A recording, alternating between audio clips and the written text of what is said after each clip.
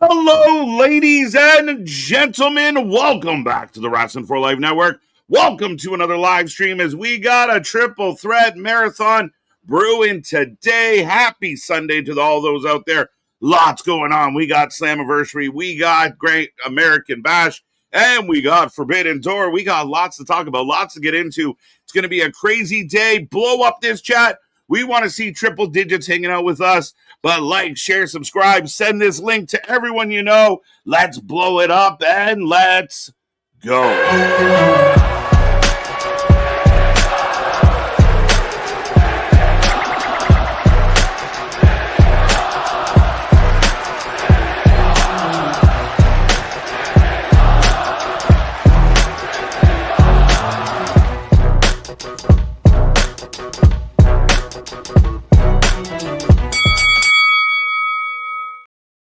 Ding, ding, ding. We are live and back at it again, folks. Like I said, we are the Wrestling for Life Network. This is another live stream as we bring you all the shows today. All the shows. When you can't decide what to watch, we got an easy solution. Watch them all. So we're going to be here all day long. We're kicking it off with Slammiversary. It's going to head over to Great American Bash. It's going to overlap with Forbidden Door. It's jam-packed. And just for fun, I do have a World Cup, a knockout game going on in front of me as well. So lots going on here today. I hope everyone's happy, healthy, and safe. Welcome back to the channel. Me and that pretty face got you for the next 7, 8, 9, 10 hours. And we're probably going to have some friends pop by. But if you haven't hit like, share, subscribe, do so. And if you don't know who we are, let me remind you, I'm Mr. Evernight, KJ White, the Iron Man of YouTube. That is Big Nick. Ladies and gentlemen, boys and girls, children of all ages, the Wrestling for Life Network proudly brings to you its tag stream champions of the world, the Every Night Delight, KJ White. I am Big Nick. And yes, this is the day we indulge on all the wrestling, on all the shows, on all the companies, all the promotions, all the styles of wrestling, too, because we got Forbidden Door. But we're kicking it off with a little total nonstop action. Slammiversary, their biggest show of the year. TNA has been under, I don't want to say controversy, but they've been in the news and in the headlines quite a bit lately. So let's see, hopefully Slammiversary can really deliver and really kind of right public perception. Yeah, absolutely. For those who are watching at home right now, we do have the pre-show up, and I do have Sonya Deville.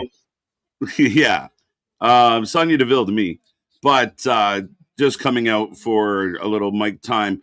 But yeah, Nick, I mean, shall be an interesting day. There's been a lot of questions, a lot of things going on in the TNA world. Some of it, I think, is rightfully so. Some of it, I mean, I feel like once they got on TV, the negative press increased. And maybe that's a conspiracy of mine. Well, and from one side, for sure. Very much one-sided fan base kind of really going at TNA. Right. The TNA fans need like the Impactors or something. Like we have the Sickos. No, we need catchy names for fucking fan groups. It definitely hasn't helped the AEW fans. It's been more of a fucking stigmatism than a booster upper. But I did also want to mention that they are doing a tribute to Joe Doring out there. They've got Hannafin and Raywalt have the Joe armbands. Yes. I mean, a very, very sad story. We talked about it yesterday, T's and P's, and, out to everybody and his family, friends, a guy that had spent time in TNA. So, yeah, they are honoring his memory with the armbands, and love seeing it. But yeah, I mean, sad story. There's no silver lining to stories like this one. Well, we can go to the silver lining of yesterday, though, and we got a happy ending of what to some people might have saved the show, to you made it a 10 out of a 10, an 11 out of 10 of Sami Zayn is your new WWE World Champion. I think it's magic. And you can blow up this chat. Let me know how wrong I am. But the outpouring of support, the love, Kevin Owens had me tearing up at his post. Just so proud of his friend. Kayfabe aside, I mean, a lot of people are happy to see, Sami is one of those guys that in a different wrestling world, Nick, would have never got a title shot, would have never been a top guy, would have never even been in the conversation. And it's a testament for all the criticism the booking gets, the fact that they pulled the trigger and did something that I would argue that even the people like me who said let Sammy win, I don't think many of us really truly believed it was going to happen. Not here, not now. Holy shit. They actually had a holy shit moment. He was a B-plus player. Much like Kofi, much like Danielson, he was always labeled kind of the B-plus player. Always the guy to get somebody over, but not the guy to be over. Right. And that guy winning in Saudi Arabia, jumping into that crowd and getting mobbed by everybody loving the fact that he won, our reaction to it. It is, like you said, it was a holy moment. And did it steal the weekend, essentially, with so much wrestling going on? Did they very much get out in front of it of, hey, we're going to get all the headlines hot and heavy? Yeah, we think it's really cute that you want to promote these little shows you're doing, but guess what we did? I mean, maybe, for sure. I mean, what's going to beat this? Like, we're going to get 3 really good shows today. I'm optimistic that all 3 shows are going to hit on different levels. And for some of the stuff that isn't great, there will be some really outstanding, surprising shit. And I think that's what today feels like for me is there's a lot of, we will see, like, will Tony D and Evil live up to the hype? Like, will they hit it out of the park? I don't know. They feel unknown. And I feel like a lot of that today, like some of the TNA matches, will they, become something? Will they be talk about, can we talk about it tomorrow? Forbidden Door is the same way. So I'm excited for the wrestling today. And part of my excitement, I mean, it's been a while since I felt that kind of buzz, that kind of vibe off wrestling. It might be the biggest kind of moment in 2026 to this point, just because, again, I feel like a lot of people felt almost had given up, frustrated with the wrestling. The wrestling's monotonous. It's repetitive. It's the same old. Right. Well, it was not the same old. And the underdog from the underground started from the bottom. Now he's here. And I mean, I couldn't be happier. Proud. Well, and it goes to what we were talking about yesterday, like you brought up, of a lot of people were putting out there on social media and everything that wrestling's at its lowest point. Of there's not, Alvarez was out there talking about on Observer Radio of how there's nothing in wrestling in 2026 to sink your teeth into. Well, boy, howdy, we got it with some Sami Zayn World Championship out there. And that's why having all of these shows together, having these blockbuster weekends like a Mania weekend, I think we'll probably get something close to this around SummerSlam too. Yep. Of having all of these shows of they're all battling it out. It's iron sharpens iron. It's the competition out here. I mean, go ahead. Yeah, sorry. Is that Eddie Kingston on TNA? The guy, the guy in the black hat. Is that Eddie? We found Eddie. That might be more like Boston. Boston, were you doing double duty out there?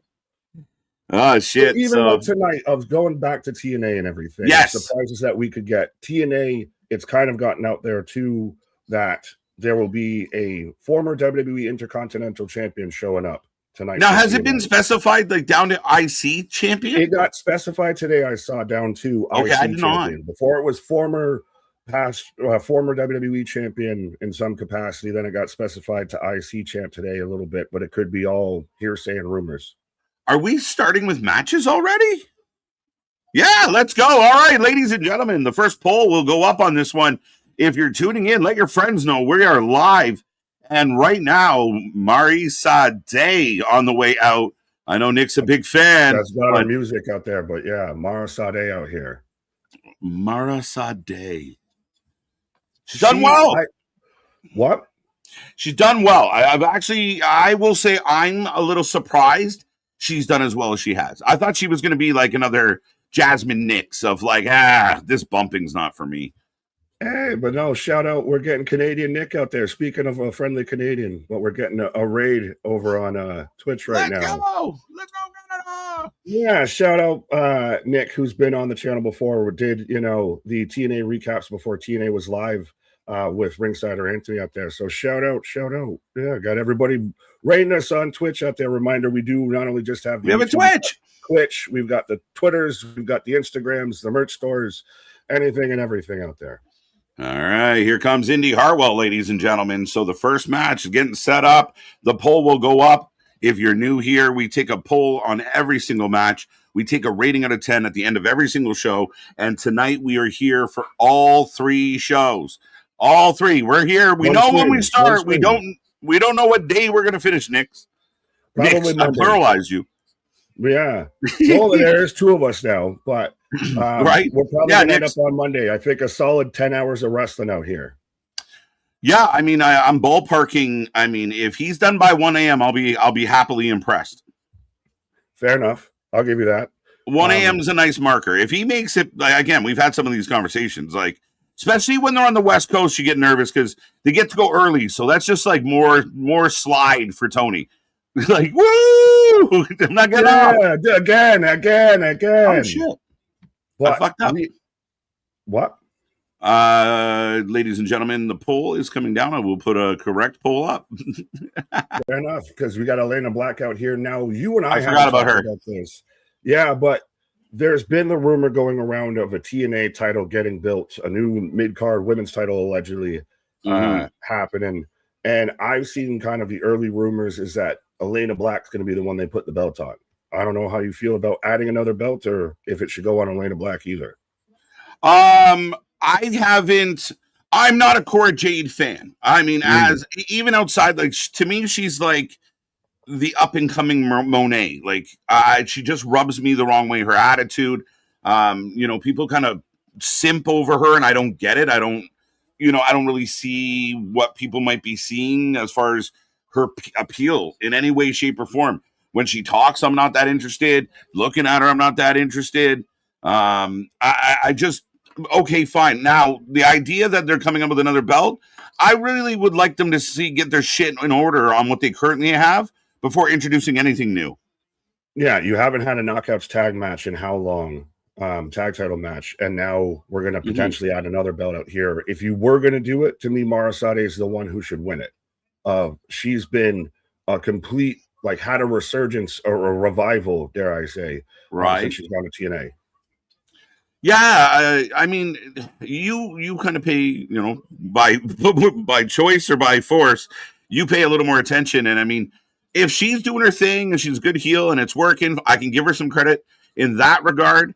But I mean, ultimately, you introduce a women's X Division belt. Is that what it would be? I saw a lot of that. That one they'd have to call it because you got the US, the IC, the Women's International title. The Women's International title is a possibility. Oh, go.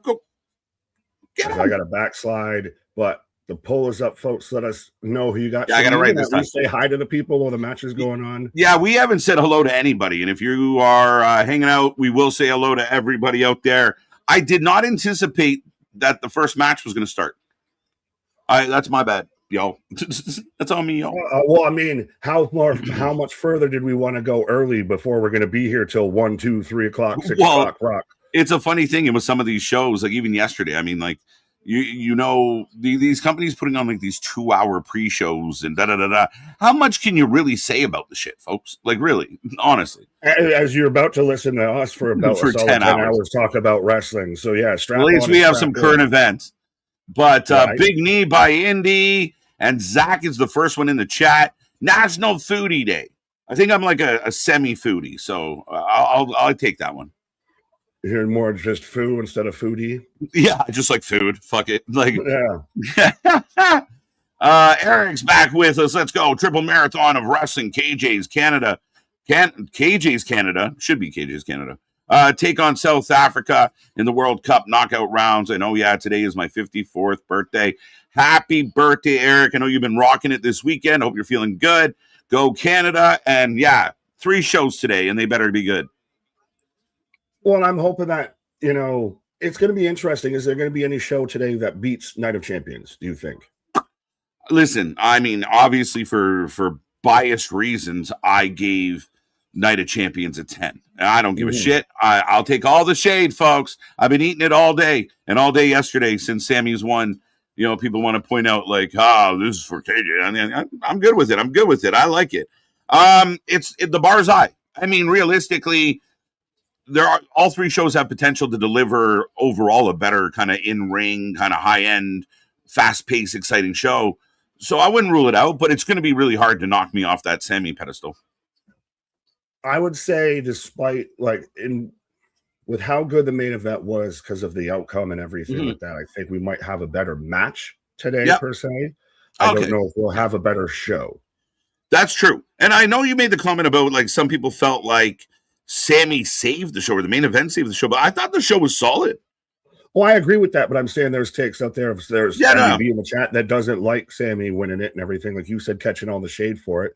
I'll admit, me and the missus had a fucking ska dance party to his theme song for about 20 minutes after the show. I don't practice Santeria. Yeah, but oh, yeah, just killing it. I was pumped, dude. And then, like, scrolling Twitter and just seeing everybody flood this guy with love, I was just like, yes. This is a feel-good moment, and nobody's taking it away. You are of two minds on that. You either think it's crazy and just going to keep going up that flagpole of this is the bottom of the barrel for pro wrestling, or you loved it, and that's why you love pro wrestling, because the guy that didn't ever expect to be there got there. You're exactly right. There is no middle ground with this. Like, I haven't seen someone be like, meh. They're either like, it was okay, or fucking shit. Like you're either this is polarizing for sure. As Sade put on a clinic, up and over the top, back in the ring, hits a gorgeous moonsault, but Cora looks like double hook DDT plants her. Well, I'm gonna do something real quick. Elena Black, you might be right, bro. Oh, I'm getting the moonsault now, but I'm behind you. That's pre-show. How did that happen? Because I'm on TNA Plus or YouTube. I can go to YouTube. They won't let me. TNA Plus owes me $30. They ripped me off, folks. I love you, TNA. What the hell? Dastin, what up? You keep. They let me buy it, and then they said you can't use it in your country. I'm like, why'd you let me buy it? What? So Elena Black steals the victory in the opening match of Slammiversary. A really good match. Sade put on a clinic. I thought the action was good, short and sweet. And Black looks like she's got some attitude. She's definitely enhanced herself over the last little while. You could say she's gotten better since she's gone to TNA.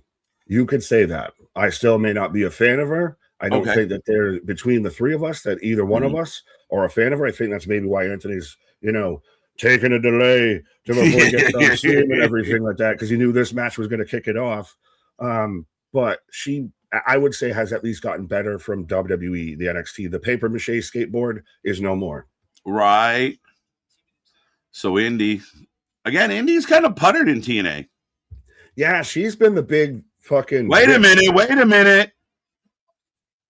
Hey, Tracy Brooks. Tracy Brooks in the house. This is where they're going to announce the new title. That's what it feels like, but on a pre-show? Attention, clicks, draw, eyes. You have that going on Twitter for an hour before your show kicks off. By the pay-per-view. Yeah. The TNA knockout started the women's revolution, says Tracy Brooks. And that's a valid argument. I mean, TNA booked their women unlike any other company for a long time. I've talked about this with Anthony at length at times, of that there is a difference between every other women's division and the knockouts. Like being a TNA knockout alone has like a different kind of vibe and a moniker attached to it. For sure. That very much holds weight onto anything else. Yeah, I mean, and for the longest time, like you said, just saying a knockouts had to kind of do, there it is. TV title. The KO TV title. Now, looks like Kevin Owens. But it's a little. Could have done the belt without the, Street Fighter KO on it. Little pink, it's not bad. I agree with you. Pretty solid. I've liked it more than the recent WWE belts. Here we go. I'm not trying to have a belt talk. I'm waiting for like Boston or somebody, one of the belt people, to really comment and chime in on it. Yeah, I don't necessarily love the kind of sprayed on TV and KO, but I think if they could have kind of incorporated it, but so it looks like maybe Indy and Sade or I mean, Cora just gets the win, so it looks like they're already kind of setting up that mid card division. But now they got the pressure because I mean you're splitting your women's division in half. Your women haven't been super strong. What is this? Oh, iHeartRadio. Yeah, but no, then you're splitting your division in thirds because you've got the Knockouts tag, the Knockouts title, and now the Knockouts TV title. You're splitting into thirds. Yeah. Yeah. They're going to have to get influx of talent, and they're going to have to fucking book it properly. Spaz, Nick, you shut your whole mouth. That belt is sick. Yeah. Looking for Damien's back with us. Let me rapid fire some names because I feel bad. You got it. Cooper, Sean Reed, Spazzer's in there with a super chat. I promise we'll get to it. C Money. Remember, super chats is your way to guarantee that you get clicked on. And super chat, super stickers get you a bonus on your XP points. The more you chat, the more points you get. So get in there and you can be at the top of the list. Roll ties with us, Just Joe, Dakota Rice. How you doing? How you doing? Damien, welcome back. Got you already, sir. Brandon Barnes, Bernard, always a fun time. Zach, we got you. Footy Day. Footy or footy? Trey. What? Bonker's back with us. Roll tie. Trey Lewis. Ronan. Monkeys say, let's go. Nick, we got Canadian Nick. Shout out, sir. Hope you are doing well as we are getting ready for Canada Day. So it should be good. MDB, still salty. Salty DB in the house. Feeling it. There you go. But that goes to say that there is just one side or the other. There is no middle ground between the two. No, you're one that's like, I think it's like a 6.5. No, everybody's like, you're at a 9 or a 10, or you're probably salty ass MDB at like a 4. Right? That's it. I mean, again, there is no middle ground. Nair, welcome back. Shout out to KJ and Nick for the wrestling marathon. Take the rest when you need it. Guys, we're going to do our best. There will be some pausing for the causing, and we're bringing in reinforcements to help us get through it. Right. KJ catching all this shade. Yeah, most of the shade I'm getting is from you, you big fucking weeping willow. Yeah, a lot. I was saying my timeline, I'm getting blown up where people are like, just boo, and most of it's him. Just him constantly saying, see, bad. It's just not good. I'm not happy. Can you really, though, gangbang on something that's so unpredictable? And honestly, Twitter as a whole, if Cody would have won, boo, because low Cody wins. Super Cena Cody. Yeah. Homelander Cody, all of that. If Gunther wins, oh, why they doing this? Why they pivot from all of this? He should have already been this and that. They would have griped and groaned about that. Sammy, like you were saying of that, now it's he didn't deserve it. He's been terrible, this and that. He's never was supposed to be there. All of that. Yeah, no, it's we said it and we've learned it. And we now the new goal of the WFU is we start, fading those people out and pushing those people out. Because again, as much as I'm super thrilled about this Sammy thing and I'm over the moon, there's other things I don't like. And you and I have both, you probably more than me, have chosen to die on some hills. It happens. It really does. And that's okay. But I mean, this idea that they can't do any right, no matter if it's Sammy, you fucked up. I want unpredictable wrestling. Oh, I didn't see that coming, but it was stupid. Like, fuck. We can't win, people. You got to enjoy some of this. And watching that guy in the crowd and the fans all over him, and like, it felt good. Why are you hating on that? Well, when we thought if there was a place that he could do it, it was either going to be, Canada, Montreal, or it was going to be in Saudi. Like those would have been the two places that if he's going to win it, and you're going to have that big moment to where he does have such that crowd reaction and elation and everything. Now, you mentioned hills I've died on. Call them. I'm not debating you on stairs right now, bro. No, but so Gunther grabs and snatches up Nick Aldis. Now there's the potential of going around that Aldis might have a match. And I'm all the way here for it. I thought we were going to get it with Drew, but give me Gunther versus Aldis, and I am just as happy. Yeah, I thought the same thing as you did. Like, we talked a lot about the heat and the animosity between Drew McIntyre and Gunther. But that exchange with Aldis and Gunther was great. I was almost disappointed that you and I just missed it. Like, we had just said, like, goodbye, everybody, and then it happened moments later. But the intensity, dropping F-bombs, I'm all for it. Like, we are both fans of Nick Aldis. We know Nick Aldis can go. We assume he can still go. We were surprised when he signed with WWE and was in the general manager role instead of an active in-ring competitor. Right. And he is a guy that could, like, be the head of a faction that, that he only wrestles once in a while, but he has some minions that do a lot of the heavy lifting for him because he is older. Not no offense, but he's also still in phenomenal shape. I don't know if he goes back to like full time, but I still like it's the same thing with the Drew thing. It's the same thing when we thought for a brief period that like Pierce could have actually had a goddamn match. It's how do you uncork it and then put the genie back in the bottle? Yeah. With Nigel too, example. Now Nigel's had like 3 or 4 matches past that. Now they've had a hard time putting that genie back in. Yeah. How does all this have one match and then go back to being a general manager? Shush, we're not talking about that. I know we're not. Talking about the other British wrestlers. Yeah, I don't know that he'll ever fully come out. I mean, it would be very curious. Like, it'd be interesting if like Aldis had a match with Gunther and Drew gets involved somehow. Maybe actually Drew helps Aldis, and then it leads to Drew Gunther. I do believe that they are getting to Drew Gunther. I never said that. Where did that come up? No, I did. I added that. Okay, fair enough. I didn't think there. Down the road. As a hometown man coming out. But yeah, I mean, it's very intriguing. Sorry. You go ahead. I was saying it was very intriguing, and I think we've come, like, I'm starting to feel like Raw and SmackDown, like, the main event stuff's kind of interesting. We're into it. We're talking a lot about it. Even if you dislike it, you're talking a lot about it. But now the mid-card stuff's becoming interesting. We're talking about the women's U.S. title, the women's tag titles. The men's tag titles almost have a little bit of intrigue now with the Street Profits.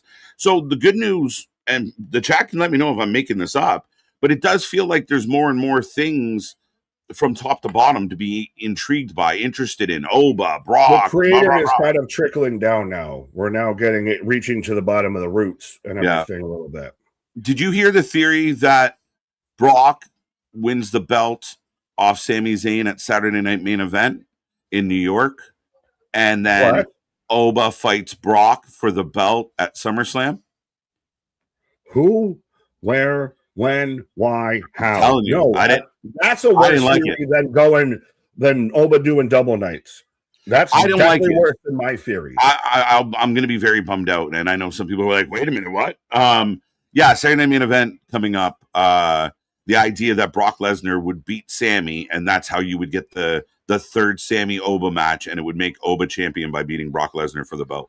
But in just how, why, what, how to where do you build that? Why is Brock going after Sammy? Yeah, why exactly. So you just completely crushed it. Now it's interesting to see how long Sammy's reign is. Yeah. And everybody instantly comparing it to, on one side, Daniel Bryan, Kofi, Mick Foley. On the other side, Darby Allin. Oh, look at WWE trying to copy AEW with the, babyface, underdog victory.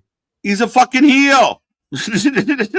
No, he's the last real nice guy. But he's a heel, and he's good at it. So people are mental when they start running this course.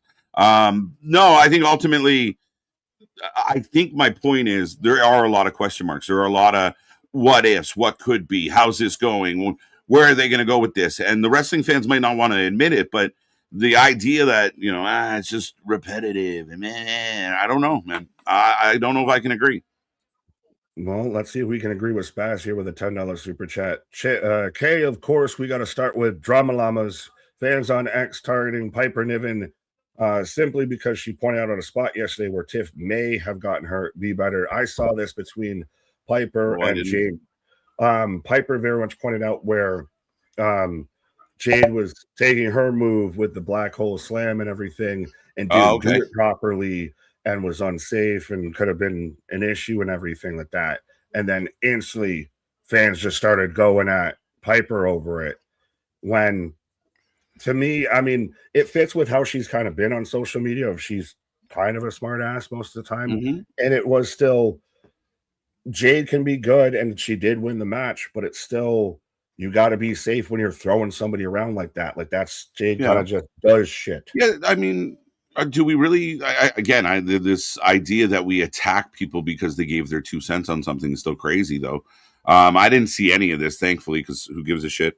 Piper's allowed to pipe off. I'm sure she's smart enough to ignore the bullshit. And, fans, again, the rage in some people is just bewildering for me. I'm not that worried about it. I don't give a shit what Piper Nivens thinks of this particular move, and I don't. But that's where people go as MDB. I'm not going to click on it to throw off the timeline here, but MDB is saying Piper's a bitter bitch. Oh, she pop one of Nikki's implants? Like how Piper's not been the safest at times and everything. So it became the who the fuck are you to talk about being safe? From a bunch of people who haven't been off the couch in 6 years. True. It's crazy. And she popped a titty. I mean, that wasn't her fault. I mean, it's an impact move. I'm sorry about your boobie, but I mean, we did our best. You do that, my guy. But Sean Reed out there this weekend has been a crazy start. I can't wait to see. Like, that's the thing is Night of Champions was almost the slept on one out of the big, Sunday blockbuster, and it might have stolen all the headlines. Well, listen, I mean, we've been very critical. I've been very critical of, we go to Saudi, we go to Europe, and then we do very little there. We just kind of like, hi, we check in, but we save all the big stuff and all the cool stuff for when we get home. And this was an example of Night of Champions. A lot of us were like, it'll be all right. Not every belt's on the line. They could do better. Right. It's daytime, not nighttime. But at the end of the day, I thought the matches were quality. I thought they were entertaining. I was into them. And I think we got enough of twists and turns. And I mean, I think you have to, again, nod your hat to the fact that, people give WWE, like, every match is an angle and every match is a run in and every match is bullshit. Well, this was a case where clean. We were fucking so fresh, so clean, Nick, on a lot of this, right? It wasn't until the fourth match anybody got involved. Oh, absolutely. And we were talking about it as that show was happening of, wow, this is really kind of different for them. And hey, Jey Uso lost. Everybody should be happy. Jey Uso lost because all last week, ever since this man won, I thought the internet completely hated Jey Uso. Now nobody wants to talk about Oba winning because we're all mad about Sami Zayn. Yeah. No, and I mean, like, that's the other part of this of if you hate Jey Uso and Jey Uso gets to this spot and you're mad about it, you were praying for the match that you got. They gave it to you. Oba walked in. Jay got very little offense, had a couple little fleeting moments, and Oba beats him lickety-split clean. Imagine, Nick, if Jimmy comes out, Solo comes out, Jacob comes out, and Oba lost, which I thought might happen. If Oba had lost. But no, they did exactly what you wanted them to do, guys. Oh, it's predictable. You asked for it. We gave it to you. Fuck up. Yeah, but then you get, curmudgeons that like to drive in, CGI cars and everything like that. That sit there and still say even, well, you're telling me that why did Jey Uso have to be in that spot if he was going to lose? Couldn't have been Javon out there to take the loss and everything? Well, that's just an actual thing he said. Shoulda, coulda, woulda, motherfucker. I want to follow you around on your day and go, should you have gone that way? Should you have done that? Jey Uso was the what got everybody talking about that because you thought, like, holy shit, he could actually win. That's why everyone's crashing out.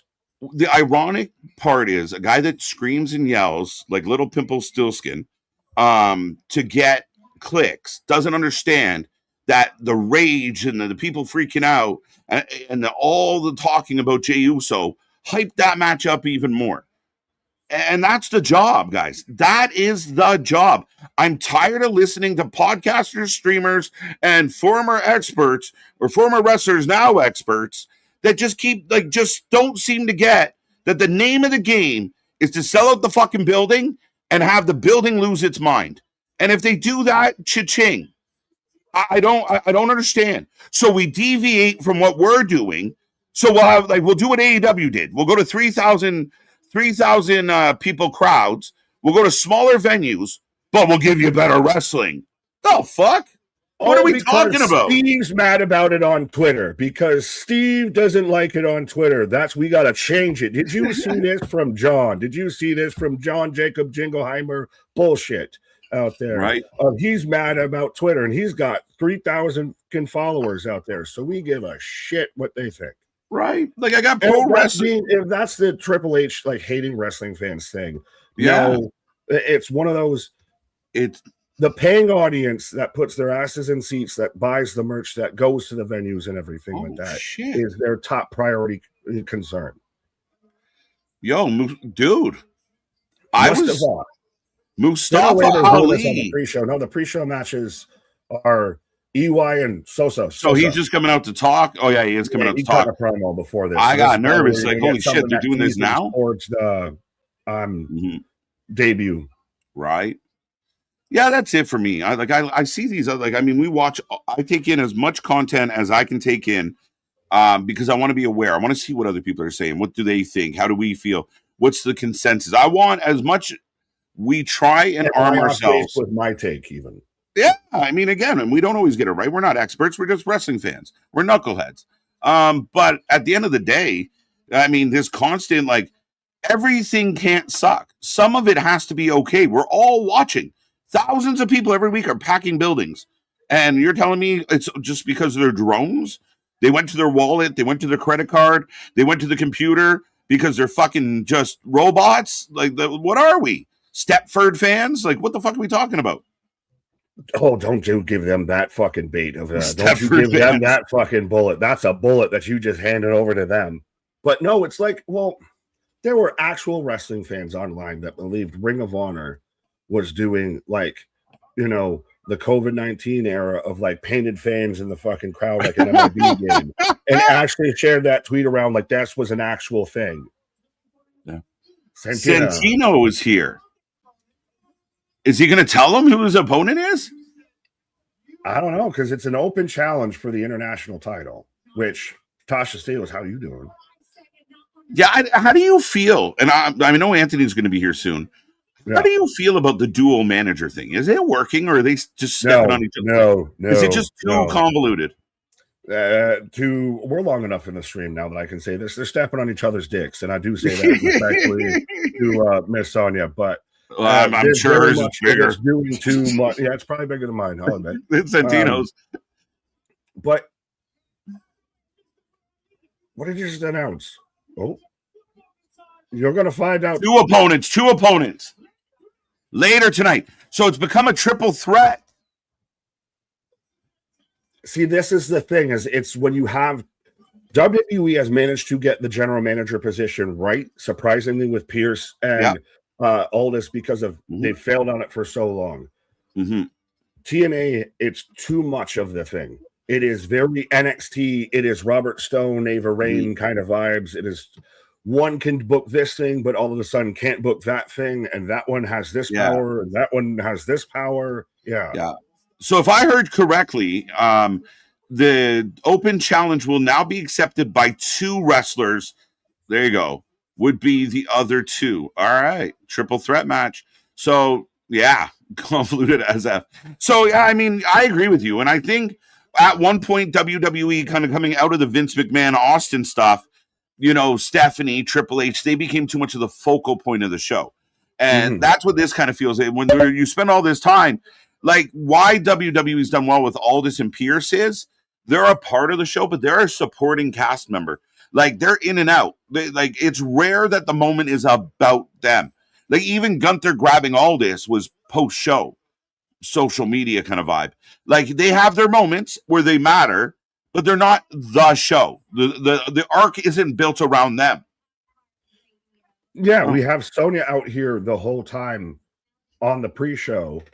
Right. And for most of even on a Thursday, there is at least a segment or two that is just them having it out, or between every match, it's them, what we're going to book here, what we're going to book there.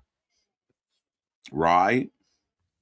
Absolutely. As we got Josh Martinez and iHeartRadio people. Hello, KJ White and Big Nick. Hello, wrestling fans. Yesterday was crazy. I hope that today measures up. Lots of opportunities. What's up, Bad Jimmy? Let's go. Right. Sami Zayn needs to see Matt Cardona. I know you haven't been watching TNA on the reg, but now that it's going to be a triple threat, who do you think could answer it? Well, now it's even more open, Nick. I didn't know who they were going to The thing about TNA is it could be anyone from anywhere. A lot of times when WWE has a TBD or AEW has a TBD, there's been enough maybes out there. It's probably this person. TNA is wide open. It could be someone.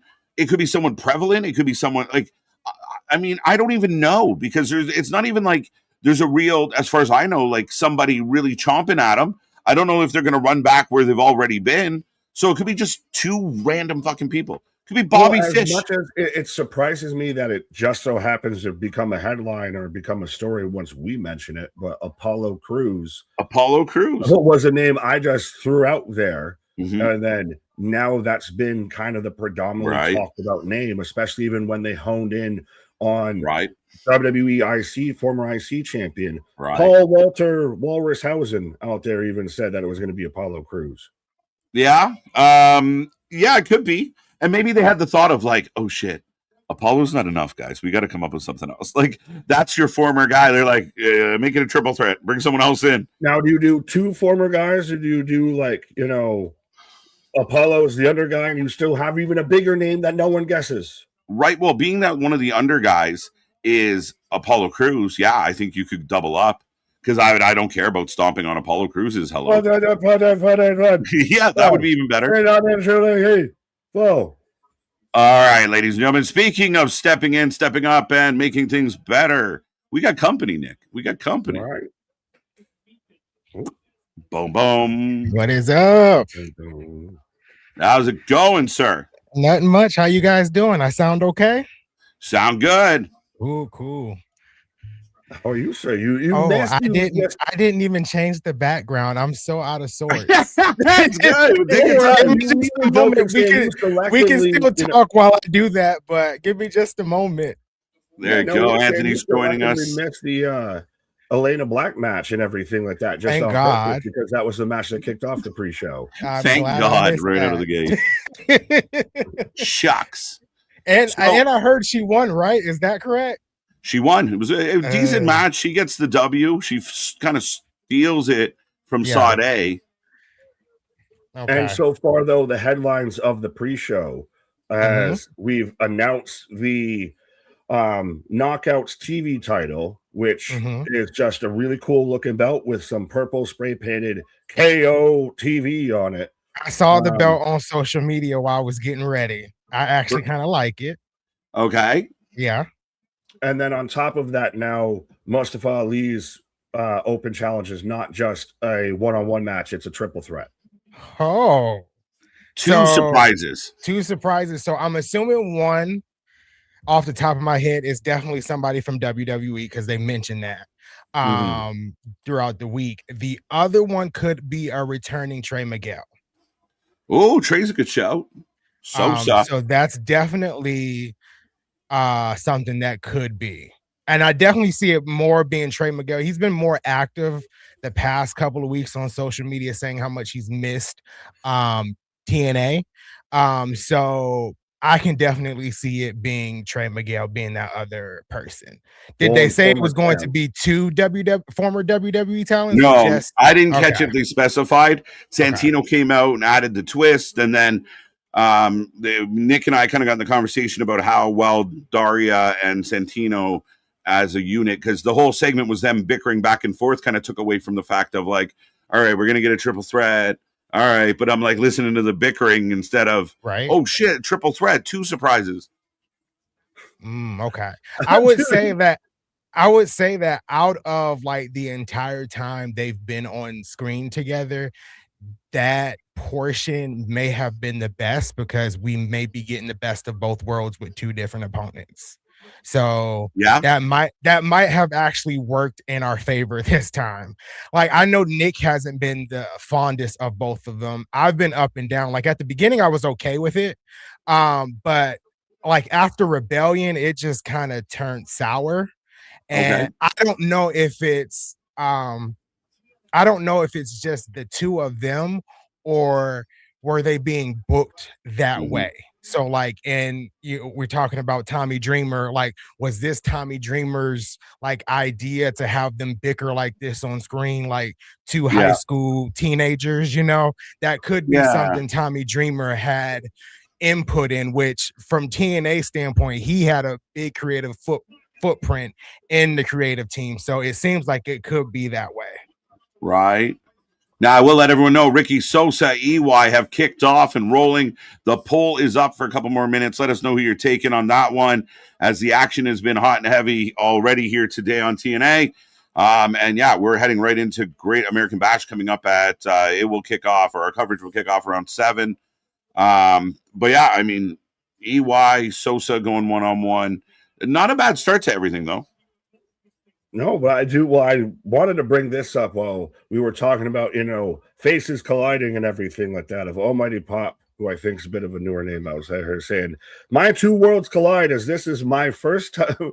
This is my first time seeing Anthony and KJ together. Yeah, it's for any new names. Anthony and KJ do exist together in the same space. Yeah, has it been that long? I feel It's like been that long. I'm the glue between you two. Right. We haven't done it's been a hot minute since we've done like a Thursday. Because it's all been Thursdays on TNA. Right. Right. So, yeah. Anthony, nice to meet you, sir. You go here too? You go here You too? go here too? You come here often? But yeah, no, we're looking forward to this as we are about 12 minutes away from the start of the main show coming up here for TNA. If anyone's curious, Canada and South Africa going to halftime at 0-0 in what's been a chippy affair. No, but and I do like Anthony too. I don't know if you've seen this or noticed this as big Avalanche Death Valley driver. But they've had the Joe Doring armbands. Yes. Dario's got Pain, I believe, that's got the JD on it and everything. So they are paying tribute. Like EY's even got a Joe armband on in the match. Yeah, I seen that. They're paying heavy tribute to Joe tonight, which I appreciate and like that. TNA is kind of known for, even for wrestlers. I know Joe was a part of TNA at one point, but even for wrestlers that had never stepped foot in TNA, they do a good job of like paying tribute through for those wrestlers throughout whatever episode stuff happens. Like for Bray Wyatt, they did a whole nice tribute for Bray Wyatt when he passed away, and he's never stepped foot, to my knowledge, in TNA wrestling before. So I like that. Yeah, it's a nice touch, and again, it's a sad story. And I mean, the wrestling world's so small, so having the collective kind of come together and acknowledge it, I mean, it means a lot. So. Again, I mean, there's no silver lining on this one. It was an unfortunate tragedy for Joe. So, I mean, T's and P's. But yeah, TNA has been good. Tony Khan's great at it too, to his credit. And WWE is getting better. I mean, there's been some times where it wasn't so good. Well, and pivot on to something that is good. We're getting Sosa back in the ring, though, of Ricky Sosa having all the visa issues, everything, which I guess allegedly is also the issue for Forbidden Door as well. Of visa issues abound out there, but Sosa back and able to actually be heavily involved with TNA. Yeah, I wonder how this might. Oh, go ahead. Go ahead. I was gonna say it's good to see Ricky Sosa back too, because I feel like the visa issues put a damper on his hype, because he came in with all the hype, and then it was a lot of people thinking it was TNA's fault for him not being used, and it was the visa issues. And so I'm glad that he's back, and maybe they can kind of really push him into that star that we know he is. Ricky Spanish.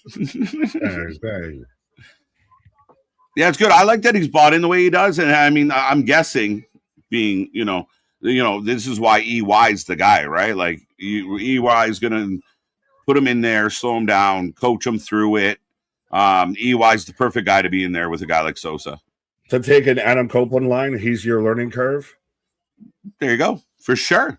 Yeah, absolutely. If there's a more TNA guy than EY, I'd like to meet him. It might be Tommy Dreamer, but it's probably EY. At this point in his... Oh, go ahead, Anthony. I'm so sorry. Maybe in a close second or tied Frankie. Oh, yeah, for sure. Yeah. Frankie, EY at this point are the two. Like, either you go back to, like, young EY, right? Like, it's crazy. He grew up in this company, and even when he left, it didn't quite feel right, and he ended up going back, right? They had to bring him back to life. You look at me like, that's the TNA guy. That's the TNA guy. Yeah. What's he here doing? Well, and then you also get guys like Joe or AJ, which shout out AJ officiating his son's first match out there. Mm-hmm. Oh, and, wow. Boy, the second generation looking just as good as the first generation, if I do say right. So, the clips I've seen. Let's go. This man hit the same spot that his father hit of sliding under the guardrail, popping up to hit a phenomenal forearm off the guardrail. Right. In his first match. Yeah, no, it looked good. I saw some of the clips, and I mean, like, okay. It does run in the family. Still waters run deep. Right. I find myself enjoying AEW a little more. Don't ban me. It takes a lot to get banned around here permanently. You really do. But we appreciate you. Yeah, we try not to ban just on your opinions. MDB might get kicked out though if he doesn't start liking Sammy a little more. So I didn't know that the Knockouts TV title will be a 16-woman tournament. So I'm trying to figure out where are these 16 women? Because like that's a lot of women. Anthony's not that. Anthony's the guy in the meeting of like earlier too, though. Yeah, go ahead. Hand up. No, just Anthony. Like, hi, question. Yeah, right. Well, we were even talking about so not only are you splitting with adding this title, you should already worry about what you have in house before you try and split your already half division into a third now. And now that I didn't catch that it was a 16-woman tournament. That's what I see on Twitter now. And you especially. So where's the women? Who's on the roster to fill this out? Who cares about the beef? Where are the women? Yeah. I'm like, that's a lot. I mean, I mean, it could make a return for Kylan King. You might have actually said it. OVW. Oh, right. Okay. Hollywood Haley J get her fucking big break. All right, that would make a lot more sense. Your Knockouts TV champion. That would make a lot more sense because, like, if you're talking 16 women, that means Nick's favorite person, Alicia Edwards, has to be in it because they imagine a world for me where right Nikita Lyons and Alicia Edwards are champions, and Nikita Lyons beat Wendy Chu to become a champion. It's crazy. What is happening in this world? Nikita gets a belt, Sammy gets a belt. Let's go. But no, yeah. So they will. I'll ask you, Anthony. Do you think that, despite certain people saying that TNA is cost cutting and budget cutting and everything, and then the high debate on TNA profitable or not, even though there's another company that's got a lot more money behind it that we can worry about if it's profitable or not, does TNA start to sign a lot of independent talents like the Adam Brooks, the Harley Hudsons that we've seen show up, Jada Stones? They just You're gonna have to. Yeah, they're gonna have to. Like, they're going shopping. Can they actually do it? Can they actually afford to do it if they're allegedly don't have the money on the books? I see, and that's the thing. Like, allegedly, we don't know. TNA has kind of came out and said they are profitable. I think one of the big things that you guys just the opposite, and Dave knows better than the company itself. Well, remember, we listened to the same podcast. I know. EQ said Dave has no contacts in TNA. he just says anything that comes out the top of his head. So I think the partnership with OVW is a great start to add more talent, especially if it's going to be the developmental system. I think that's great. But they're going to have to. And I think that's why certain wrestlers were either released or requested their release. Maybe they were being paid higher than TNA thought they were worth. And so they can use those funds to get other wrestlers in. I'm not saying that was the reasoning. I'm just saying it could be the case. Yeah, it's very possible in the sense of the same thing like the WWE did with like the New Day, right? Of like, we can restructure you or you can go elsewhere. Yeah, but how do you cut half of a hot dog up and offer that someone as a pay? I mean, you better be a good half a hot dog. Right. It might have to have a little chili on it. Instead of 6 months, we'll do 3 months any deal. Right, a little bit. As we're getting closer and closer to the start of the show, I'm going to step out for a moment. I'll be right back, gentlemen. You're good, sirs. I got Nick out. Wrong guy. There we go. You're right. also not KJ White, so I don't know if there's another 2 men involving you. Nope. There it is. There we go. Nope. There we go. We found it. The production team in the truck heard our voice out here. But I got still, and we haven't even talked about yet. Amazing Red coming back tonight.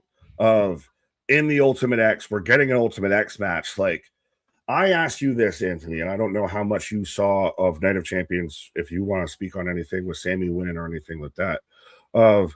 But could we see a show tonight that does better than Night of Champions? Like, which to you out of all the 4 shows this weekend ends up number 1? So I didn't watch all of Night of Champions. I did see the first 2 matches and then the last match. So I saw the King and Queen of the Ring tournament finals, and I saw the Sami Zayn, winning the title. The main event was great. The main event of Night of Champions were great, top to bottom, until the 3 count happened. I'm on MDB side here, which and I like Sami. You can't wear a hat like that and hate Sami Zayn. You can't wear a hat like that and hate Sami Zayn. I like Sami Zayn. Like, it's not like I hate Sami Zayn. Like, I like him as a wrestler. He's great in ring. The character, like, the whole homie look doesn't work for me. Like, hobo on the street look, it doesn't work for me, and it doesn't give like WWE championship, the material. Just his look. Like, if he was the NXT, have the look. If he was the NXT shaved, short hair, shaved mustache type thing, I would be okay with it. But like, he's not a bad wrestler, so it's not. I even have, which is not next to me right here, but I have the Sami Zayn hat, so I am a fan. I just, wearing the Sami Zayn hat. I think it's just, is it not only funny that he's technically kind of supposed, KJ even pointed this out, he's kind of supposed to be the heel, but he's the beloved guy because first time, he was the guy that always was told he was that guy. He was the B+ player, the underdog from the underground. And even if it's a month reign, a 2-month reign, if he holds it just till SummerSlam, he can say, I was WWE champion. Now, does Kevin Owens get involved in any sort of way? I think there was definitely a small package pile driver on the Cody from Sammy was definitely a tribute to his brother who couldn't be there. So we'll see. Yeah, I mean, that would be cool if we got Kevin Owens involved, if he's ready to come back and stuff like that. From what I've seen online, a lot of the fans believe he's not going to hold that title for very long, as Slammiversary is getting started here, and I need to switch to the Slammiversary. So I got it on the TNA Plus live event starting soon. So folks, we are mere seconds away from Slammiversary kicking off, which is still the kind of the WrestleMania of TNA, of it's still their biggest show of the year. And this, go on. Oh no, you go ahead. I interrupted. I was just gonna say, does this kind of, do they need to really fucking nail this out the park to kind of, they've been in the headlines, they've been a lot of attention, especially from a certain fan base on TNA. Do you win over the PR department if this is a really knockout show? As we're getting a 10-bell salute for Joe Doring, so I'll do the same, even though my forehead big. My guy.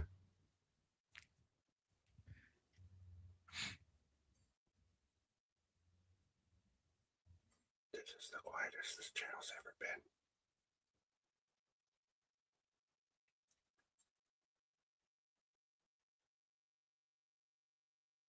I didn't know Carlos was bald. There you go. As again, that's the quietest this channel has ever been, folks. I was trying to hold my laughter and was talking about my own forehead. I was trying not to make a joke of saying you got the Biggie hairline. LeBron James. And this is cool. So this is Diener out here, not his hometown man, talking about it because, again, for those who don't know, Joe Doring, outside of Japan, everything like that, very much had a solid run in TNA, like was part of, Christ, can forget their goddamn faction name of it, is EY and Cody Diener. Help me here, sir. I'm trying to remember, but I can't myself. I'm searching on Google just to remind us. Yeah, they very much had was it Violent by Design? Yes. Okay. As they've even got the fat head out there. Because they had the whole flag. They were kind of the Pro Boys gimmick, but I said what I said. I'm not going to repeat what I said, but I said what I said. But no, this is still really cool, and this is probably the biggest like tribute we've seen, and the first tribute really that we've seen towards Joe this weekend. Yeah, absolutely right. Now I'm going to just click this, and if he reads it, he reads it. Forehead, that's a 5 head. No, it's pretty large. I don't make all the jokes because I talk about my own forehead.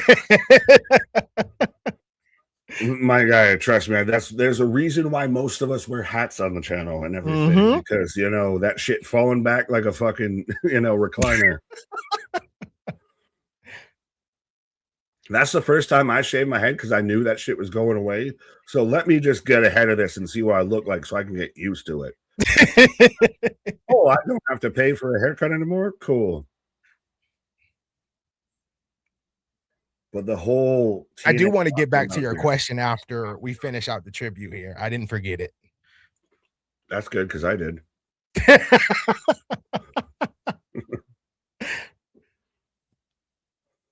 Looks like they got a packed crowd, so that's nice. It was allegedly believed close to a sellout. Okay. Like it was around, last I saw was they had about 500 available. And that was started today. Okay. That's real good.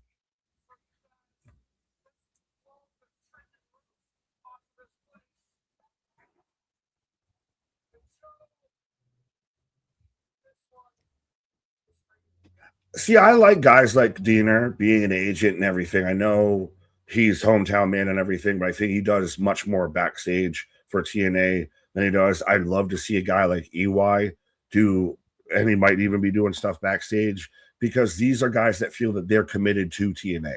Like TNA is their home, their house. Yeah. Like, and I feel like one other person we could add to that list that was just recently fired is Sami Callihan. I feel like he lived and breathed TNA wrestling, and I wish he was able to stay, but it is what it is. They made their decision. So, but your question was, did TNA need to basically hit it out the park tonight with all of the news that's going around? And I say yes and no. I say no more to they at least need to put on a really good show. And I say no because like my expectations are not like super, super high, but I at least need it to be a really good show. And then yes, on the other hand, because it could shut up everybody, right? It could just literally shut up everybody. To me, it's the most like, how about them apples? If they have a really great show, how about them apples? As they're even going through the whole history back to old school TNA, the Impact Zone, which also TNA is going to be featured heavily on the new season of Dark Side of the Ring. Like, if you don't like TNA, get ready, because how about them apples? You're about to get a mouthful of TNA, I think, in the summer of 2026 out here when it comes to pro wrestling content. Absolutely. And I think, again, me and MDB agree. We basically say they at least need to hit a double or a triple, but not, I don't know what an HR is, so somebody's going to have to explain an HR to me. I know a double and a triple. Home run. Okay, home run. Okay. But put us in scoring position, which, that's exactly what TNA needs. And then before I move on to another comment, I do want to address this comment because Boston will get upset if I don't acknowledge him. So what up, Boston? Fair enough. So you can't be mad at me for not clicking on your comments, Boston. I've been here this whole time. We saw Boston. We saw his doppelganger on screen out there and everything. It was almost allegedly Eddie Kingston out there when they were doing the pre-show and they were cut to the fan concourse. But yes, get your Wrestling with Mental Health merch out there too. Again, any bit of proceeds, profits, anything from that goes straight to nonprofit charity out there. The not having a meeting to tell Callahan he fired is a bit disrespectful, a bit of end of WCW. I thought they had a meeting. I thought Callahan said they had a meeting. No, he said he got a phone call. He got the phone. He got the kind of phone call. Oh, I'm getting the phone call of, hey, they're going to ask me to be in charge of creative. This is at least what he said on Busted Open. I'm going to get the phone call to say I'm going to be involved in creative. Hey, Tommy, hey, Sammy, we're going with a different direction here. Thanks, but no thanks. Okay. But even then, respectfully, how many people have been in jobs to where did you need a fucking I gave my life to Price Chopper. Did I have to have a fucking meeting, with the CEO before I quit my job? No. And I know that the one time I left my last job, they requested a meeting with me. I said, absolutely not. My decision is made, deuces. So you can have that. That's what I'm mad at. So we are kicking off with the Ultimate X match, but someone on Twitter posted the current Knockouts division. I counted, and it's 14, but that includes tag teams too. So we're actually, it includes tag teams too. So I mean, still, I don't like those odds. I'd rather it be like more of maybe outside talent, but we'll see. And we kick off with Amazing Red as I talk through that whole thing. No, you're good, because I'm out here getting the fucking little goose pimples and everything. Because again, Ultimate X back on a pay-per-view. Amazing Red out here after they do the whole video package, going back to the old school TNA when you had your AJs, your Joes, and everything like that, and showing how long they've been there, and really slept on of how long TNA has been around and how long they're still surviving and thriving out here. Exactly. Now go ahead. I was just going to say, I wonder with Amazing Red returning, and I know he's an active competitor, still, does this mean he's back for, he's retired? He's very much, I was going to actually bring up the other side of this because he's retired and he's kind of lately shown up for pot shot matches and everything. Like he had one. Okay. And yes, the big blocker text out there. We do have Great American Bash and AEW Forbidden Door coming up. But nope, that's not what I should have clicked on for that. But anyways, he's shown up for spot matches. Like he had Ricky Sosa versus Amazing Red on House of Glory. He's been one of the big focal points behind House of Glory, as much as like Sammy's behind Wrestling Revolver. Okay. And I know he was he wrestled Rich Swann at Deonna Purrazzo's and Steve Macklin's show too. That was a phenomenal match. Semi-retired. Okay. But as I got Vinny Vici, the most decisive man in TNA between me and Anthony, at least for about 2 weeks. But could you see, I would like to see Amazing Red on full time and be part of this creative team that TNA seems to be going with instead of one head booker of going the WWE route creative team instead of a Tony Khan, which Carlos is not Tony Khan as far as he has say in booking for anybody that's that misconstrued. But having one head creative, having a creative team, and having Amazing Red out here. Yes, absolutely. I would like Amazing Red to be a part of all of that, what you just said. And maybe, a part-time-ish wrestler too for the X division in TNA. So I kind of agree with you there. Absolutely. Italian Nice, Steve Austin. Well, your favorite guy out here. Well, now as I got Casey, but your favorite guy just came out. Yeah, that's why I was rolling my eyes when you were talking because I saw him. Oh, thanks. Yeah, it wasn't because of me. I'm glad to know that now. It wasn't you talking. Casey's winning this. I think so too. I know in my prediction I said Cedric was retaining, but they have really gotten behind KC Navarro over the past 2-ish months. I definitely can see him winning tonight. If I'm looking at this, Leon I know is probably gone. Cedric, he won it already. I don't know if he needs to retain. You had your big moment with you. Why didn't he stop Leon? Kaz, nah. Amazing Red, nah, because he's semi-retired like we talked about. Elegance, definitely nah.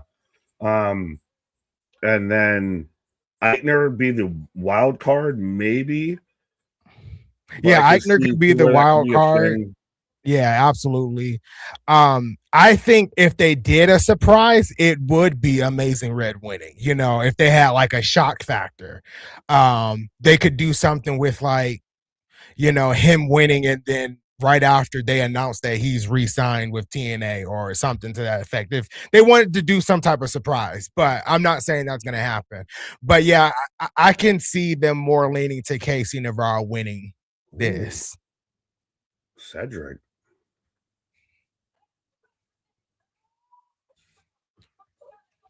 See, I'm more excited for Cedric as Cedric than Cedric in the system.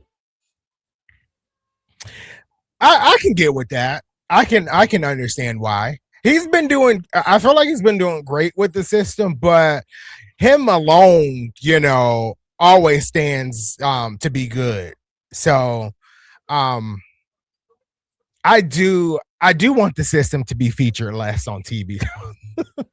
Ultimate so X mean. Factors, 55th Ultimate X match in TNA history. Amazing Red's first match in TNA in 15 years. Alexander's first defense as champion. That's true. If Mr. Elegance wins this thing, though, Anthony, they booked me for a long time. They booked me for a good time. I don't know. I'll be quite upset. I'll just like I don't think you. I think that just might be when you crash out and leave the stream. This man, I avoided Elena Black to fall into fucking Mr. Elegance. Right. Fabian Eichner with a big crossbody. We instantly go into the spot to everybody out on the outside as Amazing Red and Cash. So, hey, the two guys, the two vets who have they've done this dance before. Yeah. Ooh. Kaz was about to grab that title. I'm waiting to see him hit a code red. That's the thing is you're waiting for the guy who made the move to hit the move. Right. Cannonball lands on his goddamn everywhere. Feet. 2 minutes into this match, we getting big spots already. It's Ultimate X, my guy. Casey's been the guy that they've been promoting and kind of building up for quite a bit now. Like, yeah, everything with him and AJ, of him with Mustafa, all of that. Yeah. TW heard 55th Ultimate X match. Goddamn. Yeah. Well, remember they used to do this shit on TV. Folks. Yeah. And they've had a couple for the knockouts too. So yeah, they've been running these matches for a minute. I still remember Jordan Grace wanting an Ultimate X at WrestleMania? At WrestleMania? Deliver. Yeah. Oh, boot from Leon. Oh. That's the thing, is trying to call the action of this. It's like, it's hard to pay attention to. Because you got to pay attention, and then they're moving at 100 miles per hour. And there's 7-8 of them. Right. Nick, Anthony, Mr. Elegance should win as a villain to chase. No, absolutely not. I could see, is there a world to where Leon wins? I kind of wrote Leon off because Twitter will convince you that he's gone, but is there a way where Leon wins? I heard a theory of Leon winning, choosing option C, and adding himself into the world title match tonight. If there is a God in heaven that blessed us with Sami Zayn, if you can do that all in one night, make it so. Right? But even then, with the world title tonight, do you think that Dolph wins, or could it be Santana? Like, the contract talks of certain people almost anticipated to leave TNA because TNA doesn't retain, they just build. Makes it kind of wonky. It does make it. Oh, nice. Casey was thrown into Eichner to a DDT. Yeah, it does make it a little murky. Now, I've always kind of stood behind, even like when he won the title back in January, that I saw like Slammiversary the moment he loses it. So I'm still sticking with my choice of Nick Nemeth winning tonight, but it may shut up the naysayers if he retains. Maybe he's not leaving. You know, maybe this is happening. What if Leon wins, like you kind of threw out there, or at least if he's in the match, what if he's there and he wins and everybody doesn't know what the fuck to make of it? Exactly, because that will even shut up the people that are saying he's leaving. So I don't know. It's a toss up, really. That's why I say let's not. I said a couple of weeks ago, we shouldn't be booking matches based on internet rumors. Of how people are potentially leaving or contracts expiring. Yeah, we about to get this as a big spot. Been a minute since you've kind of seen this whole everybody hanging. And it's Ultimate X. Despite all the wonky stipulations that have come out in wrestling over the years, everybody trying to be creative. Reverse battle royal. This has been the one that survived and thrived. Mm-hmm. Yeah. This has been the newest concept outside of probably the Elimination Chamber. This might have predated the Elimination Chamber. Maybe. Yeah, maybe it predated the Elimination Chamber or right around the same time. Yeah. Ooh, that was nice by Frankie. Oh, it's the vets going at it. Jake DeMarco, Don DeMarco.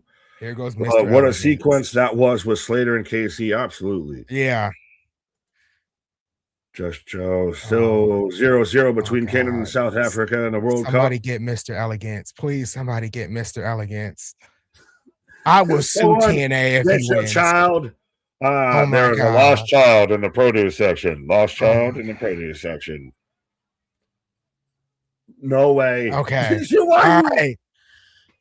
Like what are you? Oh, Casey with the finisher. Yo. Oh. Casey and Amazing Red. That's so crazy. Like hitting that to where you flip over and still hit a fucking cutter like that is crazy. Oh, Casey, Amazing Red. Amazing Red to Amazing Pink.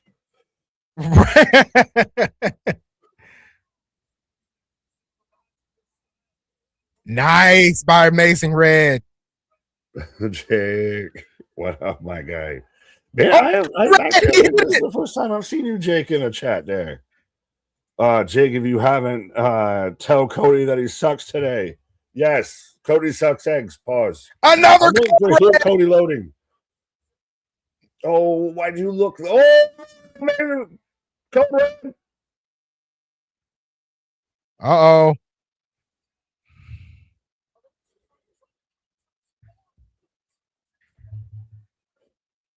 Anyone remember Crimson, who was supposed to be the big brother of Amazing Red? Whatever happened to that guy? I'm not making that up. That he was a fucking wrestler in TNA. He was the big brother of fucking Amazing Red. I don't remember that, but I believe you. I definitely believe you. Oh, Cedric and ooh. What is my favorite Mountain Dew flavor? Code Red, Code Red, Code Red. Finally, a Code Red done right. Cedric and Frankie out here. Is Cedric's arm like in a sling? Like that's weird shooter sleeve. Like got shooter sleeve and K2 tape. So it looks like a sling. Yeah, it looks like it's in like a sling there. Oh, as he goes into the ring post. Kazarian. Amazing Red still got it. Picture. Oh. No. Oh, shoot. Princess Beer. Crossbody. Oh, check on that man's ankles. Check on Kazarian's ankles. Yeah. That man landed feet first, and shit, he should have landed back first.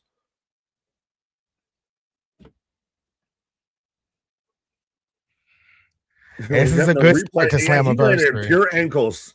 Yeah, that was pure ankles. You're absolutely right. This is a good start to Slammiversary so far. That the people can up and engage right out the gate out here. Well, that's how the X division is notorious for starting off TNA pay-per-views, and then can you maintain? Can you maintain it? Yeah, anywhere close to that? Yeah, no, you're absolutely right. And there's a couple of matches I feel like could, keep up the pace. The ladder match, the no surrender match with Moose and Eddie Edwards. So there's a couple of matches that could definitely keep up the pace, I feel. Fair enough. Oh, can we just keep Mr. Elegance outside of the ring? That would be helpful. It's like a Simpson meme of like the cute sheep goes up. Get the fuck out of the way. Something big is about to happen here. Can I use the term that this is normally called? But I don't think I can. Oh. Cannonballing. Super blockbuster. That was nice. Climb, young man, climb. This is your time. This is your moment. But I see Amazing Red over there in the corner stirring too. Looks like he's trying to get to the rope. But is that your ultimate kind of passing of the torch of Amazing Red to Leon of, hey, you're the one that's can run in this division? Yeah. That would be an amazing passing of the torch moment, as I think KJ returns here. As we're passing a torch along out here, or at least they got hands on the left hand side. It's been unhooked. Speaking of passing the torches, yeah, Amazing Red was the former youngest champion, right? Who? Cedric. Fuck you. Oh, that's clever. That was cool. Ha on the fucking ramp. You thought that was cool. I just got the finish now. I'm like 30 seconds behind. That Canadian maple syrup running thick out there, but right. I love that finish though. Cedric just running in like, thank y'all. Yup.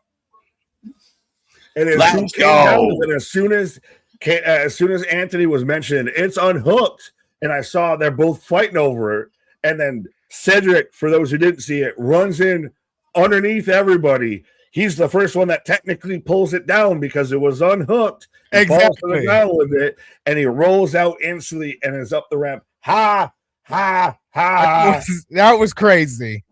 31% of the chat picked Cedric, so shout out to those guys and girls. Big Anthony picked Cedric, so Big Anthony's right out there. I did pick Cedric. Let's go. Frankie has a mic. He's going to announce something for the Hall of Fame. Undertaker. We're going TNA Hall of Fame, I bet. Because wasn't it ODB, TNA Hall of Fame? Yeah. We're going to get Amazing Red, TNA Hall of Fame. Right, we should. And who's the guy that would announce them in, besides Frankie, that's been on the roster when he was there, that's been, in multiple Connects division matches with him? Oh, yeah. Now, I asked this, KJ, while you were on a pause. And Yoink. I think you may have talked to you before. Yes, Don DeMarco. What if Amazing Red, who we've seen been kind of the head booker for House of Glory, gets behind or joins the creative committee with TNA? Yeah, he seems to have the propensity to it. A guy that could definitely help the situation. I think he's about to become a Hall of Famer, if I'm understanding what's happening here. But this is a guy I feel like I've personally covered like 4 or 5 of his retirement matches. Yes, Anthony asked that too. It was like, is he retired or is he active? And it's like, he's retired, and then the chat's like, semi-retired. Semi-retired. Like he's had like 14 matches since his retirement. Yeah. I've covered at least a couple. Well, we are getting Amazing Red, I'm assuming, going into the TNA Hall of Fame as they're doing the whole video package. Yeah, this is really cool. I just got the start of the package to give you guys an idea that I'm a little behind. Yeah, see an Amazing Red. Look at the Yo, is that Speedball? Is that the Amazing Speedball? young Amazing Red. I'm going to ask as many people as I can to make sure I'm not crazy. Does anyone remember Crimson? That was the big brother of Amazing Red in TNA for a brief period of time. Yeah, it didn't last long, right? Right, it was a thing. Well, I asked the resident TNA insider, and he looked at me like I was strange. So yeah, that's like, I feel like that's around deep cut. Yeah, that's like that guy showed up on 3 shows, and you remember him? Yep, he's going to be in the Hall of Fame. That was let's go. Yeah. Deserved though.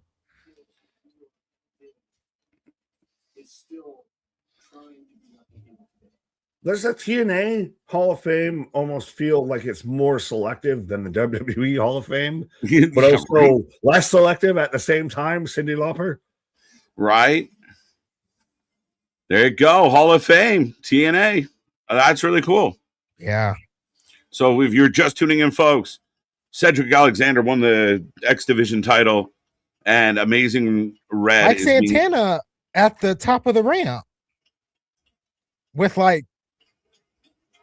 Well, was that his trainer? I would assume that's he trained a lot of these guys. Okay. The thing is, because Amazing Red's big and heavy in the training for like the New York independent scene and everything. So that would make sense if that's probably his trainer. Yeah. We're a guy that worked with one of our a couple of our buddies actually over in that area. So that's it's cool to see. And again, we talked about this, and I talked about this when it came to Sami Zayn, the genuine, true emotions of the moment. Like, people say what they want about pro wrestling and what it is and what it, but at the end of the day, there's still people doing the job, and it's real emotion that gets me. I love seeing it. Yeah. And right now he's very emotional. The crowd's on their feet. He deserves it, man. It's okay to like something. I love this though. Yeah. Amazing Red is Ric Flair retired. Yeah. Thank you, Red. Thank you, Red. No one laughed at the joke? Okay. Wait, WWE putting in Jimmy Hopper. What the fuck? Jimmy Hopper. Amazing Red is Terry Funk retired. Yeah, that might have been a better comparable. See, Michael proven I'm not insane just on Sundays. Yes, Crimson had a Goldberg winning streak. Crimson returned to TNA in 2015. Jesus. Wrestle rants out there as we're getting. Oh, they're just running through the card right now. I thought we were getting an advertisement for what match is next. Yeah, they're just running through the card. Gotta drive. I will be listening along and back in the chat, chatting after. Keep staying sexy. I'll stay sexy. Oh no. So I think they have to. Oh no. I think TNA has to kind of keep the pace up tonight. And then the picture goes out. And the picture goes black. I don't know how I feel about that. Do you need to take a pause? Do you need to step away? Oh no. Oh no. Comes out. Bye. But yeah, so what do we get next for Slammiversary of again? So, well, Anthony, the resident TNA insider, you are the voice for TNA. You are the chosen advocate. My name is Ringsider Anthony. TNA Slammiversary, normally the Super Bowl of kind of TNA, kind of their WrestleMania, their biggest show. Does it feel the biggest show? To be perfectly honest, that's a no. That's a no. Yeah, because of the recent news, that's gone around over the past month or so.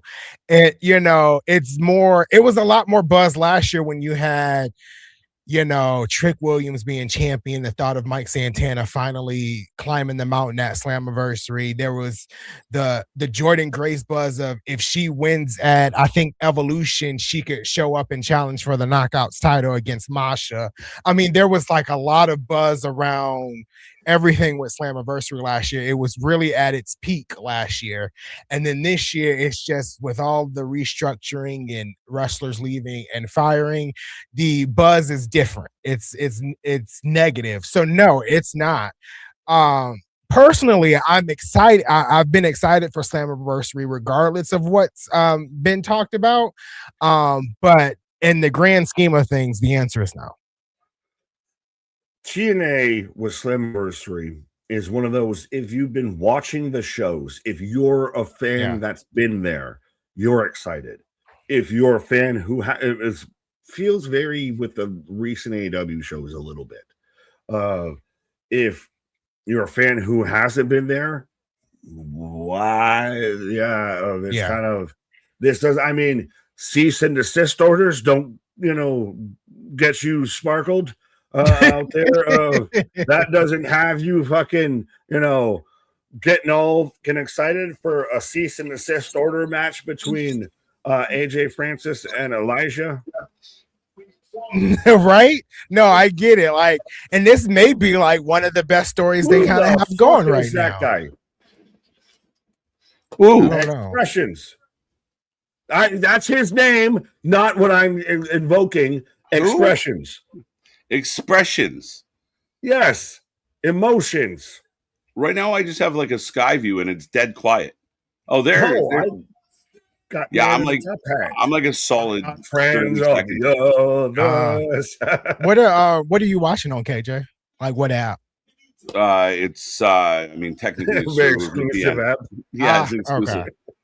Oh, it's just delayed. It's an exclusive app. I love those exclusive apps. They're important. No, you got to pay subscriptions for those exclusive apps. So is this like a new spokesperson for AJ Francis? I don't know. Every time he smiles, I want to kick a field goal. We can't say they're on a best fan.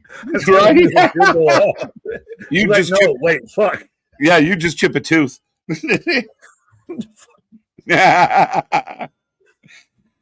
Well, I just realized this is how we're in an hour and a half into the stream and everything. Just wait till we're 10 hours into the stream. Yeah, strap in, strap on. I mean, we got more to come your way. Lots happening around here. Players Club as AJ Francis coming out right now. Bernie Mac, eat your who's out there? The Players Club. That's the bald head and everything. You know who I'm talking about, but I can't think of his name. Anyways, Uncle Phil is about to humble tonight. It's about to be humbled tonight. All right, we'll put a poll up for this one, folks. AJ Francis, Elijah. I do not believe there's any stip to this.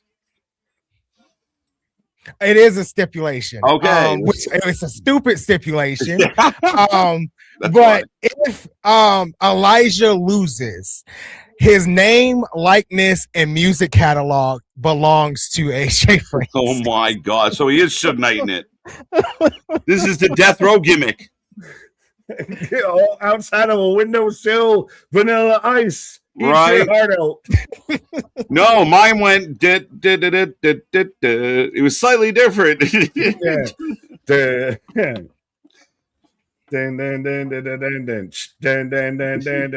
heard that shit, right? That's different. That's different.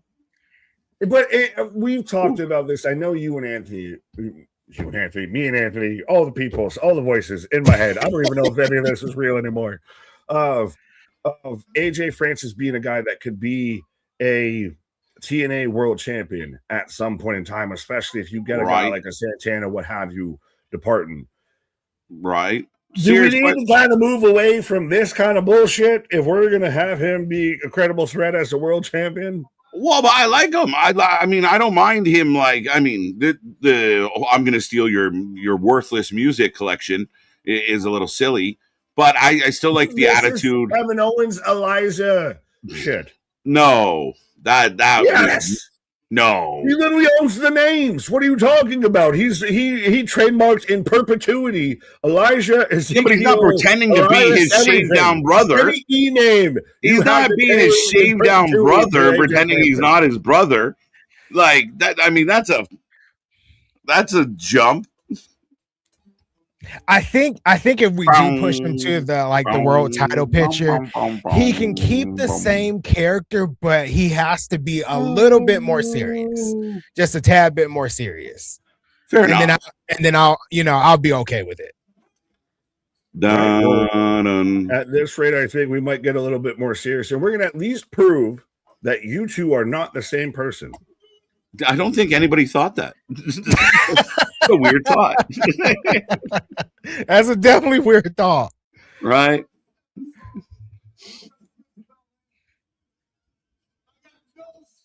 So far, I mean, I think Slammiversary has started off pretty good.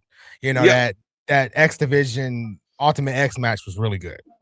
Yeah, I mean, even with the pre-show kind of having a couple decent matches, and then like you get Brooks coming out announcing the TV title, it kind of feels like a big event, and then you get into Ultimate X Cooks right out of the gate. So I was happy to see that, and I thought a really good match, and I thought the finish was great. I thought the match was about to be over. He hit a high knee, and that was almost a 3 count. High knee. But yeah. I mean, like you said, right off the gate, like the I did see like close to the ending of that last match on the pre-show, and it was pretty good. But yeah, they kicked off with Ultimate X, and I mean it was great. And then to end with the Hall of Fame, induction, for Amazing Red. And then you kind of back it up with this match, which I was there for their match in March, and it was great. So I expect nothing different here. No, not at all. And I mean, off to a good start with this one out of the gate. Again, there's animosity. And I'm guessing Expressions, they're now friends forever now. Like, this is a thing. Maybe it is a thing. And I like AJ Francis. He's solid on the mic, so maybe Expressions could be more of his mouthpiece, going forward, which would be nice. I mean, we'll have to see what he does going forward. Tonight is just, our first time seeing him, but this could be a little change for AJ Francis. Right. And again, an agitator, like you see him here, right? I mean, it does set him up as definitely an annoying heel. And to see more managers causing trouble is good. Exactly. We don't have enough solid managers, but I don't know much about Expressions. Me neither. Oh, shoot. Oh, no. Banned from diving. Elisha hit almost like a phenomenal forearm right there. I know you're a bit behind me. Do I need to pause?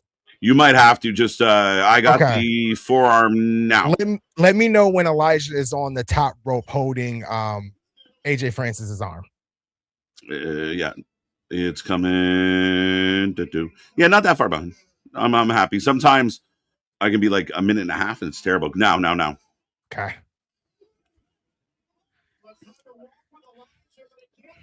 Elijah for the win. What did the chat say? 79% going Elijah. Yeah, I kind of went Elijah in my prediction video too. Oh, it was almost a power bomb there. Oh, going for the Styles Clash. He draped down so slowly. He's very cautious. Oh, through the legs. Oh. Okay. I'm getting big time Slickster vibe. Yeah, that fits. Going back, getting some big slick vibes. Elijah for the win. Yeah, and now Expressions is kind of really getting involved in this match. Seems like he might be a part of AJ Francis's character now. Right.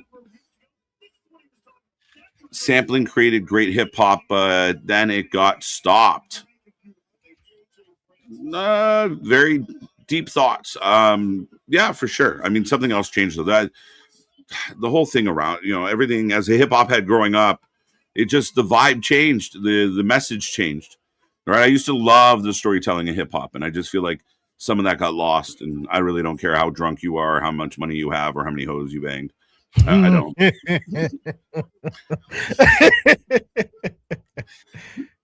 Like, great. High five. Canada is still doing nothing. It's been a stalemate. They've had some chances, not a ton. South Africa's pushed back a little bit, guys, but we have just over 8 minutes left in full time. 0-0 Canada, South Africa. Huge game for both countries. Huge Alabama slam by Elijah. Perfect transition.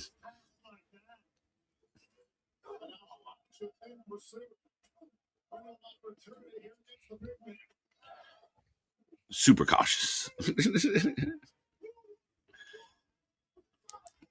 Who wants to walk with Elias, Anthony? He's really having a lot of control in this match, to be honest. Oh, shit. Yeah, I mean, I feel like... Sold the shit out of it. Yes. He gave us the Scott Hall sit-down cell. Looks like he's in a chair while he flies through the air. That was nice. Nice spot.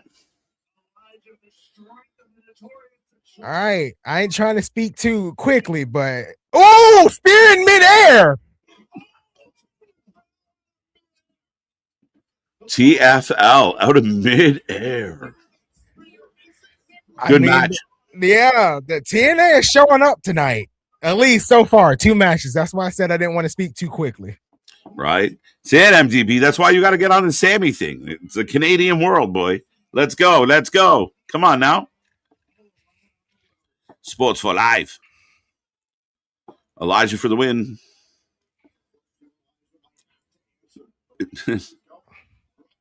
AJ oozing machismo. Oozing used in back-to-back comments. What are the odds? Oh, shit. AJ Francis going to the top or the middle rope. Oh, shoot. Moonsault. Oh, come on. Oh, come on. Come on. What is happening? AJ Francis with a second rope moonsault. The world's largest moonsault. Unbelievable. He would have did it from the top. I might have would have said it was better than Tiffany Stratton's. Right. Why this match definitely exceeding my expectations. Yeah. Ivan Ooze. Congratulations to AJ Styles' son for making his wrestling debut. Yeah, his dad finishing move and the phenomenal forearm and the Styles clash. Looks like the kid might have it. Yeah, that Styles clash was perfect that he did too. Mm-hmm. Oh, yo. Tombstone? That's a big boy. Oh! Oh! He's going to kick out. For sure. Yeah. Oh, deep two. Oh, if MDB is saying this down here, this one right here, you know he liked it. I know MDB loves him some Mason Rook. Look. Oh, Expression's got some money. Yeah. Elias has a guitar, or Elijah.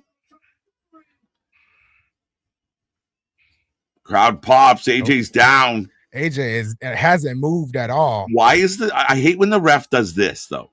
Like a normal human being, look around a little. Right. Like nobody stares at something like unless there's an issue and concerning one. Oh, roll up. Oh, and then he picks him up almost for. Oh, shoot! Power bomb. He got him. He got him there. Styles clash. Yes, Styles clash. And they're booing the shit out of it. I love it. AJ Francis. And he kicks out. Like, how do you kick out of a power bomb and a Styles clash? That's a crazy sequence. All right. TNA, we see you today. Yeah. TNA is trying today. They have to. They have to put on a good show. I know you guys were talking about it while I was on my break, but I mean, again, with so much happening in the wrestling world, they need some stuff that's going to stand out from the from everything else and kind of, hi, we're here. We did cool shit too. Oh, he's walking the tightrope. Going old school. Ooh, Canadian Destroyer. Canadian Destroyer. And that's it. Wow. That was good. And he retains his intellectual property. He does. The anti-WWE match. I own my own shit. There you go. That was a hell of a match. It was good. Great finish. Yeah. Old school into a Canadian Destroyer. And thank you, Tom, for calling it a Canadian Destroyer.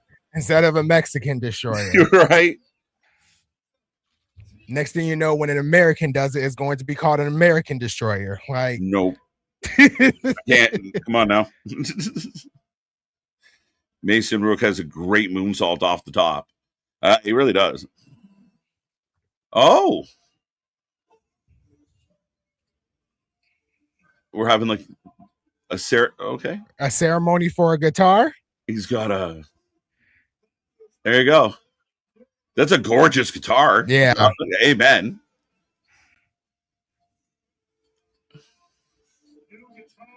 New guitar. There you go. That was a match. Now that's one I'll go back and rewatch. Yeah, for sure. And I like this because I was a big fan of the Drifter Elias. Yeah, like when and they're selling us hard on the Drifter here at TNA. To me, that's the best Elias, not the happy-go-lucky fun guy. I mean, maybe get away a little bit from the deep music connection of like I'm fighting for my music rights or whatever. Yeah. Maybe get a little more serious, but ultimately, him as the Drifter is probably his best form. Yeah, no, agree with you. And truthfully, we weren't supposed to really be having this feud. AJ Francis was supposed to be feuding with Mason Rook. Mance Warner, and then they left. Both of them left. So this was kind of a secondary follow-up for that. But tonight was good between those two. A match I was excited for, but I didn't think it could top the match I saw in person. It did. So okay. Oh, as I do have Mike Santana on the screen, letting everyone know how he's feeling tonight. What's up, Brands? How you doing? Great match. Again, we are off and running to start this pay-per-view. Remember, folks, we got Great American Bash. We got Forbidden Door. We got so much coming your way today, and we're just getting into TNA right now. It's a busy day here on the channel, busy day in the wrestling world, and we are off and rolling. Good energy for this one so far.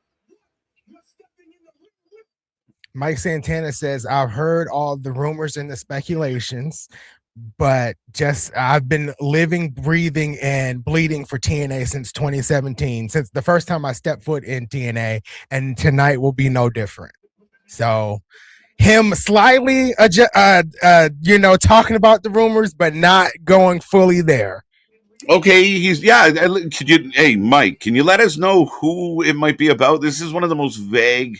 Like, I have no idea. Exactly. Yeah. Like, it literally could be anybody. But again, if you're teasing a couple surprises for Mustafa, coming up, as we are getting Rosemary and the Bunny coming out right now, if you're teasing that, and then in the main event, you're also like Santana, you're teasing at the end of the night that Santana could be confronted by someone new as well. Yeah. What could it be? Is Corbin a possibility, or is he tied into MLW too deep? So they're playing this storyline in MLW where his contract, he's in dispute with his contract. Right. So I don't know. Corbin could be somebody we see. Yes. Sorry. I'm so sorry. No, you're fine. First Sammy, now this. The 90th minute. I'm so sorry, Anthony. No, you're fine. We're actually a minute into extra time, and the Canadians go up 1-0. The round of 16 is right there. What a weekend for me. Everything's coming up, KJ.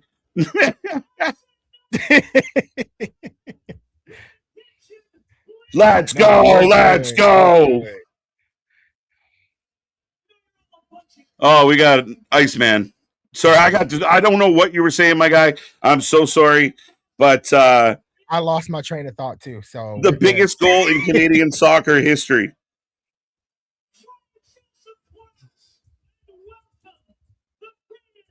All right. So we will put a poll up for the next match.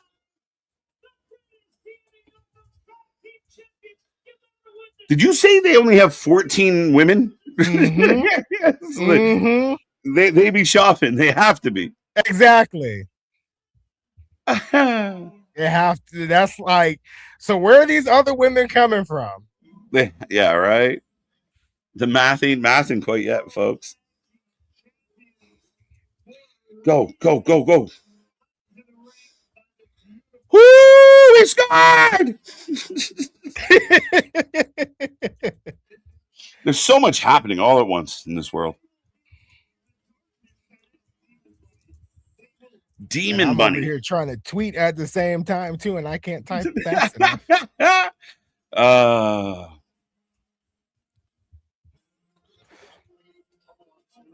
And now we got the Elegance brand, the greatest faction in TNA history. I love that you like. I didn't even have to say shit. Is it not interesting because Mr. Elegance, like, why? Well, like, why are you here? Like, I know you're not a big fan, but like, this is good. Why is he part of it? Exactly. Like, why do we need you, bro? This. I can't. You're ruining the picture. It looks lovely. Why are you standing in there? Let's go. As Canada looks to be about a minute away from clinching. Oh my God, they scored. But Elegance brand will be taking on Demon Bunny or Rose Bunny. I'm still choosing the Elegance brand, even though I do feel like they're gonna lose here. I'll go Spooky Dookie. Spooky Dookie. I'll go Spooky Dookie. Clinching. Let me pause. Yeah, money. Let's go, money.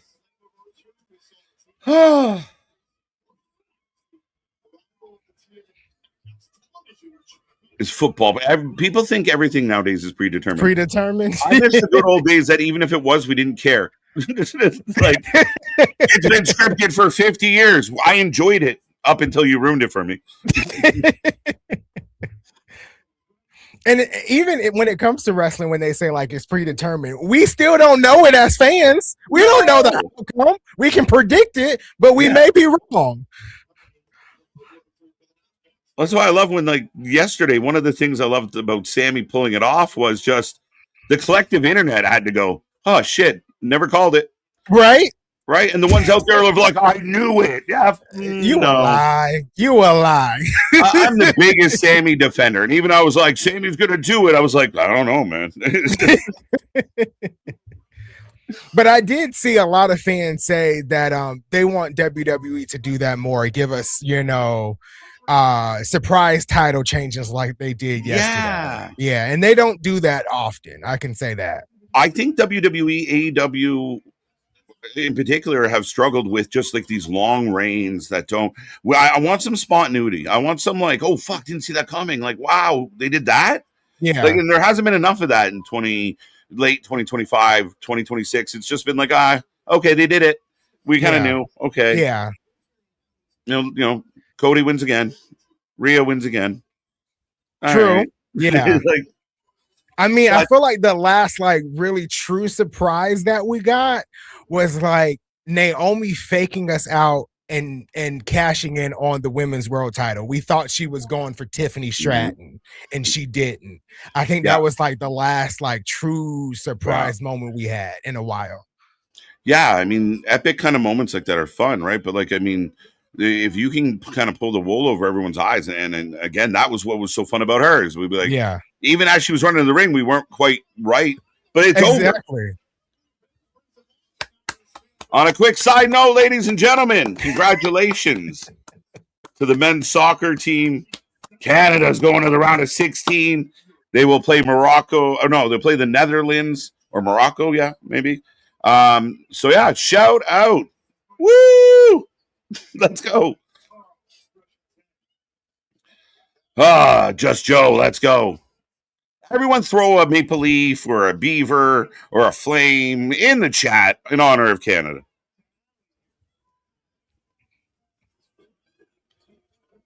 Oh.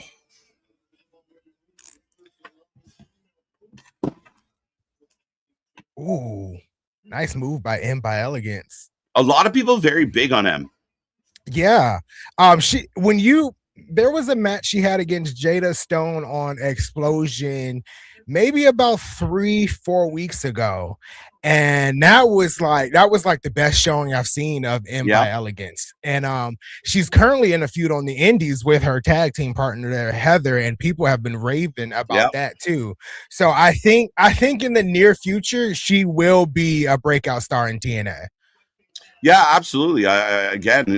She's size, look, attitude, and I've seen her wrestle, and it's been super impressive. And I mean, the Elegance brand is pretty good. Heather came on strong, so especially in the absence of Ash, they've done well. Yeah. I really think it's just been the addition of Mr. Elegance that, like, over the past couple of months, it's felt a bit corny at times. Right. He's just not needed. He's just not. Yeah, I don't get it. I don't get it. Like Mr. Elegance to me is what George Iceman is. Like, that's what Mr. Elegance. Exactly. Not this weird dude coming out here winning matches by pinning the Knockouts champion. Right. Yeah. What are you doing? I get instantly depressed when the Dork Elegance manager walks out, and we all have to. I have personal beef with Mr. Iceman, so you do. So I'm never happy when I see Mr. Iceman. This Iceman, he wasn't very icy sitting poolside in Vegas when he was supposed to be somewhere else. Mm-hmm. We see your socials, fucker. Excuse my language, but come on. Willow expected to return AEW July. I mean, we're always happy to see Willow. Oh, we get Willow and the pillows. This is not. Wait. This is not good when I'm already having that many issues. Stupid. And starting off fucking transitions and everything. But there's so many buttons to hit. Speaking of unwanted, and a guy, what are you doing here and everything? But yeah. No, I kid. I've already been watching my return out here. Of goddamn too many cutaways. To Emma's about to hit coast to coast. Oh, it does feel like the old WWE style. There's a lot of cutaways. Yeah. Ladies and gentlemen, Mr. Conway Twitty. But no, yeah, me and Iceman got beef. I got beef. Right. We saw the which picture. Also, by the way, pause for the cause of you throwing up, saying throw up a beaver and everything like that. Yeah, pause for the cause on that. You gotta love Canada. You got some certain mascots. You got some certain mascots, right? The beaver capital of the world, bro. All things that are a couple syllables away from us getting canceled real fast. Right? No shit. I'm calling it Danhausen rule every time Danhausen curse is put on a spoiler in WWE. Yeah, I mean, I called it. It's 100% right now. The curse is 100%. Well, was that a bit of a low light of almost it because of the Danhausen curse being so effective that you knew she wasn't winning then? Like, yeah, I debated if she was winning. Now that she's been cursed, I know she's not winning. Yeah, you're not breaking that over Liv. You might. I mean, I thought it was so insignificant, and I mean, it's going to play into like some silly storyline where Dom has to fight Danhausen. I'm not as main event. Saturday night's main event, right? Yeah, that actually works out really perfect. But again, I don't think it was silly, and I think I'm okay with a little bit of silly. I mean, If he had rolled in the ring mid-match and kind of cursed her, I'd be a little more disappointed. Yeah, if she's going for the 3 and it's all of a sudden you are cursed. Yeah. Yeah, if she got hit with a sparkler when she went to do a move, yeah, I'd be like, that's stupid. Scooter up the cooter. Pause. Oh, no. Oh, what happened there? I think the ref was distracted and didn't count the pin. And then I think Heather pushed her into a super kick by M. And M with a moonsault. Another pretty moonsault. 2 count. I'm sorry, but Heather, with the attire she's wearing, she looks like she's wearing a diaper. She didn't get the fucking dress off, the skirt off, and everything like that. So it looks like she's out here with a nappy. I didn't notice that until you said it. I didn't want to notice it. Blockbuster. Spear by Rosemary. Blockbuster into a spear. That's a gorgeous blockbuster by a tall woman. Exactly. MDB down here saying M is going off in this match. She's putting her best foot forward right now. Somewhere Tommy Dreamer saying I was gonna book her for the Knockouts title. Exactly. As Ash gets involved. The choice of apparel is insane. I don't know what Ash is wearing. It's like if Tony Storm was low budget. Oh, the miss to y'all favorite person. Rosemary! You get what you fucking deserve. You get what you can deserve. And it's green. On behalf of the Wrestling for Life Network, that green mist was from Rosemary. Thank you. By Rosemary. Yeah. Oh no, the roll in. Oh shoot! Coupe de Gracie. Rosemary rolled out the way. Allie. Right in the beaver. Booker. Oh shoot! New tag champs. 1, 2, 3. Let's go. Rosemary and Allie, 2 teams that you wouldn't exactly even expect to still be involved in wrestling in 2026. B, let alone involved in TNA, I feel, are now your women's knockouts champions. It's good match. Good. Yeah. And honestly, I wasn't, no slight to the Elegance brand, I wasn't expecting this match to be as good as it was. No. But this was good. This was good. And the MVP? Absolutely. No doubt about it. M was the MVP. She was the fucking catalyst for a lot of this match. Yeah. She cooked. Oh, go ahead, KJ. No, I interrupted. She came to play. Yeah. I came to play. If I was booking TNA right now, M would be winning that 16 women tournament and becoming the KO TV champion. If I was Tommy Dreamer, calm down. Rose, I haven't talked to you about this, Anthony, of the alleged Elena Black might be your first ever Knockouts Women's Absolutely champion. not. I know where I got this from and everything, but yeah. No, I'm not with that. If it was anybody, it would be either M or Mara Sade. And I tweeted that when I saw the picture of the title. So yeah. Right. Oh yay. Dual authority figures. Y'all let Nick push buttons inside the Megazord. I hate the things. Oh, shit. As we do have Santino and Daria. I'm still interested of like, who are these two? Is this the match next? I think it's the next match, the International Championship match. Nick, are you still quite a bit ahead? Apollo. What? You think it's Apollo? Mission Apollo here. Well, we had talked about it and theorized about it, and they had said a former WWE champion, and then they got specific of former IC champion, and also you would talk about KJ of, hey, how better to go with that partnership of I'll bend the 90 days. What about like 87 and we call it good? Yeah, if you're that close and you want to help them out.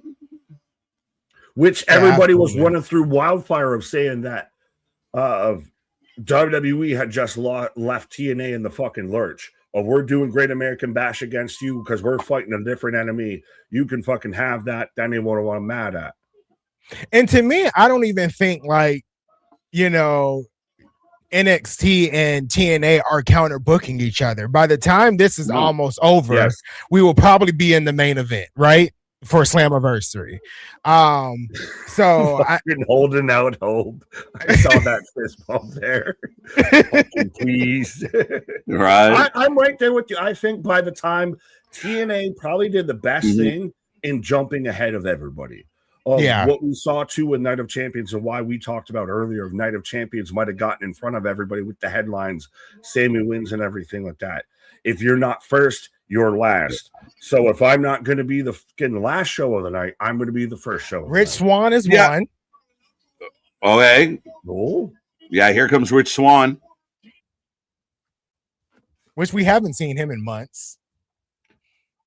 So are we just going to get his swole colon and a cousin and Apollo Crews? I said the wrong thing.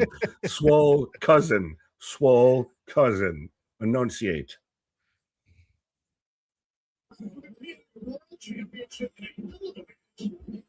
But so Rich Swann, do we believe he could beat Mustafa? Let's go out in the middle. I think so. I think he's one that can beat Mustafa. But I still think, well, do you have Mustafa almost drop it so he can go towards your world title? That's the thing is, and that's Mustafa's what I want. A guy that's a world title guy. Yeah. So now, do you have him lose his mid belt to get to the main belt, or could he do both? I would like to see him ascend to that main event scene. So I kind of agree with you there. We do quadruple. We do option C, B, X, Y, Z. We got Leon. We got Ali. We got Nemeth. We got Santana. Somebody gonna win this bitch, right? Wuha Nation, Apollo Crews. So we're doing the Wuha Nation again, which is probably the best Apollo's ever been booked, at least on WWE, is when he was doing the Nigerian Prince and everything. When he was mini Oba before Oba. Well, it is a former champ, a guy that's held titles in WWE as promised. Yeah. Is that his name? Wuhan Nation? His name is Wuhan Nation. What? Yeah. No. No, that's it. We've got to go back and correct the timeline. The doc's alive. Tasha Steelz looks annoyed. As I would. This man's name is Wuhan Nation. He's a whole nation. What the fuck is that name? I don't know. But I can some hating names out here. I can guarantee you this. TNA does not choose names like WWE did. So this is all that's on him. That's all on Apollo Crews. That's on him. That's on him for sure. I can't even the company just said no. He filled out instead of the gimmick slot on the top on the sheet. He just put name. He just put it in the wrong slot. Do you have any tag with it? Yeah. And coming to the ring, Wuhan Nation is supposed to be Apollo Wuhan Nation Crews. Now, do you throw the strap at him right away? I don't know. He's a fucking nation. He's a goddamn continent. How does he not win? I mean, you want a surprise tonight? If you want a surprise tonight, yeah, throw the title on him. Apollo shows up. Okay.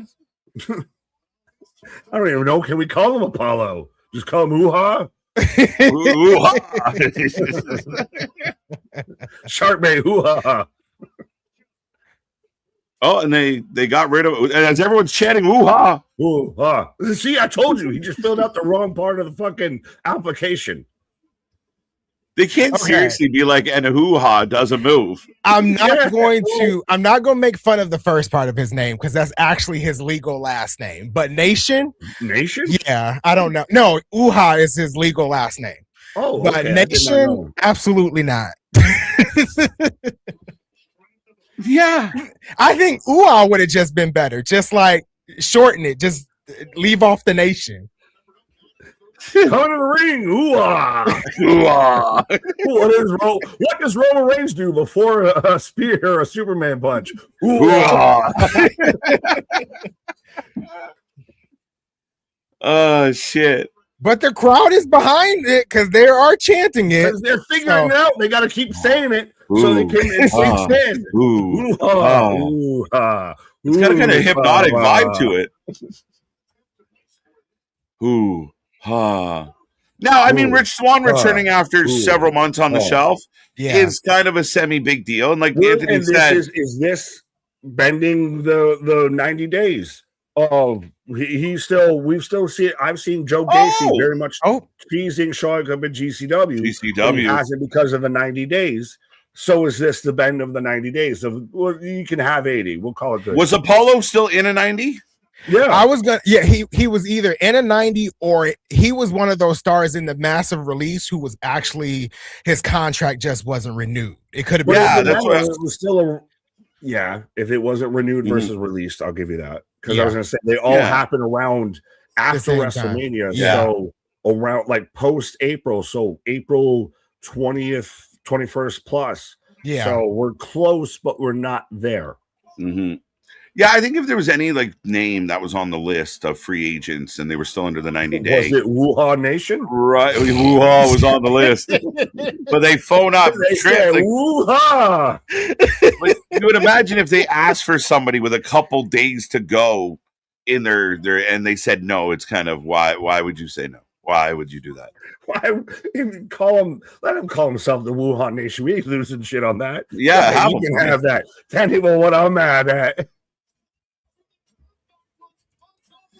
I like Cruz. If you want him to start out on fire, put the belt on him. Yeah, it kind of seems like the thing to do. I mean, I haven't seen him wrestle a match in years, so I'm really pleasantly surprised at how well he can move. There on LFG, putting over Holyfield's kid, Junior out there and everything. And I can't wait to work together. Well, I guess you better sign with a different company. Holyfield, the TNA rumors. But so do we all just discredit Rich Swann and all of this? Rich Swann's just the go-between? Yeah, I think Anthony said it best. They're trying to like kind of touch on the best of both worlds, and you get a nice little pop for a TNA guy coming back. That fucking transition was nice. Powerbomb reverses the springboard back elbow, literally walks over him into setting up the sit-out powerbomb. Would you like butter on that, sir? Smooth, my guy. Smooth like butter. Apollo Crews catches him because I can't get the pronunciation of his name. It's gonna take me a second. So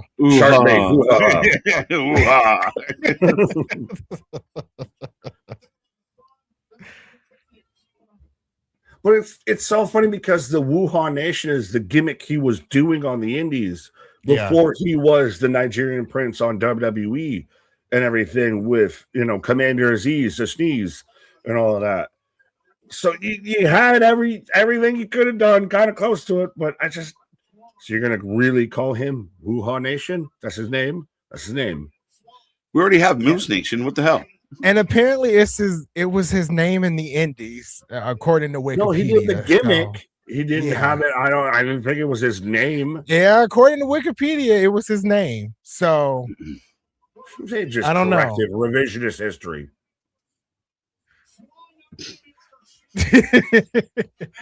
Like completely shaved down Rich Swann's still an odd thing for me. Yeah, I can't get past that. Like no hair at all. He's fighting his swole cousin. He looks like Leo Rush's brother. They should be in a tag team. So now we've got a match made in heaven. We've got the Black Heart and the Black Heart out there dueling Leos. Well, as long as he doesn't, look like he's being possessed by a demon, I'm okay. Right? Swann can wrestle. German suplex by Apollo there. Another one. Big German. Gunther? No, he looks good. Wuhan Nation throwing his weight around. Kind of rocks. All right. He does look good. We He's haven't. talented. He's Yeah. just at very much a mid-card guy. He is never going to be a world title guy. Right. I mean, in TNA, no, they'll never say never. Well, yeah, smaller Yeah. fish, smaller pond. Yeah. I mean, he should be good. He was in developmental for 15 years. Nikita Lyons, she's still there. Fuck is you talking about? She's a champ, bro. She a champ, bro. She a developmental champ. She a champ. To develop to be a champ. The Thakita is all Remember when but people said she was going to jump up to Raw?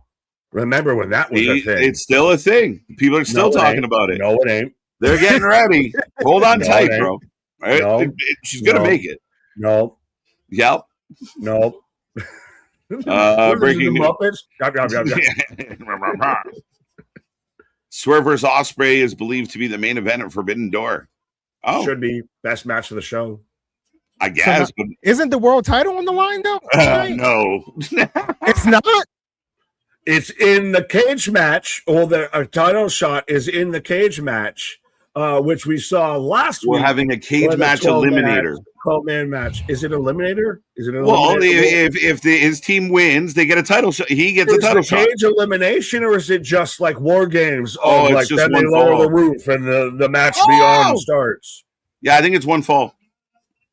One fall. Ollie down. Swan going to the top. Now, yeah, no world title, because why would you have a world title on a pay-per-view? Like, I mean, again, people get mad that EO Sky misses a pay-per-view, but MJF is in a fucking cage match. See MJF going at Yota Tsuji. Oh shoot! Not defending the New Japan title on AEW Forbidden Door. Yota Tsuji, who's actively been anti-AEW, right? And MJF out there saying on Twitter, "I asked for the match. Yeah, I wanted it." And he said no. Yeah, of course he said no, because he'd have to go under. Yeah, no, I'll give it. It's the same thing like with Carlos with pulling TNA talent and everything. Yeah. MJF was the most vocal guy of bitching. We're tired of fucking losing to these guys. He's the cheerleader. Oh, Special Agent Zero. Oh no. Agent Zero is out here. Secret Agent Man. Oh shoot. Oh my God. That was nasty. A tope on the back of the head. Yeah. Uh-oh. A tope into a bulldog? Oh, yeah, didn't grab it, just torpedoed him. Now, Agent Zero setting up the stairs for something. Oh. A nation divided is about to happen out here. It might be fucking Owie Nation in a second. Instead of ooh-wee, ooh-wee. Oh, no. What is this? We just gave 4 different names for the Oha Nation. Ooh-wee, oh no. All this. What about a bing bang? Ching chang, walla bing bang.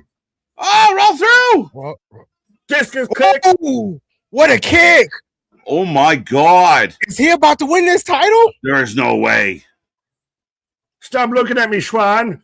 Oh, he catches him to a pin. Stupid, sexy Ali pin.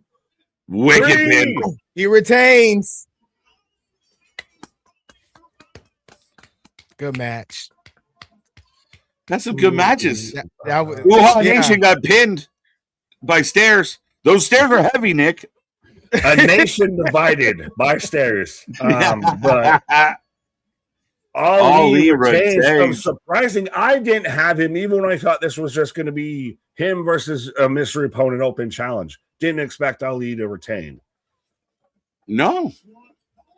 But I figure if you go ahead. Yeah, I didn't I had him retaining, but when it became a triple threat match, I was more like, give it to one of the other two. Yeah. But I'm not upset. No. Agent Zero's a factor. Again, that's why you got your crew. And they were an impact here. And look, you can't get up. Those stairs weigh a ton. The big steel steps. Those big, heavy steel steps that Agent Zero just threw around like they weigh nothing. And this kind of sets up Ali and Uwa feud too later down the line, because since Agent Zero got involved. So I like that. that an act of war with the Order 4 going at a whole nation? I guess so, maybe. Right. Well, and Yeah, also, Tasha Steelz, can we get a fucking knockouts title reign for Tasha Steelz? Let her be the first TV champion. Yeah. You know. Yeah. I'm cool with that too. Are we getting the ladder match? No, we're getting the no surrender match versus Eddie in the no surrender, which I thought that was a pay-per-view, not a stipulation of a no surrender match. What's that? I said that we're about to get Moose versus Edwards in a no surrender match. I said I thought that was a pay-per-view, not a stipulation. So is this just the run of the gamut, no disqualification match? So it's a no disqualification match, but JDC has to throw in the towel for Moose, or Alicia Edwards has to throw in the towel for Eddie Edwards. Oh. So that's what I did pick Moose in this one. I'm so glad this match is dependent on Dirty Dango and Alicia Edwards. I mean, they're pivotal. Yeah, well, one of us might be pivoting because of this match and everything, right? Yeah, this pivotal in a different way. I'm sorry, Anthony knows this. You're not going to get me, but as Anthony walks away or KJ walks away, you're not going to get me behind a Alicia Edwards match out here. And are we over the system of which faction is the least over right now, or people the most over with? Of the system, the Death Riders, the Bloodline. Well, Alicia is not like really in this match. She just has to throw in the title if she feels like Eddie Edwards is taking too much. She's the deciding factor. I mean, and JDC is the deciding factor on the other side. I never said the other one was good either. I said they're both trash. But you did say she was in the match. She's not in the match. She's just throwing the title for the match. If she feels like her husband has taken enough punishment. I make a joke. I can make a joke, but I'm not gonna. But you know, we've talked about like the system and like the overexposure at this point. I would like to see them a little bit take the back seat and the Order 4 really be the big faction in TNA. I feel like it's time for a switch up there. Well, it's even the parts are better than the whole. Of Cedric, I think tonight winning was hilarious and fantastic, of him literally clutching the belt as he's backsliding up the ramp of saying, ha, ha, ha, ha, ha. That's fine. Bear Bronson, I think, is a guy I earmarked him before this year started is going to be a guy that when 2026 is done, we're talking about one of the bigger upstarts and bigger stock risers in pro wrestling. But then you get Brian Myers, you get Alicia Edwards, you get Eddie Edwards, who is anyone clamoring for an Eddie Edwards match on any level, honestly. Well, I mean, does he not deliver in his matches? Have a solid match, but it's not going to be a good match. So what's your definition of solid if it doesn't mean good? Because solid to me means good. As in, it's going to be a match that gets an outcome and gets an ending. So that's every match. Yes. So he has every match. He doesn't have any spectacular. When's the last match that Eddie Edwards had that you're like, I need to make sure people know about this match? This was a good match. Like, this was a contender of even match of the month, let alone match of the year. Christ, match of the week, even. So the match he had against Mike Santana at Rebellion, I thought that was a great match. Because Mike Santana was in a match? Cool. See, you like to move the goalpost. You ask for a match, and then I say Mike Santana and him, and you're like, well, it's because Mike Santana was in the match. We can't be moving the goalposts. I answered your question. I need to move the goalposts. I'm a Bills fan. We need to move the goalposts out there. It needs to be interchangeable and move around and everything. Kelly out there. Eddie Edwards has way worn out his stay in TNA. Is he the Tommy Dreamer of TNA? No. Fair. No, absolutely. Oh, Moose shoot. and hoo-ha. Shark bait hoo-ha-ha. So we just watched the Pokemon evolution. We had Rich Swan, then we have Apollo Crews, and then we have Moose. So it's like Squirtle, Wartortle, and Blastoise.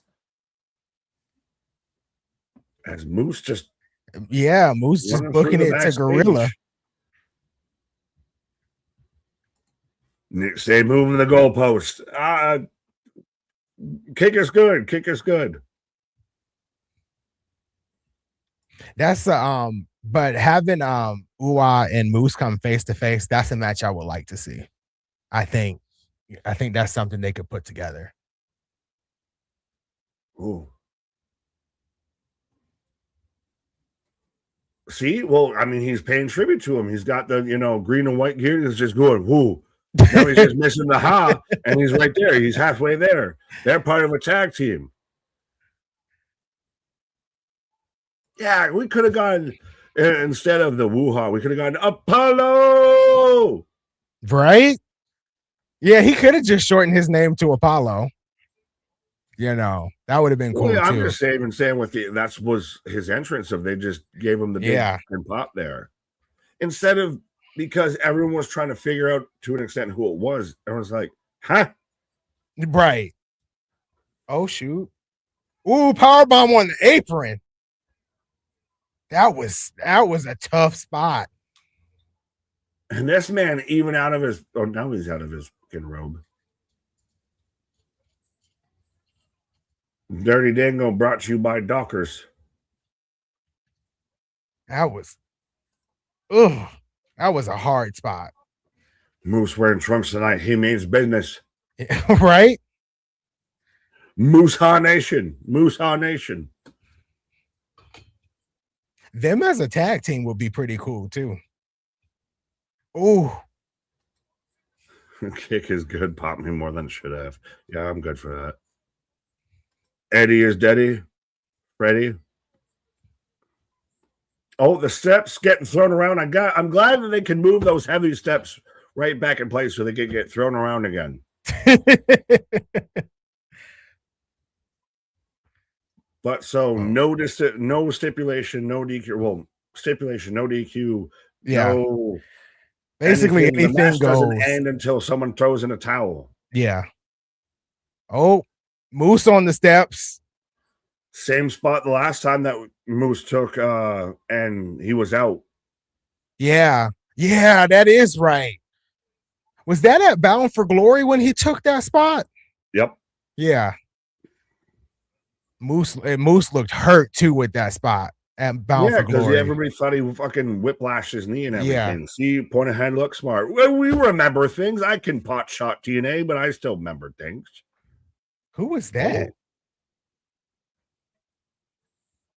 Oh, that's Moose's wife. Why is that kid taller than Eddie Edwards? That's Moose's wife and Moose's son, according to commentary. That's what they said. I didn't know he was married to Dirt Noise.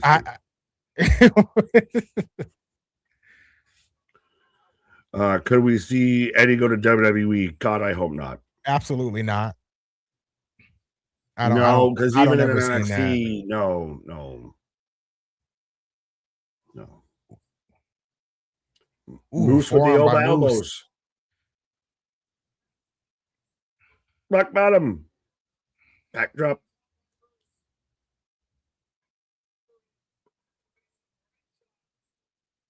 Kip. Moose out here playing in the snow. I see you.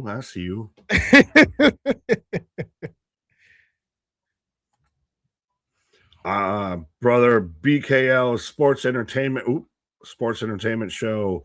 I mean, Uha, it literally sounds right. Don't forget, Uha is originated from a high school weightlifting coach who gave Sashua Uha the nickname Strong as the Single Nation. The lore. Oh, table coming out.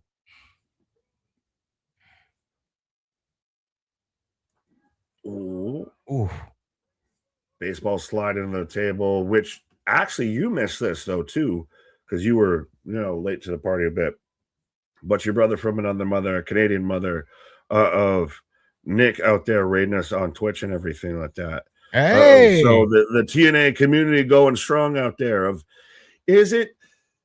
Me and KJ talked about this because the TNA's been under fire from the sycophants very much out here. Does TNA need to really rally around? Is there a moniker? You need to be part of the TNA Nation out there or something? we really have rally around of like, do you need a name? Do you need a slogan? Do you need a moniker? We have a name. It's called the TNA Faithfuls. So yeah, we got a name. I wasn't part of the club. I haven't gotten my membership yet.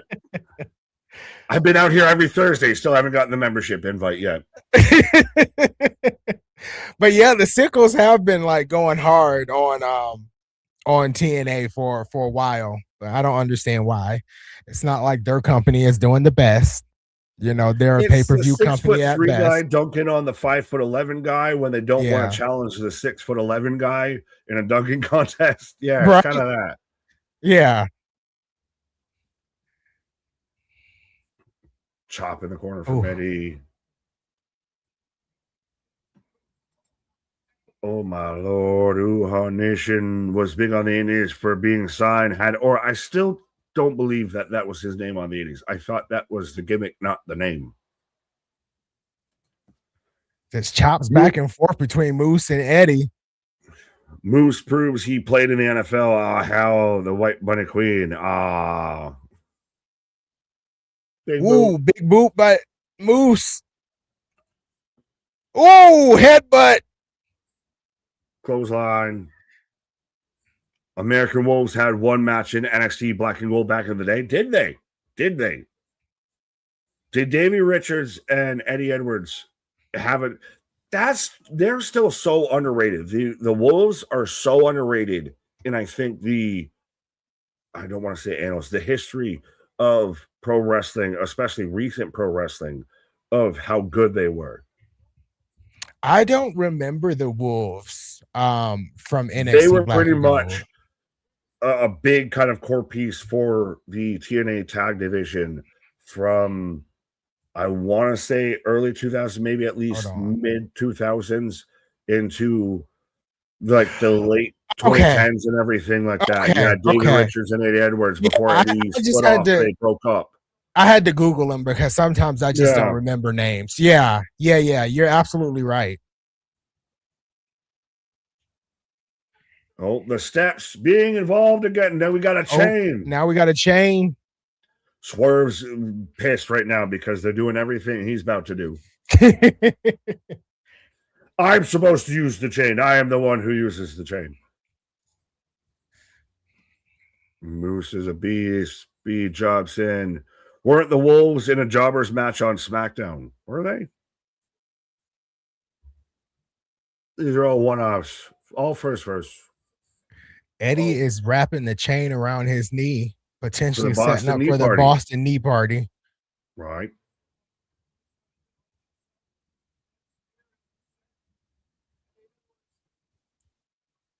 It's so funny because you're seeing Alicia and Dango walk around ringside like they're fucking coaches, like their managers are like, I gotta get in, I gotta look at it, I gotta know if I'm ready to do it or not. Right. Oh, nice power bomb. More of a last ride, but nice.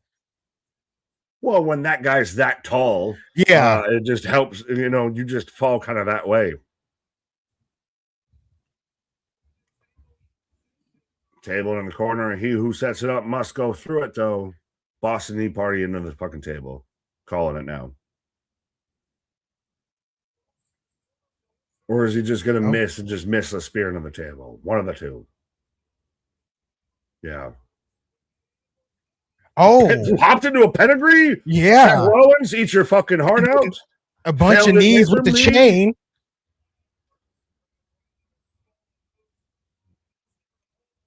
What the? Oh, that was supposed to look like it was choking him out, but it looked all awkward as shit. Oh. Ooh. Young Bucks, eat your heart out with the chain super kick. But Eddie Edwards right now in control, and the match was moving, and we slow it down. Slow way down. Yeah, slow it down to Eddie Edwards' pace a little bit. Is he the Jericho of TNA? I don't know. I don't know how to answer that question, Nick. I don't. He's not bad, but he's not good either. You think he's not bad? I don't have a problem with Eddie Edwards. I have a problem. I expect the Spanish Inquisition. Oh, he's gonna zip tie him. Zip tie.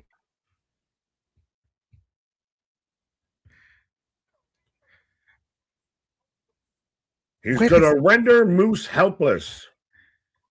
The last time I seen someone zip tie like this was Josh Alexander in TNA. Josh Alexander. It was Mike Santana and him at Genesis, and he zip tied him. Mike Santana did. Fair enough. I was thinking of when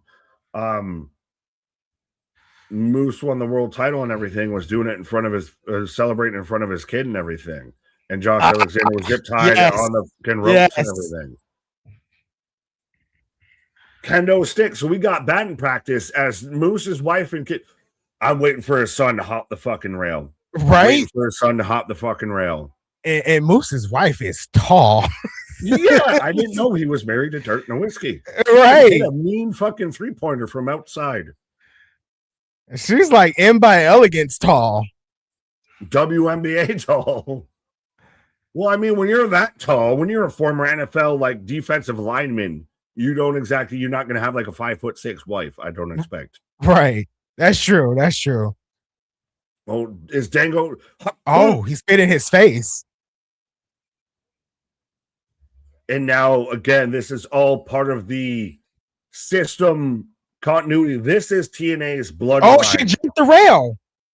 His wife. She did it. She galloped over it.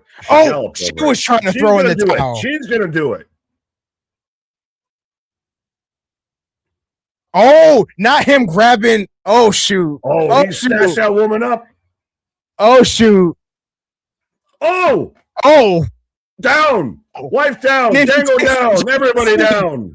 This man about to hulk up and snap out of them fucking zip ties.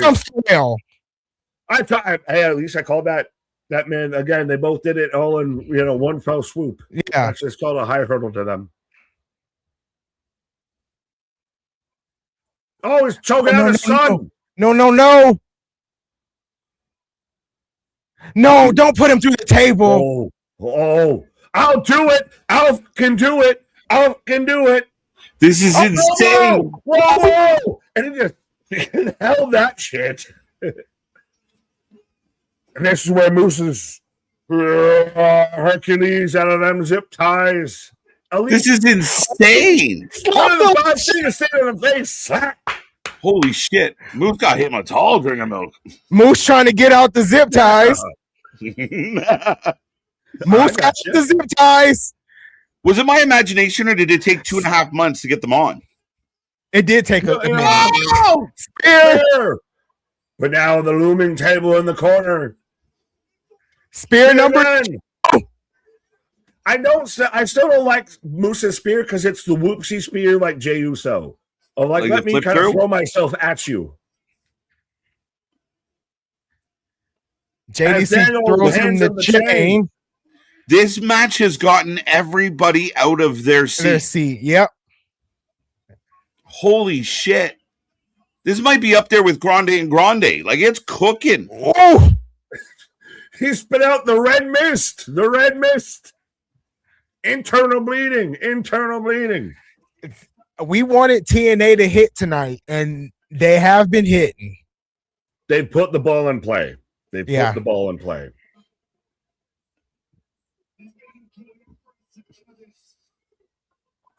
Oh, it's spear her too. Spear her too, please. Yeah, why would you fucking she just did it? The towel. He threw it. Blue balls. Really? I wanted her to eat a fucking spear. She's about to. Get her. Yeah, he's about to do it. Let him go. Fandango, get her. Spear. that way, though. Lance! She can't throw the towel if she's knocked out. She can't throw the towel if she's her arm falls forward and the towel comes fucking kicking out. Oh, that's okay. I like that, actually. That's kind of cool. Moose. This was good. What an emphatic end to the system story. Yeah. At least from Moose's standpoint. Like, from Moose's standpoint, this was the end. Yeah. Unbelievable. They move in herds. They do move in herds. I never seen this many mooses in one place. There's mooses everywhere. Mooses. They move in herds. They do move in herds.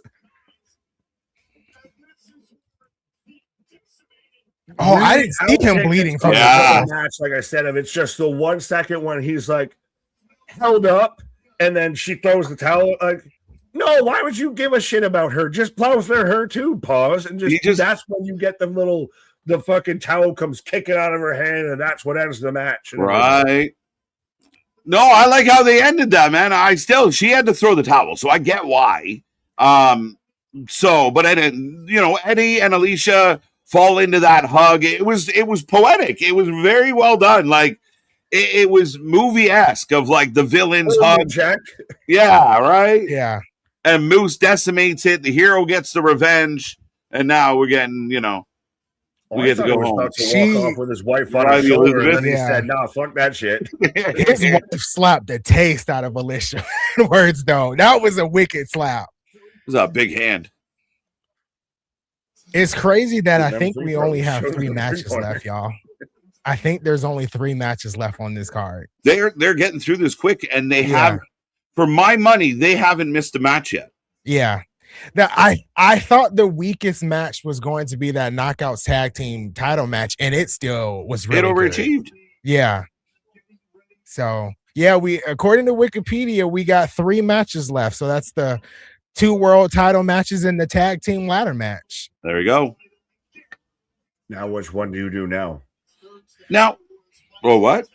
Now, which one do you do now? You got 3 matches. Which of those 3? Do you do world title, knockout title, ladder match? Which one? Maybe ladder match? Women's knockout. You could do the women's knockout here, too. I could be okay with that. It is going to be the knockout. Oh, there you go. Title match, yeah. That makes sense. Well, you calm before the storm, and then we've all kind of talked about this at times. Do you do like first then last, or do you build to a crescendo of you escalate the situation throughout? Because that's what it seems like tonight. Of TNA hasn't missed tonight. Of TNA shut up a lot of the critics, I think. Mm-hmm. It's a good show for them. That man strongly. Mm-hmm. Yeah, they haven't missed anything tonight so far, and I'm happy about that because they needed to shut up the critics. And it goes back to what Steve Macklin said on Boots to Boots. He said, no matter what the booking is, the roster is going to show up and have and show out in their matches, and they have tonight. So I'm excited about that. On a day where you kind of needed a big show, there's a lot going on in the wrestling world. I mean, I'm happy that 2 of these matches exceeded my expectation. I even thought the triple threat with Mustafa was a good match. And I mean, for TNA, Apollo's a nice scoop. We'll see what he can do. Moose is happy about it. Maybe we'll have like a nations tag team. I don't know. But I mean, again, a lot of good things happening here today. Call them the United Nations. But is this also one of those to where TNA is out in front of TNA? Will probably, we've all talked about it, will probably be wrapping up close to when we get the start of Great American Bash. Why is it always Nick? Why is it always silenced out here? I'm trying to bring you the truth, people, and they constantly keep trying to silence me out here.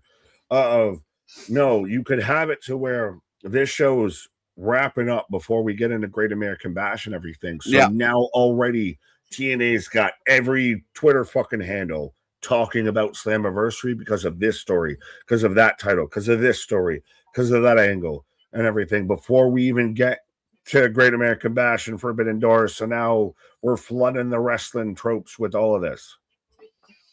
Yeah, I think that's it. You got to get out there. You are off first. So you got to make a big impression, and hopefully, we know the attention span of the average person isn't what it used to be. So we got to give them some stuff that kind of keeps their attention throughout the news cycle here. You take the average person, then take a wrestling fan, and but a nice bar to set, right? Like you have, yeah, good point. But you set a really good bar for the day. Now we need Great American Bash to come out and deliver, or we'll notice. Forbidden Door is under the same microscope today. So, I mean, you have these 4 shows this weekend really highlighting, all right, who's doing what. Night of Champions, ding, good job. So far, Slammiversary, ding, good job.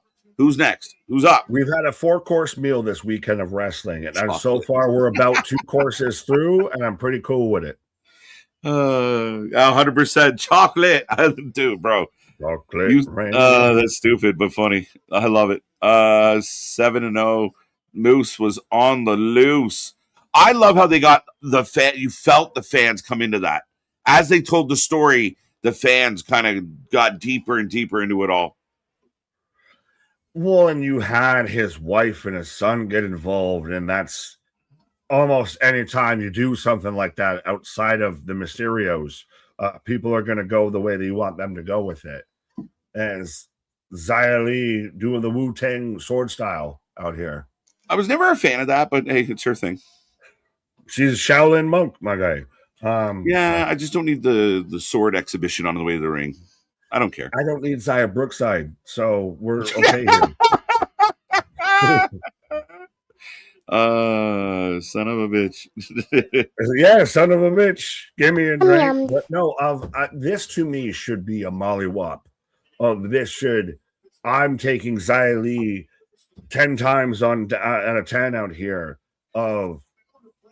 I'm respectfully, I don't see any, like, there's nothing that I see with Xia Brookside. I'm like, I want to see you wrestle again. This is fully my bias, my opinion, not the channel's opinion. I don't even have a strong argument against you. That I'm just like, nah, there's other people. We were arguing about people who could win a mid-card. They only have 14. I'd rather see face Xia Li, like Amara Sade as a knockouts champion, and Ash by Elegance again as your knockouts champion, or Rosemary, and Allie, a bunny out there.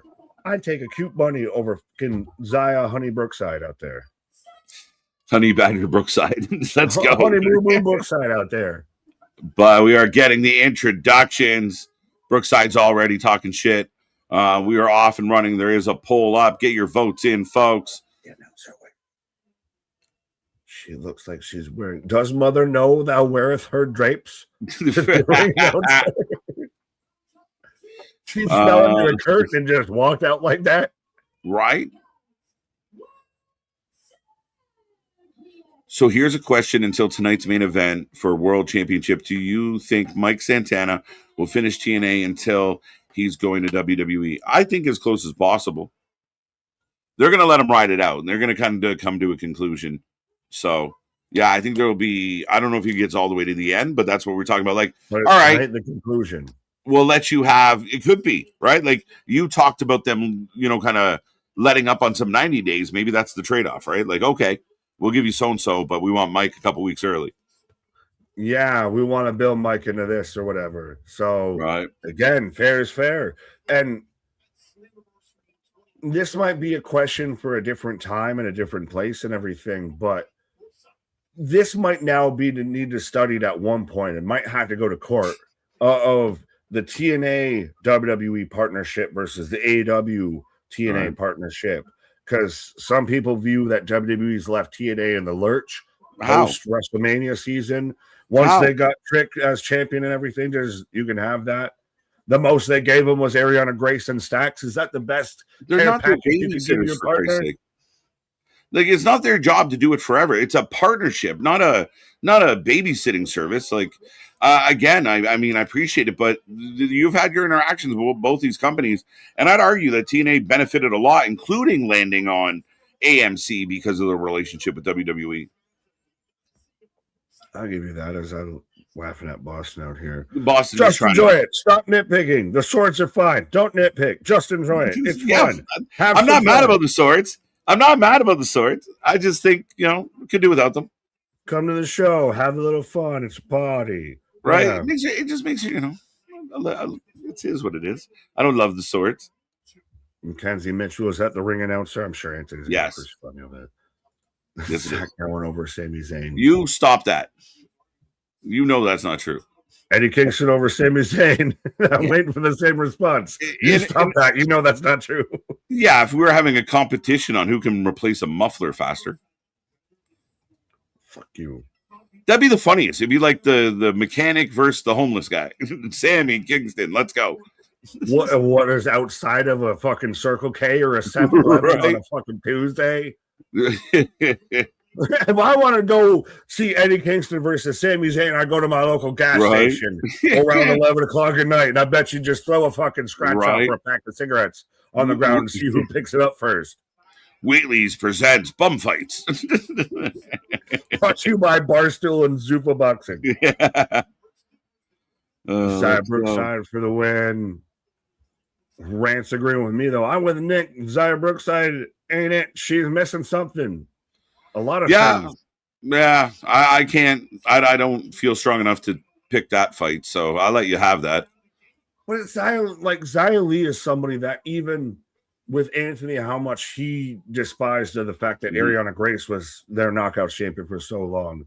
That Xia Li, like she took it off Xia Li and just kind of played keep away for a bit and everything. Now they're adding a new knockout title. You figure out what the fuck you got first before you start adding extra shit. It is, like I said, it's you very don't improvise a recipe the first time you've done it. Well, and when you have 14 ladies and you're playing a 16-lady tournament, again, it begs the question of how are we going to pull this off? Get the wig, boys. Get the wig. Right? Fucking coming soon. The KJ Nation out there taking it in the knockouts division. Did Santina win the TV title? Don't you fucking say that. Yeah, get out of here. Adam said, don't you fucking say that. There you go. Rand said, I don't like the sword too. It's not a big deal at all, but I think Xia is underrated. I think Xia is great. Like constructive criticism is maybe this, like you could come out and feel a little more badass. I think the sword thing feels a little hokey. But it's not make or break. I'm not, by any means, I'm not bothered by it. She's awesome in the ring. TNA fans are a little bit like sicko fans because they've taken so much a boost. Right. Lately that, any criticism, they don't know how to take it as constructive. It's just, no, you're just gangbanger, you're dogpiling on this. Yeah, it doesn't matter. It really doesn't matter. I mean, and I know my buddy Boston in there trying to stir some stuff, but sometimes the comparables are a bit of a reach. God damn, she freaking kicked the shit out of that post. Sweep the leg now. This is how you get Xia over with this. So she's now crippled the kicking warrior. Yeah, this is asinine. I should put you in the penalty box for even saying that. That is blasphemy. Moxley couldn't tie Zayn's boots. Give me Xia Li versus Janae Kai give me kicking warrior versus kicking machine versus kicking machine. Yeah, give me the Kung Fu showdown. Yeah, it'd be really interesting if TNA could get somebody like that in here. Rolling over. Now they're going to fill out the roster. Does that need to be almost an original content video out there? Of who would you sign? Say you've got a salary cap. Who are you signing for the TNA free agency and everything? I mean, I wonder. Dakota Kai's a name that kind of comes with a little bit of clout, and I've been. That's a high price tag. That's a high price tag. Yeah, I don't know if you can afford her. That's a good point. Janae Kai's a great name to toss around. I wonder about like an Alley Catch. She's done some good things. I've been Batman. Yeah, I mean, yeah, it's unfortunate they lost D-Lander because I thought she added something to the show. Zelina, now if you get Malachi, you get 2-for-1 coupon. If you can get your hands. Yeah. And Vega would do well here. Vega against Brookside. I mean, my money's on Vega. I think Vega works in the knockouts division. I mean, she was out there before as like Rosita and everything. She could fit out there. Do Kiera Hogan, who's out there. Can you go back to any sort of the callbacks or anything? Like I said, you find some vet men out there. Yeah, I mean, there's so many options. It's like literally, I think it's something they really have to consider. And again, I think that's part of the business management of moving out some of the older talent or more, overpriced talent, perhaps, and then you can get some younger talent on a better contract that are looking for the opportunity. And I mean, that's where TNA's made a bread and butter, bringing in unknowns and making them something that other companies. Yeah, Shotzi's out there. I don't know. She was doing quite a bit with MLW, so I don't know where she's at. Yeah. Well, here I'll say this as I see Jobson, I see Sparks, everybody out there. So drop hashtag or at your favorite female wrestling talent, independent female wrestling talent on this stream in the comments out there of who you think TNA should sign. Be respectful, please. But yeah, still, well, if you've got 14 and you've got a knockouts division, a tag division, and a mid-card division, you got to start fucking stalking them shows a little bit. Harley Hudson can't wrestle 4 matches in a night. Right? Is Brookside just laying into Lee and she's just screaming at her, "Give it to me! That's all you got! Come on, give me some more. Give me some more. Y'all want the live shit? Give me some more. Give me some more. Where the weed at? Give me some more. Headbutts. Two count. No, Ted Plant. Yeah, good point. Ah, shit. I mean, she made her choice, though.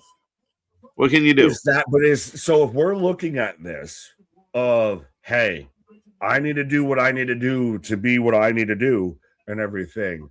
Tessa's out there. Mm-hmm. And hey, if Tommy's scared of Booker or what have you, whatever backstage scenarios, however you want to feel on it, is she a veteran that if you were looking at this as a sports term and everything, or any sort of team in any franchise, she's a vet.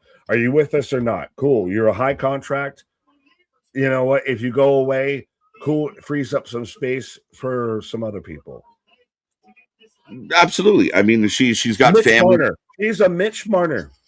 Yeah. I mean, a better opportunity, better environment for her. I mean, personally, she feels better about it. So, I mean, there's not much you can do on that one. I mean, her husband's over there.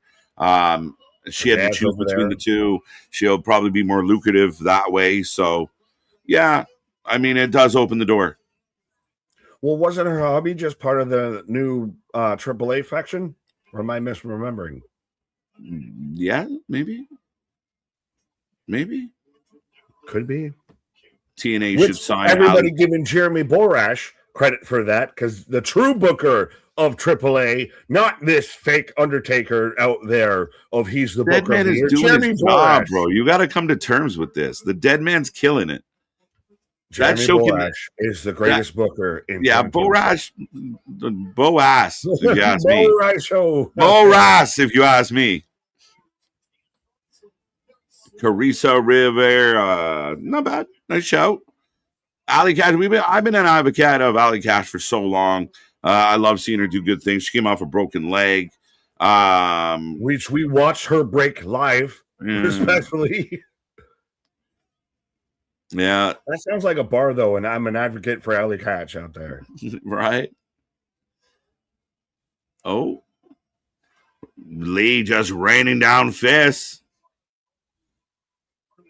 I'm saying what I'm told. It comes off so petty sometimes, my friend. You need a tissue. Do we got to get Boston a tissue? Is he having a day today? Does he need a hug?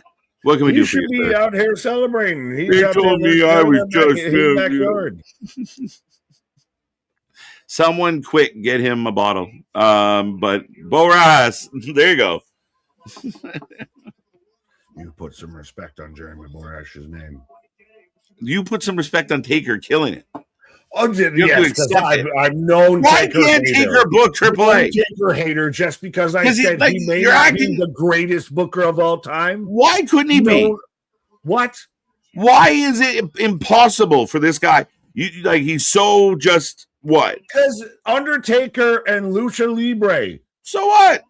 He understands pro wrestling. Go together.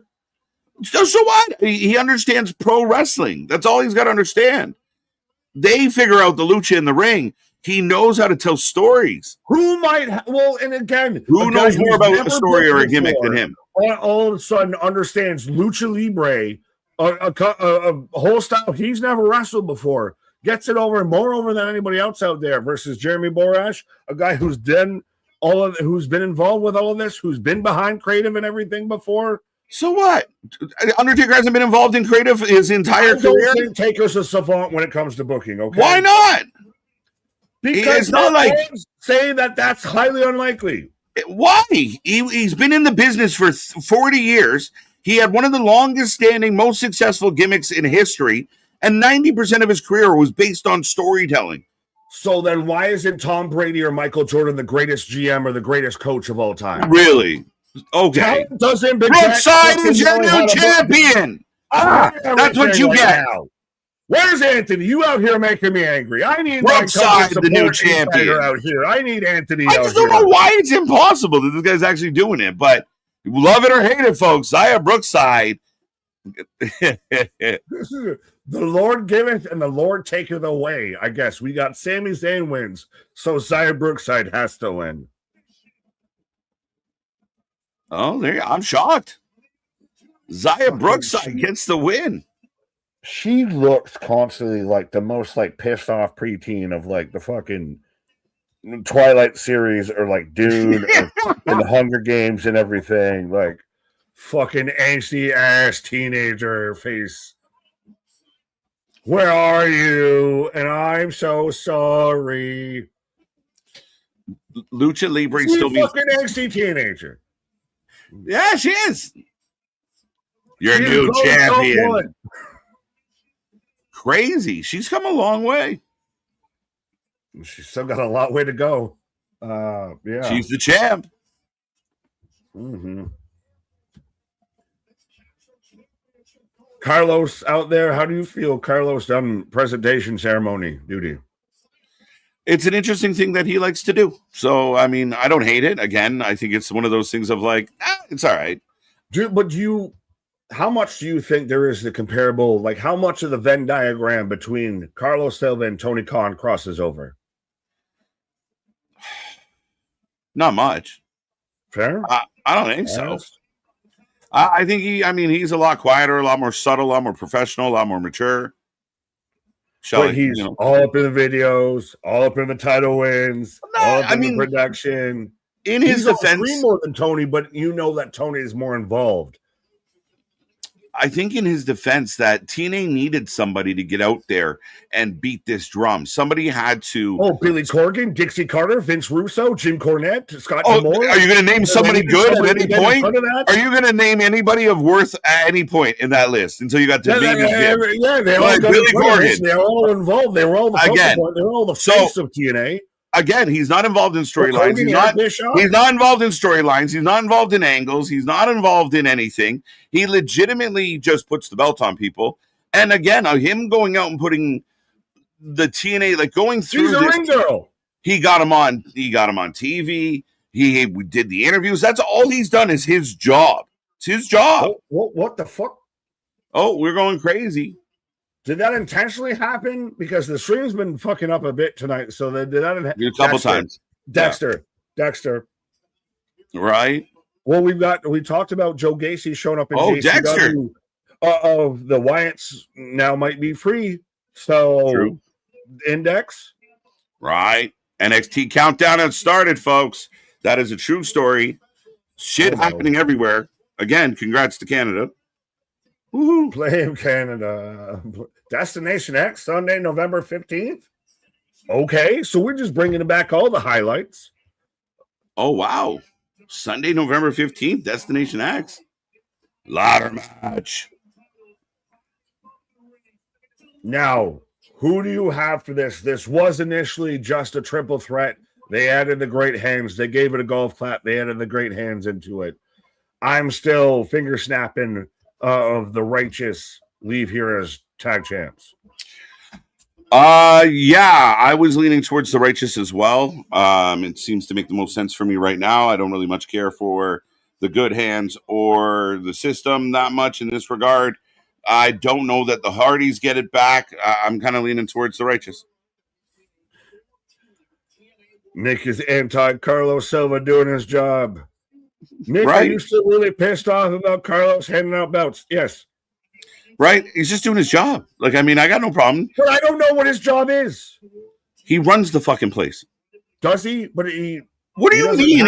Like, I don't know how to argue like absolute truths. Like, like you're questioning legitimate realities. Like, this is the job. This is what he's. I don't know how to answer you.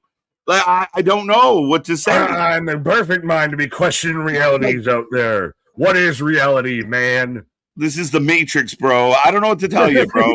you can take the red pill or the blue pill. You can take the Tony Khan pill. He came down in a fucking bubble. He came down in a fucking bubble, bro. Fuck you, taking my own. Yeah, exactly. Exactly. Right, as the system's coming out. Bear Bronson he's still a guy. I know we're about halfway through the year. We're out the midlife. He's still a guy that I think by the time we get to 2026, I earmarked him before, but I think by the time we get to 2026, he's going to be one of those breakout guys of the year. Okay. And I talked about this with Anthony, and we've been talking about this of the system's more passe, and I'm more, again, like the Dark said, I'm more some of their parts than their whole. Pause. I'm Bear Bronson, like Cedric Alexander, love tonight. That was super creative. Same thing like with Saquon, where we're going to see tonight him taking Dion. I think the parts of some of these factions are way better than the whole faction. That is something I was on. Factions. I'm sorry that the faction should be over as a whole, right? Instead of bits and pieces. Nick, this is an interesting one because I did hear you say this earlier, and one of your infamous taglines is, "I like the sum of the parts." Yeah, but I mean, the Power Rangers are great, but when they come together, they're Megazord. And I have no like for some reason I don't know like a Godzilla smash a Megazord on any day. I want a team of talented people together. Like when you look at things like the Horsemen, Flair brought something, Arn brought something, Tully brought something. Like everybody brought something, and together they were great. Everybody brings something, I guess, but like this whole like. I know, like, I don't know what it is. This dislike of factions. You got somebody that's bringing a bag of chips, and they're not bringing in no potato salad, no fucking ribs to cook or anything. Not everybody's bringing something to cook out. Somebody's just bringing some fucking chips, or they just show up in my. But that can't be every faction. Of a gift. That can't like every faction's of some of their parts, but yeah, they are some of their parts. Like together, they are better. Like now. Yeah, but none of these have been better. These have been cool. They got a really cool transmission and really cool tires, but the fucking car don't run. Whose car's not running? Dark State System, Death Rider. Should I go on? Division. At least three. The Callis family, the conglomeration there. Death Riders. I said the Death Riders. I got at least 5 already out there. I got a lot of fucking dead cars on this lot that won't move. They won't turn over. The engine won't start. The starter is broken. Right. Hi, Anthony. So hilarious. Welcome back to me being angry. Welcome back. Yeah, I'm back. It seems like y'all were in a heated debate before I returned. I think KJ said he didn't even know how to respond to that. Like what do you like? Does he really? Carlos runs the whole thing. Does he? Yeah, he's the boss. I don't know what to say. I'm questioning all the realities. Does Carlos really run TNA? Does Undertaker really book AAA? Are the Lakers going to win in this tag match out here? It's all rigged. It's all fake. Everything's made up. It's all a lie. It's all a lie. It's all a mirage. Man's going to start showing up on stream with a tinfoil hat. Don't I already? There's a tinfoil liner in that bucket. KJ's out there like the fucking guy in the Matrix. I know the steak isn't real, but it's a delicious steak. But yeah, so we'll glitchy ass stream a little bit for TNA, and almost some of it seemed intentional. So maybe we got, that's definitely they're glitching for fuck. Could you end up, nobody wins this, Wyatt. Nobody ends this. Catching flies in his mouth. That would be cool. I mean, you got broken Hardys, you got the righteous, you got a lot of people that have been tied around what could have, should have, would have been with the Wyatts. Exactly. I guess this match is underway during their entrance, just hitting folks with ladders here. Well, they're off and running. The fucking magical, you know. Are they really starting the match, Anthony? Is this match really happening? I don't know. I really don't know. Because I was about know. to say the fucking match has been the magic amulet. It's moved at times during promos. You have lights out and it moves from the entranceway into the ring. It's sentient. It is interesting that static-y situation happened right before this match. And if it was not just a glitch, if it tied into having it still happen, like I've had it happen like a good couple times now. It's been a little poppy for me as well. Well, I'm expecting Nick to drop off points, you know, for the glitchiness like he did last Bound for Glory. You gave this week a 4. I don't want to hear shit from you, okay? You'll give this show a 4 because of the glitch. See? You can't even say nothing because you know it's the truth. No, because I was going to say something. I'm saying you going to give this show a 4 because you're a bitch. Now, children. It's the only thing I can find as a rhyme to fucking come back with them at it. There. I got one punch. Can I say a bad word? Is this what it feels like when you're just like watching from the chat when an argument breaks out? I'm like, hi, welcome to Thursdays. You're right? Like, here we go. I'm often in the argument, so it's nice to kind of watch it happen. But I'm out here all the way for the righteous to finally actually win TNA Gold out here. Of friend of the channel, Vincent out there. I'm fine with it. Well, they should win. They've had this whole feud going on with the Hardys for the longest time, and they've been out. They've been out. The good hand just gets out in the last minute. The system feels like they're kind of just there to drop the belts. So either whether you take the Hardys or the righteous. Oh, shit. That was nice. Off the ladder, through everybody. Brian Myers left in the ring. Yeah. I don't give a fuck about Carlos wrapping the belts. LOL, Dana does it. Tony Khan has been on screen more than it ever. Whatever. LOL, I just laugh and enjoy. Yeah, I don't give a shit. You know, he's not actively in stuff. Right? Like if he's coming out and like pulling events and poking wrestlers in the eye, we got problems. And that's what I said like a couple of weeks ago when Nick posed the question. It's like he's not really doing much of anything but handling the belts. To me, it's the same thing as Big Nose Triple H out there doing the point in his picture and posting it on Twitter, you know, when someone wins the title. So there's a new era. We do what we do. You said it perfectly, though. Carlos doing a whole lot of nothing. My stream's broken. Yeah, my shit's just gone haywire. Yeah, I'm gonna go fucking, I guess, stand on top of a roof with a fucking tinfoil hat here to see if I can figure out how to fucking bring in the signal out here.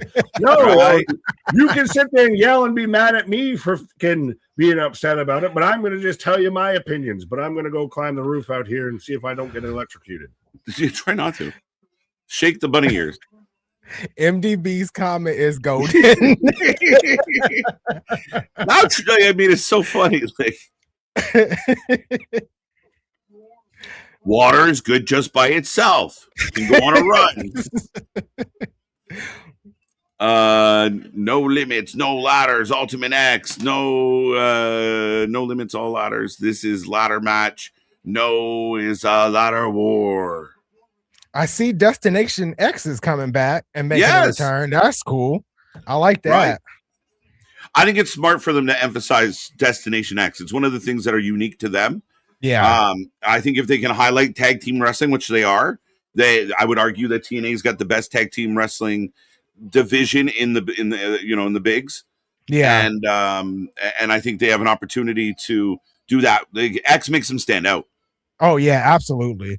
And they utilize the tag team division very well in TNA. And I like that. I know WWE struggles at times and AEW, but at least TNA tries to stay consistent with the tag team division. And yeah, it is glitching a lot during this match for some reason.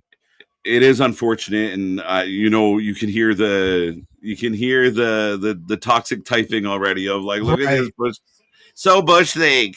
They were like, there was a tornado in Atlanta. Like, what do you want from us? I'm not sure where they are. I just said Atlanta because of you. They're in Boston. Boston. I think. Yeah. Are they in Boston? Yeah. Yeah. But Zaya Brookside, the new knockout champion. Shit. Yeah. How you feeling? That was a good match too. That was a good match by both of them. I did expect Lei Ying Lee to win. I thought they would do Zaya maybe winning at Lockdown or something, and push the feud out a little bit more. But I want to see what she does now that Tommy Dreamer is not booking these shows. So yeah, very surprised. I wouldn't say Lee's had the longest of runs. Brookside's been a thorn in her side, got a bad attitude. I know Nick wasn't happy, so I was curious. But I mean, I don't know, where do they go with her? Yeah. What's next? Does she continue this with Lei Ying Lee for a bit? Do they have someone else to rise up to challenge her? That's what's next. That's what we got to figure out. Stacking tables, Anthony. We got 3. Yeah, we got a 4th now, I think. Big pop, yeah. Something big is about to happen. It looks like it. I agree with Almighty's pop, his thought here as far as, I hope the technical difficulties don't persist in the sense of this has been a really good show and people are going to overlook that and go, look at this. It's annoying, but it's been a good show. Yeah, it's been a really good show. And it just got glitchy, like really right after the Zaya Brookside match. So yeah, hopefully they can get it together. Oh, are they? Okay, I thought they were about to climb the ladder, but they hit it with Brian Myers. Right. Destination X at least bring back the 6-side ring for this event. That'd be interesting. Yeah, it would be interesting. One night only. Destination X is it. Ooh. Yeah, I'd agree with that. Oh, wow. That was a senton on the ladder to the Great Hands. Crushing both hands. And now the Righteous are bringing out a ladder of their own. Looks like a Wicked Garden type ladder. Oh yeah, flowery. And all the leaves were brown. And the sky was gray. I don't know if it's just me, but my feet. Yeah, no. Rants, I believe it's glitching right now as I speak. Unless this somehow turns into the Wyatts at the end of this, I'm annoyed. Oh, ladders everywhere. Oh, I thought Vincent was about to go through those tables. Right. I'd rather watch this match than a Bucks match. I would agree. If it, could focus.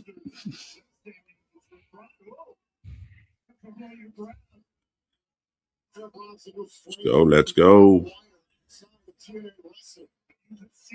Been a solid show. Absolutely. Yeah. I think 3 of the matches have overachieved. Were more than I expected. The other 2 lived up to the hype. Yeah. And they've made quick work of it. In this ladder match, I've been right out of the gate. This ladder match started cooking. Ooh, Bronson threw that Wicked Garden ladder. Oh, project. I think that ladder is wrapped in barbed wire too. Yes, it is. Yeah, it is. Yeah, it's been a great show. There hasn't really been a downer, at all. And like you said, some of the matches overachieved, like Eddie Edwards and Moose, AJ Francis, Swanton. Oh, AJ Francis and Elijah was excellent. Yeah. Absolutely. Yeah. Good match going on here, folks. Big. They're putting Bronson in between. Mamma mia. Hey, Nick, have you seen when MLW does the glitches for Contra? Yeah. Yeah. Pretty cool glitches that they do for Contra, too. Look at this. Oh, shoot. Walking on the back, but Myers taking out. It's getting worse. Yeah, it's getting worse. I think in an attempt to fix it, they're scrambling it. Oh! It's a shame that it's during all like the barbed wire spots. Like, yeah, we kind of want to cheer for this, and it's unfortunate. Oh yeah, it's flowery. Okay, so mine just went completely black. I don't know about yours. We if have you ever lost wanted the to show. know what it was like watching a pay-per-view in the 90s, this is it. Yeah. You just listen to the commentary. The righteous are climbing the ladder. Oh, I feel so bad. They're going through all those tables. There we go. Oh, no, other way. Yeah, other way.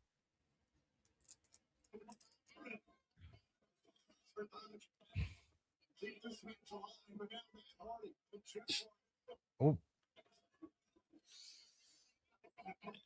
Twist of fate, I think. Yeah. This is brutal. I know Twitter is having a fit. For sure. Oh, blockbuster. Nice blockbuster.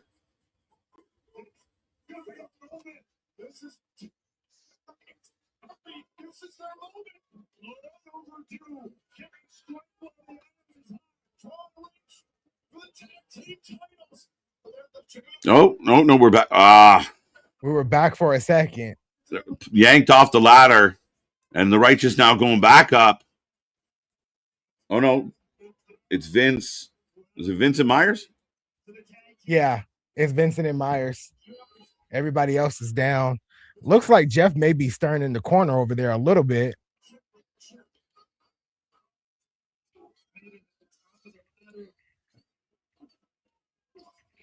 Hardy chance popping off. Yeah. Come on, boys. Dial this in. I panicked for a second. My screen went blank. He stuck that flower in Brian Myers' mouth. He just poisoned him like he did Jeff Hardy in that Wicked Garden match. He got his hand on the title. Shoot. Vincent was knocked off, though. Brian Myers reaching. Wait. Yeah, that flower got to him. Poisoned.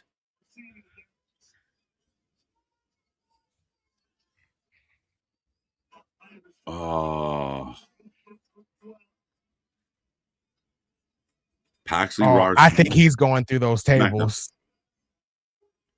Nope.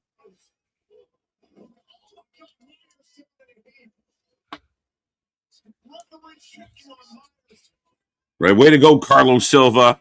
That's what. Hold the return glitches over the head for the. I don't know what you're talking about, bro. Nobody would punish them for glitches outside of their control. Oh, on the barbed wire. I'm seeing people say to leave and come back for the stream, but we're synced up right now, so I don't want to do that until after the match, maybe. Okay. Mine just came back pretty clear at the moment. Mine did too. Okay. Maybe it's okay now. Right. I love everyone's answer. Just exit out and go back in. Did you delete the app? No, I'm trying to watch. God damn it. It's funny, though, because we are on different platforms and we're both having issues. Oh, they're going to go through those tables. Oh, no. Oh, shoot. That was Dutch and Bronson that went through it. Dutch and Bronson go through 4 tables. Holy shit. Crowd is alive and on their feet. The Hardys are climbing up. Wait. No way. Great hands are there. Are the great hands really going to pull this off? Well, Myers is dead. Right? Oh, heard. Facts. No way. Oh, shoot. Oh, they're back. Twist of fate again.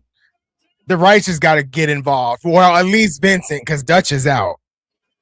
Dutch is down.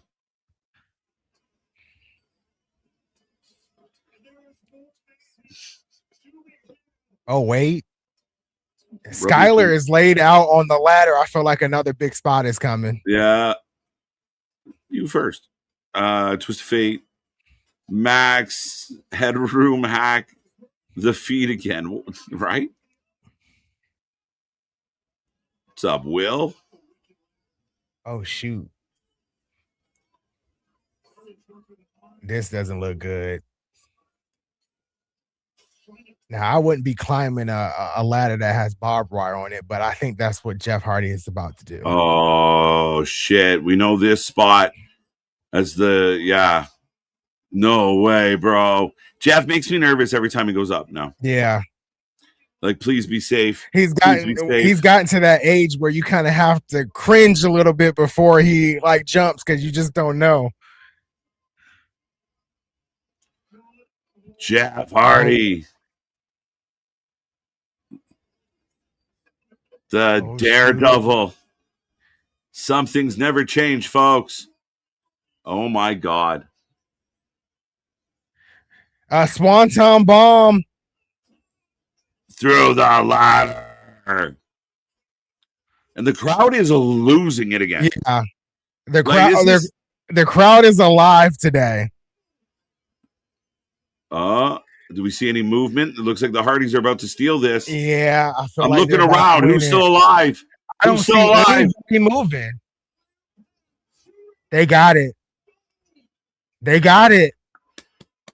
And new. Wow. Again. The Hardys. Wow. I was not expecting that. And yeah, I think it's smart for them right now, a little bit. Yeah. Yeah. Value-wise. Yeah. And especially with all the changes and rebranding and things, this is good. I wanted the Righteous to win, but this is okay with me. Right. Now, unfortunately, that match was pretty glitchy for most out there. Yeah. A great match from what we could tell. It's unfortunate because we know people are going to over focus on that, you know, that side of things. But it was a good match. What we got, good finish, unexpected winner in a way. No. Yeah, I see a few tweets already talking about some LOL TNA. Yeah, of course, right? Yeah.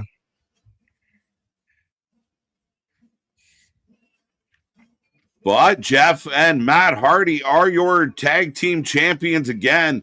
Big spots. Dutch and Bronson go through 4 tables off the ladder to the floor. The Great Hands go through a ladder through to the floor. Yeah. I don't know where Vincent is at all. Yeah, I don't know what happened to him. Did he get pushed off the ladder? I see him now. Like he was up just a second ago and walking around. Right. Oh, we're glitching again. Yeah. Down to the main event. 6:30 main event. 6:30. So yeah, this might be off right before 7 or right after. Mm-hmm. That's why I don't think they were overly upset about WWE. Like they had already decided they were going in the afternoon, and they were annoyed with AEW. Yeah. So WWE sliding in and going, you know what? We'll take this. I don't think they're that bothered by it. Yeah. Yeah, go get them. Fuck them.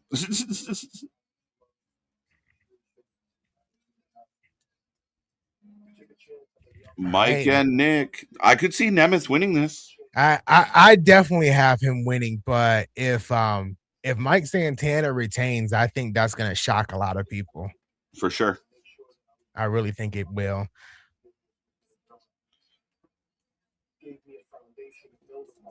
All right. It All seems right. like the stream is okay now. It does seem like it's doing all right, and Oh. even if we gotta adjust and readjust, but it seems like we're holding in there. Yeah. And we are telling like the whole story of Santana here. Emotional. One of the reasons I'm a fan of Mike is since he left AEW, he really put himself out there and really made it about his family and where he was from. So it's been good. He's been good. Yeah, he's made it about his father, his daughter, just his life in general. Right. His promo package though is giving me vibes of that. It might be it for him tonight, but I don't know. Right. Talking about Conan. Sometimes people forget Conan was jacked once upon a time. Right? Jacked. He had a big chest. Numbers farming mission continues. We were Hey, the Hardys can always win a bell, my guy. Come on now. Numbers farming or legitimate, Anthony? I really don't mind them being tag team champs. I do feel like the Righteous should have gotten this, but maybe Lockdown. I don't know. We'll see. Right. I'm surprised with the Hall of Fame, Conan. Oh, so they're just announcing everybody tonight. Let's go. Congratulations, Conan. Odele. Going to the Hall of Fame.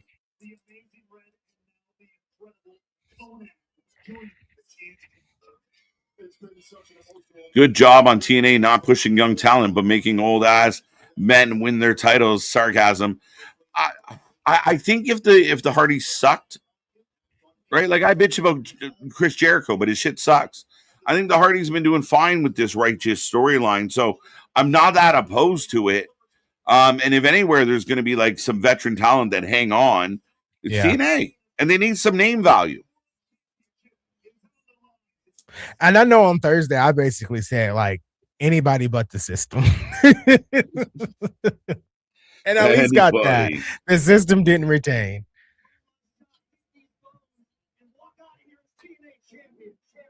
All right, so now we're getting like a promo package of Nick Nemeth a little bit here too. Let's go. If anyone is curious, there is the Great American Bash is currently in the pre-show. That is live for the first time ever on CW. We will stay with everything. We're going to transition for Great American Bash. And of course, we got Forbidden Door as well. So don't miss out. We got a full night ahead of us. We've already covered 3.5 hours. We are all at the main event of a pay-per-view, and we have only just begun. Exactly. At least with NXT, you'll be out of there probably by 9 with NXT, but with old buddy AEW, it might be 3:30 in the morning when that pay-per-view is over. Right. Yeah, we're hoping like I put it at 1:30. 1:30. That sounds about right. I like that who sounds knows? About right. Right. Who knows?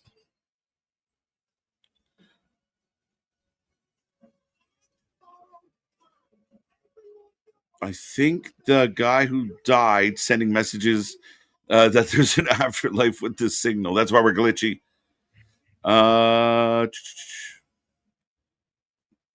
Boston. Whoa.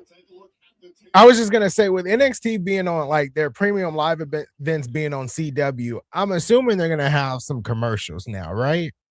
They would have to, I think. Yeah, because it's right? technically like network TV. So here comes the most wanted man. Conan Hall of Fame. Shout out Conan. Yeah. Yeah, I think we're good with the stream now. I think I haven't seen a glitch in a minute. So I haven't had an issue either. Yeah. I'm sure they were scrambling. I feel like somebody tripped in the back and unplugged something. Oh, shit. Just losing their mind. We're having a great show. You're ruining it. The NXT going to 10 p.m. Jokes. It might. Yeah. 3 hours. Right. 4 hours. Stay on as long as possible. I'm having a blast. That's what we do here, folks. And I will remind everybody, back tomorrow, Monday. This doesn't stop just because we're doing all these shows this weekend. We're here all weekend. We had a week of go-home shows. Now we get a week of Fallout shows. So next week is Fallout week here at the Wrestling for Life Network, as we're here for Monday all the way to Friday for all your favorite wrestling. And again, it doesn't stop. We're getting ready for other big shows. I mean, once in a while it would be nice to just stop, but it doesn't. It doesn't. It never stops. We got what, Saturday night main event coming up. We got AEW Redemption at the end of July. SummerSlam the week after. Two nights. 2 nights. So it's crazy. Just call Fallout Boy. I'm looking over here at Twitter real quick, and M by Elegance commented on my status saying something didn't age well. I don't know what tweet that was, but I gotta find it. I hate that about X when someone says something. You're like, "What are you answering? What are you referring to?" Okay. So I tweeted there's a new TV title for the Knockout. Strap the title on Maggie Lee, which is M by Elegance, and then someone commented under that saying, or Ash, since Maggie and Heather already have titles, and M by Elegance said this didn't age well. AEW tampering with TNA. I think they're all kind of tampering in their own little ways, and they have their little pathways and friends of like, well, you know, we can't talk to them, but if you bump into so and so, right? You know. Mike Santana coming to the ring, folks. Get your votes in.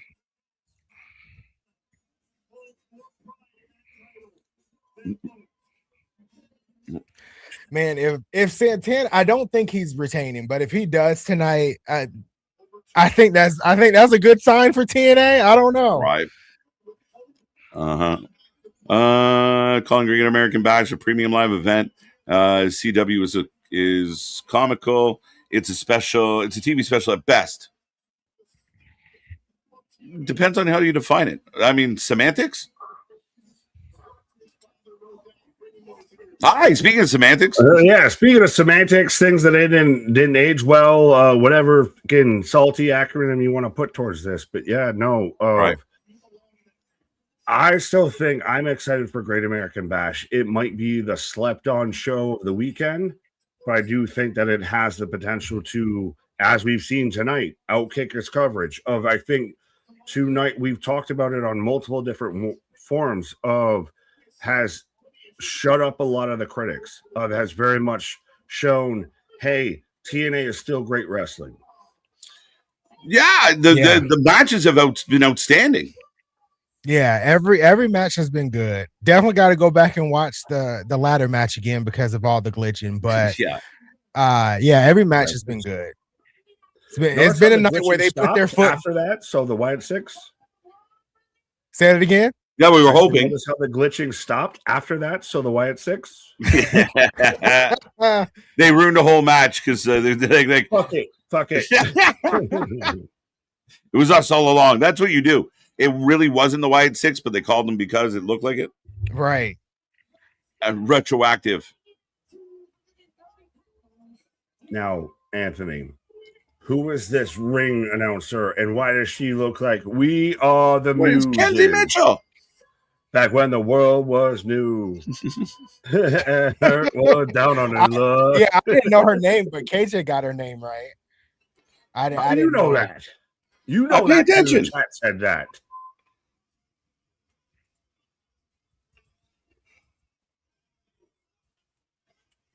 Oh, the crowd is chanting, "Nick, you suck," I think.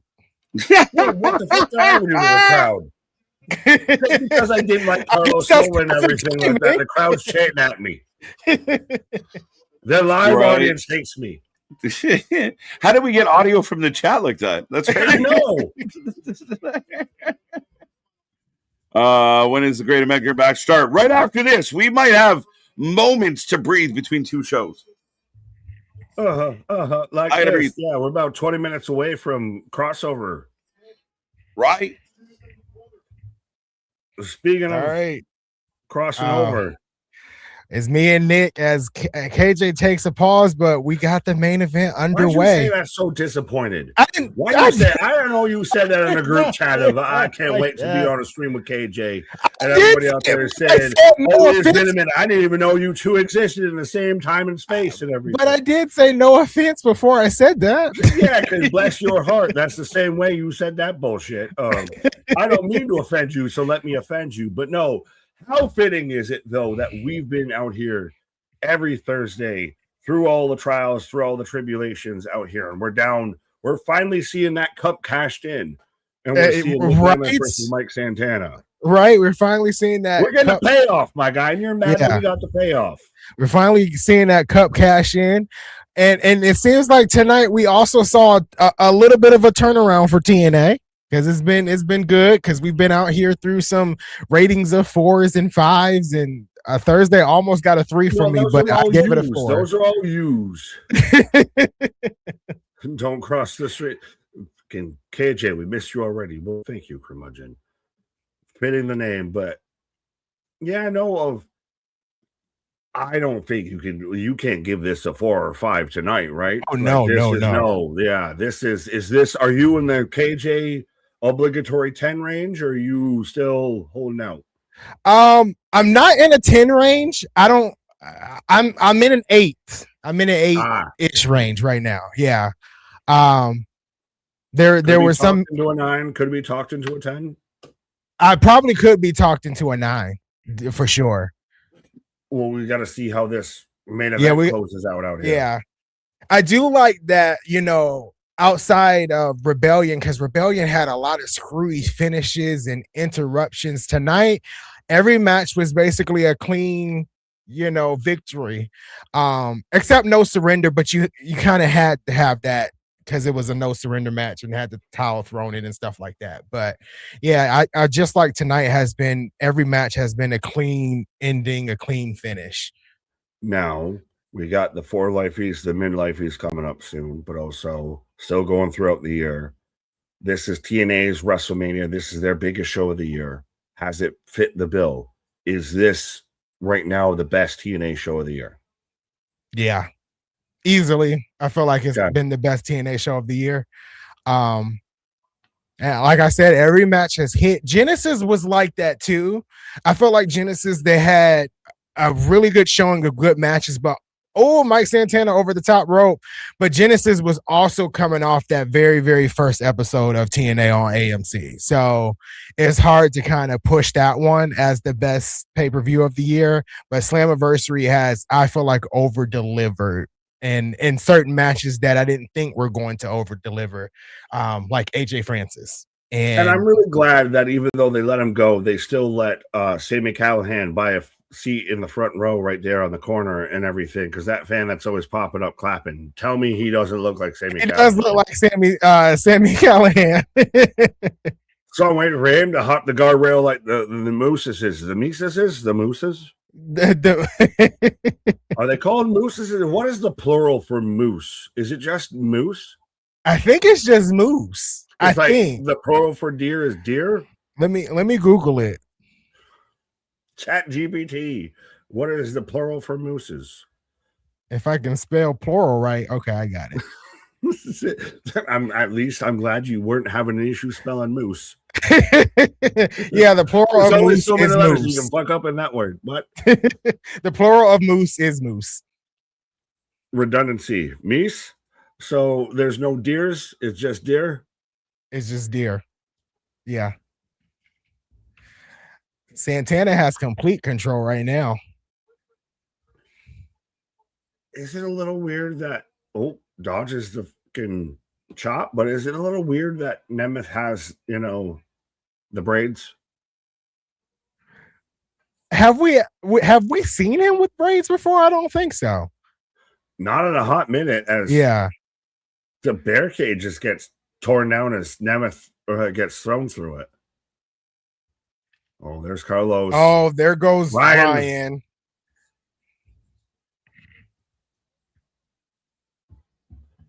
Ref, throw him. You're looking at him. Yeah, throw him out. What the fuck is this? The referee, officiate the officiating.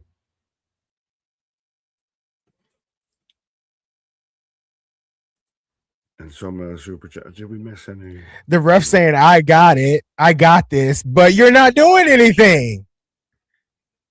Wait. Oh, now he's kicking him out. You're out of here.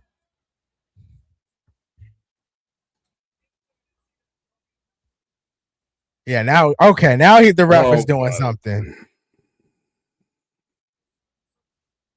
Sorry, I was taking a nap during how long this fucking bullshit was happening. We got a lot of shows out here. I'm still going to be out here till 1 a.m. talking wrestling, so I got to take a nap. With AEW with their 1 a.m. shows. And there might be a solid 12-hour stream out there. We might be chasing down Spaz with his cup. Oh, he hit him with the cup.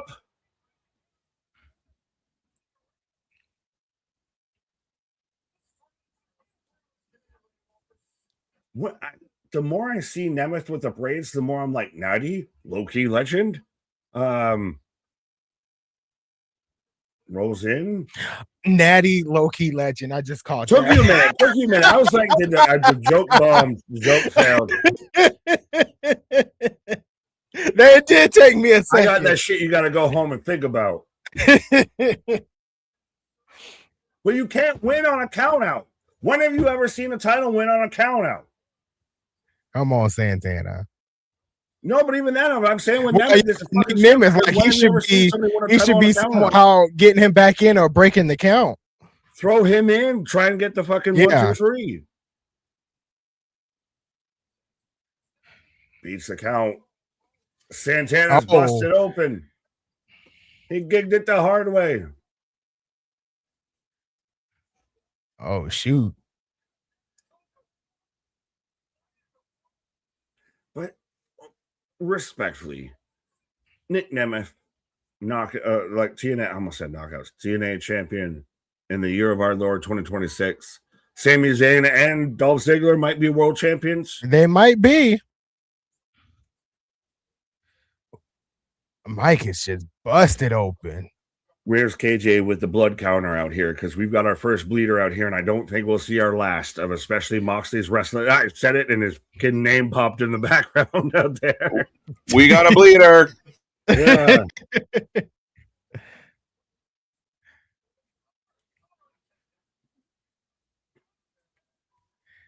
Elbow drop. One, 2. So this is you're getting to the stereotypical heel won't give up. 1, 2, 1, 2, 1, 2, yeah. 1, 2, 1, 2. He's biting. Moxley, he's taking his whole Moxley moveset. He did. All we're missing is a fork. Or just Nick Nemeth to just do this shit in the corner. Oh, please, God, no. I'm a snake. I'm a fucking snake. I hate when he does that. Like he thinks he's a tough guy when he does that. Hockey, yeehaw nation. God, I hope Apollo didn't pick something that stupid. You're a day late and $1 short. We've already argued about that. I've already, been crucified. Yeah, there you go. I've already been crucified on this hill. Fucking woo-ha. Oh. So cold. Into the turnbuckle. Back into the turnbuckle. Yep. Is the only reason why you think that Nemeth could win this is because the rumors of Santana leaving TNA for WWE? Well, I said like earlier in the stream that I've always felt like Mike Santana was going to lose the title at Slammiversary. This was before any of the rumors came out. When he wanted that Genesis. Did you know the opponent? No, this was like when he wanted that Genesis. I just kind of felt like he would lose it at Slammiversary. Looking at the past like track record of champions, they hold it for about 5 to 6 months before losing it. The Moose did it when he won it at Hard to Kill, lost it at Slammiversary. Nick Nemeth won it at Slammiversary, lost it at Genesis. So it's about a 6 month. Same with Joe Hendry. He won it and at Genesis, lost it right before Slammiversary. So it's about 5 to 6 months. Would you have expected right now would have been about Macklin? Yeah. I really think this if Macklin, didn't leave and kind of re-signed, I really felt like they should have pushed that Macklin match out to Slammiversary. Right. Kip up after the big clothesline. Yeah. Jose, I miss air traffic. Yeah, where's the production truck headset, my guy? That thing hurts my head. Like you want to fit it in a street team. That thing hurts my head. I can't wear that the whole stream. Heavy holds the crown, my guy.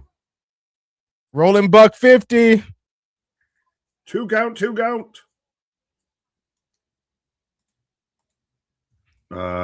The reaction to Sammy winning in the wrestling world made me sick. Everyone was so happy for him. Why are you laughing at? That's funny. He was sick that everybody was happy for him. Well, I thought you were saying he was saying that it was sick because to see people crash out and deny Sammy's greatness, to deny that man's joy, to deny being happy, to enjoy something for once in pro wrestling. Why has everybody got to be a bitter bitch out here with everything? Can't you just enjoy it? Why do I spend this much time watching wrestling if I'm not going to enjoy something about wrestling? If you don't like something, just don't move watch. Move along. Exactly. Oh, I think KJ is bad. This shows up. What? He said, "Uh-oh, you're part of the uh-oh nation. Instead of the ooh-ah nation, you're part of the uh-oh nation." The uh-oh nation.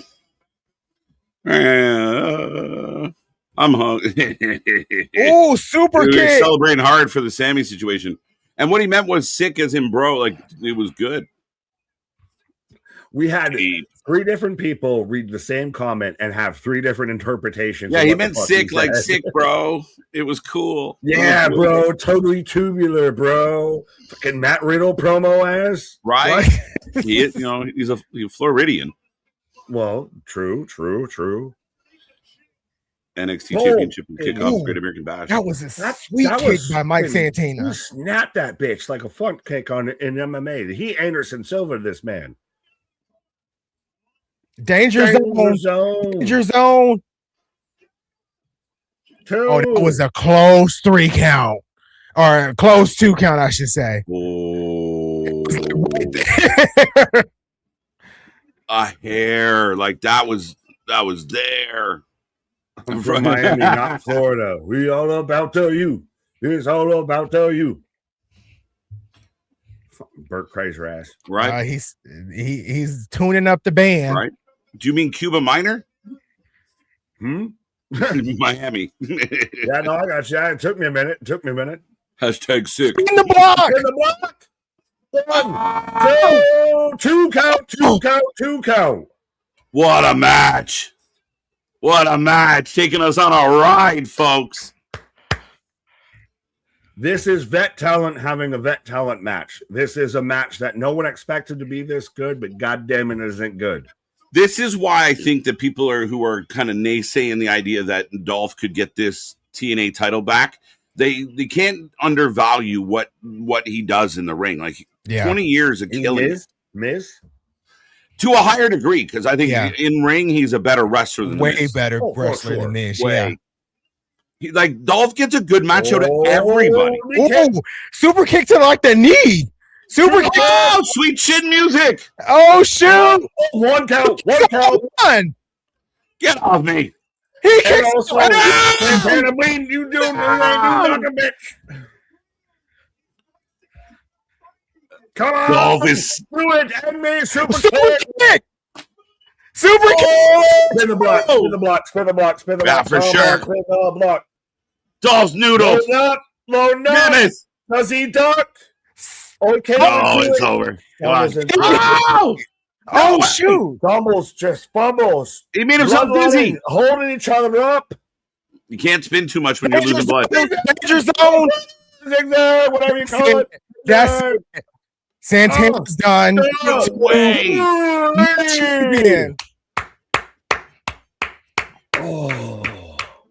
Oh my God. Mike Santana takes an L. Nick Nemeth is the new world champion. The Nemesis. Everyone's nemesis are on display tonight. Can everybody what a just match. Have a tip of the cap out there? Because I think this is. Can we all say goodbye and thank you, Mike Santana for being in TNA, because that was, especially when he's right there. And we're waiting for it. We're all lined up, teed up for him to spin the block, and that was a match, though. He gave it too much of the gas tank ran out. That was a match, though. Wow. Unbelievable match. What a pay-per-view. They out there popping bottles, too. Sami Zayn's got a belt. Dolph Ziggler's got a belt. Nikita Lyons has a belt. Did we time travel?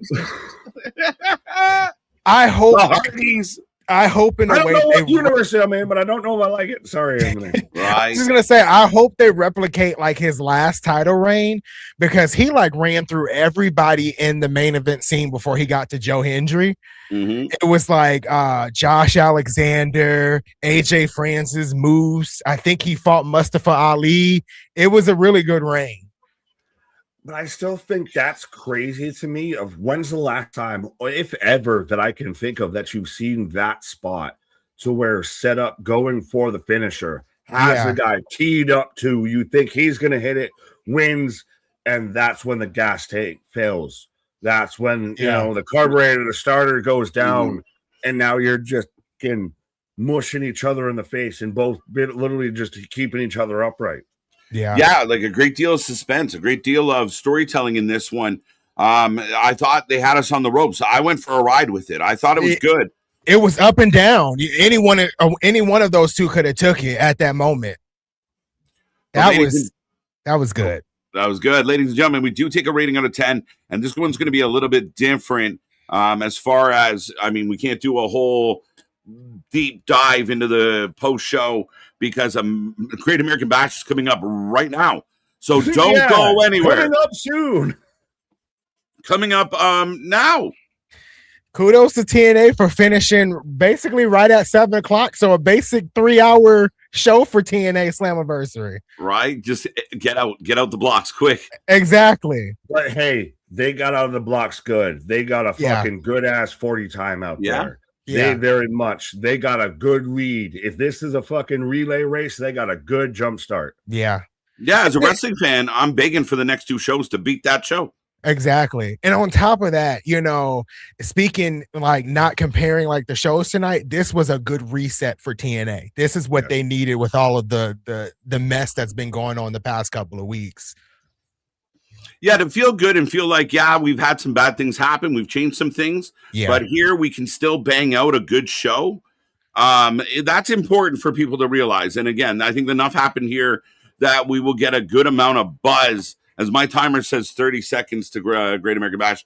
But a good amount of buzz about TNA, about this show, the quality of this show. I think it will resonate. I really do. They hit him with that. They wrote me off. I didn't write back.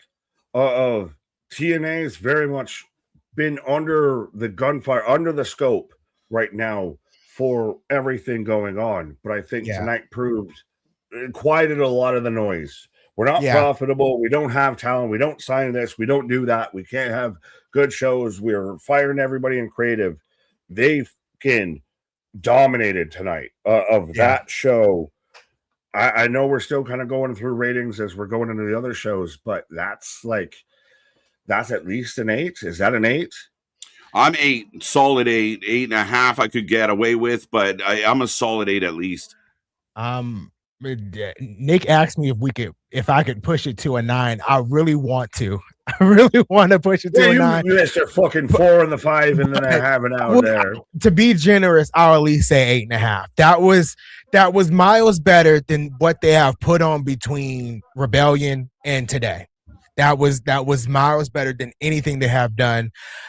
The question is, can we keep this up? Nothing. I got sidetracked on so weird.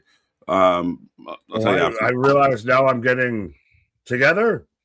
We are together for Great American Bash. Yeah, I'm getting SmackDown.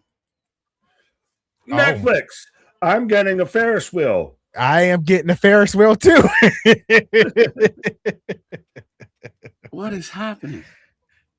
All right, you guys keep we're talking. spinning the block in different ways out here with a Ferris wheel. There we go. Yeah, I got Matt Cardona. and Danhausen. Those are apropos stars on Kendall Gray's attire. Just saying that on the shirt she's wearing, there's a I get they're trying to do the stars and stripes, but those stars are in places specifically. We got Lola Vice coming out here. Did anybody watch AAA and see Lola Vice successfully retain the NXT title last night? Because that was a phenomenal match. Her name was Lola. They're still cooking. This is the weirdest thing. You still have Netflix Canada. When you go into Great American Bash, it brings up Matt Cardona and Danhausen having. I had Tristan Angels out here shirtless, getting out of a Camaro and everything like that. Very 80s, Breakfast Clubby vibe. This is too funny. Whoa. Roll Tide's up there. I'm going to expect them. I'm not the only one. Roll Tide. Yeah, thank you. Well, then he got Great American Bash. Now, come on, Bash. Right. And the man in the back said, everyone attack, and it turned into a Great American Bash. It's so funny. I'm trying to reset shit and see what happens. Forbidden Door, buy-in. Yeah, it's on CW. Remember, it's CW. You got to CW it. Not in Canada. Yeah, it should be Netflix, right? Yeah, I would assume. Netflix. Yeah. It's there. It says live now. The C and CW would stand for Canada. Somebody's getting fired. They hit the wrong switch. The C and CW's Canada. Well, trust me, we talked about all the wrong switches that were pulled during that ladder match. That was Danhausen in the back. What does this button do? I really hope people don't over focus on that. I really do. Like me? Yeah, maybe. I still gave it an 8. I didn't judge it. See, Anthony, you shut the fuck up. I didn't give it a bad grade.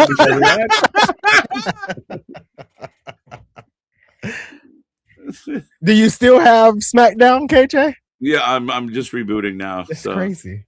This is jokes. It makes me want to turn on my VPN just to see what you get the Great American Bash.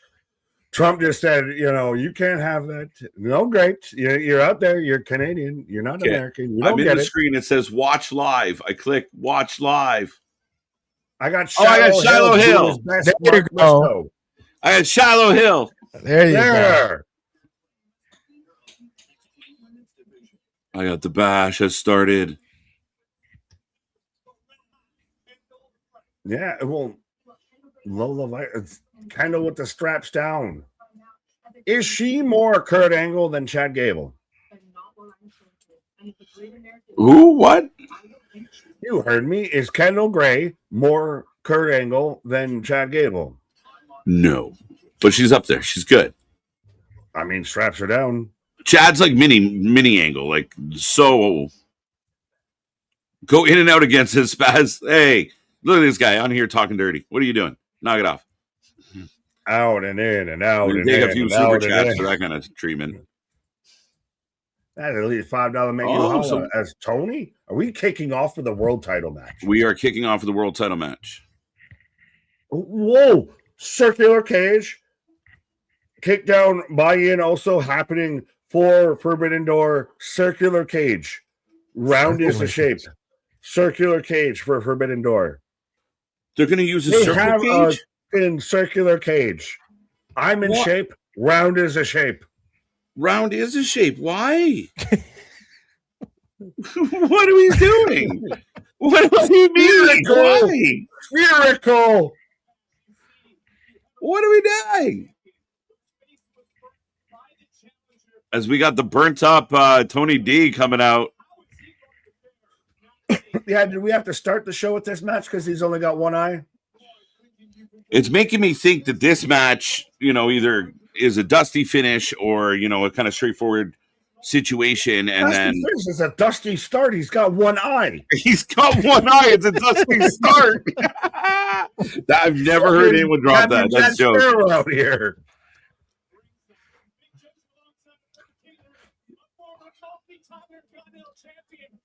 Circular.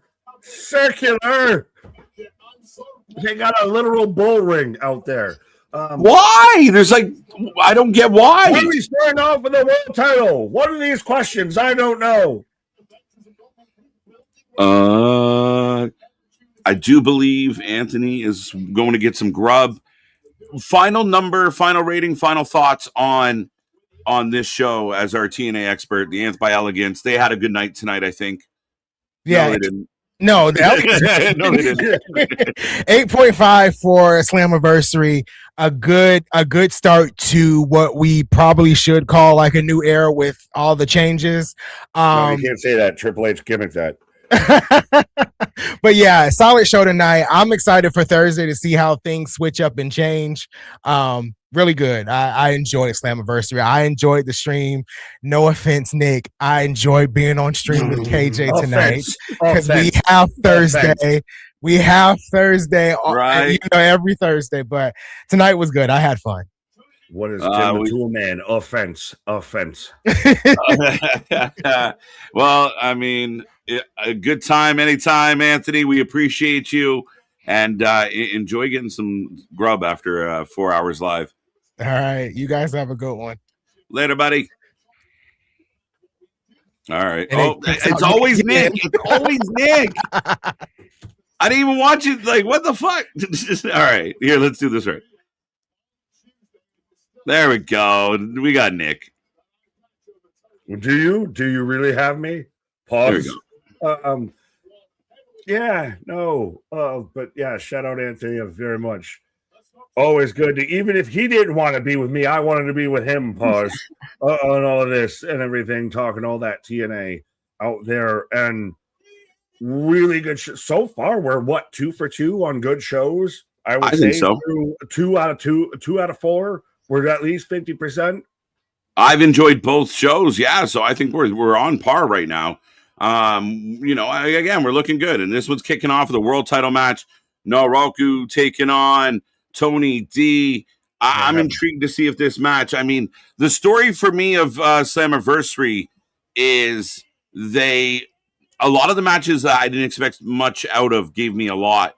I want to see if NXT can do the same here tonight.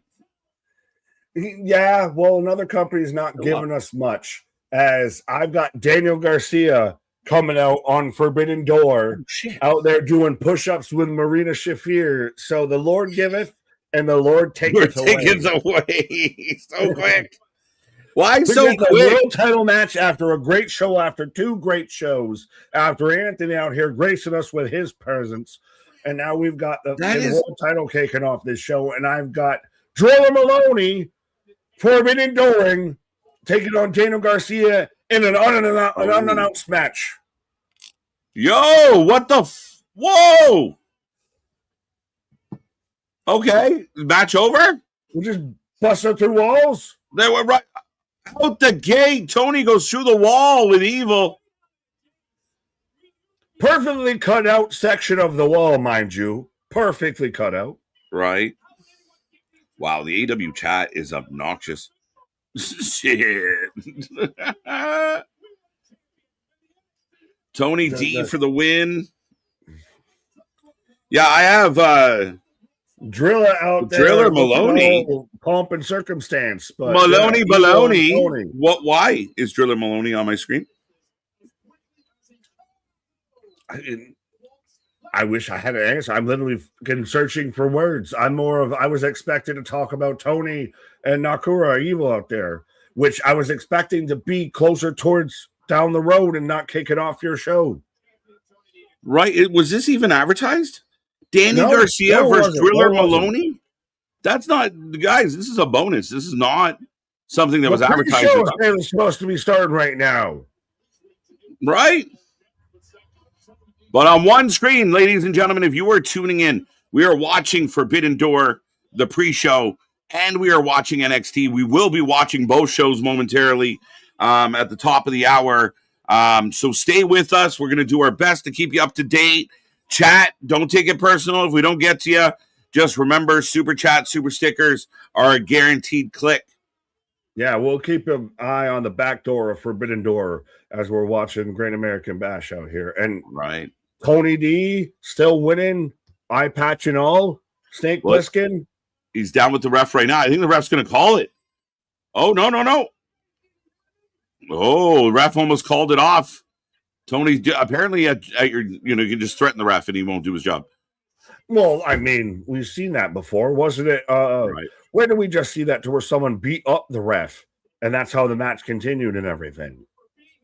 Right? Maybe to just turn into a brawl and get out of it. Slam was an 8 out of 10. No, it was Roosh. It was Roosh and MJF. Remember, it was Doctor Stoppage initially. Yeah. And then Roosh just headbutts the fucking ref. Yeah, no. Picture in picture, and the match continues on. Right. What? Yeah, you got a point. Oh. Now this one's glitching. Is your show going no? Okay, we're back. I haven't glitched. Jacob Maloney with Garcia on the buy-in. 54% of the chat taking Evil, taking Noruka. No, you can't say that because then they're going to start botching moves and everyone's going to get them canceled off Twitter. What is happening in this world today? Maloney had a first name. Maloney. I got pulling Daniel Garcia over the barricade. Yeah, I got that as well. 48 and 20. Neck breaker. Yeah. Oh, wait, let me speed up. 47, 42, 41, 40. Yeah, I'm right ahead of you. Oh, we're good. How many much? All right, folks. How we doing on a Sunday? I hope you're feeling good. It's beautiful outside. It's a good day to be a wrestling fan. And we are still here. We've already eclipsed the 4-hour mark, and we've only just begun. It's a beautiful day outside, so what a better way to spend it inside talking wrestling and watching wrestling with us. Right? You love when you're already 4 hours deep into a show and you realize Tony's adding matches like Garcia versus Zilla. We've only just begun. Maloney, Drilla. We're halfway there. Hey, folks, if you were entertained with Slammiversary, don't worry. We've got 2 more pay-per-views for you that are both going to be longer simultaneously. 8.5 out of 10 for Slam. I'm smiling. The Hardys and Nemeth win. Sorry. Oh, I got no sound. Oh, there we go. It came back. This whole CW Netflix experience is going all the issues. The wrestling god just said this man chose the footy over wrestling. Nah. A big moment, by the way. Well, is it the one thing outside of drafting McKenna you as a Canadian have to be proud of? You lost the fucking Olympics. You weren't involved in the championship or anything. Right. I just took all the personal shots at Canada right there. I mean, shit. I mean, it's got to swing the other way. Not coming from a high perch. Right. Are you talking Maloney or talking Garcia, KJ, Nick? Or taking, not talking. Garcia, obviously. My winner has a last name. It's MLA. Right. Greta Williamson, how are you? Let's go. Tried to do an Oscar Mayer joke. Philip Brown, keep that to yourself. Let's not be rude. What? No. Keep it classy. And sassy. Bradley, 8 out of 10. We need new champ. We had new champions, so I'll take that all day. Hopefully, Forbidden Door will be better. I hope so. I hope Great American Bash kills it. Right now, we're off and rolling. This is really weird to go from watching Nick Nemeth and Mike Santana to picture-in-picture Evil versus Tony D'Angelo and Drilla Maloney versus Daniel Garcia in an unannounced match. Right? That's a hard pivot. We went from 60 miles an hour down the highway to parked real quick. It's a good point. And I mean, you're getting the TNA World Championship match instantly followed by the NXT World Title match. So for us, I mean, the comparables right there serve to us. Right. We leave Two-Face Tony taking an L. You got Evil winning? I thought Tony's going to win. But he's got one eye. I mean, it's hard to bet for him. Paul Burchill?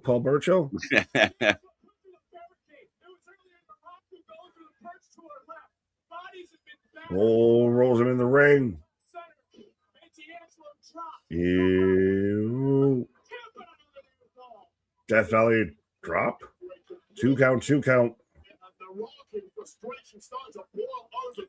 Can kind of TV. Evil trying to shake it off. 10 for me as well. Tanahashi debut. Takahashi. A lot of talk about Takahashi. Well, didn't they just trademark like Gaiatsu or whatever the fuck? Something like that. They just trademarked. Right. Great. Another name I get to botch and try and figure out. Well, what is we have face cards, to Tristan Angels. He's the blonde Scottish guy. Tate Wilder's always the fucking outlier of just insert generic Caucasian. Dude, Wilder. I want to be a famous wrestler. What are we going to call you? Let's go Tate. Like what? Tate? But you're Tate Wilder. You're aggressive. You're wild, like a wild dog. You're Wilder. Right. And just picture Dusty out there giving all these guys their name. Guys got their name. Now, see, what I picture for you is you're so wild out there, baby. You're like a wild wolf out there. You're so wild. You're so aggressive. You're just clawing at everybody. You're Tate Wilder. Wow. I love that. Let's go. Tony's down. Noroku's down. Crowd's down. Oh, they're starting to clap a little. But this should have been what is going to main event Great American Bash. Is this? Are we seeing shows book to the situation versus book to their stand on their own ground and everything? Like we saw it with of MJF and Darby going before potentially the NBA Finals. If we're getting out here before really Forbidden Door kicks off, we start off with the world title match. Mm-hmm. That's a very good point in the sense of did you not want, Tony and Evil to go in that last spot, kind of you'll versus be tied to, right? And I thought maybe that's why AEW added a couple more of the matches they did to kind of push, so we can get some filler matches in while that's happening, which I don't think should happen. We talked about it with the NBA playoffs. Put on the best show possible. Steal the fans. Stop kowtowing. Well, and don't announce that you're kowtowing of saying that you're going to put on extra matches to wait until something's done so you can get to what you were going to do. No, you have some confidence in what you do, that what you do is going to draw the eyes. What you do is going to steal the show. Yeah, I think nowadays there's so much, and not just in wrestling, in all sports, in life, there's so much focus on the analytics that you lose the human element of it. So the analytics tell you this is how to do it. But then you kind of lose something sometimes. It's over. That was okay. 2, 3. That happened. Yep, that was a match. Hey, Sammy Sammy's such a good guy. He wins the world title when he's out there working backstage, working the cameras and everything, holding on the belt and everything. That was a thing that happened. Danny and Driller here went longer than the NXT World Title match, and somehow still cared less. Drill. That match, I wouldn't put it in it was not good category. Thought it was fine. Didn't feel like anything though. Indifference. Like we just watched Santana and Nemeth burn it down, and this is NXT's world title, and it doesn't feel. And Evil just got dusted. Yeah, but it's still to kick it off right into that and everything of not have any sort of lead in, some sort of something to get you really soaked in. Like literally, we're 20 minutes through the start of the show, and we've already had the world title done and dusted. Like from when the show kicked off to end of match, we've had 20 minutes. So it does feel very much that was like the sliced bread right there of the saltine cracker of non-offensive.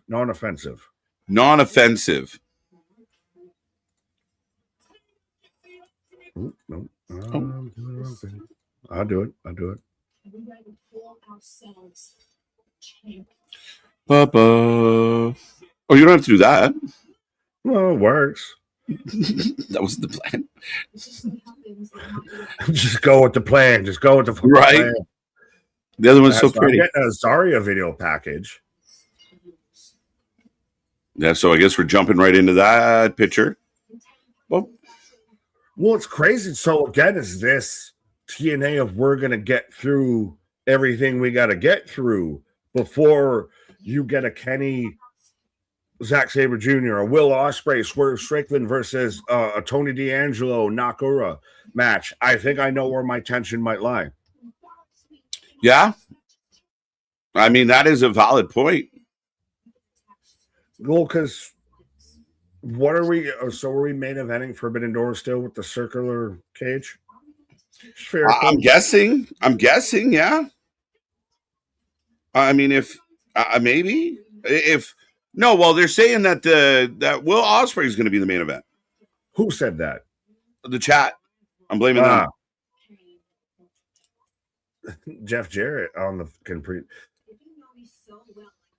Are you? Well, I think I mentioned this actually to Anthony while you were on a pause of how much TNA is going to be in the forefront right now, just on top of their AMC deal, the discussions, everything like that. But on top of Dark Side of the Ring, season 6, season 7, I believe right now is about to kick off with a good chunk of almost the whole season, or not half the season, being about TNA.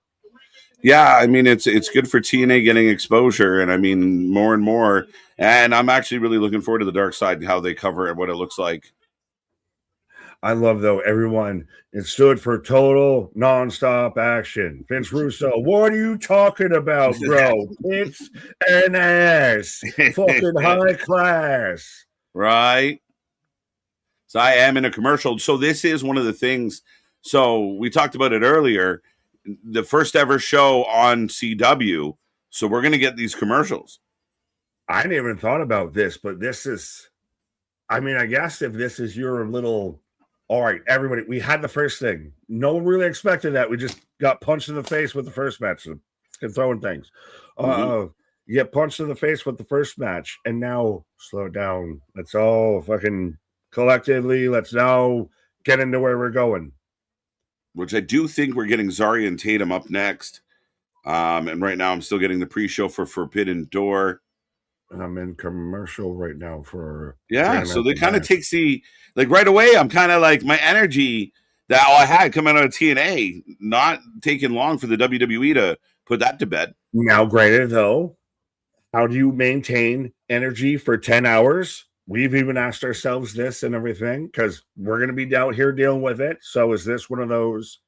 All right, everybody, just collectively take a breath. We had a really good show. Let's now recalibrate, reconnect, reconvene. Recalibrate. And now we're going some more wrestling out here, back into the great beyond. Did I lose you or did you lose me? I no one lost anybody on my end, so that might be you. Hello, darkness, my old friend. Right. Well, it's been a wonky day. I was gonna say, do you see me? I see you. No, you was blind. You was blind.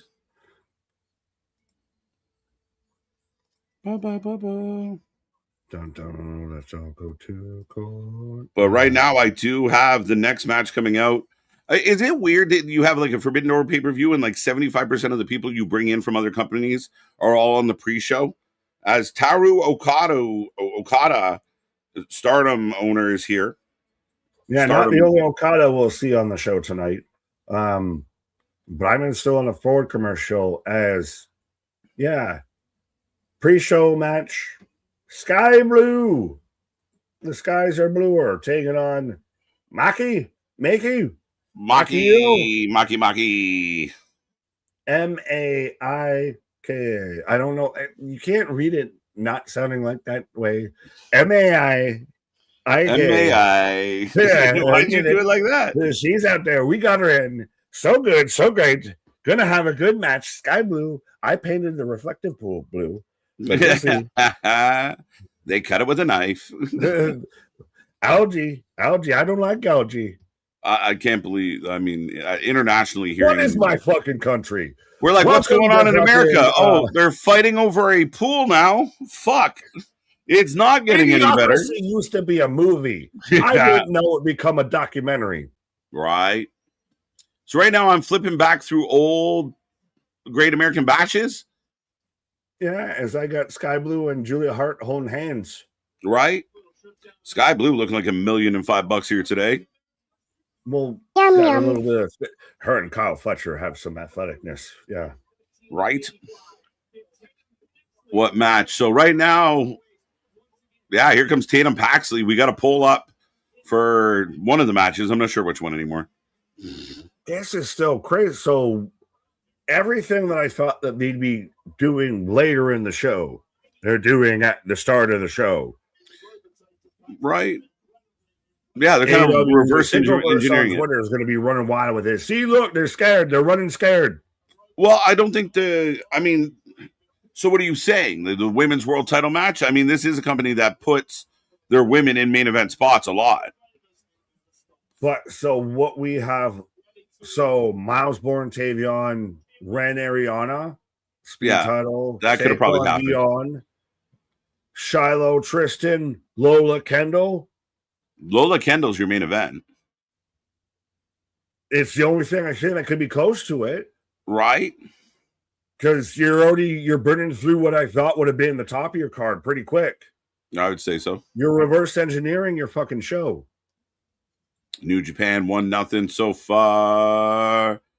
Over. Yeah. So yeah. Okay, we'll keep track. But yeah, I guess 1-0 New Japan. We're going to have all the stats of, who's a bleeder, who have scores on New Japan, CMLL, AAA, Stardom. Right. Stardom's only got one match, so they either got it or they don't. Right. Julia Hart fell off his crazy work. I mean, again, I think you have something special with Sky Blue, and you have something good with Julia Hart as well. I think them together is good. Again, they just need booking. They need supported from the office. I think the more they see, those are girls that will sell tickets. They are no better than the baddies, though, around Jade. They very much fell into that whole situation. As talented as they are, Tekla has stolen all of the show with that, all of the spotlight. Tekla is a star. You forgot how good Julia Hart was, how good Sky Blue was. I still even think about how crazy it was when she was in there in the blood and guts, getting draped in red. Sky Blue became crimson. Right.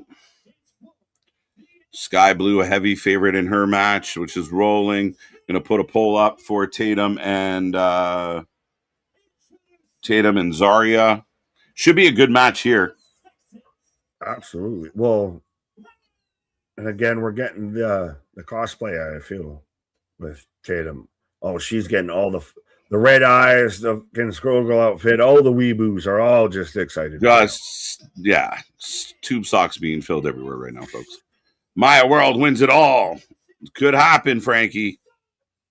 Been around the world in Maya. Could be the thing, which is interesting. It is that. We'll get there. We'll get there when we cross that bridge. Yeah, and it's a tough one.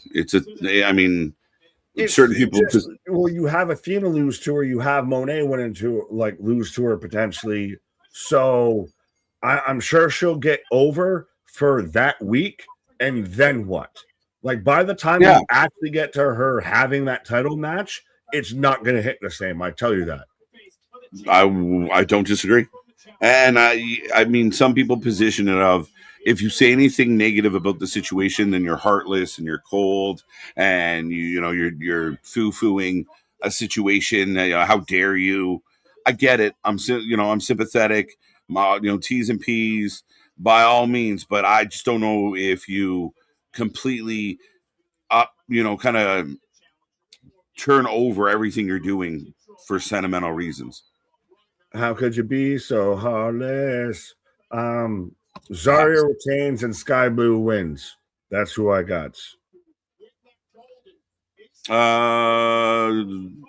Zarya and Sky Blue. No, I'll say Sky Blue loses. Pre-show, they give Stardom a W. Sky Blue, Kyle Fletcher, AEW, Tekla, Twisted Sister, all of that. Red, white, and blue, 250, Great American. I'm going into this whole rent. But red, white, and blue, I take out there. Right? No, I think Stardom might get a dub here. No, make them feel good. They're not getting anything out. Is she representing Stardom or is she representing New Japan, which is kind of one and the same, but still? I think Stardom. I could be wrong. No, I genuinely don't know because they've done a terrible job of promoting their show. TNA, total no action. You need to go watch the pay-per-view I just watched. There was plenty of action. Yeah, now we're out here saying, what is the action out here because of all the action we just saw? Matter of fact, you know what? I'm going to go see if there's some other action I can find. I'll be back. Have fun. Afternoon delight. As ladies and gentlemen, we're rolling on. Right now I got Zarya and Tatum battling for the women's U.S. title. I lied completely. North American title. Big kick. Caught in the apron. And I do have Sky Blue on my other screen as well. So Sky Blue and Maki going one-on-one. Lola and Kendall has been the most hyped match on this card. I kind of agree with you, for sure. I was very disappointed with the Tony Naraku match. Thought it was meh. Maki lady kind of yummy, though. Down boy. Oh my, Tatum is in the pleated skirt. Simmer. I can't believe WWE put the title on a homeless guy. Hey, you knocked that off. The heart and soul of the wrestling world earned a title this weekend. TNA gave us 3 new champions at the pay-per-view. Hella action on that show. I would agree. Zarya screaming into Tatum's face. And we go to commercial. Yeah, this is... Now, we stay with it on Netflix. But in the States, again, I think Boston said it earlier about, a TV special. This is a great American Bash. And I get it. It's on CW. It doesn't feel like a PLE when this happens. He's not wrong about that. Everyone who's been besmirched Sammy gets a free knee pad. I'm sorry, folks. I really am sorry. I don't know what to tell you. I don't know what the answer is to make you all feel better. But at the end of the day, Sammy's the champ. Sammy gets the W. Sammy won. And it's amazing. It's wonderful. Embrace it. He is your champion.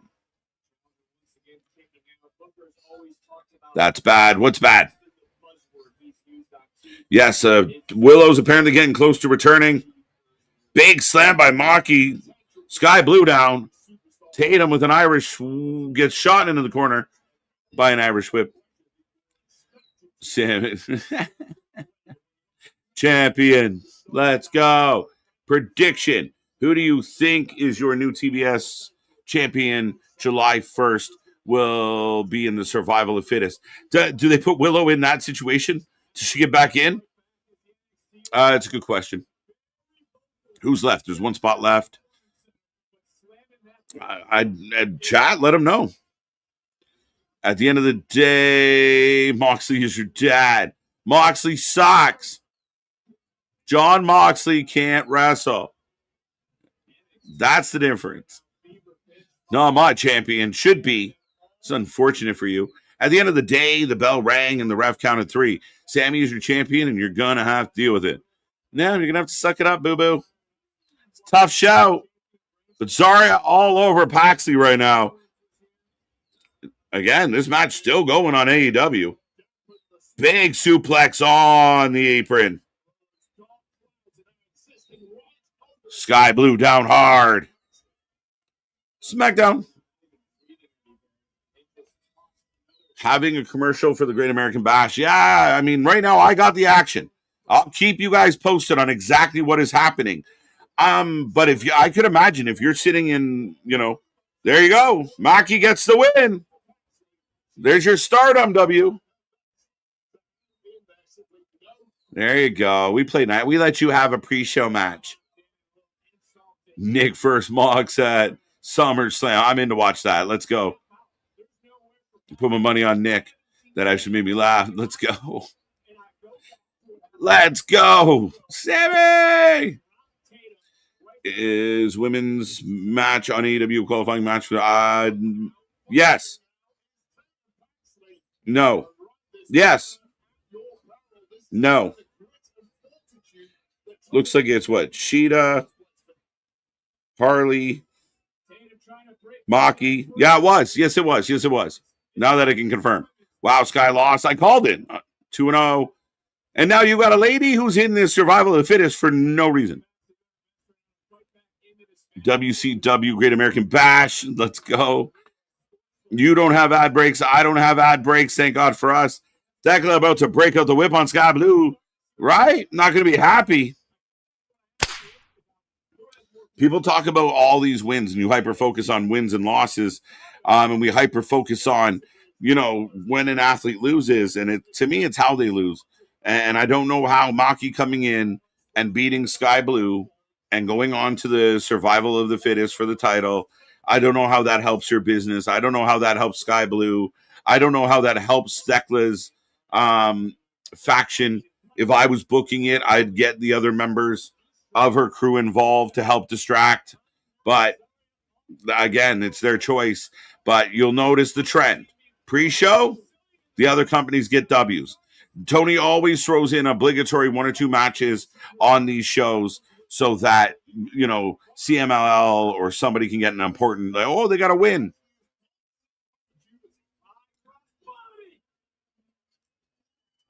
KJ and JR as commentaries for Nick and Mox. That would be a dream come true. That'd be a huge shout out. I'd love to do like one match with JR. And I'd love to watch Nick beat the shit out of John Moxley. 5, let's go. I don't know what we're 5-ing. I hope Sky ain't hurt again. I hope not. She came down hard a couple times. Was there anything specific? So right now, AEW is running us through all the graphics. Paxley's on fire.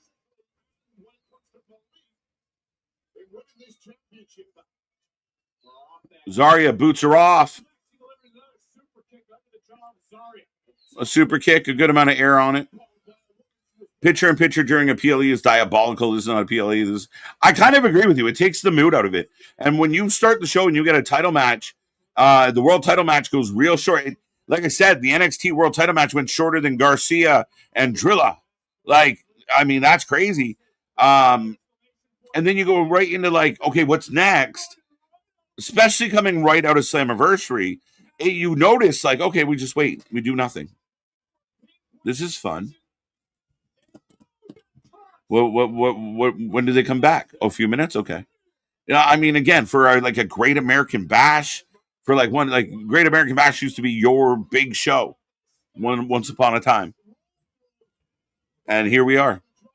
And it doesn't feel, you kind of take the special vibe out of it. Is it a special show with a kind of a big card? For sure. But it does take that PLE vibe off it. And I'm not even dealing with it the way you Americans are. This has to be the goofiest match in AEW. You slapped all of your main guys in one round ass cage. I can't believe it's this giant round cage. Then here comes Olympia. Jesus. Just match on match on match.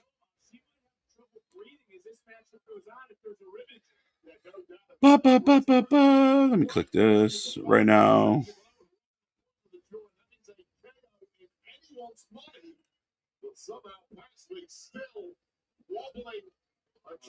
Paxley battling hard. So we just had that match. Okay, share, subscribe, people. Little scrambly. So we just seem to be adding random shit left, right, and center over on Forbidden Door. Picture in picture on the CW. I got Zarya. I got Paxley, both on the top turnbuckle. Moving PLEs to CW was a big mistake. There's a joke about mistake. But here comes Thunder Rosa. So up next on AEW will be a tag match. Zarya on one corner. Tatum on the other. The stare down. We talk about turning points of a matchup. We're right there right now, Barry. You put the powerhouse in this situation in most circumstances when it's technical, so you never know.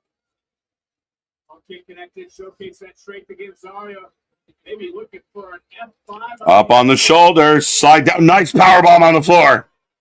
Nice power bomb.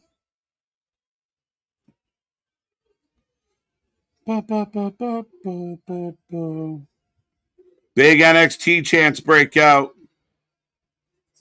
Oh, double D.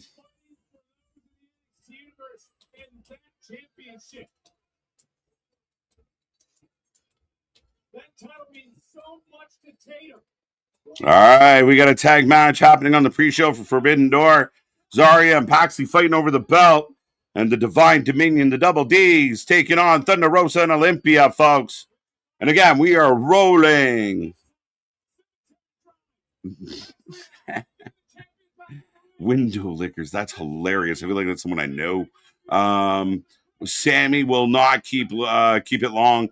I don't suspect Sami Zayn will have a long run. If it's longer than 6 months, I'll be shocked. Big Zarya chance breaking out. That's crazy.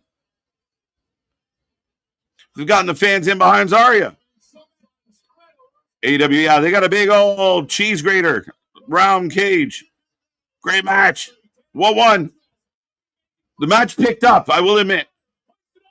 Up goes Paxley. Roll. 2. Big spear by Zarya. Match picked up in a hurry. Yeah, no shit. Several times. And Paxley kicks out. Paxley kicks out.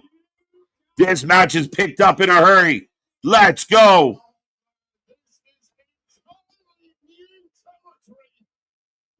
Paxley is laughing. Zarya looks exhausted, and Paxley is just giggling away. As if anyone's curious, the tag team match on Forbidden Door has kicked off.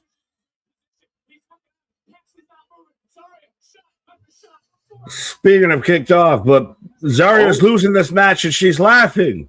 Tatum's losing and she's laughing. And now she's just getting decimated. Like, this almost feels like goodbye. F5. Emphatic. A lot of people have thought that she's kind of wrapping it up. Let's go. Wrapped up this fucking women's tag team division. Remember the fucking Billy Starks and all, or no, but Billy, fucking the two Australians there. I can't remember the goddamn. They've changed so many gimmicks. Inspiration, yes. They're still technically signed. They were doing the live allegedly party for the pre-show. Why the fuck aren't you out there as an actual tag team? Yeah, we're all the commenters and content creators talking about, you know, we got a big thing for the Inspiration. We're gonna do a live feed.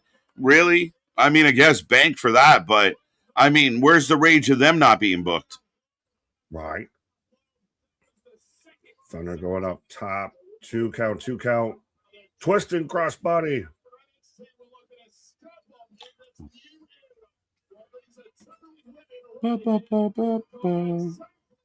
But a good match. Sorry. What do you got?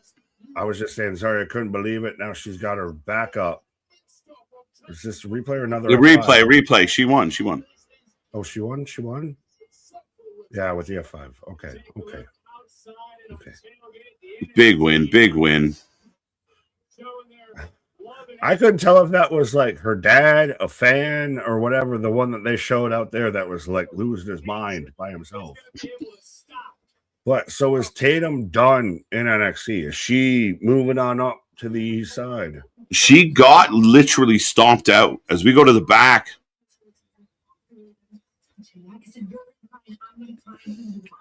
I'm going to cry. You're going to cry. We're all going to cry. That's funny as hell. Who? Ren using the line from a movie. You're going to cry. We're going to cry. We're all going to cry. I'm more crying because I got 5 guys standing behind me. Pause. Then I can't eat. Pause. Wait, what? The missus brought home burgers, brought home food, and it's sitting there right behind me, just smelling all the delicious. What were you doing with your time? Listen, you can only eat so much. Pause. Right. Again, it's all a possible statement out here. As up next, we're getting Tristan Angels taking on Shiloh Hill. The Gap Tooth Wonder out there. Right. Bet this guy can whistle. I can't. Yeah. Who are we taking? Are we taking Angels or Shiloh? Let us know. That is going up, and I'm literally updating the results of the predictions on the fly. So keep that in mind as we're trying to track who's doing what. But yeah. We're doing the stat tracker out there. But is this how you build up your women's division? Pre-show, no division, no competition, anything. Here's a team thrown together versus the Divine Dominion, who have been out there wrestling basically speed matches for about a month now. The pre-show feels like let's get in a handful of other companies' talent, sprinkle them through our pre-show, and then we'll get down to business. It's almost like, yeah, well, what do you mean we didn't? We had these 7 people from other companies on our show. Yeah, I mean, I see what you're doing. Thunder Rosa, we never see. They're not. I can't imagine Double D losing here tonight. Is Tony running into the issue of doing too much too soon? Of Forbidden Door's already kind of run its course with the crossovers anymore. And now you've got Redemption waiting in the wings of that's what, a month's time after this that you've got to build to, that you've got to fucking build up and everything. So are you doing, is the trying to do a 12 months a show or once a month pay-per-view model not going to work for Tony? It's a tough ask, right? Like, I mean, we talk a lot about where Tony gets himself in pickles. I mean, he could run a pure, like, you could get rid of AEW's weekly shows and just do pay-per-views where you let everyone have good matches because you're the weekly shows. TNA. Right. So, I mean, again, it's a tough shout. They got to find a way. There isn't much that you miss on a weekly show that doesn't get brought up or brought to your attention on a pay-per-view. I'll say that. In a way, for sure. But I mean, we got to make it better. We got to make the weekly shows more consistent, more, give it some strength, build into these pay-per-views. Because some nights you're going to have a pay-per-view on paper that doesn't look that good, but the stories sell you on wanting to tune in. And when you don't have story or really the intrigue, you fall flat. Which do you think is more likely to help sell you on a match, the story or the match? Like in-ring or story? Which one is more likely to pivot you from a 7 to a 10? I think story for sure. When it's what's going to happen, where's this going to go? That tends to be my choice. But I mean, a good old banger is a good old banger. Pause. Well, now does it go hand in hand? So, like, does everything leading into a match, like, are you already predetermined before you even hear ding ding of where it could go versus where it is going? Like, do they not go hand in hand of they have to deliver the story in ring to pull you into that with that of? So one doesn't exactly outweigh the other. They kind of go hand in hand. Yeah, they have to. I mean, look at my favorite match of the night so far is Moose and Eddie. And it was because of the story, the drama, the friendship that was falling apart, how they all kind of tied together, the fans getting into it. That's the story. That's the fun. Vanity Project on screen as Tony's showing off his trades and wares. Right. That's right. As Double D, are they still doing the 5-minute challenge, or is this just a match? This is just a match. This is just a match. This is it. They've evolved past the speed. Pause. Right. Mason Rook going one-on-one with Jackson Drake on Tuesday. Does this feel... Oh, wait a minute. Tag titles on the line as well. From AAA. Oh, let's go. Wagner and Wagner Jr. Yeah, right. All the Wagners. They're just wagging their fucking booking in front of our face right now. Let's go. That's the one way to make you're going to have a good match, though, I think. What does Great American Bash feel like a bash? No. Does it feel like a PLE, or does this feel like a special Tuesday? Hey! Let's go! Well, this is your pre-show host. Your pre-show host, Kevin, wearing more classier attire than I'm wearing even. Right. Yum yums. Let's go. KO in the house. KO definitely gets yum yums. Right, for sure. Very good. Sorry, I'm throwing. Yum yum? What's that? La Greca yum yum? Look, Rekka. No, sorry. Crystal, welcome.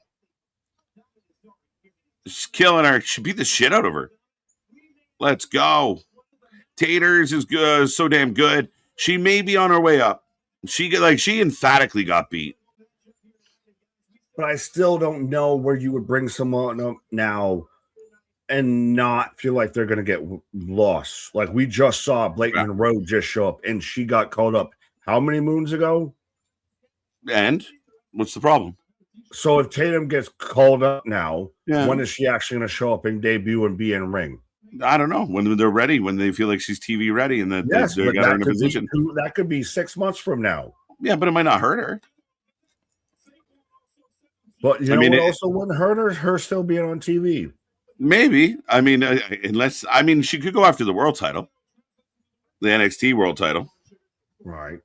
Oh shit! Olympia's got Megan Bain in the sky. Down she comes hard. This is actually a decent tag match happening here on Forbidden Door right now. Is this like the unbearded version of us, of La Greca and Kevin Owens? Right. I scream, you're just Canadian, and yeah. Right. Well, if it fits. Shiloh Hill taking on Tristan Angels up next. We're about 6 minutes away from the start of Forbidden Door. Legit. I'm gathering this match isn't going to bleed into the pay-per-view thing. I mean, you never know. Right, you never know. They've done it before. You've had a pre-show kickoff with pyros and everything. Right. I will burb. What? So Shiloh Hill out here, I still ask, does this feel more like special Tuesday than a PLE or anything? Like, on one hand, I'm almost kind of glad it's on a CW instead of anything I got to pay a goddamn subscription for.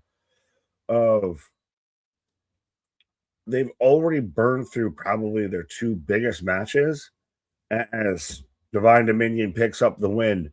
Now we've got Shiloh Hill taking on Tristan Angels. Very much a Tuesday match, I feel. This is the Mr. NXT unofficial championship, as Anthony, you seen him recently on screen. Now you see him in the chat. Seeing nothing but God things.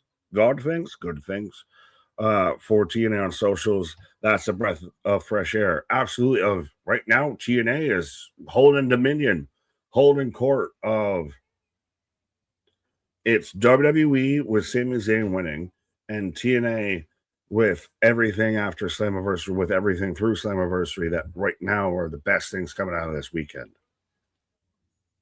Double D's. Well, these Double D's is champions. What? Ronan, I see you. The tooth shall set you free. Mox One Girl, Kevin Owens looks amazing. I know, I work with him every night on stream. Well, no, it's always good to see KO back there. It's still, hopefully you want to see him back in ring, back at, peak Kevin Owens things, and seeing him still go. But you want to make sure that he's safest, as Little Leaves the referee. Jamie Hayter and Alexa Windsor will be defeating them at All In London. Fair. Well, they need to build it and make anybody give a shit, I think, at this point, because right now it's been very much more after. So this is how you build up your division. We're going to give you the belts, and then we're going to have you wrestle in like 5-minute matches to where you squash everybody. So it looks like no one can beat you. And then we're going to have you wrestle on the pre-show. And that's going to not be a 5-minute match, but you're still going to win pretty convincingly over, some talent that we have there. Former world champion, who cares? Thunder Rosa is the most thrown away fucking former world champion next to Damian Priest. Which is worse, the women's knockouts division or the AEW women's tag division? Because I think they both don't exist. As we're running through the whole card for Forbidden Doors, Shiloh working over Tristan, Irish whip in the corner, shoulder badge. The ref name is Vicky D. Oh, Vicky. Tristan related to Alan Angels. I don't know. Who's the better wrestling family? The Andersons, the Angels, the Lees. The Lees might have it. You get that. They still just keep showing this fucking bull ring of a goddamn cage. I've never seen anything like it before. So, you know what? If you're going to get creative, if you're going to do it, get fucking creative. So I'm fine with it on that aspect. So we'll see how it happens. But yeah, no relation. Limited Keith Lee. The Storms actually have a pretty solid case. James and Tony. Why does Shiloh look like Chuck Palumbo when he did a bike? Yeah, he looks like his son that got left on the highway. But I get what you're saying. Everybody forgets that where Chuck Palumbo was just basically doing Biker Taker around Biker Taker. Kyle. Nick, do you think we get MJF versus Andrade or MJF versus Kenny at Redemption next month?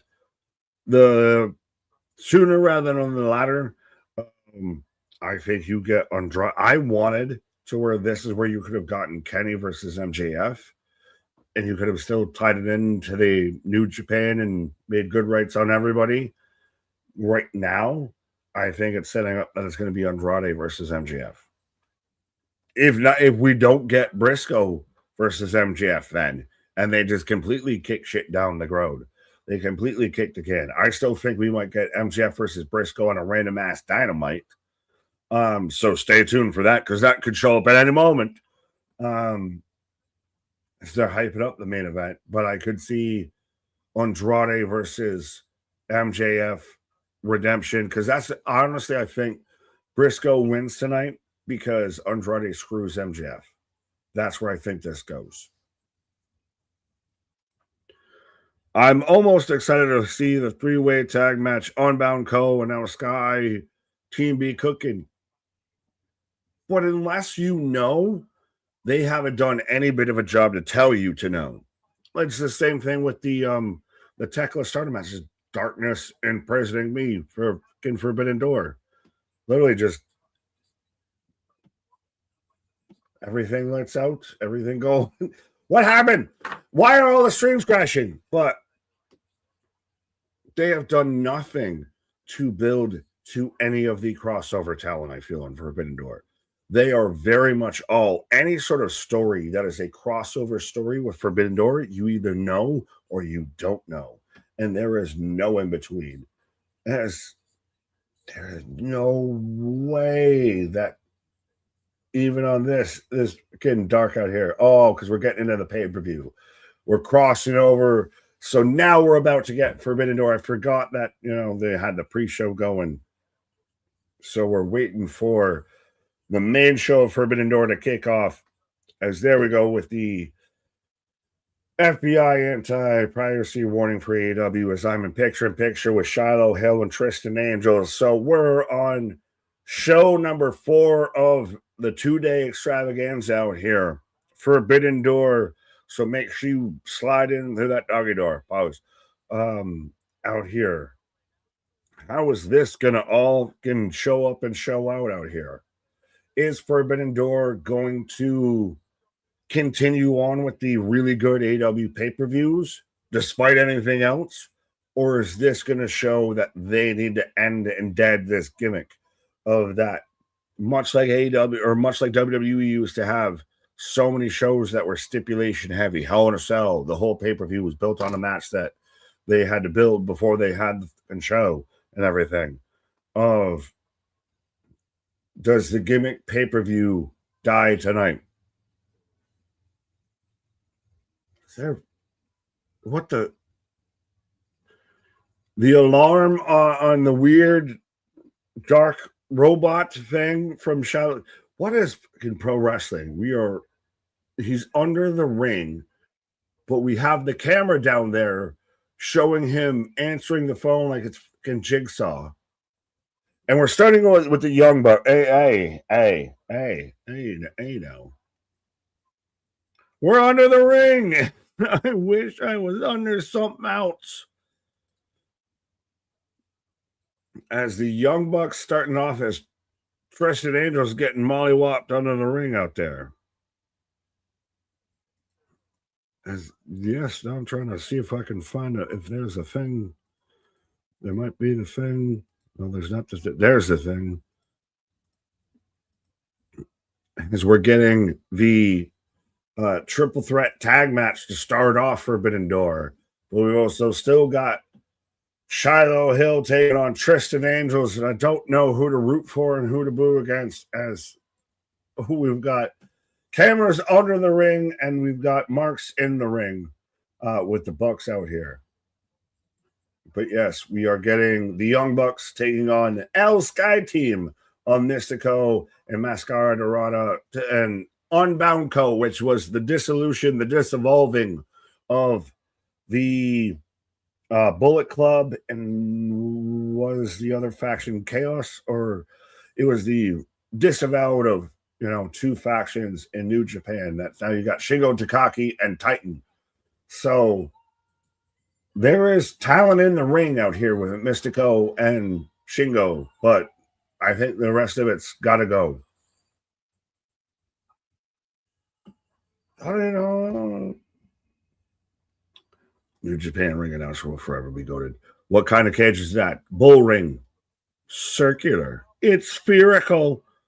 It's not even spherical. We're about to get lethal lockdown, and they took the lethal out of the lockdown. I always wondered what the underneath of a wrestling ring looked like. Pretty cozy. We'll just look at anything with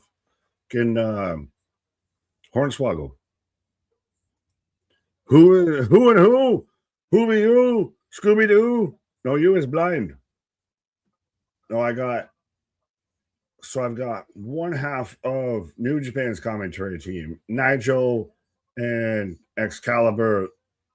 L can definitely Generico out there on commentary, but we've got the Bucks taking on Shingo Takagi and Titan, Unbound Co., and about to take on Skydeem coming out right now of Mystico and Mascara Dorada. So you have two of your top talents, upper talents. To quote Dave Meltzer, your biggest talent in CMLL, Mystico, is out here in a fucking throwaway nothing match with the Young Bucks, because Young Bucks. Young Bucks for the win. Yes, folks, let me know who you got for this match. It's still picture. Respectfully, I figured this was going to happen, and now this explains why they had their title matches out the gate to get them out the way of Great American Bash is a special Tuesday. Forbidden Door, as much as it might be a bore or a chore, okay, you're still going to pull you in. Of this is at least the prodigal son, the next in air, the next in line for this weekend that you'd be paying attention to. The next biggest show outside of Night of Champions or Slammiversary is Forbidden Door. It's going to hold the weight in the precedent a little bit. Sky Team for the win. What do you think about the shows this weekend so far, Big Nick? Right now, curmudgeon, Night of Champions is still number one. Granted, it's the only show, main show we've seen completed. Slammiversary number 2. I still think Forbidden Door is going to come in number 3. and Great American Bash number 4. But it's also a little easy to say when half the shows are finished. So we'll see how the rest goes. But I do find this really interesting of this is Great American Bash might just be admitting defeat of this is still, it's going to be an interesting show. I don't want to say if Holly can tune it out, but Forbidden Doors really also at the same time got to show that this concept still works, that there's a reason why we still do Forbidden Door, that Tony can add all these pay-per-view, can do a pay-per-view a year or pay-per-view a month, I mean. And a pay-per-view per year with Forbidden Door. Who the heck is that guy? Now my eyes hurt from going back and forth. Something exciting better happen in the next hour. Trust me. That plus the vitamins. My eyes is bulging. Young Bucks for the win. Wasn't Fake Razor also Titan in Japan? I do not know. Don't believe. I cannot confirm nor deny. MDB laughing at Spaz, Ronin, and now AEW New Japan CMLL Stardom presents Forbidden Door.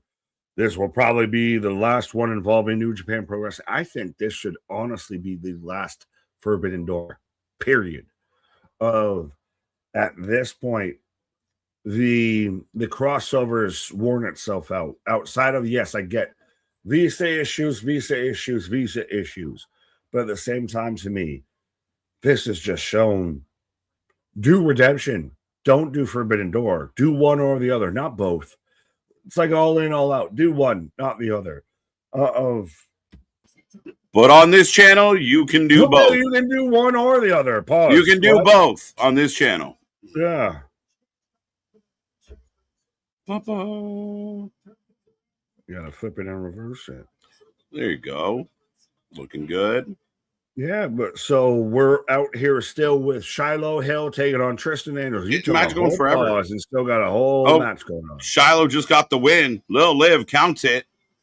But folks, if you are tuning in, we got tons going on. 3. Okay. But Shiloh, they went under the ring. There was a phone. They lost my attention. I started watching the AEW stuff a little more because I don't know. I wasn't that into what they're doing. Well, speaking of little, we've got Nick Jackson and Mystico, and they pop just for them doing the dance around kip up spot. Well, I mean, their entrance was epic. As far as Mystico, their entrance was epic. The energy in the building's huge right now. But is this a match to have a good match? Like, on one hand, I don't want to honestly say this is going to be a bad match, but it won't be one of those. What has built you to this match outside of cool? You could switch any letters: GCW, XPW, AEW, TNA, what have you, XYZ out there. This is a cool match because it's a cool match. There is nothing that AEW has done to build this to be a cool match. No, there was really no build much at all. You're right. Like, again, this is fun. Like, both guys kip up, crowd goes crazy. Both Jackson and Mystico getting the crowd going wild. Like, this, it's fun. It's fun shit. Like, if you put the tribalism down and just take it at face value, so far it's fun. The criticism will become like it's going to be chaos. The referee won't matter. The Bucks are going to get in all their shit as they always do. But again, the energy's there, and I can't be a hypocrite. We're off and we're having a good time. NXT, out of all the shows I've watched this weekend, it just feels like a weekly episode of NXT here. We got a lot of backstage segments. Your new faction of Natty, Nikita, and Carmen. And I'm not sure who that lady is, but let's go. She was just on Evolve there she took on Jada before that. Fucking Christ almighty. Anthony's going to yell at me. Nikita Lyons just bothers me. She irks me. Right. But NXT is very much a special Tuesday. It's a really special Tuesday. And yeah. If you're doing a Sunday or a Saturday show for NXT and it's Vengeance Day or it's, whatever other kind of secondary shows they throw on, like this Gold Rush. But when it's Great American Bash, I mean, it should feel like a PLE, and it doesn't. Everyone letting us know it's Layla Diggs. Layla Diggs. Not related to Stefan, but Layla. I was about to say, not Stefan's sister. No, we stepped on her name, but it's, as EK Prosper here, this very much feels like a Tuesday. And this Great American Bash, does it kind of now amongst the weeds out here with everything feel a little bit like, hi, we're here too. We've got WWE, we've got TNA, AEW's got their show. NXT just had to show up and say, hey, we're here too. Yeah, I mean, it kind of feels like there was that open window, and they're like, we could do this. But I mean, my argument is my screen is glitching crazy for. Did you get that as well? Who? Where? I got 2 windows. Did Forbidden Door glitch for you? Windows, one for the one and one for the show. To the windows, to the wall. To the Tony Khan books down my wall. Ew, skeet, goddamn. No. You can't say that when I've got Ariana Grace and Ren Sinclair up next for the speed title, as I've still got this triple threat match for the nothing tag titles. For not even a tag titles, for just for fun. Respect. Just for fun. For the old shits and giggles, Nick. For funsies. I mean, again, we're off. There's a good amount of energy. Again, guys, if you are just tuning in, we are watching 2 shows at the same time.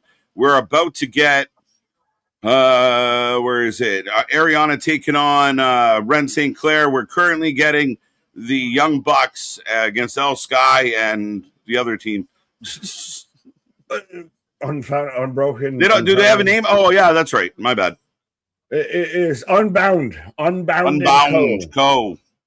I will not be bound. My anger will again knows no bounds. But that is true. This dissolution of the Bullet Club and everything like that. Again, so much of this Forbidden Door concept, and I said this a bit while you were on your pause, could this just be the last Forbidden Door? The concept, it's gotten to the point like to where WWE will run a Hell in a Cell just to have the Hell in a Cell match. Yeah, I mean, in a normal world, in a rational thinking place, yes, this maybe put a pause on it, put a pin in it. But in the TK universe, probably not. They'll probably do it again next year. But it's just, even if you're going to still do it, it doesn't even need to be a yearly pay-per-view. Like, there is so much with this that even the Sickle fans, we've talked about it, of Double or Nothing, arguably still going to be, we've got it for the midlifies, and it's still going to probably end up end of the year, arguably in the contention for show of the year. But Forbidden Door is such a different vibe to it, of everybody's out there even, yeah, this ain't it, bro. I don't know what it is, but that ain't it. And I think we just saw them have Double or Nothing, where it was like kind of across the board. A lot of people really loved it. And the naysayers out there kind of got called out because it was a good show, good pay-per-view, good card. Again, this is a card that you hope overachieves and does a little better than we anticipate it's going to. Right. Right now, if anyone's curious, Great American Bash is on commercial break. Yawn. Yawny, the straw man. Yeah, I got Monopoly Man and Mr. Burns fighting in ours. I've got Mystico and Nick Jackson. Oh, he caught him. He did something. Hot for no reason. That's a Canadian thing.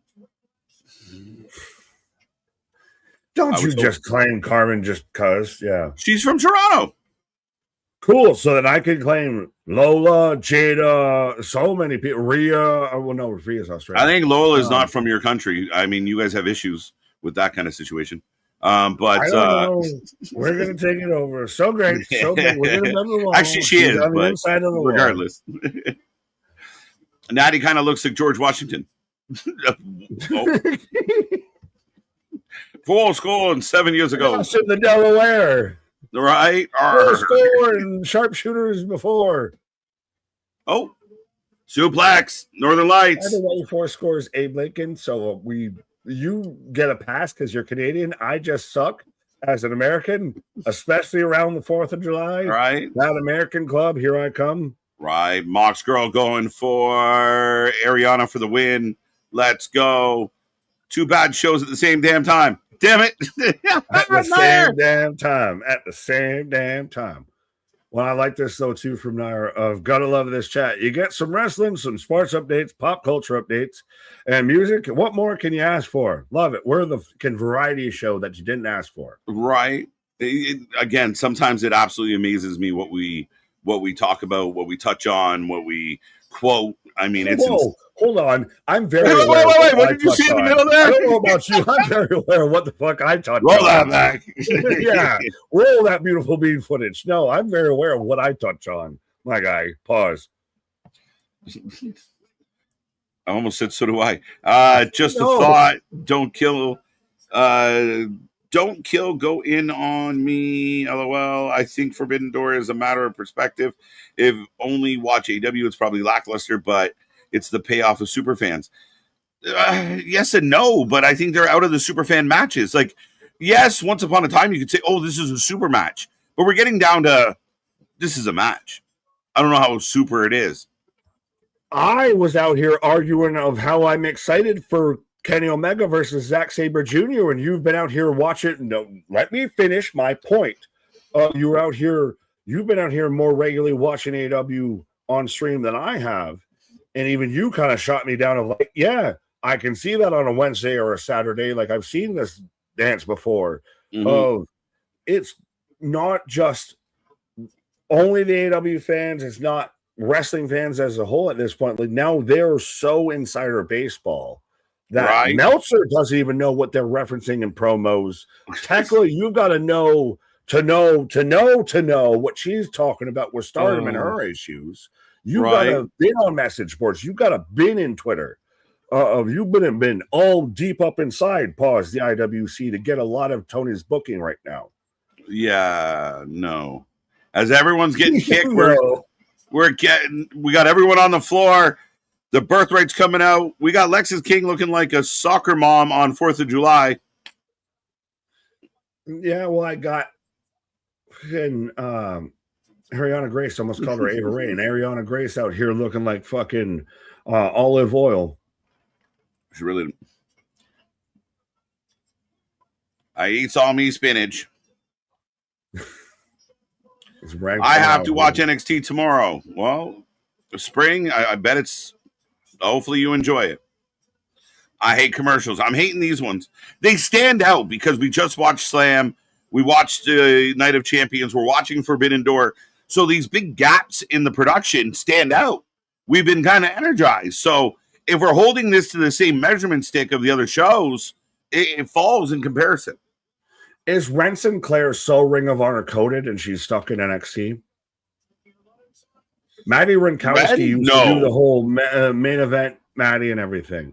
You don't think her whole entrance is in Ring of Honor?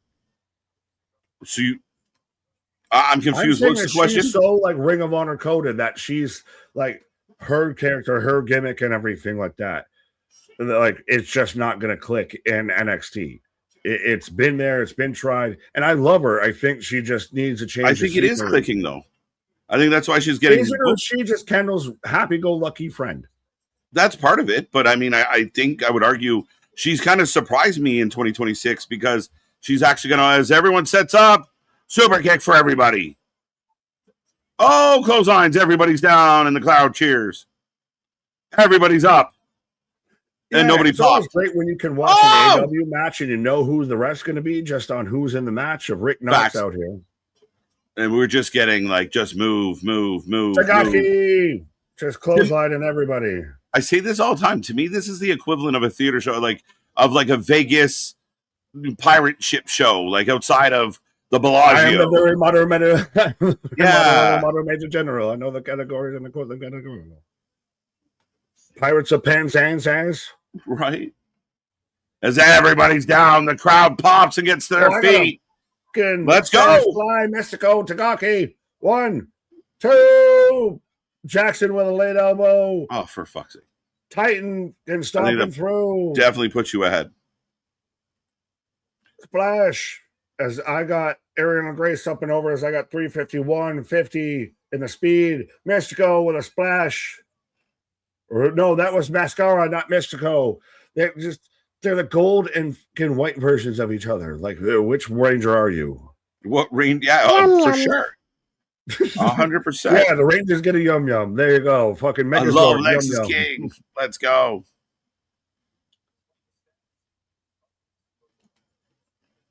There was a time to where Shingo Tagaki versus Mystico would have been a fucking solid match that you could have had an hour or so into a Forbidden Door. Now it's like an Ishii, a Minoru Suzuki. You used them too much. You used it so much. You flick the switch on and off. The switch is broken. Yeah, I've been there, done that. Like, again, I like on paper, I'm not like, oh my God, I can't. But here they are having fun. And I got to be fair. Mystico, you're the CMLL guy. You're the Lucha guy. Is Mystico still, as much as Meltzer and Co. want to say he's so great and he's so talented and he's so over, is Mystico still a special when you see him fucking once a month? I mean, down south, he's huge. And that entrance is so epic. And it hits so hard in Mexico. It hit hard here tonight. But that entrance hits so hard down south. Right. Yeah, I again, is it what it was? Maybe not. Is Meltzer doing Meltzer things? Very much so. I think Meltzer's a funny guy like that. Am I funny to you? Funny like a clown? Right. Make you laugh? My shit froze up. Well, I got a small 2 minutes. package. 2 minutes. 2 minutes. Ooh, even we're in the yellow zone. Yellow card. Small package again, but 3 minute warning. We're a minute behind. Let's go. I don't even know like who I can predict to win between Ren and Ariana. I mean, Ariana's just coming off of her whole reign as Knockouts champion. Right. So if she can't even win the speed, how many of the Fallen does the birthright need to be on board? Well, that's why I think Ariana is going to win here because Lexus has the men's speed belt. So they'll be the speed faction. Yay. The birthright have taken over the speed division. They're number one. They're number one. Ask any woman. I don't think birthing and speed go together outside of conception. But yeah. Facts. Everyone took that for a minute. 1 minute solid here. Fisherman suplex. Buck still in the match. The tag match is still going on. By the way, yeah, they got to do all the things. I was worried that Forbidden Door might try to be roughing it out here, shortening it up, tightening it up. Right? I mean, two count. Now, is your Meltzer driver? Okay, I got it. 3 as the Bucks win. Yeah, I haven't got that yet. Oh, you mean to pause or roll? Wait. Oh, it's over. Sinclair with that beautiful submission. Cheeky gets the win. So unique though, of that butterfly hold there. Yeah, butterfly bridge that she uses is outstanding. And now Ren's got it. Well, Ren's your champ. Ariana's crying. Hootie and the Blowfish, butterfly. When you tap out to that whole butterfly. So the Bucks win on Forbidden Door. Ren Sinclair retains as your speed champion. Let's go.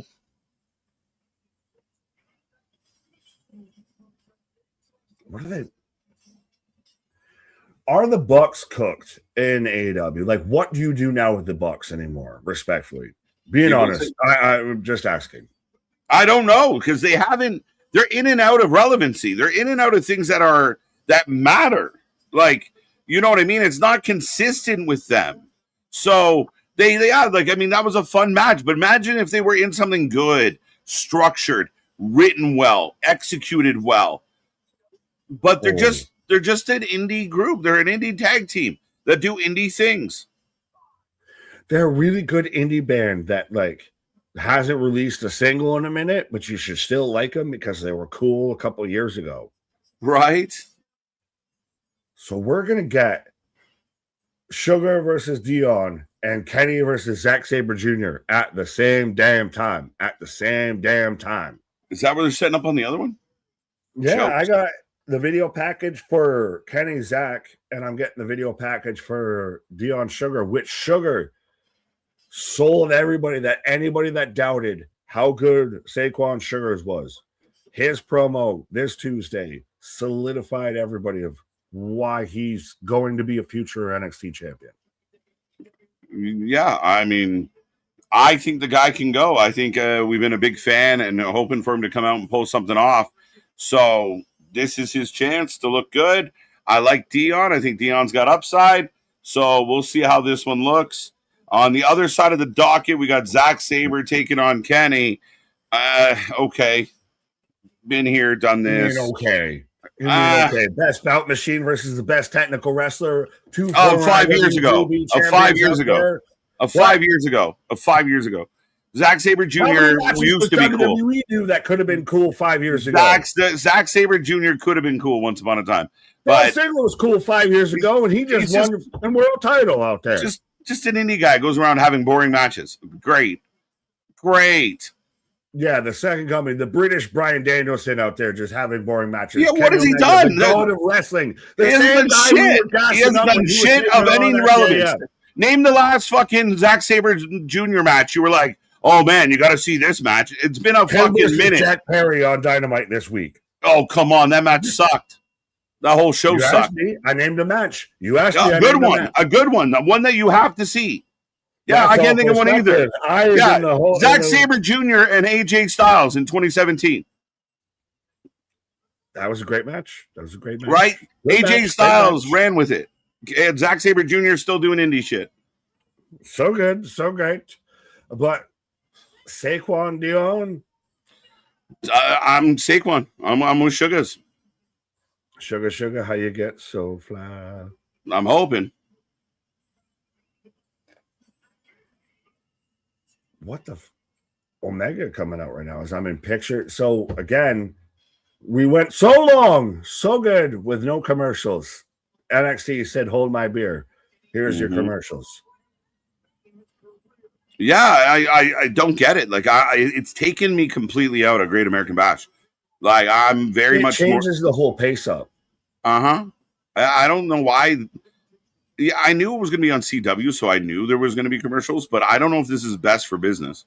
I don't know if this helps. Sure, you're going to get more advertising dollars, but I don't know if this helps us enjoy your product. There's 4 shows this weekend, and NXT's really fucking back there right now compared to the quality.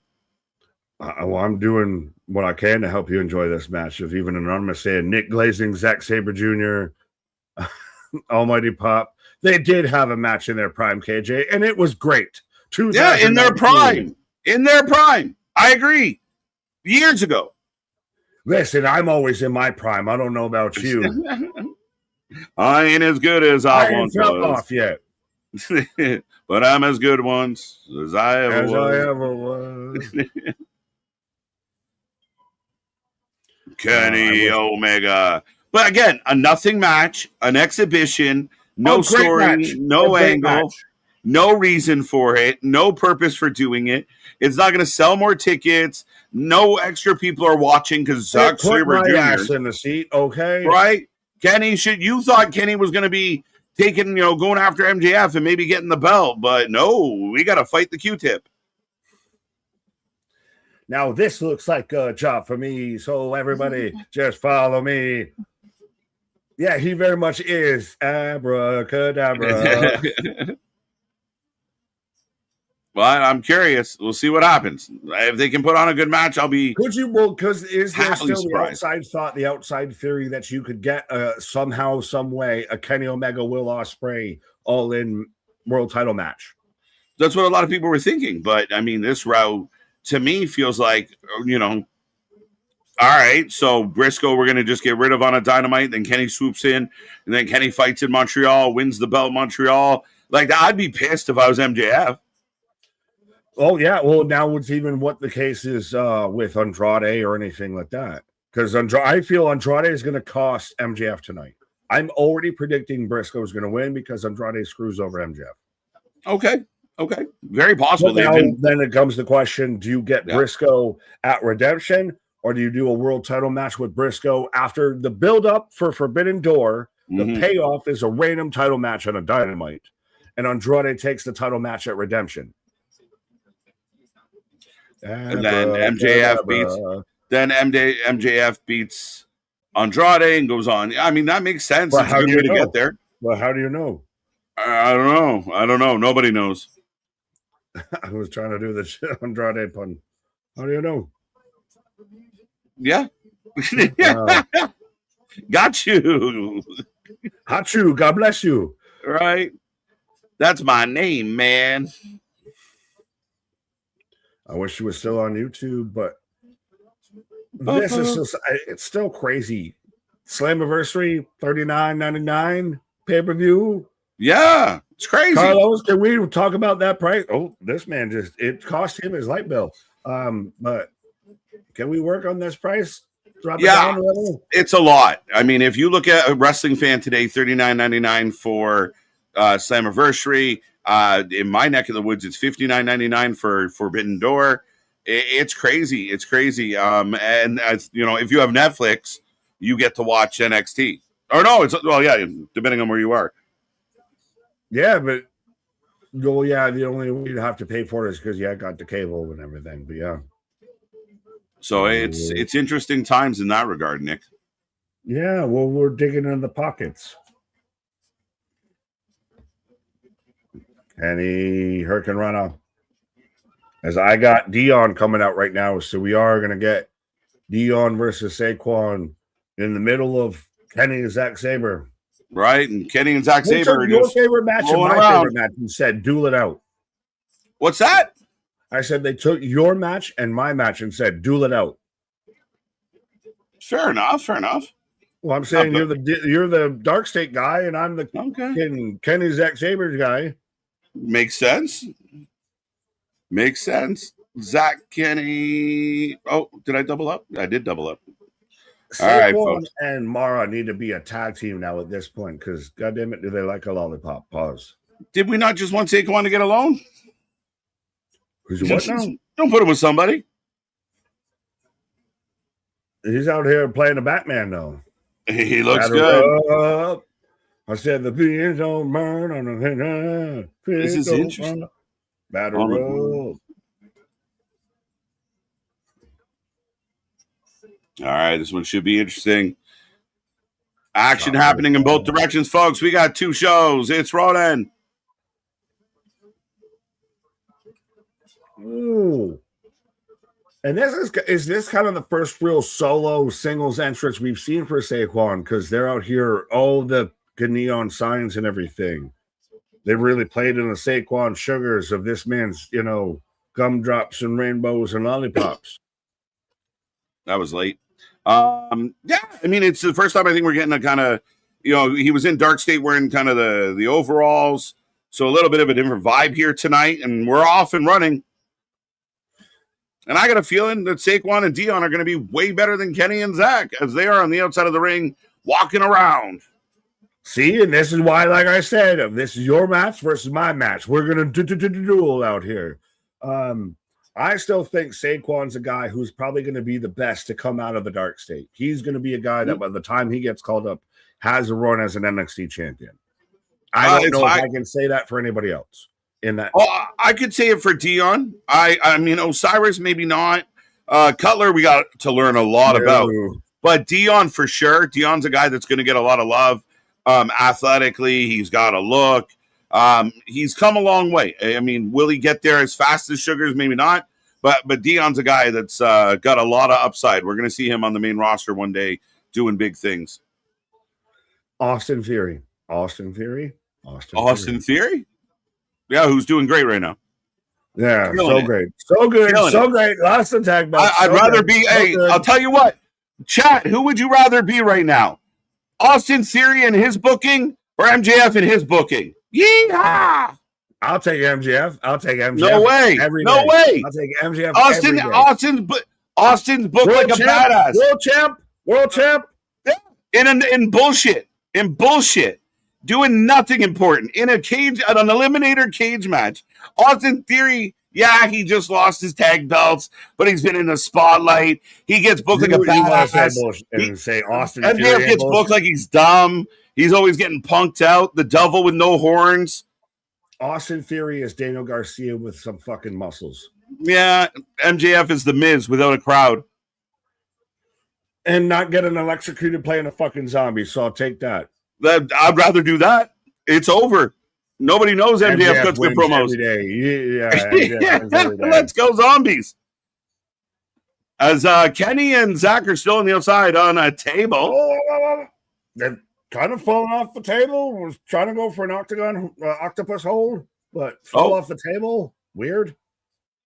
The first time I've seen that in a minute, to where you do a submission on a table and fall off. Right. Yeah, I got Zach still holding on. Kenny with the punch to the stomach. Again, anybody got a pillow for this match? No, don't you shut your mouth out there. Well, no, you clicked away from me agreeing with Mox one. Oh, wait, what happened? Switching here with me saying MJF booking. Where you go? You're trying to suppress my vote. I am. Out there. Absolutely. MJF booking.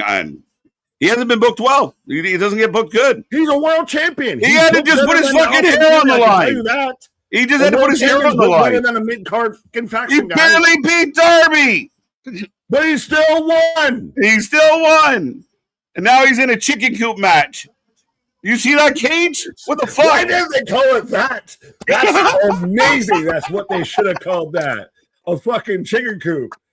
Right? No, I'm kidding. Who going chicken hunt? We going chicken hunt. Who going chicken hunt? Right. A little hyperbole. I'd rather be MJF and the world champ. Don't get me wrong. But, I mean, stop picking on Theory. He's doing you don't good. Get to switch sides now. We do. He's doing good. Give Theory some love.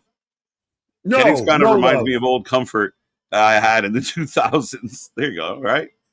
Kenny's like that old car that you used to have that was all reliable. Like, you know, you go. What makes a Subaru a Subaru? Yeah. Again, moving at just stomped on the arm. Dion and Sugar's back in the ring, and he went with a body spot. So there you go. Same spot, done differently. We're fine with Dion. I don't know where we're at because I'm in a whole different section of the match than you. Yeah, so you're about 25 seconds ahead of me on AEW. I think we're equal on NXT. I know we are. I've tried hiccuping and I can't hiccup the stick up. Big up. It's a stick up. I got Kenny on his knees, holding his arm. Zach kicking him in the head. Nope. I got forearm. I don't even know if you're ahead or behind. I'm behind by like 20 seconds or so. When they were on the table, I hadn't got that spot yet when you popped. Well, I got Sugar's for the win. Just sign up for TNA Plus. You can in Canada. They owe me $30. Bastard. Hashtag not sponsored. Hashtag you got to go to Sportsnet in Canada. Condone any of that. You got to go to Sportsnet in Canada, and it's an upcharge, and it's bullshit, and it's our monopoly system, which is nonsense. Oh, I'm in trouble. Bill, all these bills we're passing coming to get me. Oh yeah. Take him out now, folks. He's too big, too bold, saying too much out there. We need to silence him. If you all hear a knock in the background, it's the government. Call for help. I don't know who you would call, but yeah, let me know. Save me. Ghostbusters. Yeah, somebody. Something strange in your neighborhood.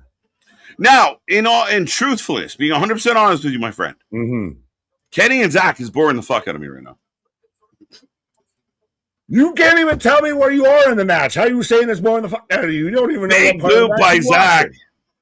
I got him. Oh, Kenny no sells and kicks in the face. Rope over top.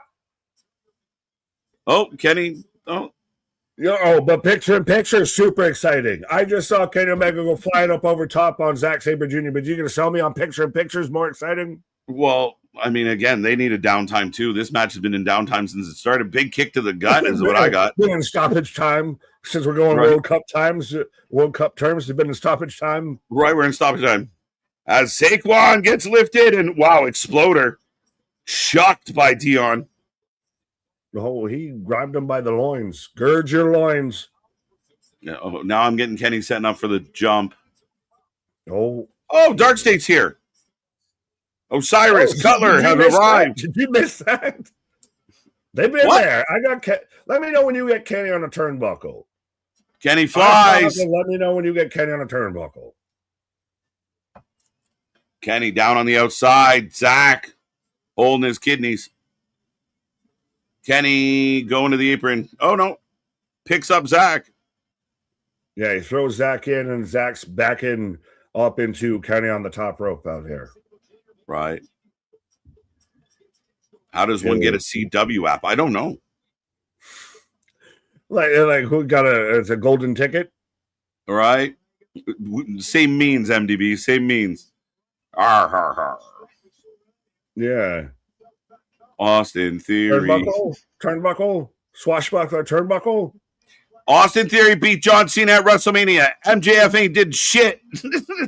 I need to know if the man's on a turnbuckle. Yes, now.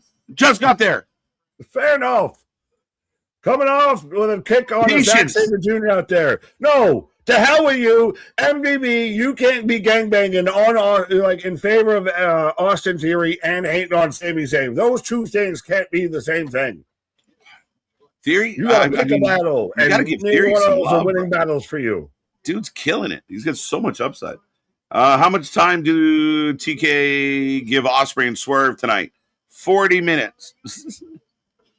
You're probably not wrong. I'm wondering, like, so when do they start and when does Monday start? And find the difference. Yeah, I could see them going on at like 11:45, 11:50 and going till 12:30. Ish. Oh, I don't think we get out of here before that. Oh shit. Yeah, no. Well, the whole show. I don't think we get out of here before 1 a.m. and then they'll start the media scrum at 3 a.m. Fucking hell! As we got a huge spine buster by Dion. Really good match happening on NXT right now. And Nick, I'm gonna make an argument. And a really good match happening on AEW. Nothing's happening. They are not doing anything. I'm seeing it. Arm drag workovers here. They are not doing anything. Like right now, actually, you're both doing armbar. Big forearm is what I got. I got forearm right there. There you go.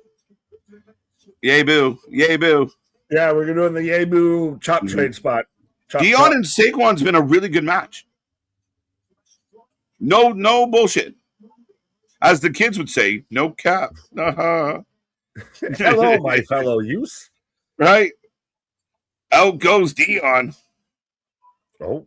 Big knee. Now I got Dion going out. How did we get out of sync on the one show when I paused on the other one? There you go. Knee strikes from Kenny.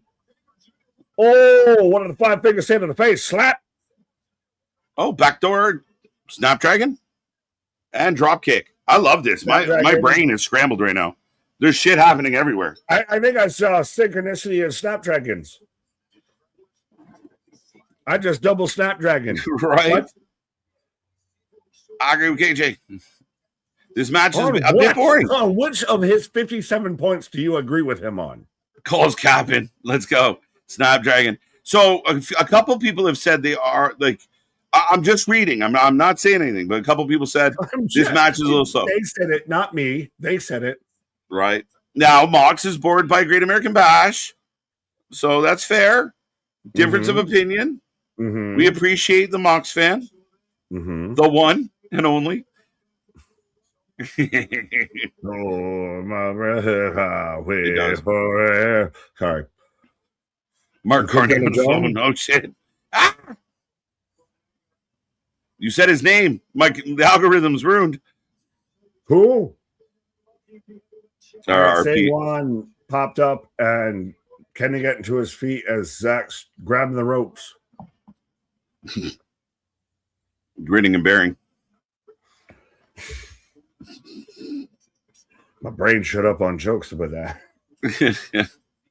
Already feel the stomach ache coming. Snapdragon suplex. Now Moxley is the best.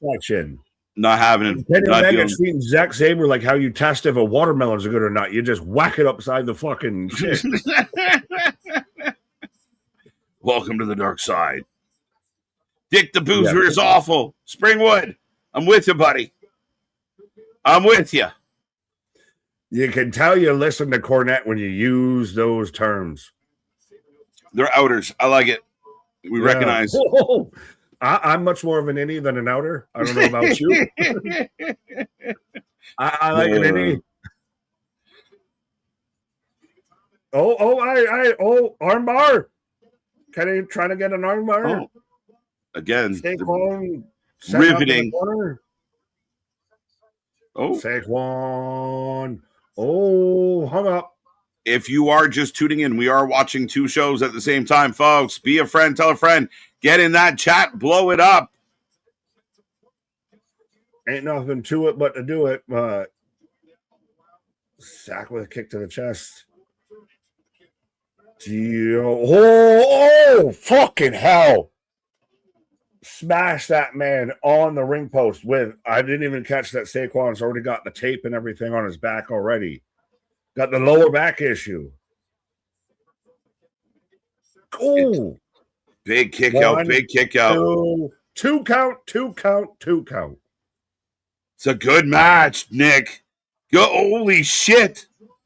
That replay is vicious. Yeah.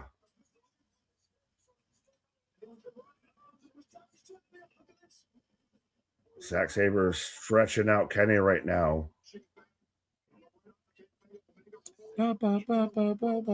Forbidden Door should just be a Dynamite special. That's not a bad show, Willie. Welcome back, sir. Then what the fuck is Tuesday? Great American Bash for sure should be a 2-week fucking special. They've done that before. Do the 2-week special. And again, then it doesn't get in the way. If you move it into a Saturday or Sunday, it feels like it's supposed to be a PLE. And I agree. We shouldn't have commercials every 10 minutes on a PLE.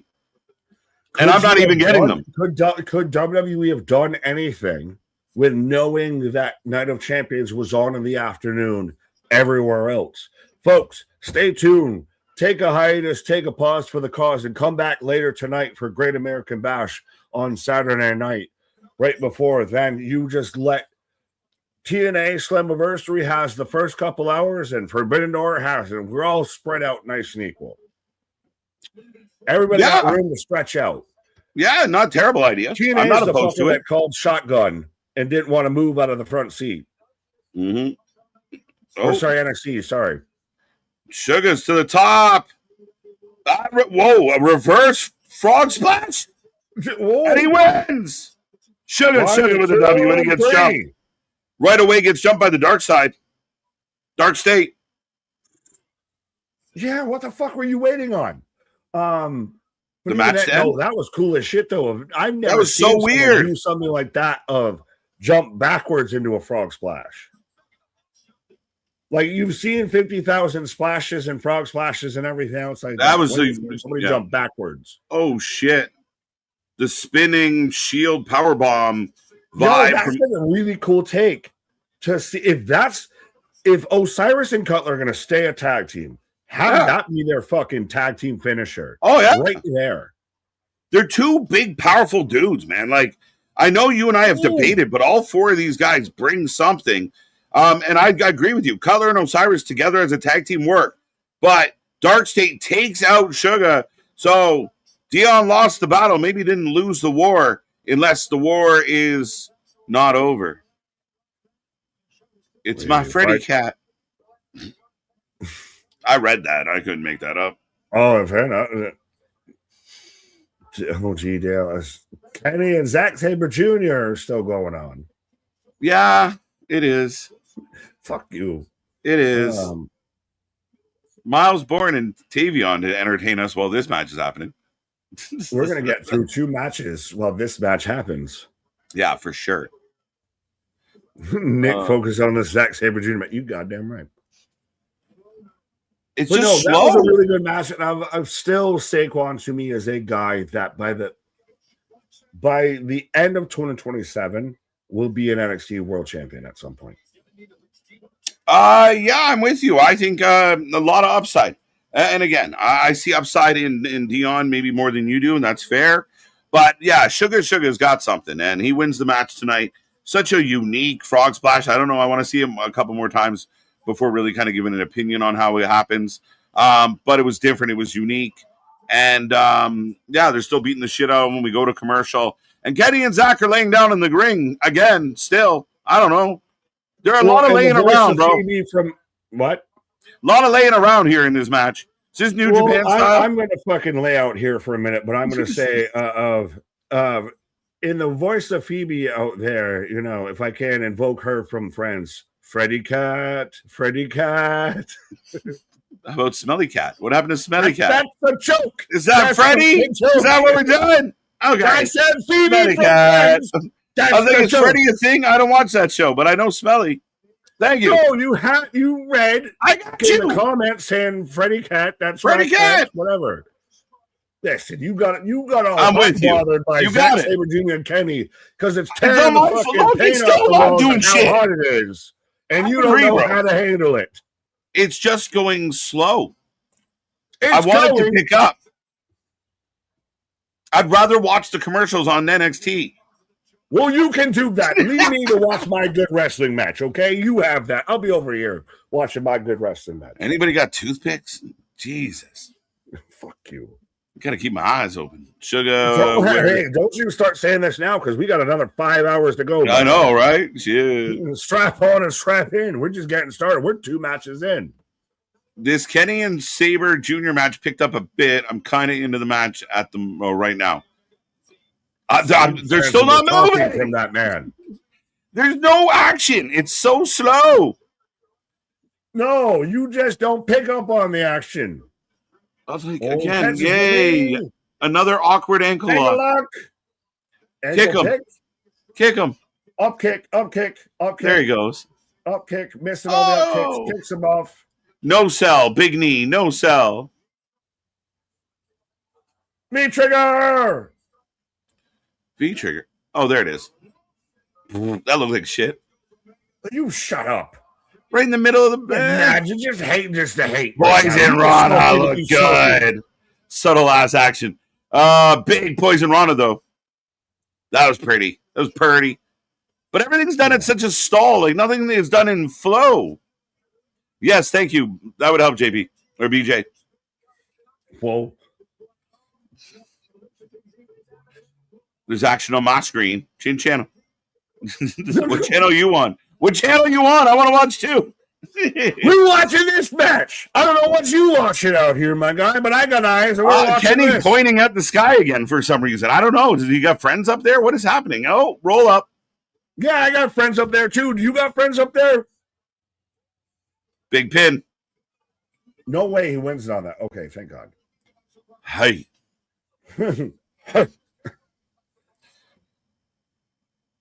Prince here. Oh, is this showing? Oh, we're laying around again. Ring? We're laying around again. Take a nap. This is what Jey Uso should do: is take nap breaks in his matches so he won't gas out. And this is the reverse of Jey Uso. Jey Uso is either he's so passionate or so winded all the time. Right. Well, these guys are smart. They take big breaks between each move. Look, another knee. That's the thing he did. Trigger. Right. Another knee. Yay. You hate knees like I hate factions. How about that? You want to say I hate things? You hate things. What do I hate? One winged angel. Oh! You hate knees. Toes. Shoulders, knees, and toes. Knees and toes. Oh. But I like knee pads. Shout out MDB. I'm bored. Thank you, Anthony. You're wrong. You're welcome, Anthony. 2 count. 2 count. As Kalani's having a chit chat with Tatum, who's heartbroken and messy. Pause. Boston, it's not. It's okay. Oh, that's a nice move. That was a nice move. Tatum and Kalani, so Tatum standing around. The Dion match was better. My dream match is Nigel versus Aldis. Yeah, Nigel versus Aldis. Who manages who? Again, we're on our knees doing fuck and all. Oh, we're gonna. Can I hold your hand? Why would you let a man do that to you? Why would you just? Now you're getting so. Why would you let a man do that to you? Let another man. Why would you just watch? Why would you watch a man? Why would you watch another man bend your fingers without? Why would you watch him bend your fingers? You do when you punch him in the face before he bent your fingers? You're like, oh, what are you doing? Like, oh my God, I can't believe you did that. Oh, the dumb. You just are a guy who lost at Pinocchles one too many times and got mad at it. Yeah, why are you out there mad at people holding hands? I just don't get how that's something that would happen as far as like, you want to hold my hand? You want to hold your hand. Busted. That's jokes. Yeah, right. Uso and Kenny. I was waiting to make the joke of saying catfight on which show. Right? I was like, what happened? Neither. So Tavion Heights is in the ring. Finally. We had a commercial.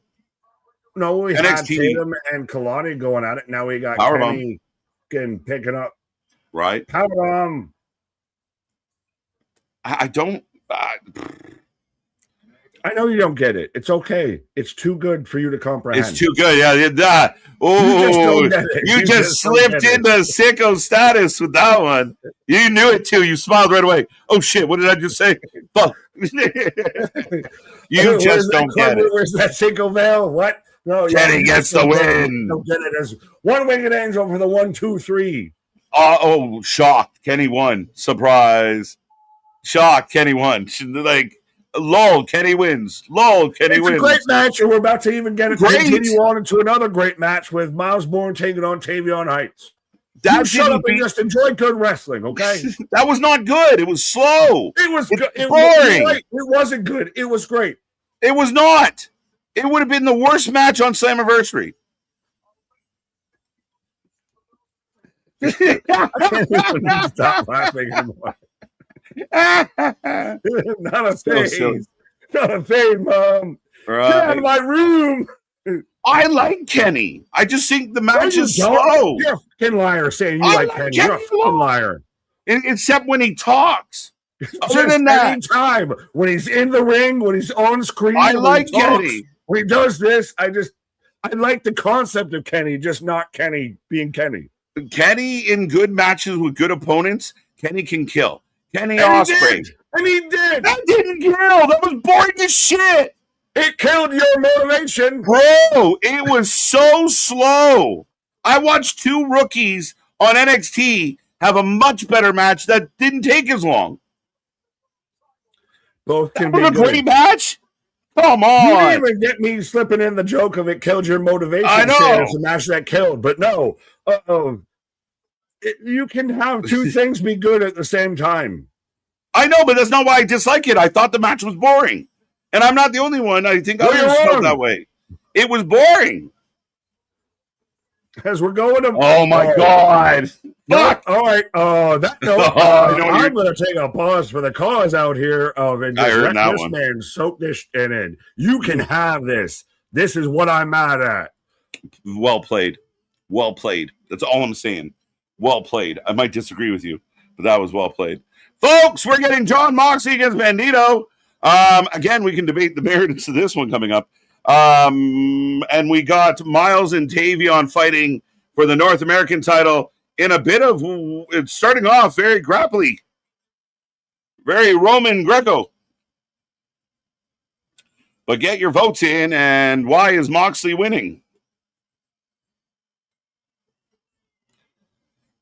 Right, let's see if we get any. Has anybody been surprised by an outcome on Forbidden Door yet? Boring match. I was on my phone the whole time.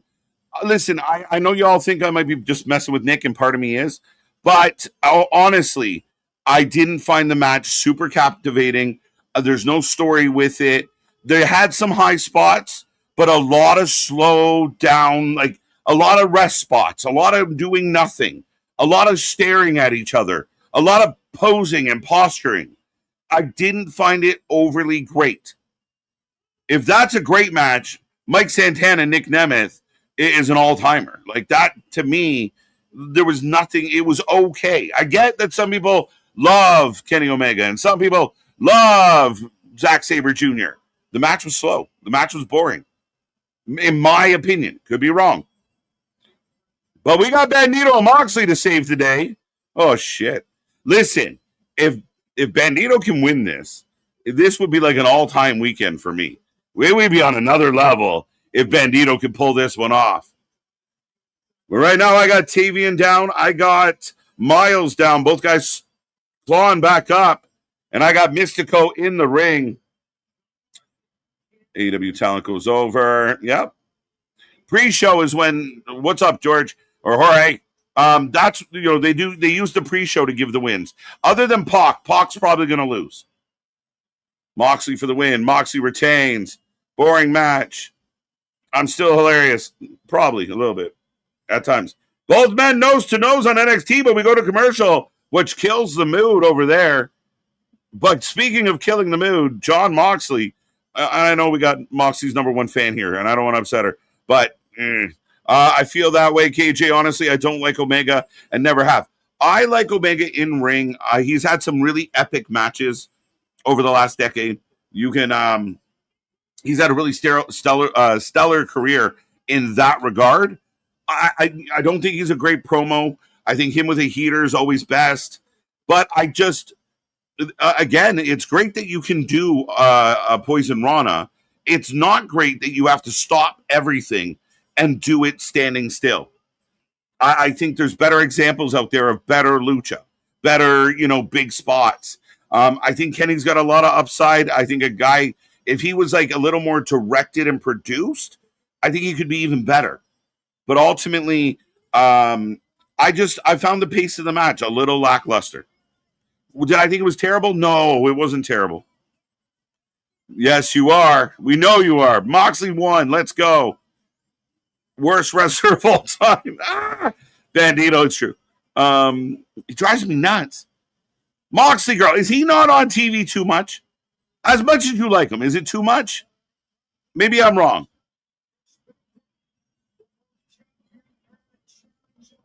Tavian Heights, by the way, that's what's happening. We are watching both shows just to remind everybody.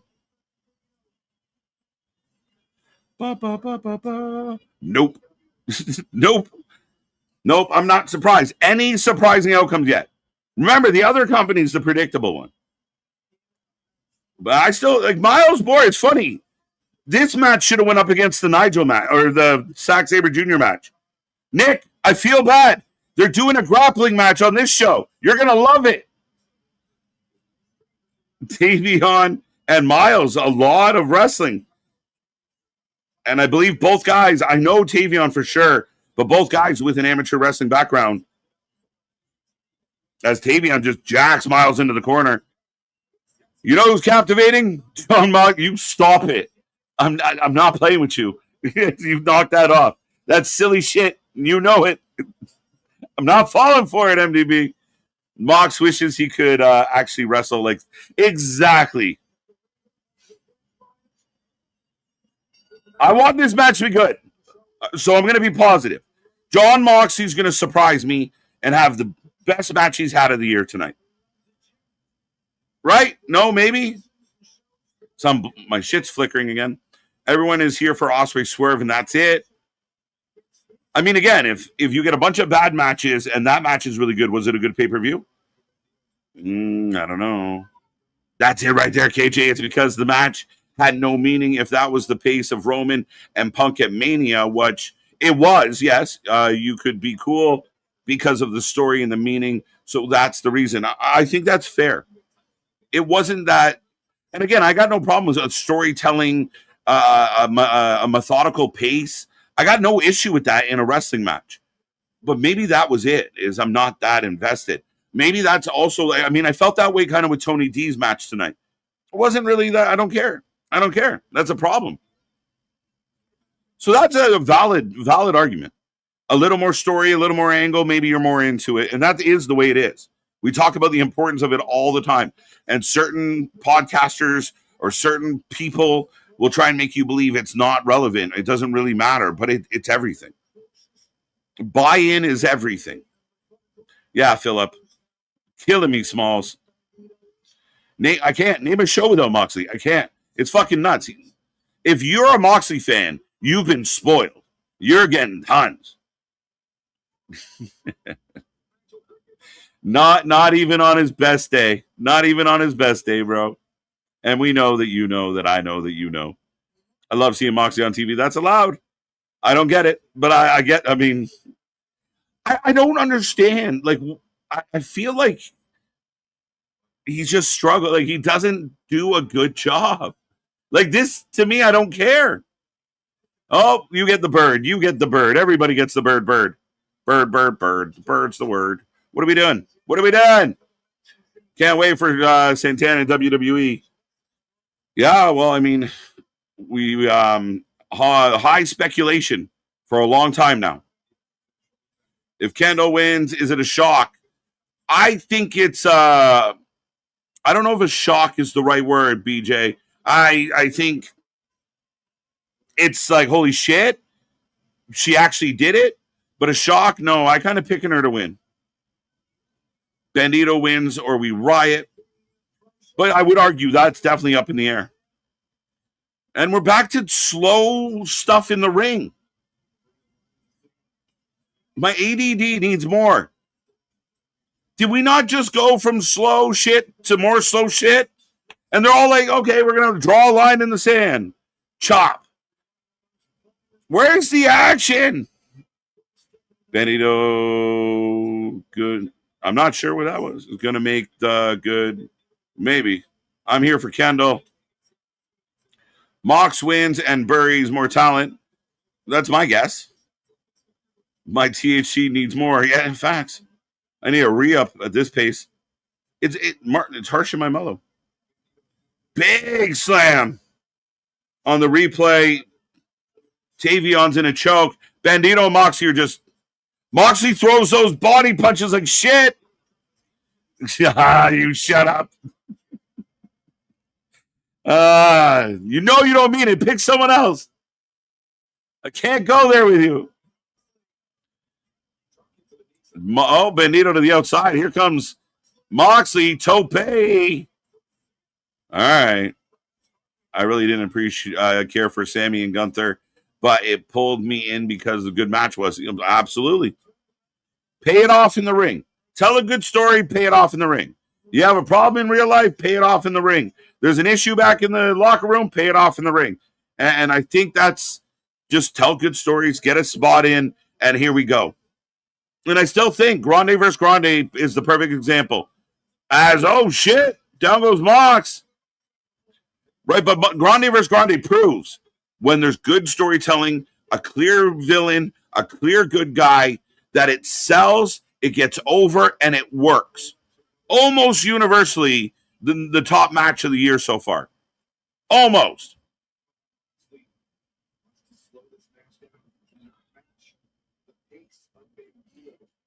Moxley is A+ in the ring. Bro, I'm gonna put you in the penalty box, I swear to God. You're nonsense. You're blasphemy. Should have had a Ring of Honor title match against someone in New Japan or CMLL or both. I mean, that's not a terrible show. Again, Bandito, if Bandito was in the ring right now with Swerve or Ospreay or Commander or you name the high-flying, fast-paced Kevin Knights of the world, and this would be a very fast match. Moxley on the outside. Here come the stairs. The crowd has gone quiet. I'm sorry. It is my true belief as an AEW fan that Jon Moxley is hurting AEW. And watching this right now, it doesn't help. It's slow. It's boring. Not terrible timing for you. Well, and speaking of special and slow and terrible and boring and all of this, being the antithesis of everything. So how long till you fight Jon Moxley? No, it was you. Bubba? You. I was calling it with JR. You're fighting Jon Moxley.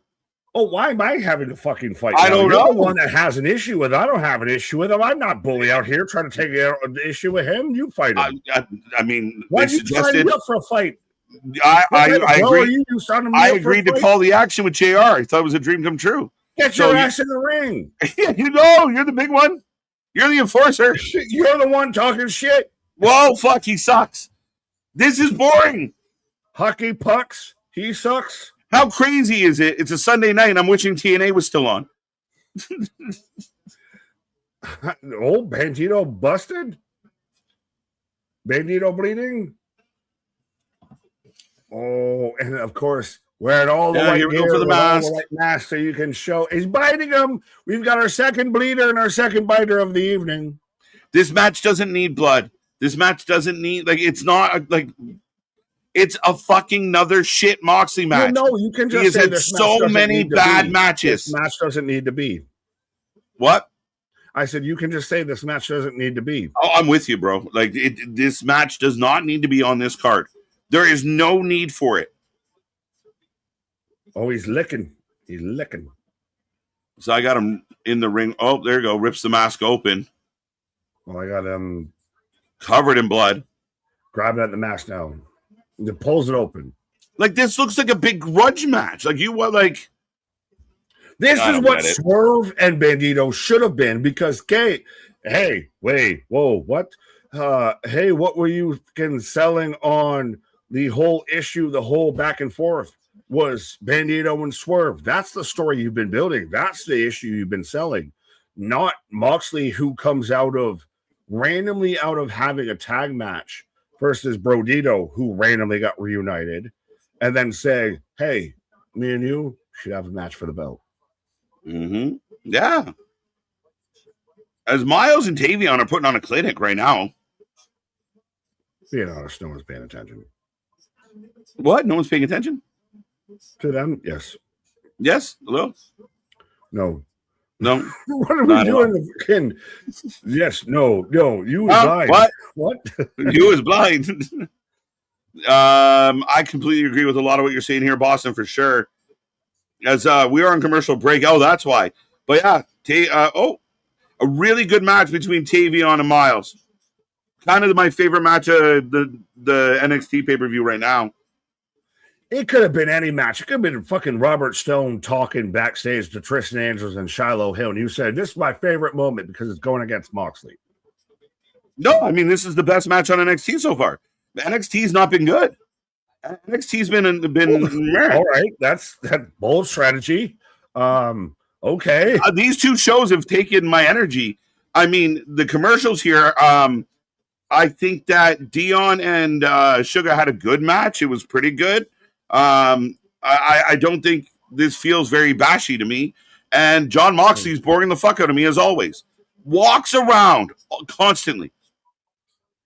You don't hear as much silence in any other wrestling match. I don't want to say AEW match, WWE match, TNA match, any other match, period. You don't hear as much silence as you do in a John Moxley match. Like pure silence. That's what I mean. Everyone, like I get told, like, we love Moxley, but you guys are very quiet when he's doing stuff. You don't even get it. He tilts his head like a fucking new metal guitarist. He's so badass. Hey, babe, did you have a good time? Oh, yeah. You didn't make a sound. Oh, but it was good. No, I enjoyed it. I don't know. I don't know, bro. You question your reality in the fucking living room for the next 2 hours. Right? Like, I don't know, bro. Oh, this is really great. The crowd just chose not to, vocalize it. But now they're chanting, this is awesome. Dave Meltzer. I give up.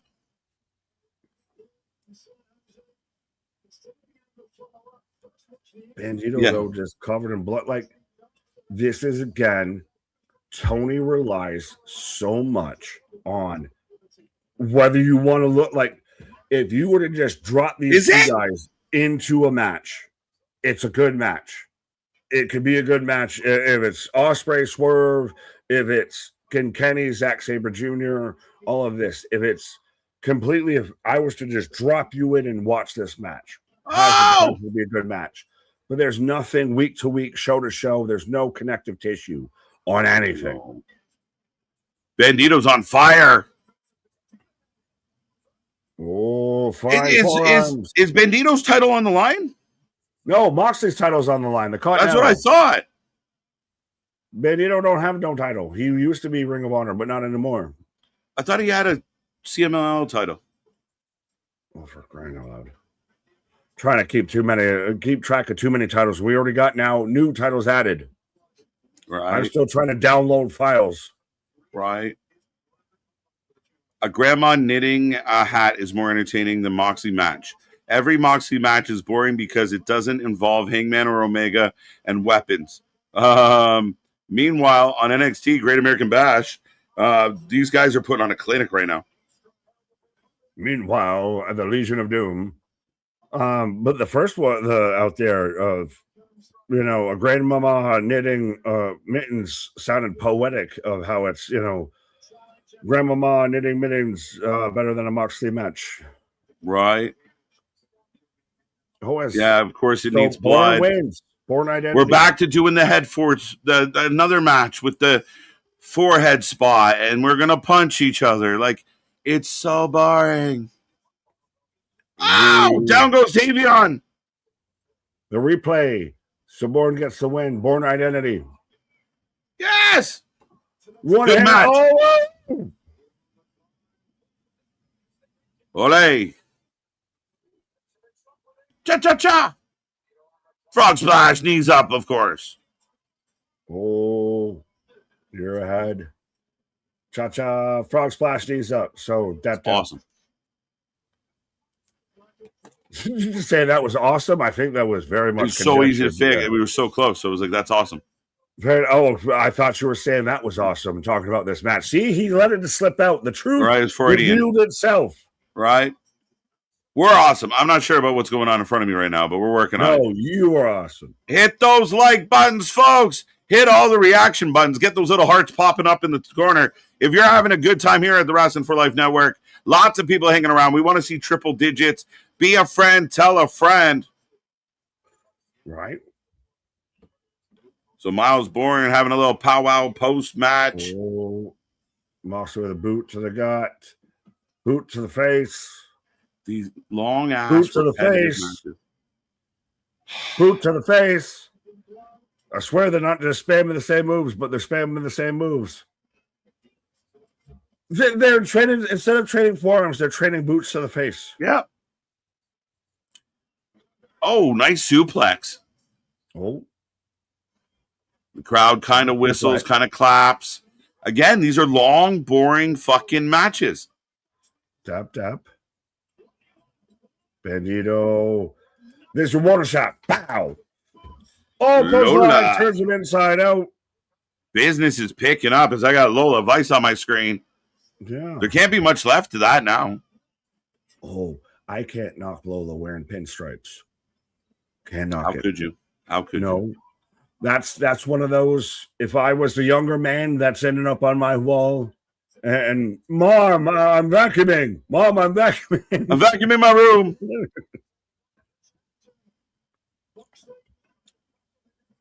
Jokes.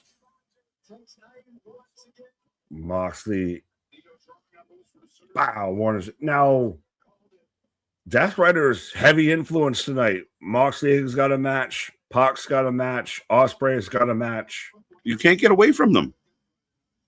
Infectious. They're everywhere. It's bullshit. That's one way to put it, yes. I think it's hindering the progression of AEW to be a bigger company. And some people say, well, maybe it's because Tony doesn't give a shit. But I think there's certain things that, what was it? 55 minutes of Dynamite was something connected to the Riders. And I think it's hurting business.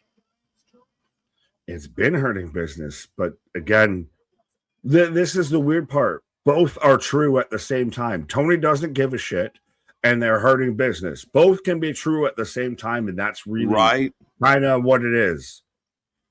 And again, it's as a fan of AEW and a guy that wants to see AEW do well, I think guys like Moxley are holding them back. Oh.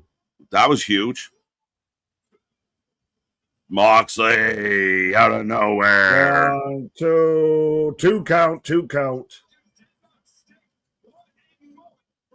Here's turn to escape. Right? He can't be beat. It's like a fucking zombie. Like you can't beat him. He's super dude. He's somehow a guy who's not champion, but is always kind of lull Moxley wins. Yes. And even when they beat him, they're like, oh, did you lose the world title? Here's the Continental to make you feel better, big guy. Cuddles. Schnookums. Oh, Bandito is your longest reigning. Coquina clutch, the bulldog choke. Shout out Aubrey being a terrible official. 1, 2, Benito. Right. No hits. No, the Hurt Syndicate don't want to work there. They just want the paycheck. That's why they're there. Tony said, I don't know how to book you, so here you go. Yeah, I don't know how to book this great talent. Because, I mean, you're telling me you can't find anything for them to be in your tag division. You can't find anything for Shelton to be in your mid-card. You can't find anything for Bobby Lashley to be in the world title picture. If Bobby and MVP were getting as much TV time as the Death Riders, the company would improve and sell more tickets. The show would be better if it was that instead. That's my beef. Where's the beef? Where's the beef? I'm more of a short one guy. I don't know. I was trying to make a joke. Now, if anyone out there is wondering, we are on commercial break again for NXT. What a mood killer. Up out of a chokehold. Back body drop from Bandito. I'm pausing because I'm waiting for it to happen because they're setting it up so much, backing into the turnbuckle. Oh! Anytime now, runs forward, backdrop. Yeah, right, and the sinks the choke it even more, and that's a tap. That's a tap. I'm not trying to cheer for Moxley, but that's a fucking tap. He's out. He's out anyway. He's out. Moxley's the badass. He got it done. The ending. He didn't tap out. He just fucking passes out. Tap out and blackout. But no, him hitting backhand on that. Right. You see that in a UFC fight or whatever. It's one of those, if I can't switch my wrist around a tap, if I'm smacking my hand down, that's a tap. Why is the standard and quality that we expect from good wrestling shifted when it comes to Jon Moxley? That's what I want to know. Why can he put on this garbage, but Jey Uso? If anyone out there can support and defend this idiot doing push-ups to prove that, I'm the baddest guy, I didn't even, fuck this guy. I'm not even wounded. I got to bury this fucker off and do push-ups. Yeah. I think they just announced Heat Wave. Oh, I missed it though. But that's my thing. I think you got the guys like Bobby Lashley and MVP and Shelton Benjamin. Let me shake your hand. Yeah, because he's a bad good guy. I tell everyone to fuck off, but I believe in respect. Respect. So fucking respect. So contrived. Kevin Owens and LaGreca. Right. I'm more excited of seeing Kevin Owens in a Waylon Mercy t-shirt than Jon Moxley out here shaking hands with Bandito. Right. It's just they could do just a BMF title of just do your fucking Smash Mouth, your do that, and just have that be a fucking thing. Quit trying to act like that's like. I want to see Moxley. Wrestling. I would love to see Moxley accept Bully Ray's challenge. I'm still telling you, I'd put my money on Bully, or not on Bully, on Moxley, and especially on Barnett. Right. Oh, on Barnett, I wouldn't even dare step anywhere near that. That's insane. I'm still in this day and age, Moxley. Right. I agree with Paul on this. I mean, it's true. It's facts in a lot of ways.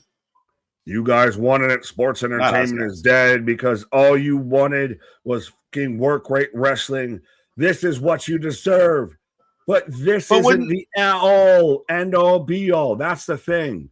To me, a narrow-minded concept because I can watch this company. We watched other companies this weekend today that have done good wrestling matches, that have been good in-ring action and everything. That is, to me, saying, sports entertainment killed the wrestling business. All these fucking absolutes ruins it. Yeah, but to Paul's point, everyone, the fans that really push work rate. Waska we wabbit. You waska we wabbit. Work well there. Work weight. Right, as we are going to get Pac and Umino, which I'm guessing, and we'll see if I'm right, this is one of the give back matches. So Pac will have a good match, but he's going to lose.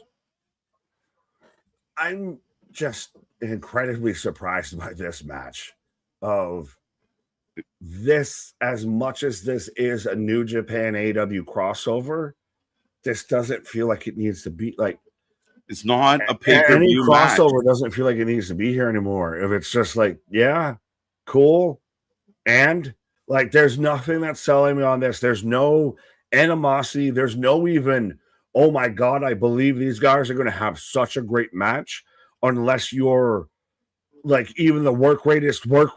Speaking of work rates, the work ratest guy, and I'm not even close to that guy. Work weight. But yeah, I mean, ultimately, Nick, this is going to be a good match. I'm looking forward to it. Both guys can really go.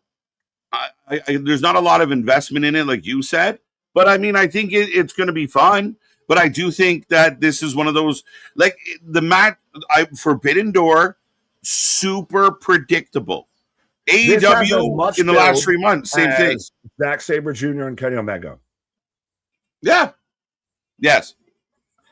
I would have liked Zack Sabre Jr. and Kenny a lot more and been less over the top about my dislike of it if I was invested in what they were doing.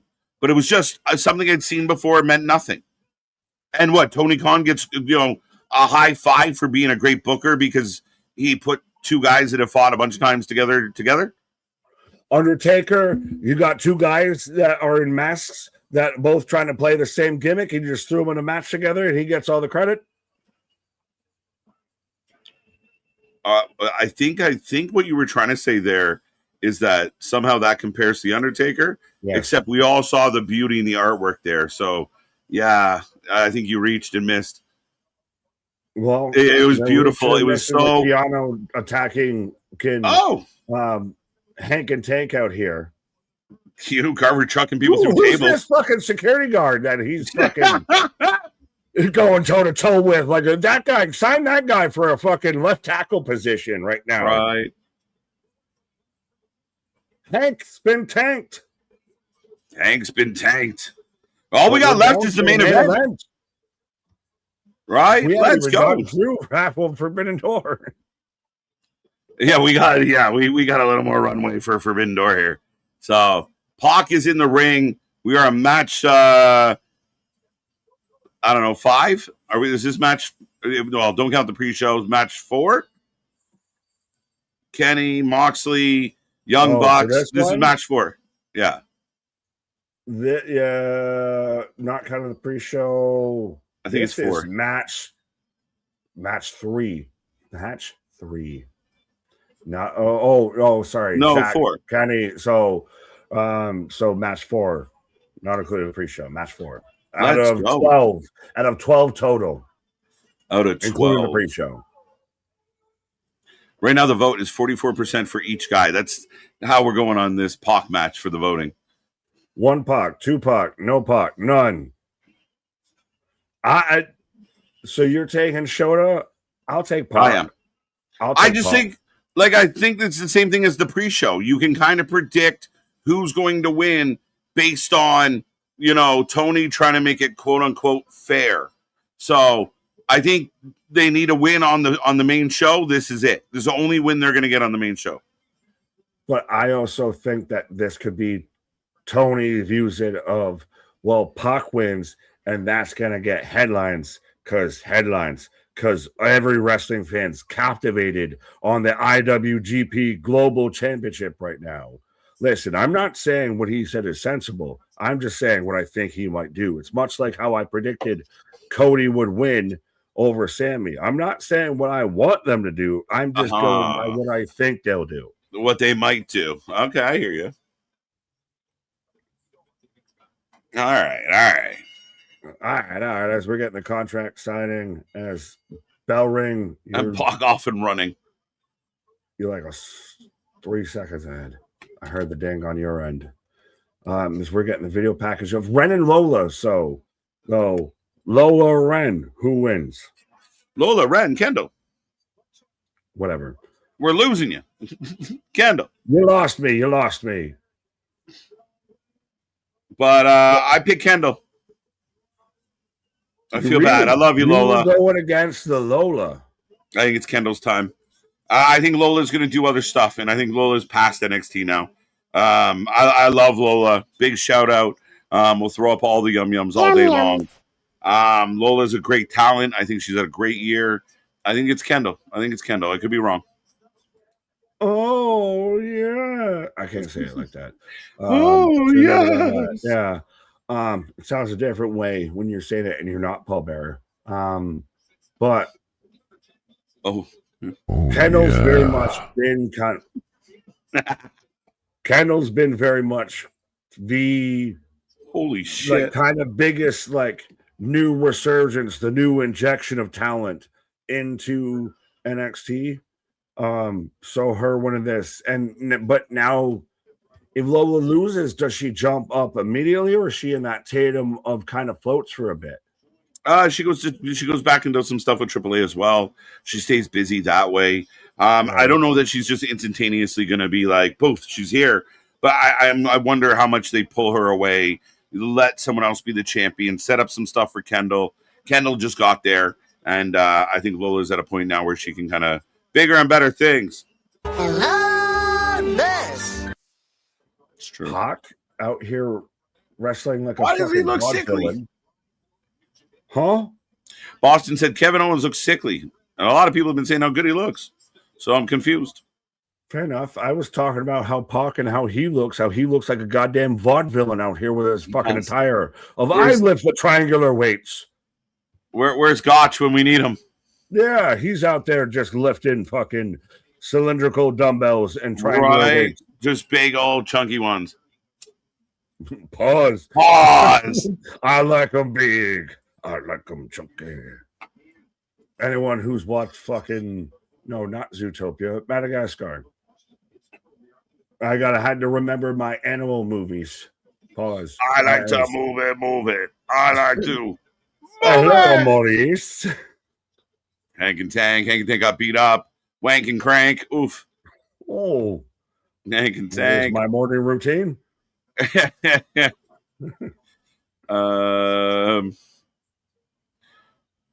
did have just happened? Hank ruined the barbecue. Way to go, Hank. That's why I named you BH. What, Bobby? No. You burned my steak, didn't you, BH? Well, what if someone asked for their steak? Well done. Will we politely ask them to leave? Right. As we got a big exchange looking very similar to the last match and the match before that. Just punches. Lots of punches. Yeah, I think I saw this earlier with Casey Navarro. There was a couple other people involved with it, but the guy wore a lot of pink with the hair dye and everything. Right. I thought he did pretty well. Unless you have a big redundancy. A little bit. It just feels very similar. But I mean, again, this is one of the matches on the card I was really looking forward to. Really? Shada was with John Moxley and New Japan Pro. Then very true. It is very true. This is when Gabe Kidd attacks him. You were never part of the Death Brothers. No. Kendall is a generational talent. Come on now, Nick. Dave Meltzer. He loves her. He really does. It's so weird. My heart goes out to you. Right? I'm waiting for the Kendall to AEW rumors to begin. There are three things in this world that Dave Meltzer loves: Tony Khan, Kendall Gray, and arguing with nobody accounts on Twitter. Right? There's nothing accounts. Yums. I can't believe we haven't started this match yet. Like being on commercial again, and even on Netflix, you're just getting like a typical screensaver. It takes your fucking mojo when this is supposed to be a PLE. But it's very much just hi, I'm here. It is hi, I'm here. Of now, if you would have switched and done just the complete transition, no Great American Bash, we moved straight from Slammiversary to Forbidden Door, better. Right. Sure. Question. That was the question. Jada versus Carmen this week on Tuesday. Yeah. Okay. That makes sense. Jada's been down and out. Natty just beat Jada. Now we got this faction. I like this. Natty with Carmen and Nikita. Let's go. What do you call that faction? I shoulda, woulda, coulda. Just watch out. That's what this faction is. Hold on tight. Buffering, loading. Yeah, it would be. Wide right. Tuesday, Vikingo taking on Ike Prosper. Okay. We will prosper on a Tuesday, I see. Let's go. Now, are you surprised? And now is Tony kicking his own ass? You told me I could have had Vikingo, and now he's going to show up on a Tuesday instead of my Sunday pay-per-view? Right. Bandito versus Vikingo could have been a thing, but it ain't. It ain't. So we are getting some of the replays. We're getting the different countries play-by-play call.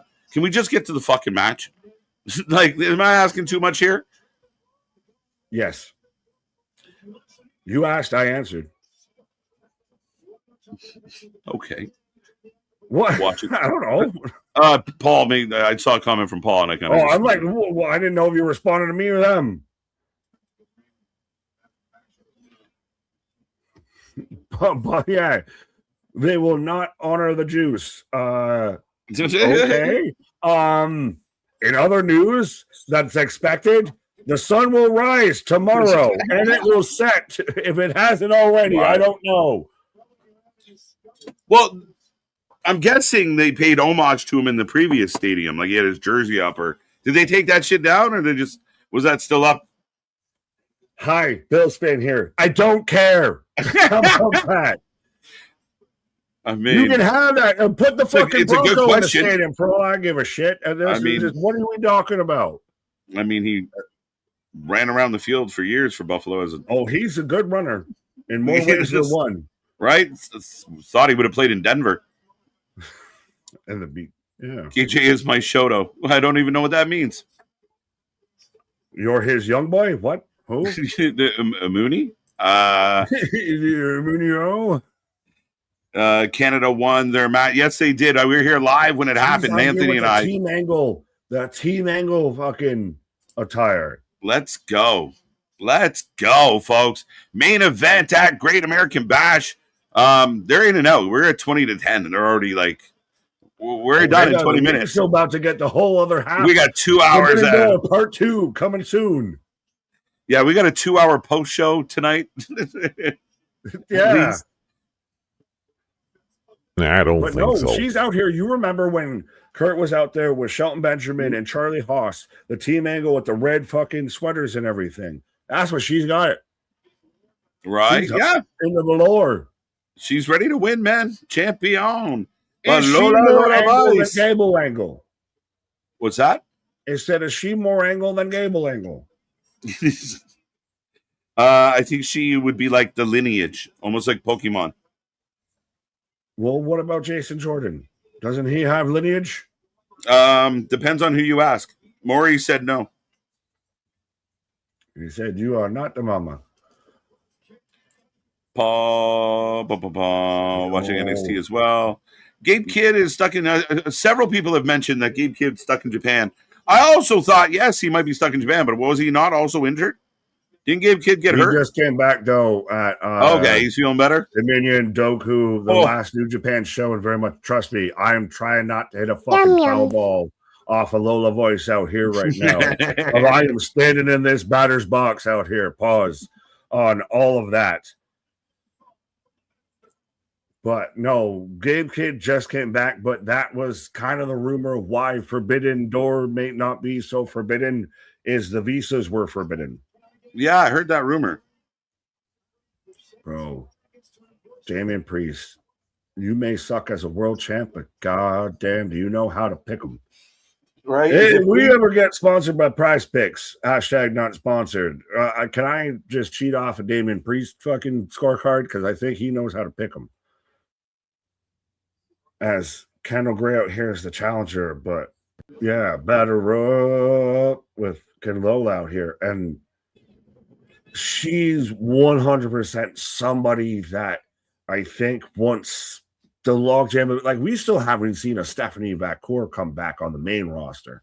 I don't know where a Lola slides in. Does a Lola take on a Liv? Oh, we've still got to figure out with Roxanne and Raquel. I'm not going to argue over who's face or baby face tonight with all of that or anything. My vocal can't take it when we got another 5 hours of this show to go. Superplex, or super Spanish fly, British fly. But where if Lola jumps up? Same thing like with a Tatum. Where do they slot in? Pause. Before they get lost in the sauce. So you got to have a landing spot before you tell somebody to land in your airport. Pause. That was a long thing. I think you I'm with you. I'm trying. You're following around. You got. Listen, you're out there. I'm talking to the void out there. So don't you? I'm still here. I was fixing my microphone. Yeah, you're in the void. You're in the void. I punched my microphone out of fucking service. Well, I don't know.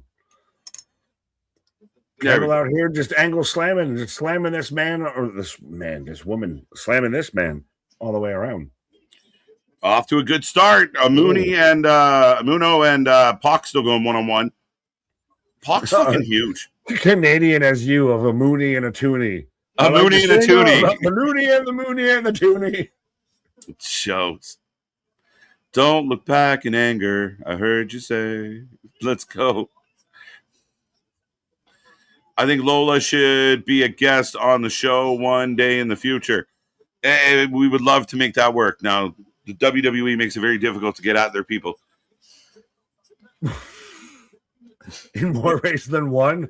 Right. You ever seen like in the Looney Tunes to where the fucking Coyote's got to roll his tongue back in? That might be KJ before you interview. So they got to roll that back in like a carpet. AEW crowd is silent. Yeah, because nobody cares. Yes, they're doing cool moves. It's not the same as pro wrestling. I don't know. You don't like fucking thick size Pac out here? I love him. I think he's great. But they ain't doing shit. It's more walking around and striking. It's boring. There's so much downtime. How is the former Cruiserweight 205 Live champ bigger than John Moxley out here, the heavyweight champ? Former heavyweight champ. No, it's the same spots. It's the same shit. All 3 matches in a row. Forearms. Yay boo spots. I'm going to punk you out. No, you're not spots. Like, it's rinse and fucking repeat. But see, this match would have worked better. Pac versus Bandito would have been a better match because, hey, it's 2 high flyers that can go, and you get Moxley versus Shota because, hey, that was his young boy, pause, in New Japan, and that's where you hold this whole fucking story of you were never a Death Rider. You were never one of us. I used to love you. I looked up to you as a mentor. It's almost like you had stories, and you just said at the last minute, no, Billy Gunn, you should challenge for the hardcore title. Road Dogg, you're a good IC champ, right? No, you just crossed the streams last minute. Yeah, again, I think caring is important. Now we got some cheering again. The fans kind of getting jazzed because we hit a couple cool moves. But Pac versus Bandito is a better match than Pac versus Shota. We could all agree on that. I would. This, I'm sorry, right now, Kendall Graves and Lola are on fire. Out the gate, like smooth. Operator. It's definitely stole my attention. Would you like butter on that, sir? Well, Almighty Pop saying I'm cooking. Should have been Mox and Shota versus and Pac and Bandito. Yeah, 100%. I mean, even again, I think some of these could have been collision matches, dynamite matches. But there's no angle built to this. There's no, as people are going nuts as we go through a table. Look at this spot, Nick. Holy shit. Razor's Edge. Barely got him over. Barely got him over. Oh my God, dude. The replay, he took that all on the shoulder. Yeah, barely got him up. Barely got him up. Return to sender. Slightly damaged. What is this show? Return to sender. Amino. Sorry. Oh, no, I know. But I get both of them. Yeah, right. Too. Well, it's one of those of, I don't want to completely foo-foo and poo-poo the pay-per-view, but at the same time, when your weekly television's been doo-doo, and you have all of these matches that you could have spread out and salted about throughout your weekly shows, it's there. Oh, We always said Tony books a week's worth of Dynamite on his pay-per-views.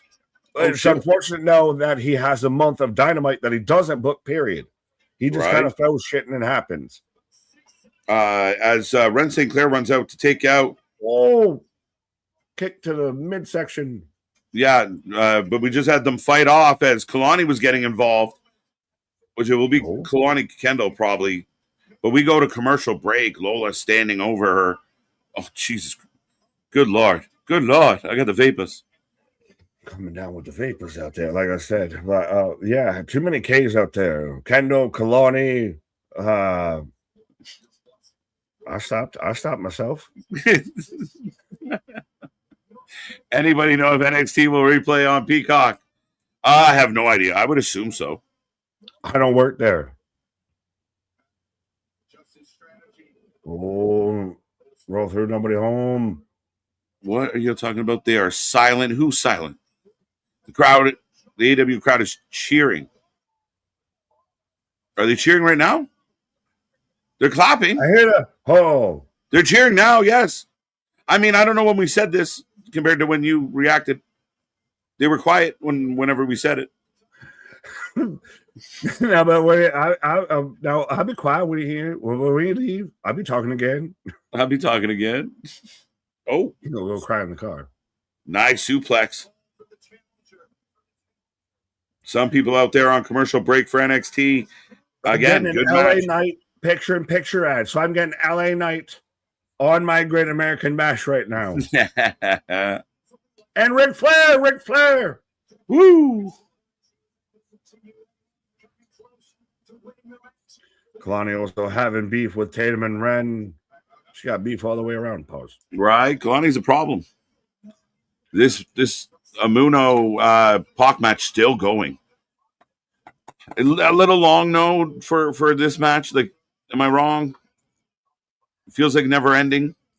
Well, two things can be the same at the same time, but not be coherent or conducted together. You could be wrong and this match going along at the same time, but yeah, you're wrong. Right.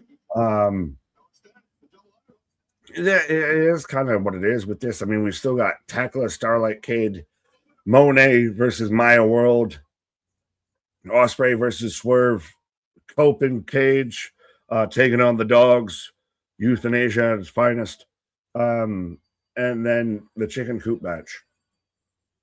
Umino wins. It's over. Yep, the give back match.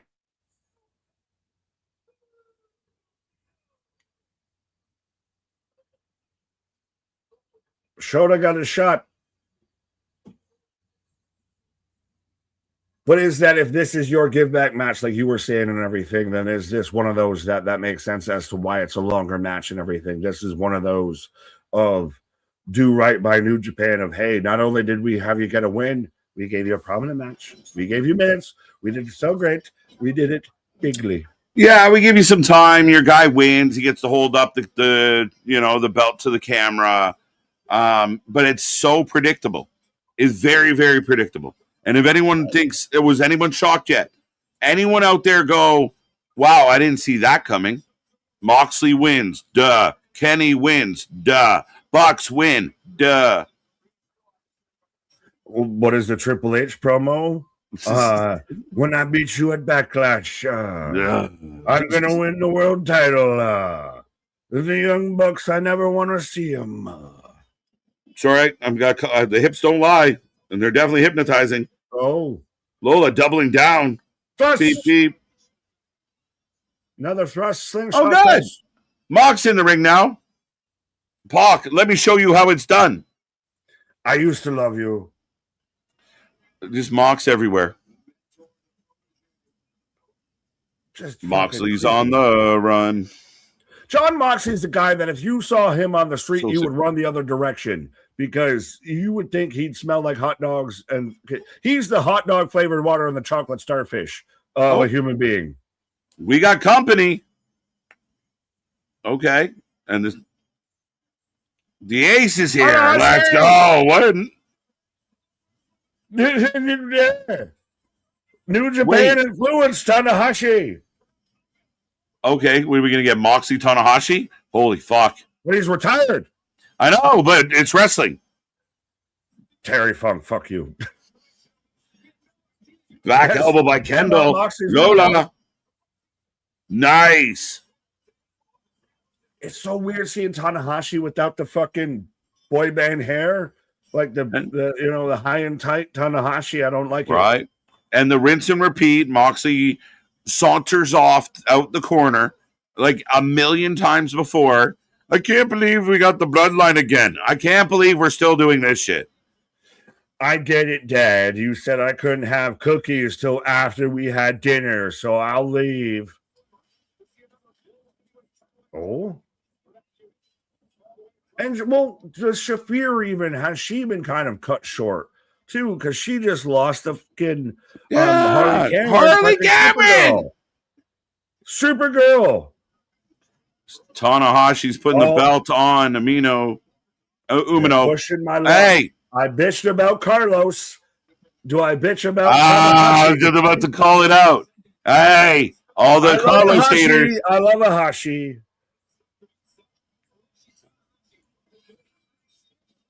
A little Tanahashi. Waiting for Pyro. Anyone else waiting for Pyro? No Pyro.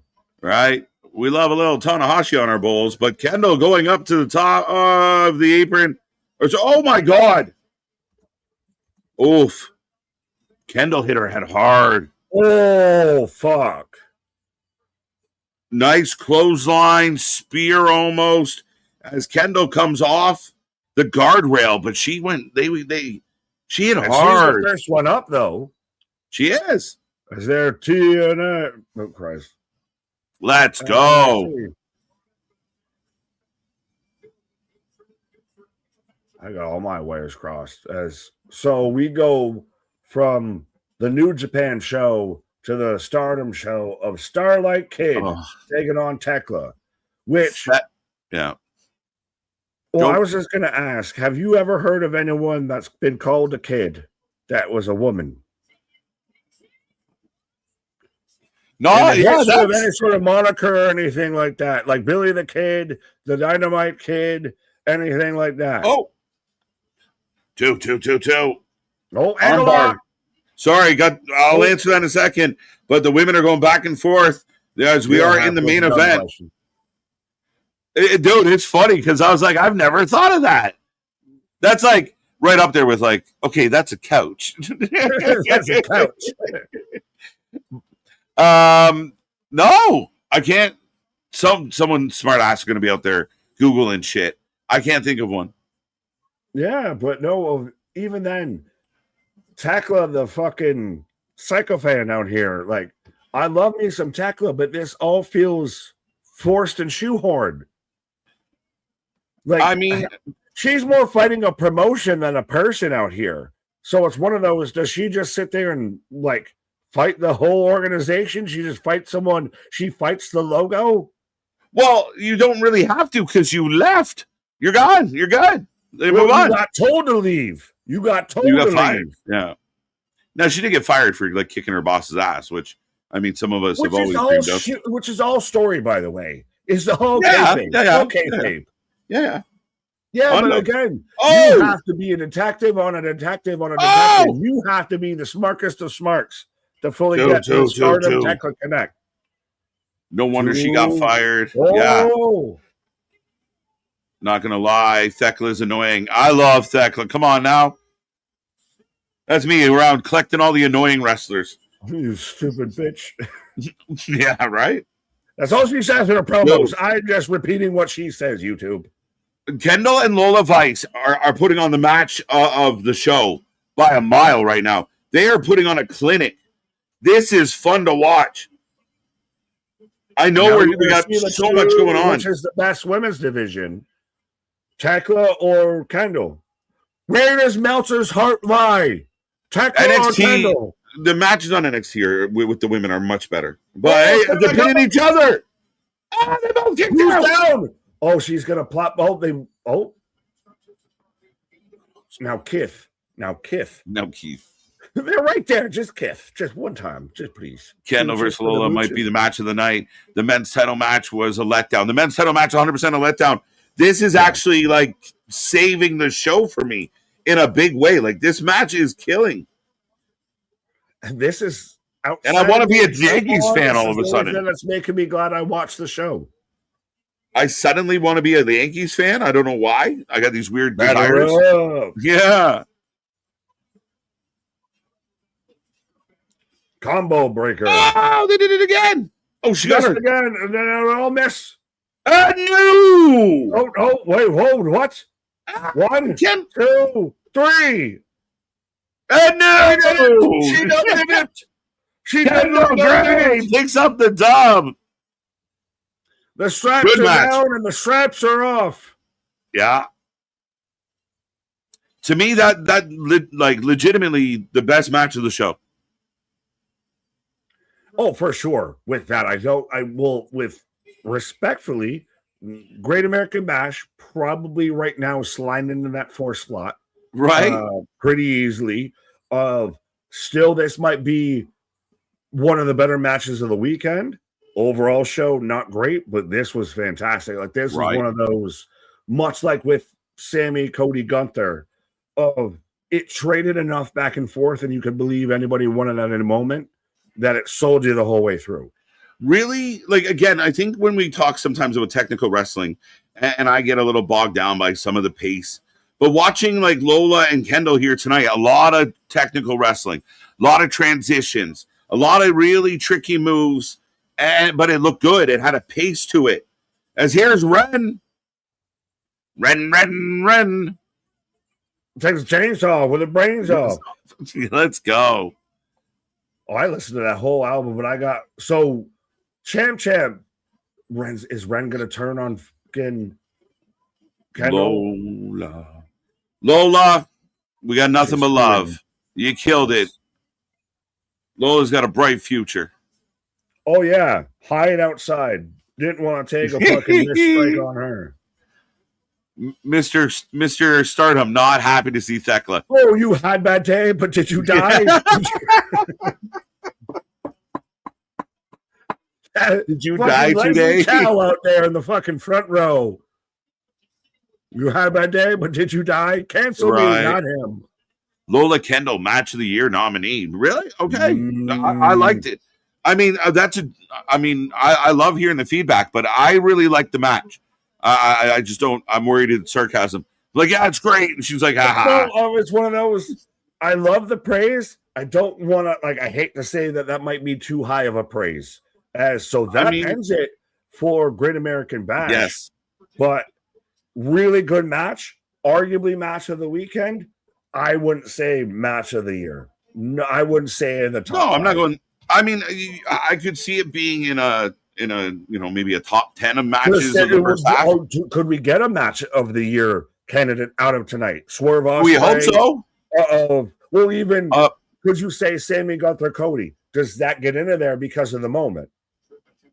It might. It was a big match. I thought Eddie Edwards and Moose. I really liked that match. I really thought that was a good match. And I thought I thought that's up there. I mean, I think that Sam it has to be considered. Like we're trying to do an award show next week. We might have to push it off and organize some of it. Since all this shit happened. All these matches we're talking about come into the next half, not this half, the back half. It's the we're almost there. Oh, that's right. That's right. Yeah, that's how years work. That's how numbers work. 6 right? No, we were going to the end of June, were we not? What? Right? Would you not go halfway? No, 6 starts to half. I don't know. That's lopsided, bro. Like your balls. Weighted average.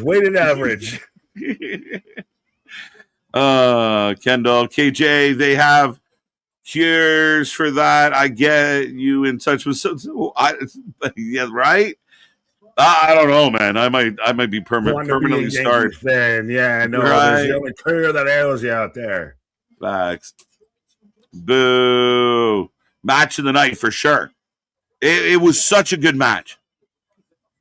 But folks, that show for sure. Match of the night. We'll see. Yeah, now, folks, we are watching Forbidden Door. You can give us your ratings, your thoughts, your feelings about Great American Bash, about Slammiversary. If you haven't given us a rating, you want to, we take a rating out of 10 for every single show. Get it in there, and we got more wrestling to come. Terrifyingly so. There's more. There's more. There might be a lot more. We might have another 5. We're trying to do a post-show press conference out there. So, yeah, the show rolls on, folks, like no other. Yeah, but speaking of like no other, we got Tekla and Starlight Kid out here, and Tekla very much could be a breakout. I think she was in the contention for breakout of the year and everything. She very much should be in there for Woman of the Year and everything. But is she running into that issue, especially with the Tony Storm on the sidelines, that there's nobody else to hold a candle to? Like Statlander's been kind of mollywop diminished. Willow's on the sidelines. Tekla Monet, heel v heel, though. I think who wins the Owen to take on her? Well, this is the thing. Like, how does Maya World fit into this now? Because they've decided under the circumstances they're going to seemingly push her. Is there any chance that she steals this? And we got to have that conversation. I still think knowing Tony, Monet versus Tekla, and we'll figure it out when we get there. I love Maya, and I shout out Tegan Knox and her significant other for fucking booking themselves into a corner to lead to Maya World and High On being there. But Maya World's great now. When that match happens at All In 2 months' time, are we going to still feel the same? I don't know. I don't think so. I don't know either. I'm talking from over here too. Right? I had to grab something. I know. I got it. We got 10 hours on stream. If I can't poke at you on some shit here. 7.5 out of 10. 7 out of 10. I'm kind of like 7-ish. I thought the Tony and Evil completely lackluster. Didn't care. I wasn't excited. I didn't think the match was good. They had the wall spot, which didn't really change. Oh my God. Clap. Yeah, she's trying to get at fucking Dr. Lee out there. Yeah. So, yeah, I mean, a very curious show. Lola and Kendall saved the show. They end up being the best part of the show. I thought Miles and Tavion was a really strong match. Very grapply. I liked it. I did like the Dion match, but again, everything felt very just lackluster. The commercials just took me kind of out of the energy. A lot of pause, a lot of break. It wasn't my favorite. I'm a little bummed out about the Great American Bash. 6 out of 10. It was one of those. It was I could have been okay if it wasn't there. Almost would have been better if it was a Tuesday instead of doing it out on a Sunday. Right. Yeah, I don't disagree with that at all. I mean, it could have been better. It could have been a 2-week special. Might have been better. Less expectation. But then we would have been out here saying, can you believe they did a 2-week special? Can you believe Great American Bash is now a 2-week special? Yeah. Right. Is it really a bash?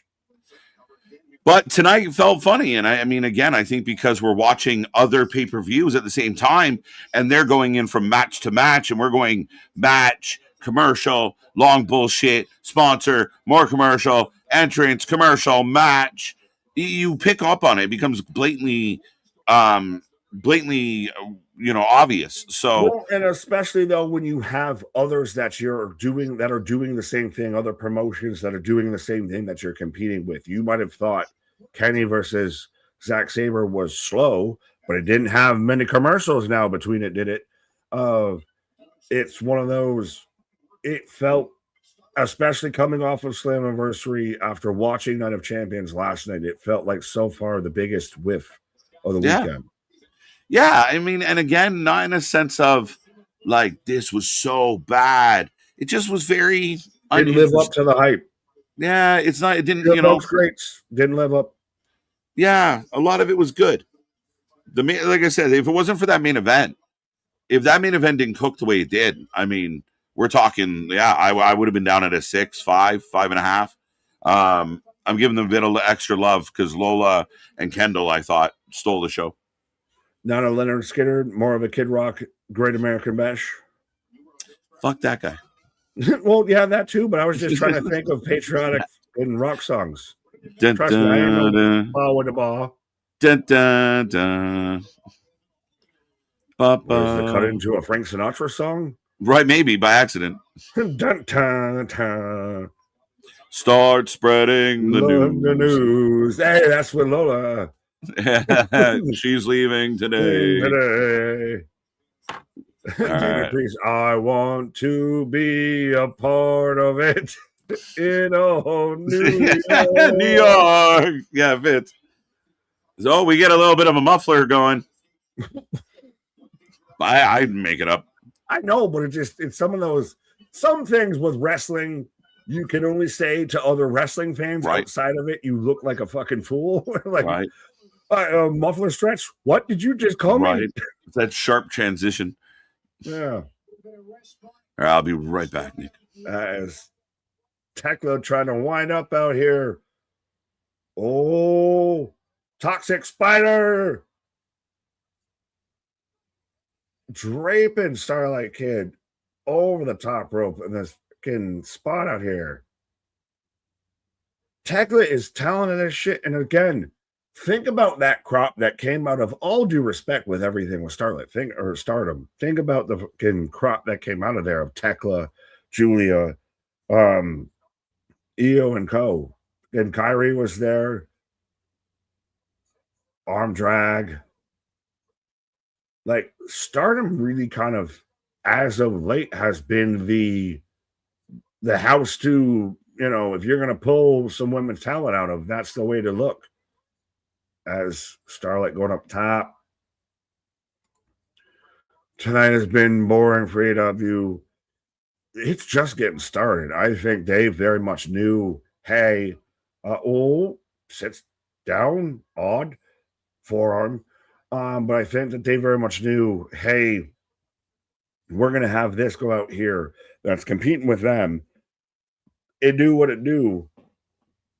And now we're going to see what the rest of the show do. What that dog do. But you're going to see the rest of the show, I think, hopefully pick up another springboard drop kick. Because think about it. We've still got Ospreay versus Swerve tonight. We've still got the Chicken Coop cage match. We've still got Cope and Christian taking on the dogs, Hiccup again. And My World taking on Monet. So there's still gears to go through. Pause. I still think that probably your best match overall tonight is going to end up Swerve Ospreay. But we'll see. Monday Night Raw tomorrow. Yes, we will be live tomorrow for Monday Night Raw, which will probably be in all of 12 to 8 hours time from when we can get off tonight. Forbidden Door Kingdom is kind of a mid-show for me. Well, it's in the middle of the show, so I get what you said. Like, it's one of those, I can't fully hate on it. She just gets dumped on the fucking apron, but I can't really hate on it when it's the middle of the show. If you're saying it's a mid-show, that would kind of hold that. At least it's treading water. NXT match placement was a little off. I would have opened with Zarya Tatum, which was great, best thing on the show. But yeah, a lot of commercials. I don't even know if that was the best thing. The world title match started the show and was kind of felt like it was fucking shoehorned and rushed. A lot of commercials and matches that could have been left off. I would say more matches that could have been left off with this show, but I get you with the pacing of Great American Bash. Of you had stuff that felt rushed, felt like we're getting through, and main event, like AJ even said, was the big thing that you're walking away from that show of. That's I'd go back and watch that. I'd go back and watch the women's main event and that show. Tony versus Nakura, Tony versus Evil. I don't know. Spear. Really, it's definitely going to be past midnight. Fans going to be tired by the time the main event hits. That's why we got this going. We'll keep you energized. Trust me, this ain't our first rodeo out here. We've been here a time or two before with Tony Khan, seeing who's in the main event and saying, I don't care who wins, just make it fast. But I think if you're going to close this out with a chaotic cage match, you better have some excitement. You better have some all the chaos and everything. Which gets your Dios Azul Tequila. Hashtag not sponsored, as I don't sip from that beverage. But AEW Forbidden Door got the tequila sponsors. We're just forehead to forehead. How many forehead spots have we had? Vitamins, merchandising. Yes, vitamins. They'll can pick you up. This is why it's been a little bit of, the tag team back again.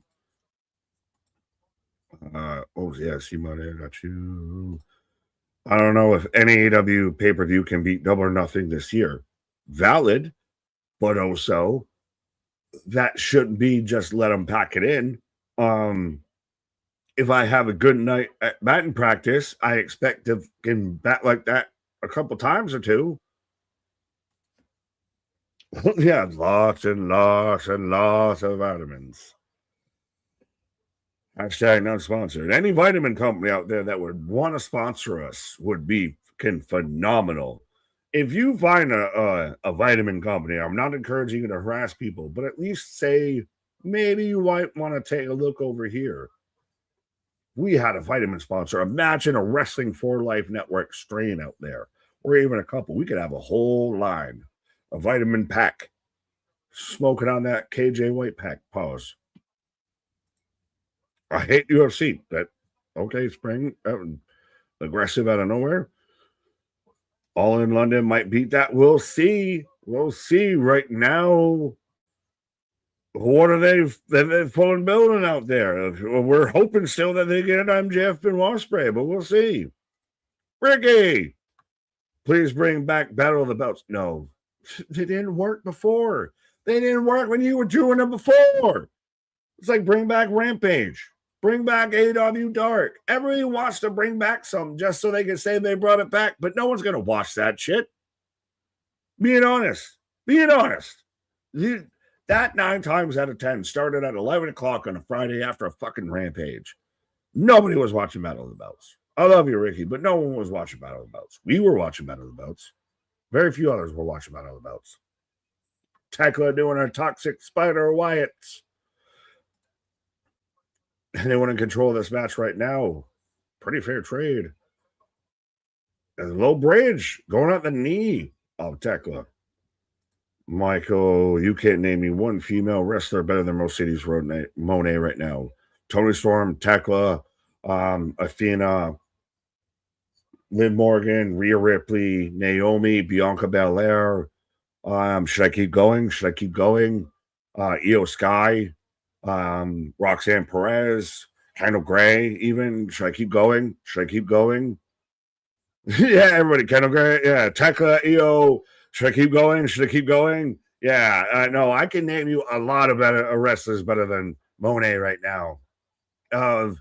I'll give you credit. Monet, I've liked her since she's came back with the thickness, with the quickness. But at the same time, to act like she is the greatest, no. Yeah, so many. Roxanne, no, come on now. So you what? You were fine until I named number 11 out of the 10 names? You were fine until number 11? Okay, so sorry. I named another 10 that were better. That's the thing is, Monet can be good, but you don't have to say she's the greatest. AEW can be good, but you don't have to say it's the greatest. That's the thing. Of course, we can name many. I can name 6. No, I can't. Too many vitamins. Do we need to be like one of them TikTok channels out there? Name how many wrestlers can you name that are better than Mercedes Monet? I can name 6 wrestlers. I can name 7. Correct, because Roxanne hasn't done in the bit. Yeah, she wasn't an NXT champion, wasn't none of that. She isn't over. We haven't been out here calling her the fucking prodigy or anything. 44. I can name 44 wrestlers better than Mercedes Monet. I think he's got it on that one. KJ's got it on that one. Name him. Name him. I'll take your bet. Name him. Let's go, Starlight Kid, as she's right now popping off. I haven't watched much of Starlight Kid. Stardom is a little, almost harder to even find than a New Japan match, but we've seen, your Maya Watanabe's and everything like that, but Starlight Kid, I am unfamiliar with your game. We'll through 1, 2, 2. That was a 3. That was a 3. Knox, that was a 3. Jade has been in the moment. We didn't even Charlotte, Alexa, Paige. We can keep going. Keep going. Is it Tiffany better than Monet? Tiffany, Becky better than Monet. Keep going. Bailey, Lyra on par. Roxanne was Ring of Honor and NXT champion the same year. Exactly. Stephanie Becker, keep going. Blake Monroe, Mariah May. Monet is better than Brie. No one mentioned Brie, but I'll give you that. Tekla over Monet for sure. Could be the bar of the night out here. Who's better than Monet? Name a wrestler. Keep going. Keep going. Tekla, stop. Shafir over Monet. Shafir over Monet. Sky Blue. Julia Hart. Tekla with a 1, 2, 3. As she's winning.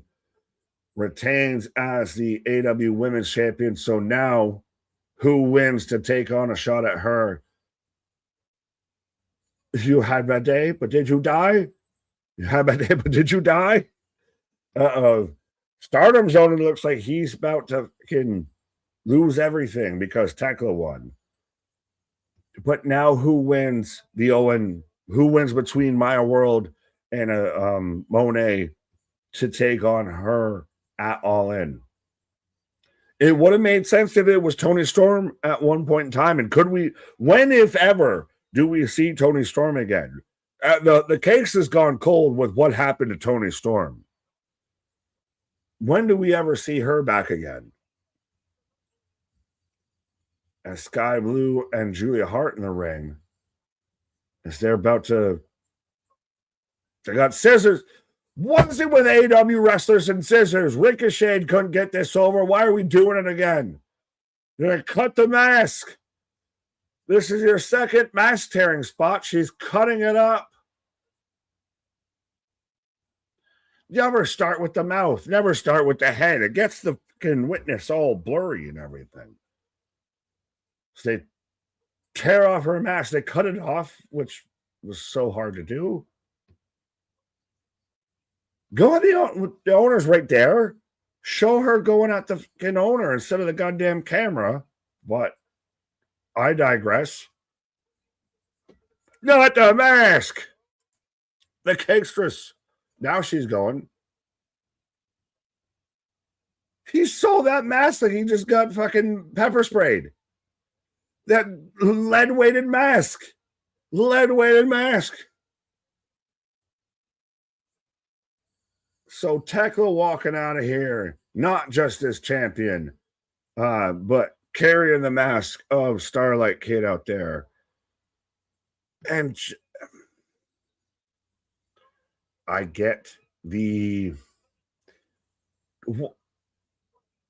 all the red strobe light, the red light. What are we doing? What are we doing now? So they just do that for her leaving. Okay. But I get that Tony and like 10 fans on Twitter really know the whole lore that they've made and everything between Tekla and Stardom. And that owner and everything, they recognize everything and they're with it. To everybody else, including even the diehards. It was an all right match. Yeah, Tekla won. Cool.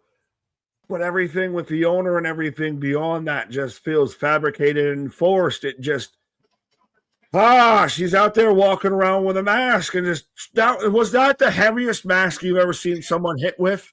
Serious question. Yes. What do the Japanese make their masks out of? Because that man got hit by a brick. He got hit by a brick. Like, he went down. Aluminum. Their masks are made out of the same material the ring steps are made out of. Yeah, I knew he was going to do it. I die. Dude, that's hilarious. I knew that's where we were going with that. But we are getting the Dogs versus ENC next, as the World Tag Titles will be on the line, folks. Show rolling on. Lots to talk about. Lots to get into. Nick and I have been here for way more hours than should be legal. But we're almost at 7.5 hours live. He won't let me stop. Oh, we still got many hours to go. So buckle up, Buttercup. You call me Buttercup. Threw me off there for a second. I think he loves me. I almost asked I almost had option 1, Buttercup, for because you said it as I was typing. I didn't even know that. What? Who? Are you just trying to name off snacks that you might have? What snack did KJ have during his break? Did he have a Reese's peanut butter Buttercup? Did he lay a finger on a Butterfinger? Did he put his corn in some popcorn? Butter or not, sir? Yeah. Did he say nugget and have a chicken nugget? Right. As we are getting the Dogs. Is there 5 seconds for flash photography? I'm going to take a bit longer than 5 seconds, but I'm going to find my flash photography. There you go. Nick taking a pause for the cause. Show rolling on. We're getting the Dogs against Edge and Christian coming up, or Cage and Cope. So get your votes in. Who you taking in this one? Shall be interesting. It could be a good match. I'll be honest. I thought Thekla and Starlight was an excellent match. I thought the match was good. The post-match stuff, a little over the top, but I thought the match itself was maybe one of the better matches on Forbidden Door so far. Sasha can't even lace Roxy's boots. That's why she ran from the Indies. Mercedes over Thekla. No, Thekla over Mercedes. Thekla's a better promo. 44. I can name 44. I can name 44 wrestlers. That's all you need to do. I see her all day. Are we going to count them off? I'll have to wait for you to be back. I gotta take off my shoes and my gloves. Wrestler move number 1, armbar. Arm drag. I'm like Liv Morgan, Roxanne, Raquel, Rhea Ripley, Shotzi Blackheart. I think that's fair.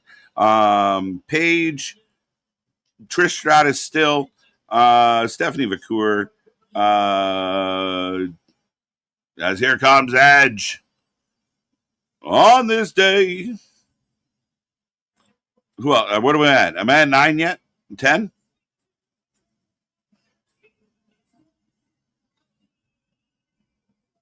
Am I at 10? I think I'm at 10. Mercedes is 100% better than Jade by a mile. I don't think so. I disagree. They're very close. I think they're very neck and neck. Thekla's a savage. She ain't playing. I like Thekla a lot. I mean, to me, she's been a big breakout. One of the more charismatic AEW superstars right now for me. Liv. Did I say Liv? I said Liv. Chelsea Green. Piper Niven with a broken neck. Statlander. Willow. Starlight. Thunder Rosa. Serena Deeb. How am I doing? Stardom guy. Yeah, he just got knocked out. He sold the shit out of that mask shot. That could give me Luna vibes. Let's go. Athena. Alex Windsor. Tony Storm. I thought that was the last match. No, we got way more to come. We got more. What else do we got coming tonight? We got the tag match is up. We have a cage match in a big circle. Never seen that before. Or in a while anyway. As the crowd goes a cappella, we got Monet versus Maya World. We have Swerve versus Osprey. Apparently the main event. Everything else has been checked off. All right. So what was that? 1, 2, 3, 4. 4 matches to go. Let's look at the clock. 10:25. 4 matches, 2 hours, or 1 a.m. How do we feel out there, chat? Let me know. Don't be quiet. I got a lot of people hanging out with us right now. Get in that chat. Blow it up. Click the hearts. Click the reactions. Share this link. And if you haven't hit the thumbs up yet, please do so. I see almost 100 people here. 85 likes. If I refresh, maybe there's more. But if you haven't given us a thumbs up yet, make sure you do so. It's like 10 people. Get in there. And we're almost at 100 likes on the stream, folks. So get in the chat. Click the buttons as Christian makes his way out. Cope and Christian. Cope for the win. 6-1 so far, Forbidden Door. Has there been any surprise finishes at Forbidden Door yet? Has any match made you think the finish? Oh, wow, didn't see that coming. Okay, so Stardom President is doing a little too much now, a little over the top. I know people were mad about Carlos in TNA, but yeah, he sold big. Like it was like there was a brick in that mask. Cope, Edge. Is anybody picking the dogs? The dogs have no hope. Adamascium. That's funny. Good job, Curmudgeon. That's jokes. Thekla wins now her boyfriend, Clark Connors, gets a W. Potentially, nobody seems to think the dogs seem to be super underdogs on this one. 83% of the chat right now going Cope and Christian. We're at 90 likes. Let's get us to 100, folks.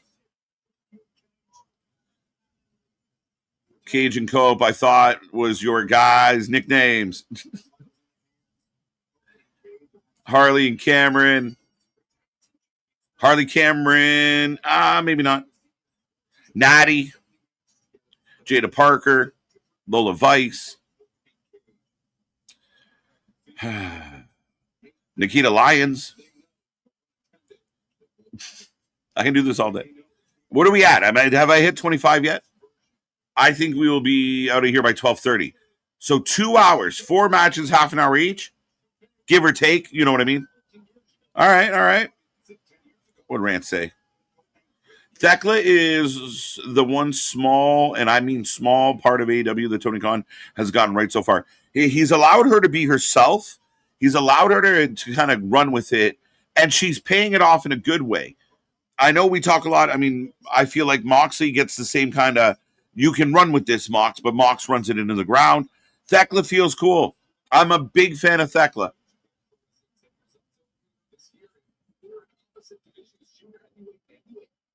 Roxanne needs to get out of the Judgment Day. It's coming, Bernard. It's coming. I agree with you. We got to cut her loose and let her have some matches. Roxanne is too good of a wrestler. She reminds me a lot of kind of Alexa Bliss in the, that 5 Feet of Fury. I mean, we got to let her loose. She is a talent. And it's time. It's time for the Judgment Day to kind of wither away. Hope. Let's go. Thumbs up. All the way up. You gotta let me fly!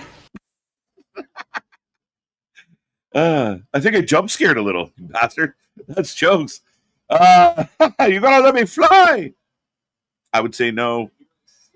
Thekla is, I got that one. Thank you. That's jokes, my guy. Yum Yums for a like. Let's go. Yums. Let's go. Yum Yums for a like. Who else you got out there? Thank you. No chance. That's what you got. No chance in hell. I didn't know it was what it was till I got to the end of it, Spring. I think that All In London, Cope Christian versus Young Bucks, very possible. It's been teased for a while. FTR stepping away kind of changes the dynamic of everything.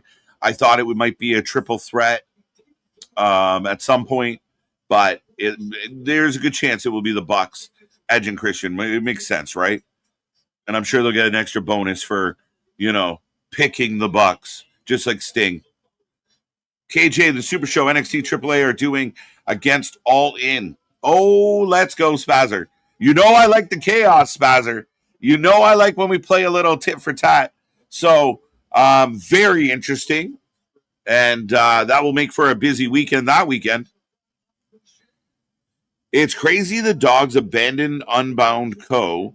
and we didn't even get a mention of it. Jokes, right? And they were here. We saw them earlier, elsewhere. Nobody knows. Nobody's talking about that at all. Does Briscoe deserve the title shot? I don't think so. Gordon, I like Mark Briscoe a lot. And I think there was a time where Mark could have really done it. You could have almost wrote, I hate to sound like Moxley, but you could have almost done the Rocky vibe of like, you know, the man who lost his brother. His brother was everything to him, but he's got to scratch and claw, and he's going to win this one for his brother, and it's going to be a big deal. I feel like so far removed from that. And I know in the promos, like the video packages, they talk, like they show those clips and they lead to that. But I feel like the iron was hot before. And I think at times, Tony Khan being very loyal to his core group and very stuck in storylines, didn't want to deviate from like Adam Page per se. So, which oddly enough, here's Maya World. So at times he shows he's willing to pivot depending on who the person is. I don't know if now's the time. And I really don't love the stipulation of if I pin somebody in a match, you get the title shot. All right. I'm okay. Why? What are we gonna do? I mean, I guess at least MJF paid for help. That makes a little more sense. But right now, Christian throwing on the dogs. Yeah, I mean, I love Briscoe. If Briscoe and Ciampa were in like a long-term rivalry for the TNT title, I would care a lot about that TNT title, and I would care a lot to see those matches. Briscoe spent so many times being the guy that takes L's, being the guy in the conglomeration, that I just don't feel like now would be the time to kind of push it. It might be, again, you set up a match, MJF gets the win, sets up another match. I don't know. That's where he goes to Andrade. Willie! Who else has Cope and Cage defending titles against? Who else has... FTR was it, right? Or they won it from FTR. Did they have any other title defense? Who else would there be is, I guess, your question, right? It's a good question. Who's left? Who do you bring in? Let's bring in Nick, my half of my tag team. Good English. Well, now I was trying to do this. You gotta let me fly! I didn't mean to jump scare you the last time I did it and everything like that. It just fit too perfectly with, right. We got to let her free out there. Let her free. You let her cry. Let her rain fall down her hair. Let her cry. But even we had Driller Maloney, part of the Bullet Club that was out there. Didn't get mentioned that that was never any history of this with the dogs. Right. We were talking about unincorporated co. Yeah.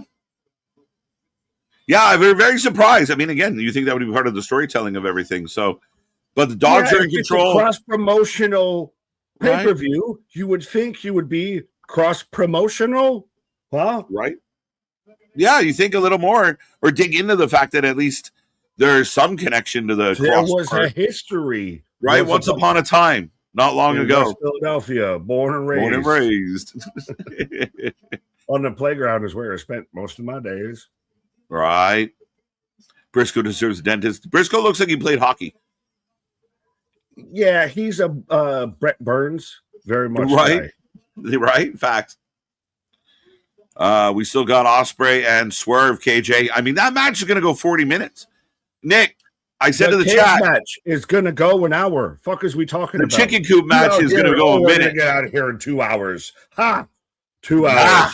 I laugh. Okay, so I said 2 hours, 4 matches. You're saying no chance. Hi. I'll see y'all on Monday. When we're on Monday, I better see everybody in the fucking chat with super chats when we're on here on Monday.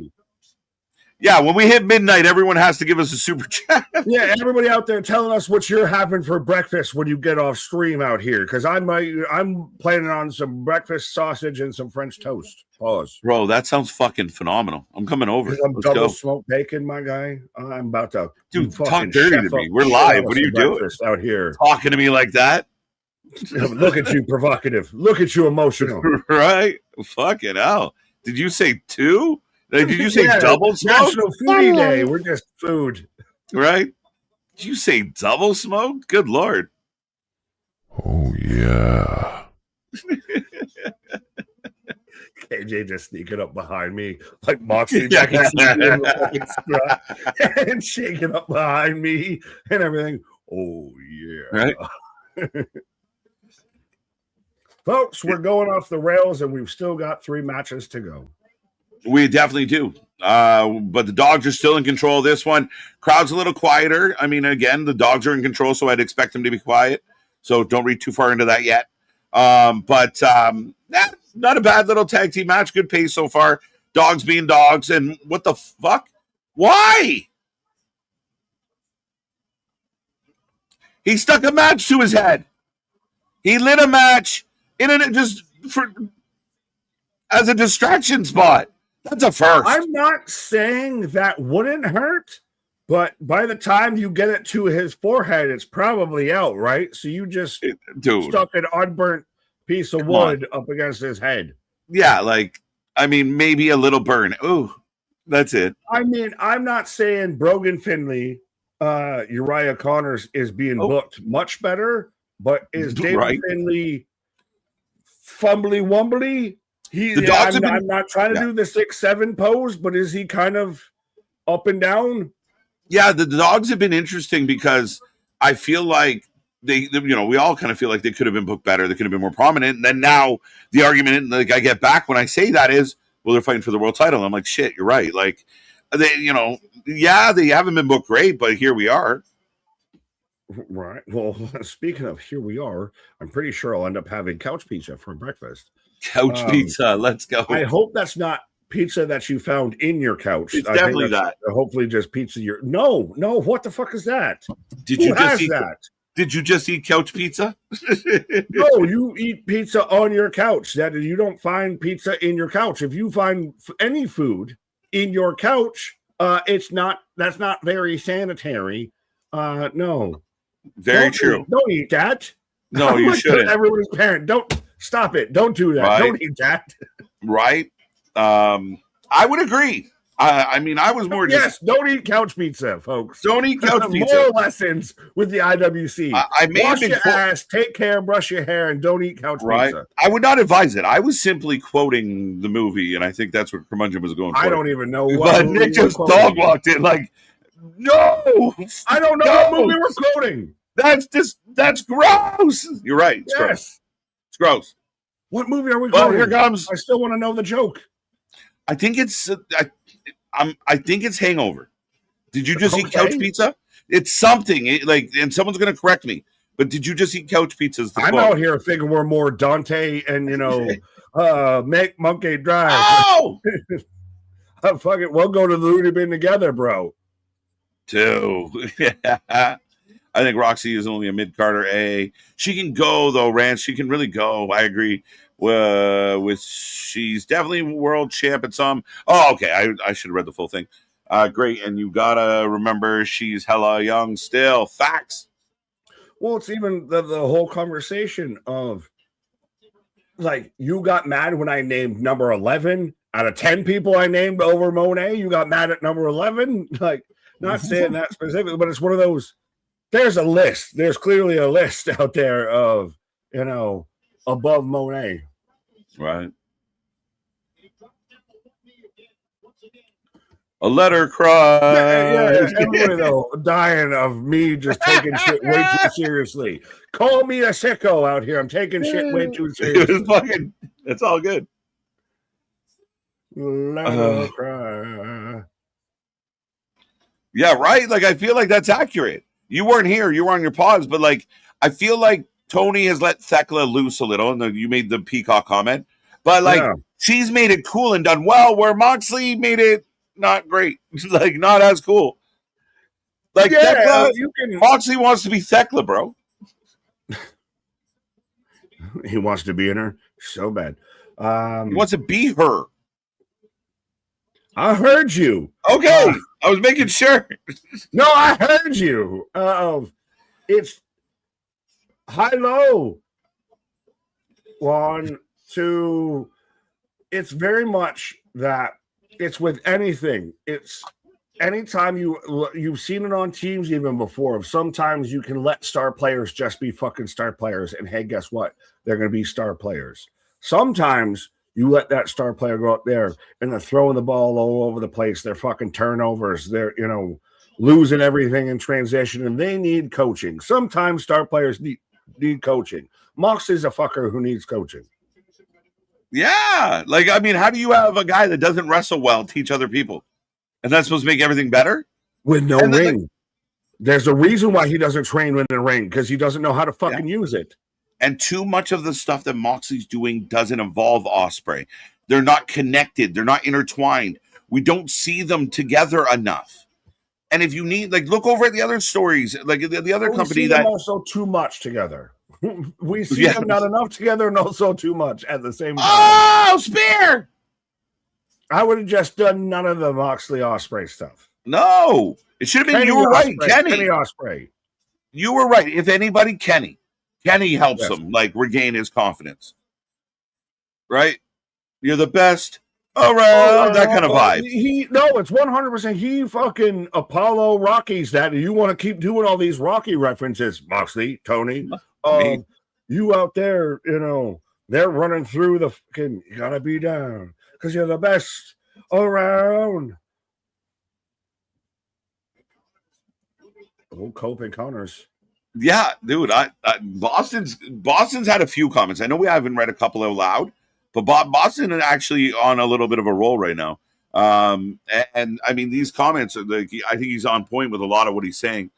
I think the biggest head scratcher for me is why do these guys care enough to put their body on through hell in a cage to make Briscoe #1 contender? Conglomeration. Hey, we want to be on the show. Darby. Right. Hi, I'm Darby Allin. Welcome to Jackass. And Takeshita, fuck, I don't know. You got me swinging on that one. I'll take one strike. I will say, like, Takeshita's there for a little revenge just because he hates cows, but we got the shillelagh and the ref's out, by the way. The shillelagh!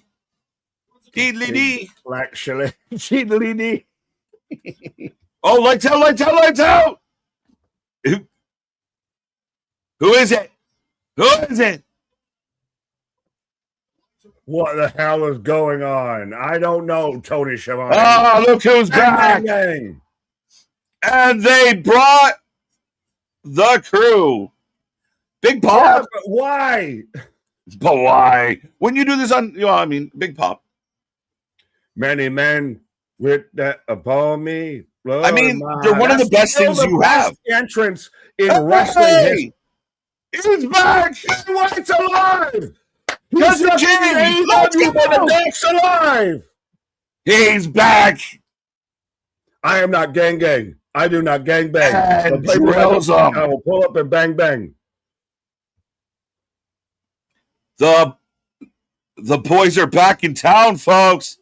The Bang Bang Gang standing strong. Jay White is here. The crowd is going insane. The crowd is losing it. One of the biggest pops of 2026 for AEW. Is that we said with Sammy winning, steal the headline. Is this the counterpunch to the headline stealer? Jay White back in AEW. Jay White appears at Forbidden Door. It's Twitter's a good one ablaze right now. Yeah, it gets him in the mix. It's a big one. Well, you got the guy that's the former leader of Bullet Club taking out the other pieces of Bullet Club. Now, this would be crazy if they were doing a cross-promotional New Japan pay-per-view in connection terms like Bullet Club or anything, or at least the Murder Dogs, which is part of the Bullet Club that they had, which is part of what the Dogs got. A part of. It's almost like you can use selective war here and all of that. But no, so the Bang Bang Gang saves the day. Jay White out here to put the dogs to bed. Right. It's Christian standing up to Jay, but Jay's being like, I'm cool. Christian being Christian. But yeah, the Bang Bang Gang back in full effect for what seems like the first time in 2 years, Nick, between all the injuries. How many? It's been many moons. I feel like the fucking Rose at the end of the Titanic movie, like when the last time we saw Jay White out here. Let's go. The place went crazy. Now, if I'm you, I booked that crew as much as you booked the Death Riders. You build a show around these guys. Listen, Tony, Moxley's not the guy. These are the guys. Turf Warfare. There's your Survivor Series counterpunch. Bang Bang Gang versus Death Riders. Blood and Guts. When's Blood and Guts? That's at the end of the summer. They do that on a Wednesday, don't they? I feel like they've either done it or not done it. But yes, I am not gang gang. I do not gang bang. Right. I think predicting at All in London, Christian. Yeah, we got that one. Let me catch up. Jay White. Which that should have also probably added FTR into it, but now they left. But now would you put the Gun Club in that? This is the first time in years that we've actually seen a united gun club. The Bang Bang Gang has not been together.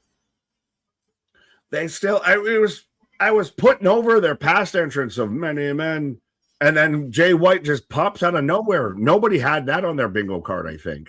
No, and I thought he was going to be up on the stage. So when they spotlighted it, I don't know, ROADs. But I think that, so when he wasn't there, when they came around, I thought he was going to be in the back. When he wasn't there, I was like, oh shit, Jay's still not here. Great. And then poof, lights on. There he is. That would have been the most AW thing, is that he's in the back getting out of a car, and we sit there and wait, watching the whole fucking video package of him walking from a car through the arena. Yeah. As the official theme of Forbidden Door is who's having fun. Right. Who's having fun out there, folks? Hey, we like lots of AEW, but I hear you, bro. I think, again, I mean, when it's good, it's good. I can't turn on it. That was a good moment. I thought the match was half decent, a little more traditional tag match than we've seen. Maybe not an epic match that we're going to remember forever, but a big moment. Like the Bang Bang Gang, super over, big pop. They have Ace Austin in the mix that we haven't really seen much of, Nick. This is a chance for this group to be something. Like and Critique are not independent entities. They can be the same thing at the same time. I can still like a company and critique the company at the same time. Right. But as we're about to, speaking of critiquing, we're getting Maya World, been around the world, and Maya. I think I'm over 30. What? I think I got over 30 so far. 30 what? 30 female wrestlers better than Monet. Oh, fair enough. I was like, wait, what? My age? What? Huh? 37? Huh? Right. Monet versus Maya. Who is the Owen Queen? I had to catch it. Martha. Will she be here in a weird hat? Dr. Martha Hart. Yeah. Will she be here in a funny hat again? She loves her funny hats. Did she not know it was Funny Hat Day? Right. Have Bang Bang Gang involved with the dogs. Sorry, go ahead. No, I just said what? Well, I agree, Willie. And I think Nick agrees too. Like, you get this, you have an opportunity. Like the dogs, the Jay White wanted revenge on Finley. He got it. Set this up. This writes itself. Tell the story. Tell the story. Yeah. Don't just talk about it and tell it. It's almost like they could tell you the story, and on a show where you have New Japan involved, they could tell you the story, but they won't. Right, as here comes Maya World. Of course, we know the tragic events, and that's led to her finding a way into the tournament, and now she's in the finals. Will the dream come true? Will she have a big moment? Will she run into the torpedo that is Monet? As it was halfway making me think of William Dafoe, kind of makes me feel like river dancing. That's what you call nameology. They could have done this, but they didn't. Does Maya remind you a bit of Monet in NXT? Sorry, that was my river dancing. You couldn't tell. It's only you see the top. You couldn't tell. I was river dancing my ass off. I was river dancing. You don't know how good I am at river dancing. Michael Finley is that? Yeah, what? Well, Your heart out, and everything, right? Oh, I agree, Boston. Stacked. I love it. Go ahead, Nick. Roads. Roads. Rudes. But is Maya World right now kind of Monet, what she was, Sasha Banks in NXT, of kind of has that similar vibes of really a lot of potential, similar character, similar style, and everything like that. Has the world at the cusp, pause. But do you see if she really fucking nails it home? This one's hard for me, Nick, because I do see signs of like, okay, I see it. The only person on the show so far to get fucking pyro. Look how like again, it feels like a big deal. She looks like a big deal. She's confident. She's borderline arrogant. Maybe cross the line arrogant. What? She's sticking up.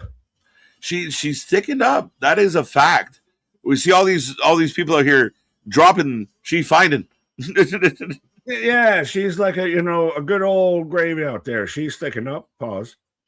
But yeah, I mean, I gotta give her credit. Honestly, we've said this from being out here on some of the Wednesdays and everything. A little bit. She's been at times the best thing on a Wednesday. I mean, she had one of the better matches a couple Wednesdays ago, and I got to give her credit where credit's due. I think she's earned it in that regard. And I mean, similar to the comment we just had from Curmudgeon, and I know he was tongue in cheek, but at the same time, to me, she has to, like Moxley, you can't just talk about being great. You got to show up and do some shit. And I think for a while she wasn't doing much. That people were giving her a pass. Like every match she had was the greatest women's match ever.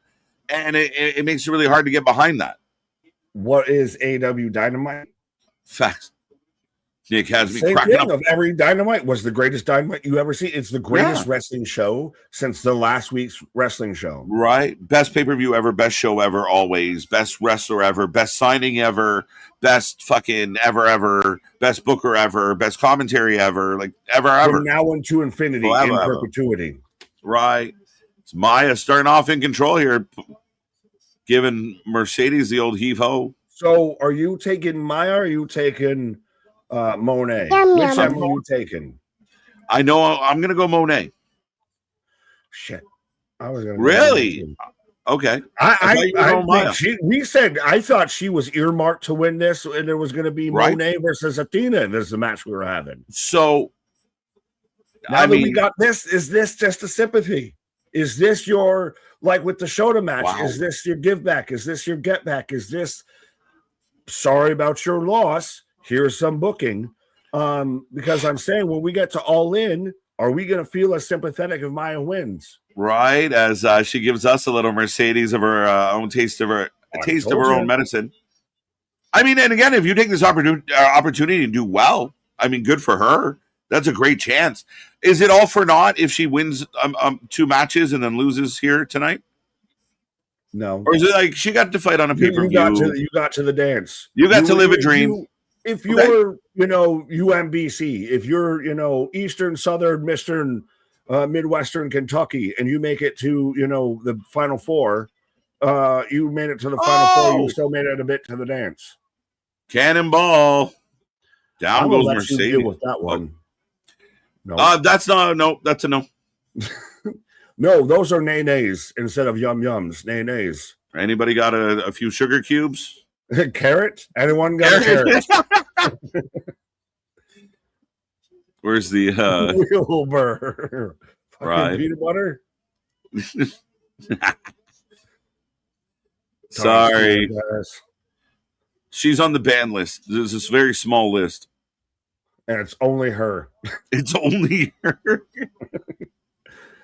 But no, Monet, I think, even before, as Maya has impressed, but Monet has, I think, kind of, I don't want to say silenced the critics, but she's very much you and I who have been critical of what she's done before. Yeah. She's made us have to kind of two-step a little bit and say, now I get it. I see a little bit more of what we're doing here. I get it more. She did the whole give back tour. Yeah.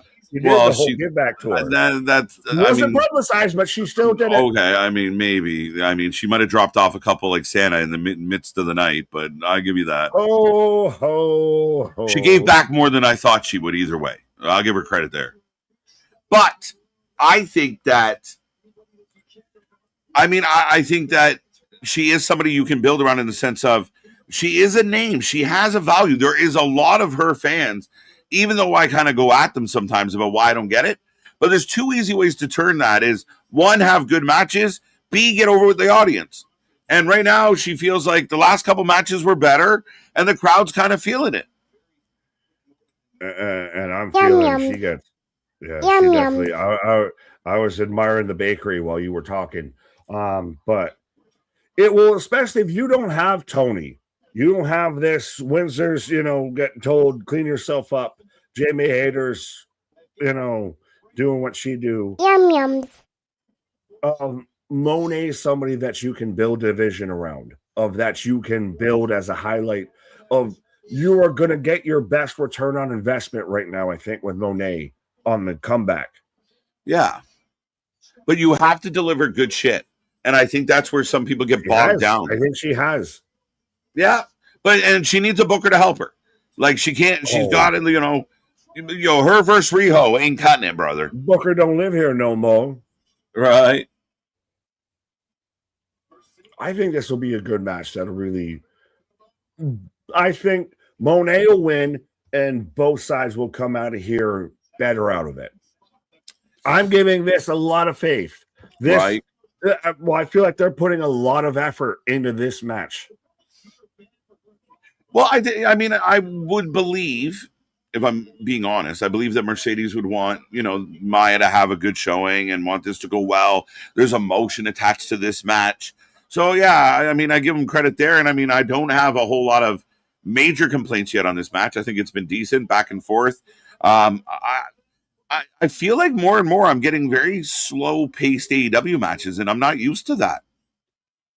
Well, did we pace ourselves out of Great American Bash? Of one of those, we'll go until this ain't going, and then we'll hit full throttle out here. We got Jay White after Great American Bash. We got Jay White. Yeah. Yeah. Maybe. Yeah. Maybe.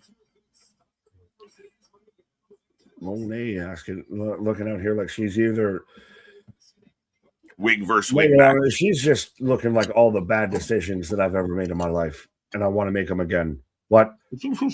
Hey no. Mercy. Begging you for mercy. Maya, how you doing? I'd like to be that world. We've seen a world, we've seen a nation, all in the one evening out here. We've had cups defended amongst the world, all of that. Right? What do you look up for? Who the fuck's up there? My hopes and dreams. I'm gonna find out where they're going and catch up with them later. I'm gonna catch them. Oh, Nick, that is just pristine. I gotta get that's an applause for two. We're applauding ourselves now. It's ridiculous. Yeah. Oh, we made it almost 8 hours out here. Everybody, thank you. We've made it almost 8 hours out here. Everybody, give yourself at least a minor golf clap out there. You've made it 8 hours on a Sunday. You apparently don't work on a Monday, right? So you're out here with us, right? Again, insulted, but yeah, it's true. Yeah, you're about to punch the clock on a full 8-hour workday, folks. We don't have a retirement plan, no nothing. 401k. We don't have a salary, none of that. Right. You just all per diem. Which is a TNA contract, did you know? Per diem. Yeah, I heard those, kind of do it as we can kind of approach to it. Yeah. TNA put on a great show. I missed NXT, and so far AEW was mid. I haven't been overly wowed by Forbidden Door, but we weren't expecting to be. I hit a bug. I had a bug on my desk. I smacked a bug. Clip it. Shut up. Don't draw any attention to it. Don't draw any fucking attention Mercedes flipping the bird to the crowd, taking Moxley's gimmick. The bug. We flipped the bird and we flipped the bug. She's doing her best, John Moxley. Yeah. Now, that's is that an offer? Is that an invite? I'll take you up on that invite. Right. Sorry. I've gone off the rails. Someone strapped me down and pause. Oh, I can't breathe, man. That's the best shit ever. Inhale, exhale. I'll get you through this. Inhale, exhale. We still got 2 hours to go. Buckle up, Buttercup. Buckle up. We still got it. Are you more a Mallow Cup or a Buttercup? I don't know how to answer that. Languages to you? Are you? I've never considered what kind of cup I want. Mallow bar is. Do you not know that there is a Reese's peanut butter cup that's instead of peanut butter, it's just chocolate and marshmallow? I did not. No. Welcome to Fat Kid Lore. No, I did not. I know there's like my favorite is the peanut butter cup with the caramel in it, or they do one with like a fudge in it as well. The lava. The pretzel one goes pretty hard. The pretzel one's good. There's the ultimate. S'more. You have the one with the chip. You got a ruffle that one too. Oh, do you think America doesn't have fat kid shit? We have all the fatback bullshit. No, but there is the ultimate thing out there for a s'more in the summertime. It's called a Mallow cup. I didn't know what it is. It's like a peanut butter cup. It's just chocolate and there's marshmallow. You're taking notes. That's how you know somebody's taking notes.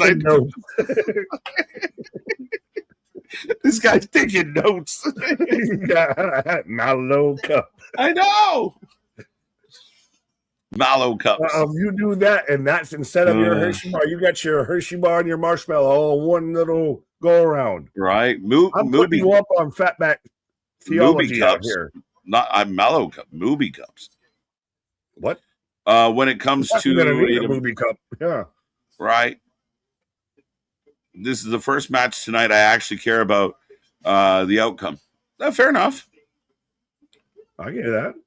And I feel like, and I don't want to harp on this, but I don't feel like anything's unpredictable so far. No. Anything surprised us other than Jay White? No. Yeah. Well, I was going to say Jay White there, but yeah. I got some buttercups. I love Twix. I love gold. Twix is a good one. Twix is up there for me. Milky Way is the superior candy bar. Milky Way 100-gram bar. The Milky Way all caramel. Snickers is better. No. You want to get nuts? I do. Let's go. Oh, stomp on the chest. A good match. I'm not mad at it.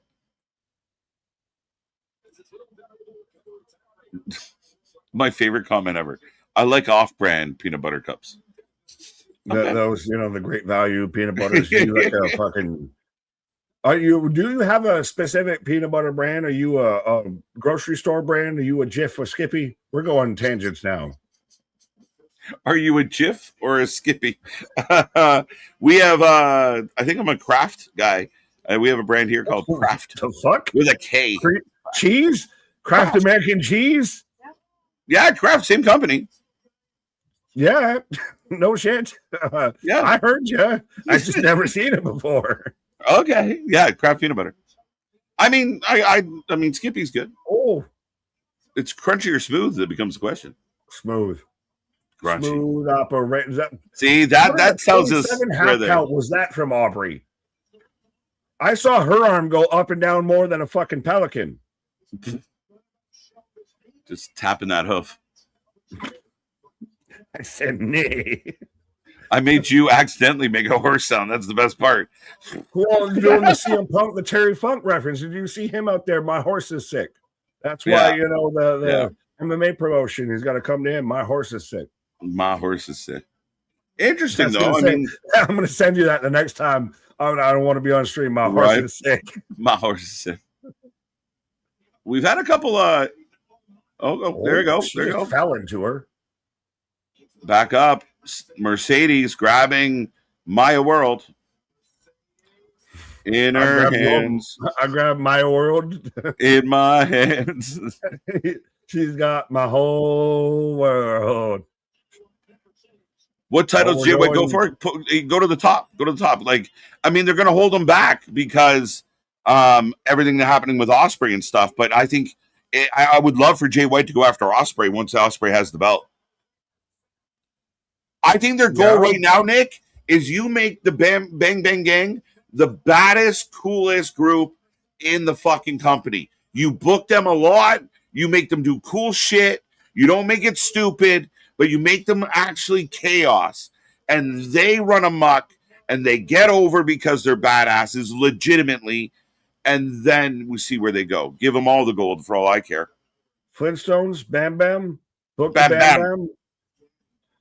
What's up, bum bum dum What dum bum bum? What's up, bum bum? I agree. In case you didn't know, we got all the cross references out here. Jokes.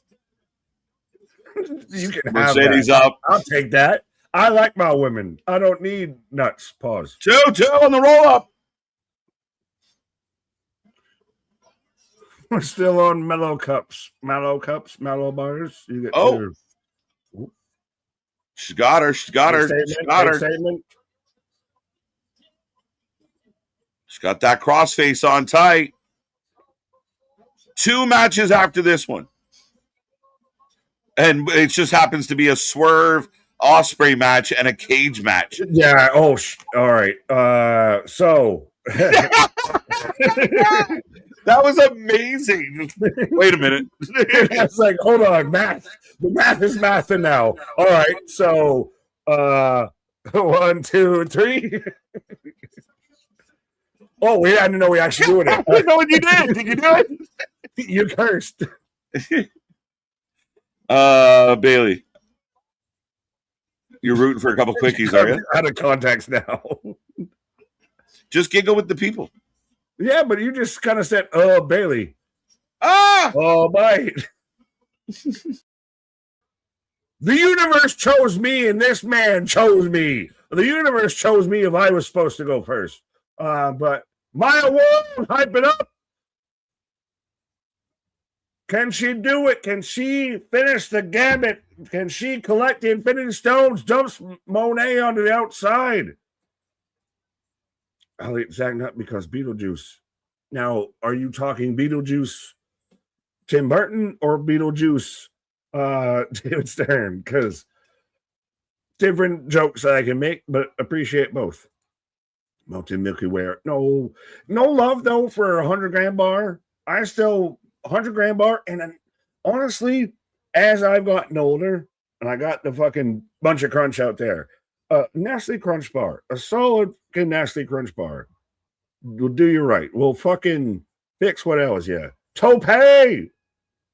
Oh, the top went tope. Oh, what do you say?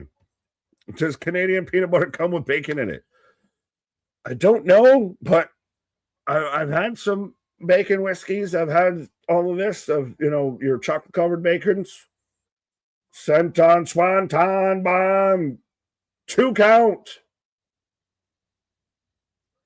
Do we need to do that for the next, a members only stream of international fucking taste testing? Pause out there. Puppy, yeah, the puppies is popping. This match is cooking. This match is cooking. I feel like I just said that. Why is it every match that I catch, can Aubrey Edwards is in the ring? Because they only have 4 referees, at best 3. And yeah, I know I counted down with that because even then, still, between her, Knox, and Remsburg, even then, what is a referee's duty in AEW outside of just to be there because they need to be there? Do they ever actually count a 10 count? Have you ever seen an AEW official count a disqualification? I don't think I have. It's like fucking seeing a UFO landing. 2 count, my world or Monet. I'm taking Monet, but my could be. I'm telling you, going for the sunset whip bomb. Maya has taken the most out of this situation and shown that she can go.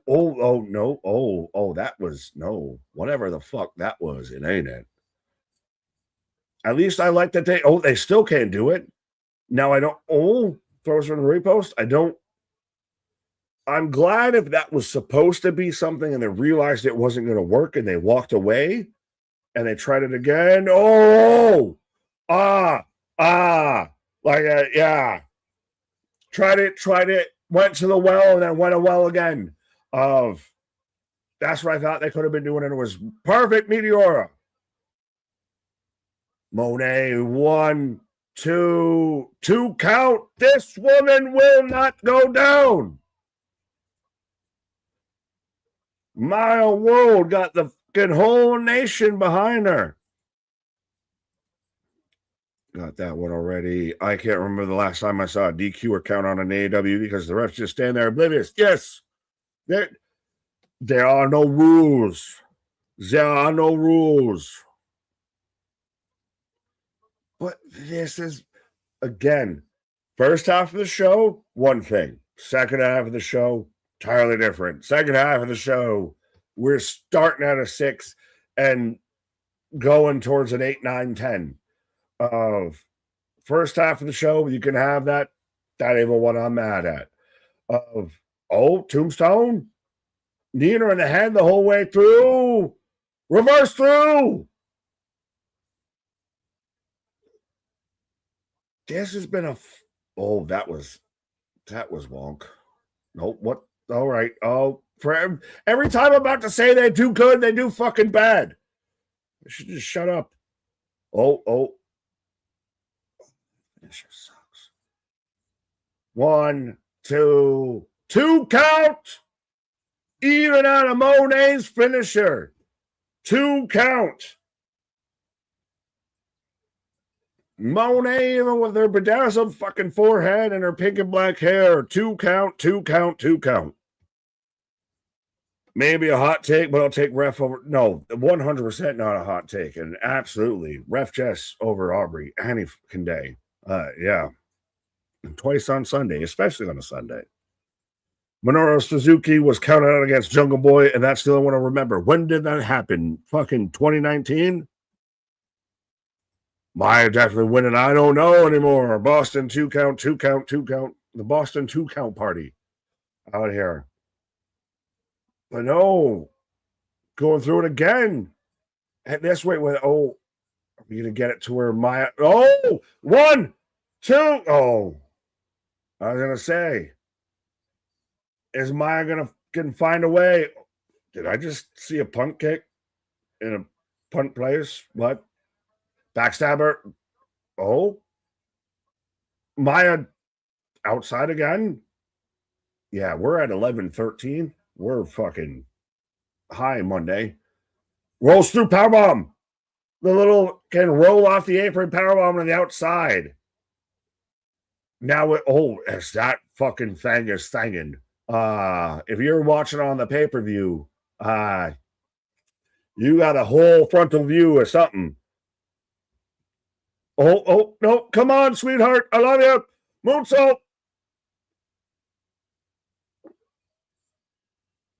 The attire doesn't help, but yeah.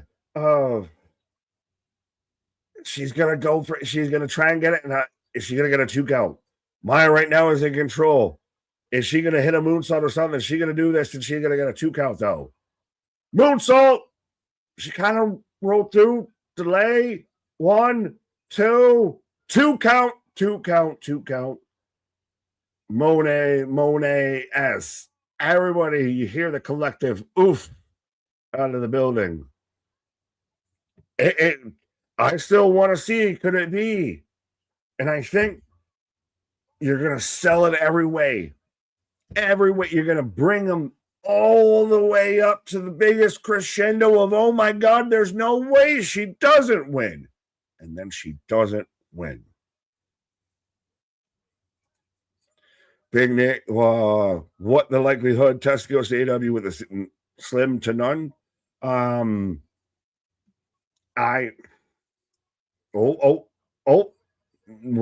through that way. 2 count. Roll through the other way. Banks. Maya's got her own big statement. I think that AEW, with the way that their fan base positions themselves of how they view certain things, they're not going to let them get away with Tyra and Tessa, however you want to view it. Maybe you get her on a crosser. I don't know if you'd ever see that, but let Tessa be down in C Milan. Let her. She's an Alberto Del Rio. Rolls back over through. Still, now Monet got it in. Locks it in. Does she tap? Can she reach the rope? She's crawling. She's trying. Possibly match of the day for me. Could be. Random Sam. The biggest match you can do is Tony Storm. Why does everyone give up on Tony? Where's Tony Storm? Is she going to reach it? Even, come on, Maya. Can she do it? Can she reach? She's crawling. She's almost there. So close. Is this your baby? Is this your can feel good? Your baby face? They did it to Darby. Is she going to come up ever so short? Rolls back through. Backslide. 1, 2. Rolls over again. 2. It still keeps going. I'll give you credit. This has been the match that's got you hooked in the most. I've been the most yelling out here 8 hours for this one. Speaking of yelling. I don't yell. I'm a loud talker. Just talk loudly. I'm just a loud talker. Well, as Mo and there you go. I'm going to untalk myself for a minute here. All right, but we get the end of the match, folks. Your winner is Mercedes. It was a good match. There was some real sloppy spots, but overall, the match was good. The crowd really got behind Maya. It cooked. It did. Mercedes giving a round of applause to Maya World. There was good. There was positives there.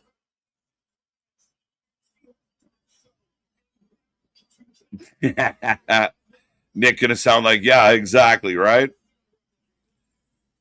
That was a star-building moment for Maya. You got to build on Maya now. Like, Maya showed she can go. There was some flaws there. There were some bumps, but not enough. Like, I mean, I've forgiven other people.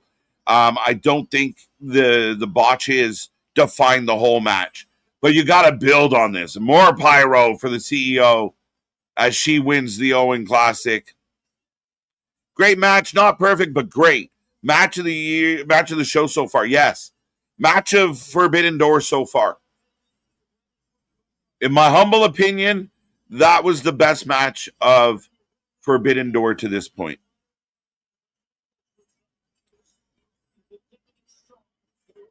Right. Right on time. 7-1. Huge thing for Maya's future. Yeah, for sure. A good performance. Build on it. Maya showed she can bang. She can hang. She can get in there and go. Yeah, again, there were some clunky moments. But overall, I thought the match was good. I thought it told a story. When she was battling to get out of that crossface, the bank statement at the end, the crowd wanted her to hit the rope so bad.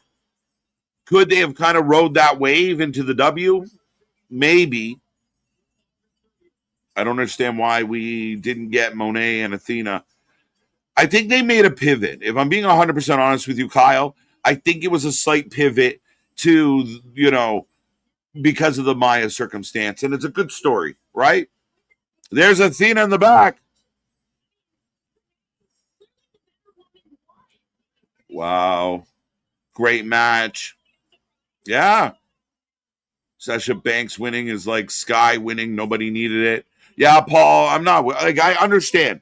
My only real beef is this felt like Mercedes tournament from the beginning. Whether it was Athena, whether it was Maya, it didn't really feel like anybody was a real threat to beat Mercedes in this.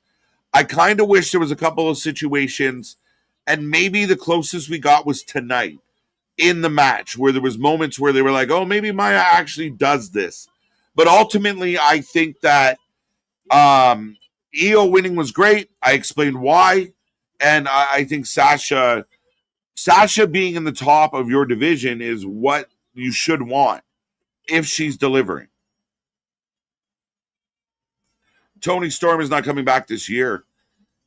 We don't know. No word. As we currently have like 9 people on commentary. I've forgiven more and crucified less. Facts. There you go, Nick. Maya World, I had respect for her and my CEO. Listen, I said a lot of times when Mercedes is the stronger wrestler in a match, the matches struggle. As here comes the cage. So Swerve and Ospreay are going to follow this. But we got the circle cage. It is the chicken coop match, folks. I will put a poll up. You get your votes in. Who are you taking? Will it be Team Briscoe? Will it be Team MJF? Chicken jockey. Chicken jockey. Will MJF get a world title? How will this play out? Will Andrade be a factor in a negative way for MJF? But get your votes in. The poll is up. The cage is coming down. How is everyone doing on a Sunday night? I will take a moment to remind everybody we are back tomorrow. Special show. That graphic is incorrect, I do believe. Oh, no, wait. Is tomorrow 7:30 back at regular time? They got me confused.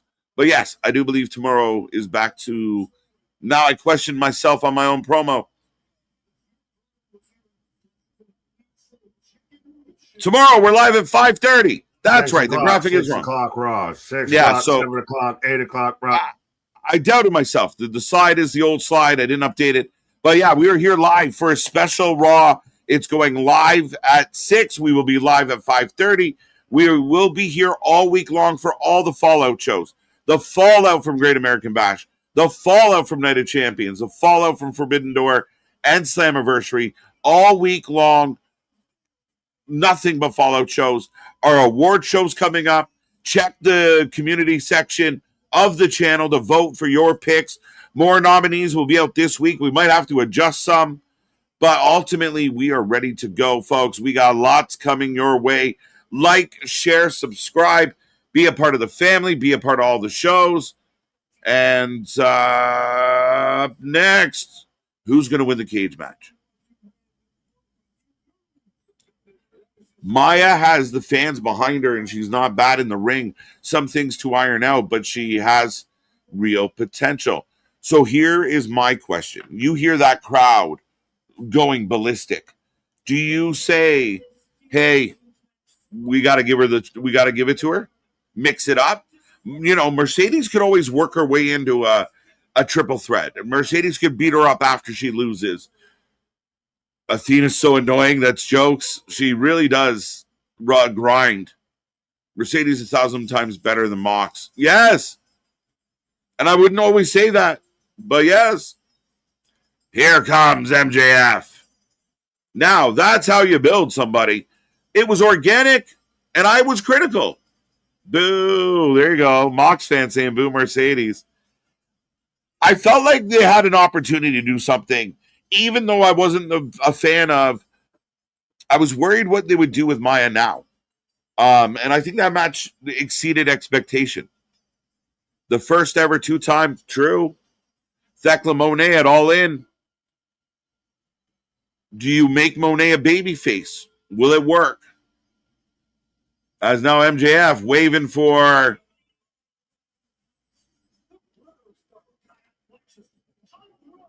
Oh, it's Callis. I was like, is that MJF's dad? No, it's Callis. I wouldn't be mad if Athena and Monet respect Maya World now that they are all teamed up. That is interesting, Almighty, because you have an opportunity. Is it a case where Athena, Monet, and Maya would become a counter to Thekla, Sky Blue, and Julia? Is that possible?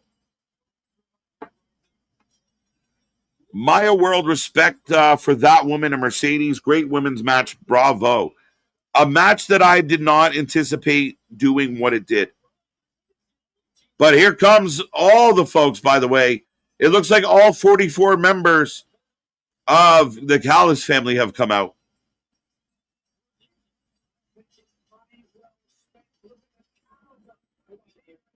As Nigel's saying, it's money well spent by MJF.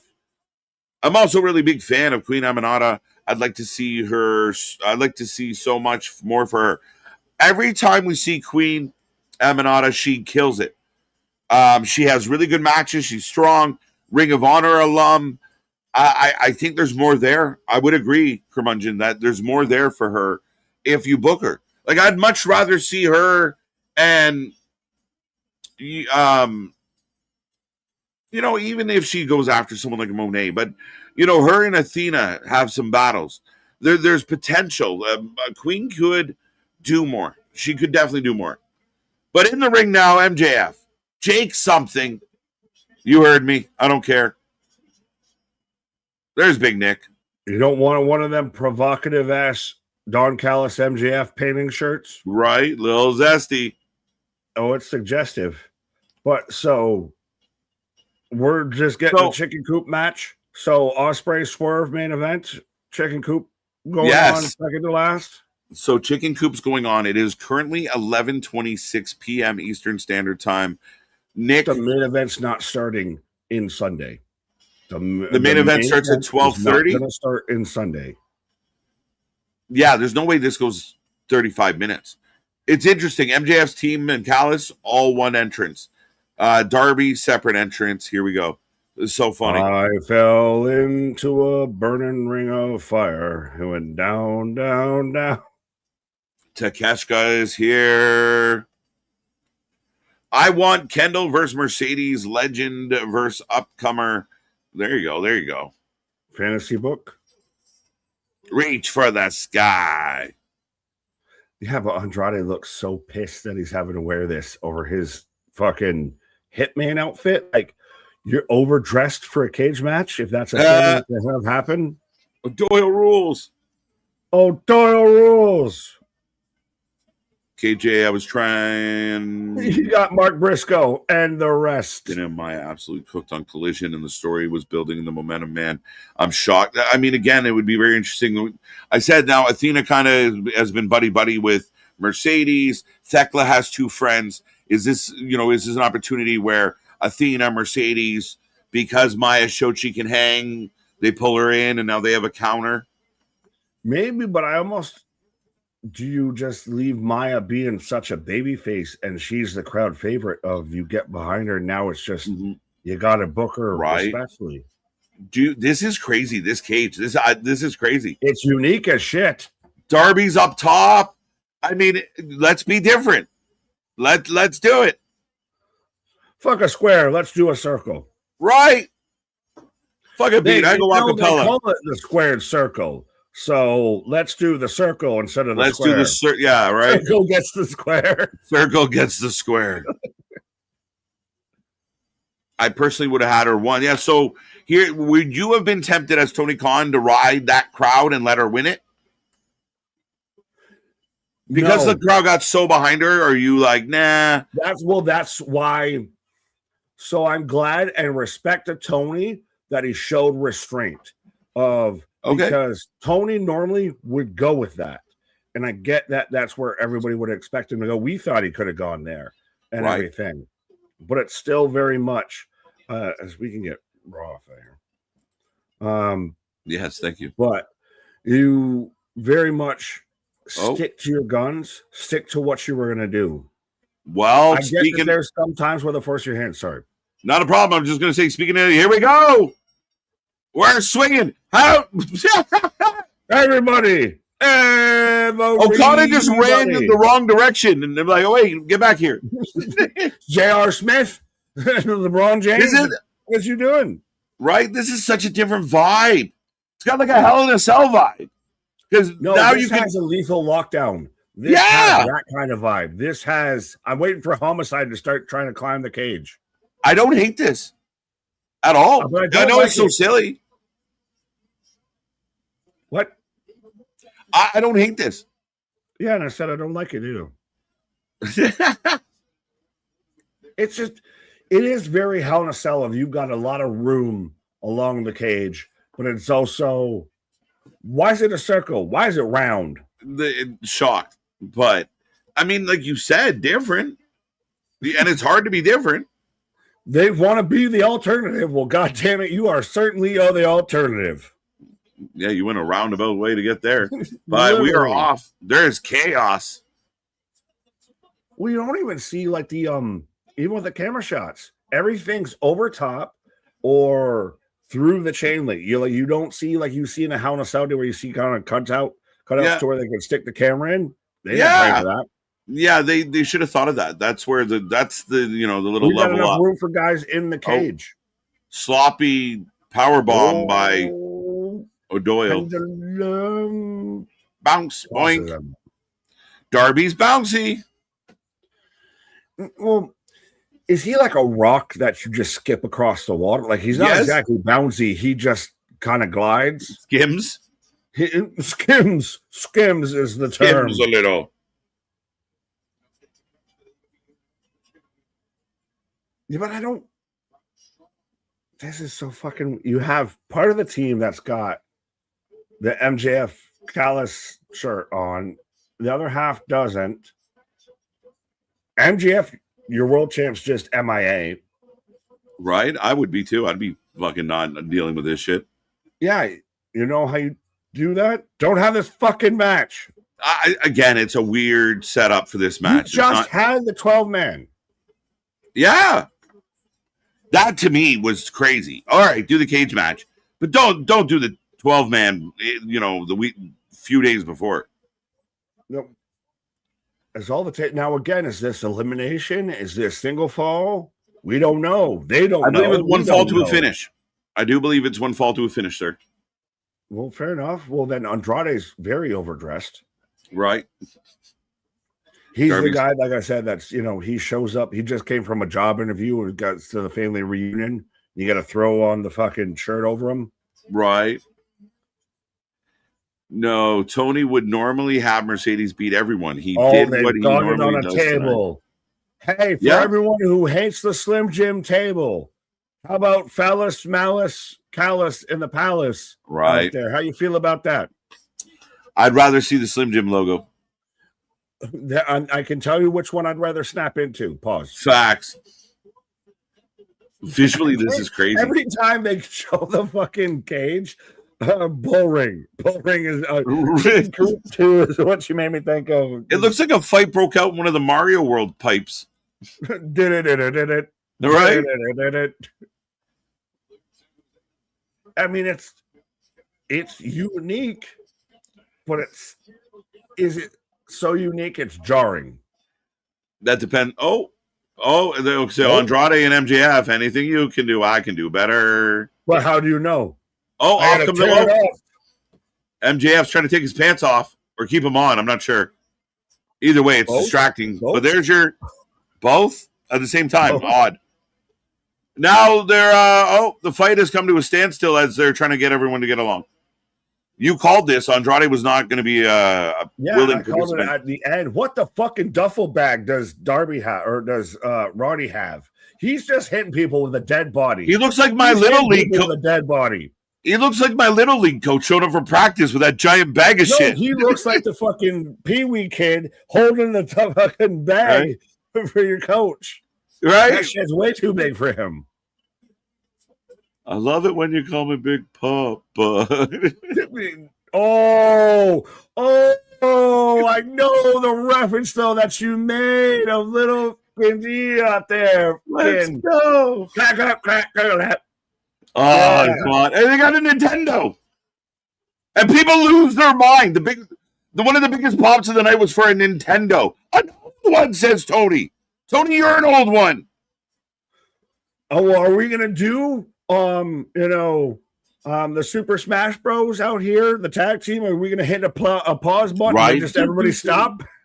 Would the Super Smash Bros be annoyed? I think they take. I think they're using the control. Yeah, they're using a video game controller. They use the controller cord to fucking clothesline this man, which is an effective whip. If anyone's been there. Yeah, if you have siblings, you know how that feels. Whoa, now what the fuck? Is that you just flushing the fucking controller? I'm you working with me. Say your shit.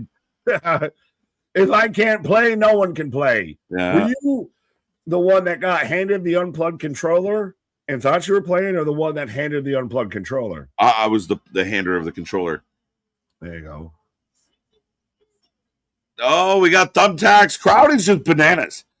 Who travels with an old school Nintendo and thumbtacks in their backpack? Perfect combination. Should be checked by TSA. Those are the ones holding up the line at TSA. Right. That's a good Friday night. Old school Nintendo and thumbtacks.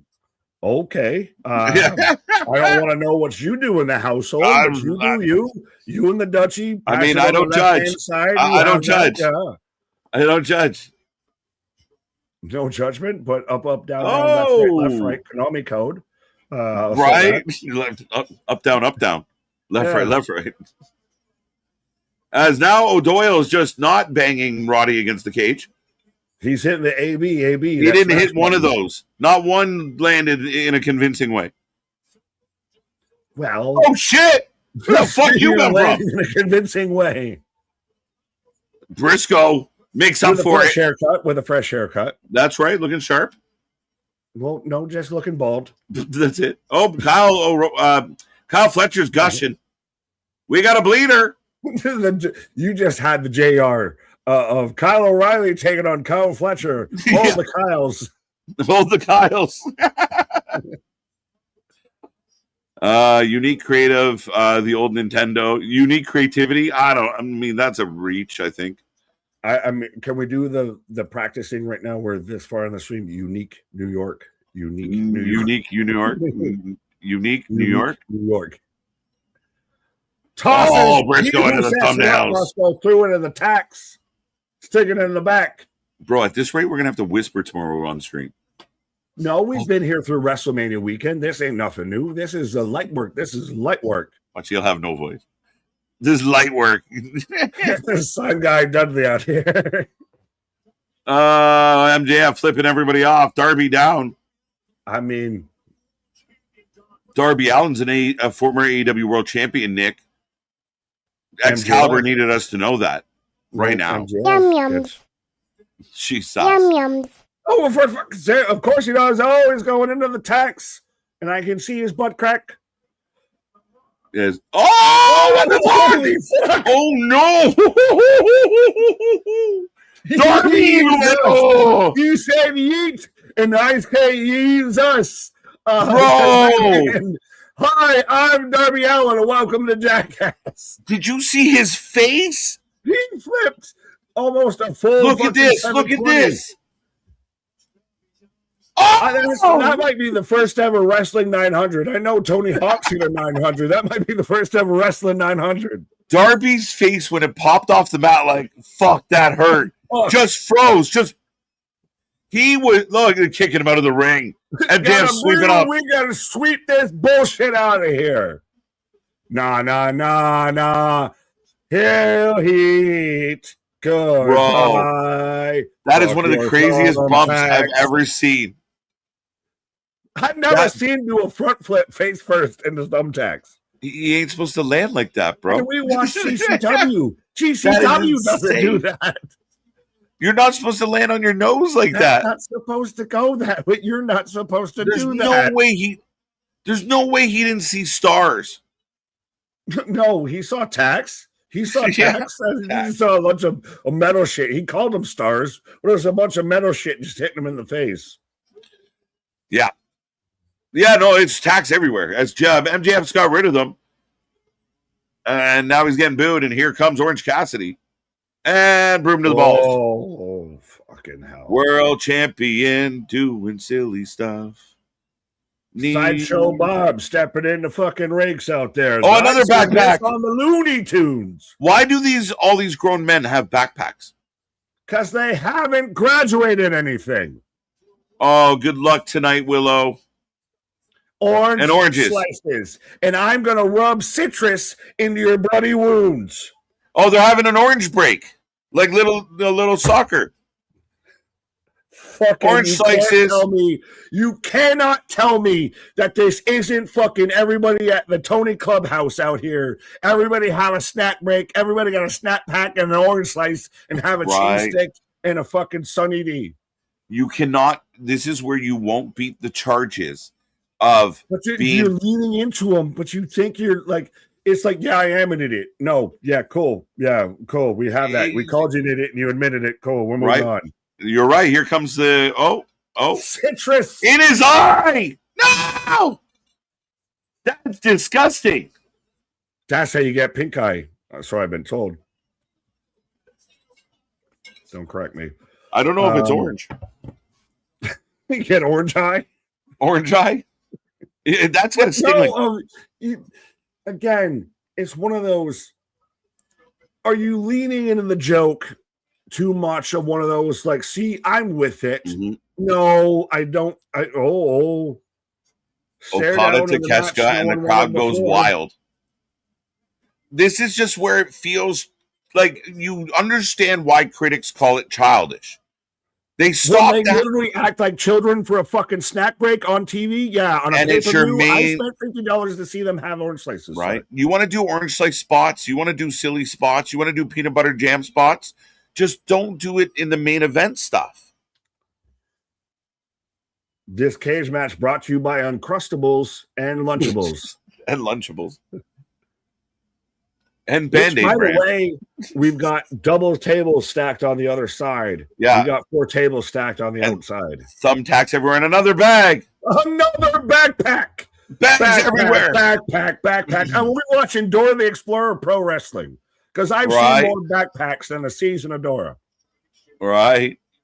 Darby definitely coffin dropping someone off. Oh, for sure. Off the top of the cage. But Darby might be seeing Tweety birds right now. Oh, he's going to pull out the middle finger. Oh, it's definitely the middle finger. See, that's funny. I thought that was funny. Even Okada's like, you can have that. Yeah, you can have that. Bitch. Back elbow. Kyle Fletcher's alive again. Yo, there's so many matches we could have had. Oh, Snapdragon. Well, remember, Kyle Fletcher's the one that turned and kind of excommunicadoed to cash out here. Yeah. So that's probably your next match you're setting up. I want that match. I mean, Fletcher's a star, man. Whoa. Kissed by a rose. Oh, here, let me just hold my head and. Oh. Tombstone. Oh, slide back. Fletcher kicks Okada. Getting right in the head. Hold him. Save me. Oh. Trio suplexo. And the crowd goes insane. Nick.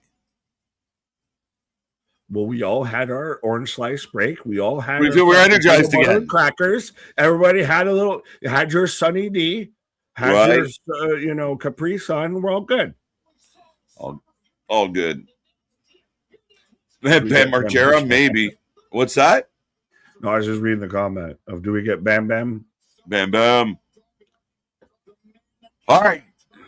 Here we go. Kevin Knight and Darby throwing elbows. Holy fuck, Darby laying them in. Yeah, but this has been tied in with this because Kevin Knight's the one who turned on Darby. For said, no you reason. You let us down. Let us down.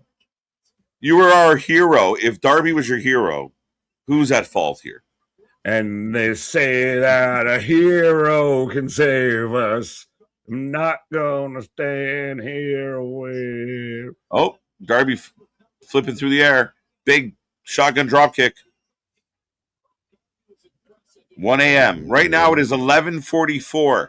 The main event has not even begun. We've only just begun. And we are approaching 9 hours live. We appreciate anyone out there who's been here for even a second of the night. Again, be a friend, tell a friend. We've had an amazing day. Lots of friends have stopped in and out. I know it's getting late. Share the link. Let's see if we can get this back into triple digits for the main event. But yeah, we're gonna hit probably 10 hours, Nick. I said earlier, we're going to end on a Monday, and we're going 10 hours. And so far, coast to coast, they're trying to kill Darby.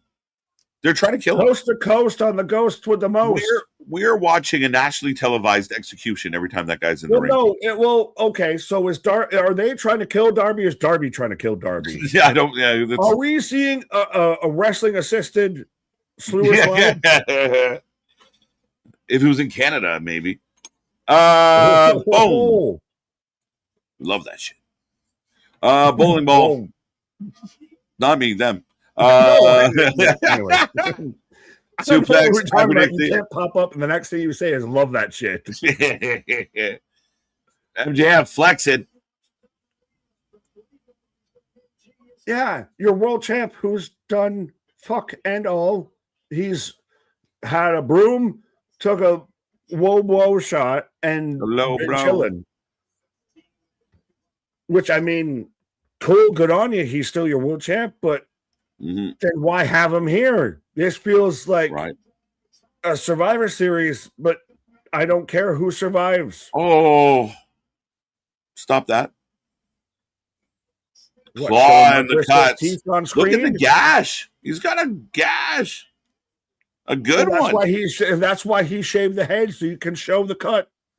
Another middle finger. I didn't count the middle fingers tonight. I should have. I feel we're at like 7 middle fingers tonight.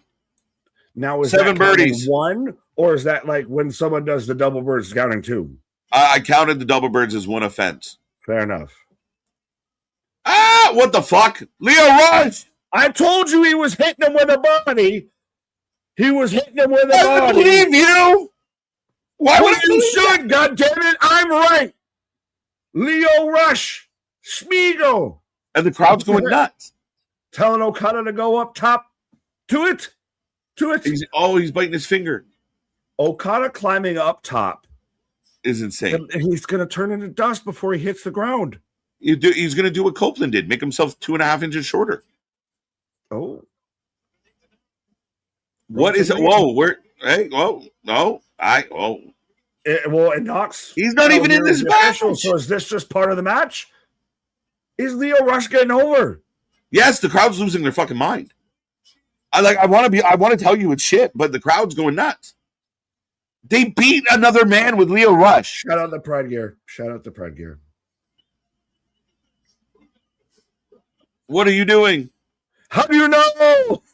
Yeah. What he literally yelled at the man. How do you know? How do you know? All right, so Leo takes out Andrade, and the crowd's loving it. If Andrade's just like Dexter from Dexter's Laboratory when he got stuck saying "omelette du fromage," he just only knows how to say "how do you know."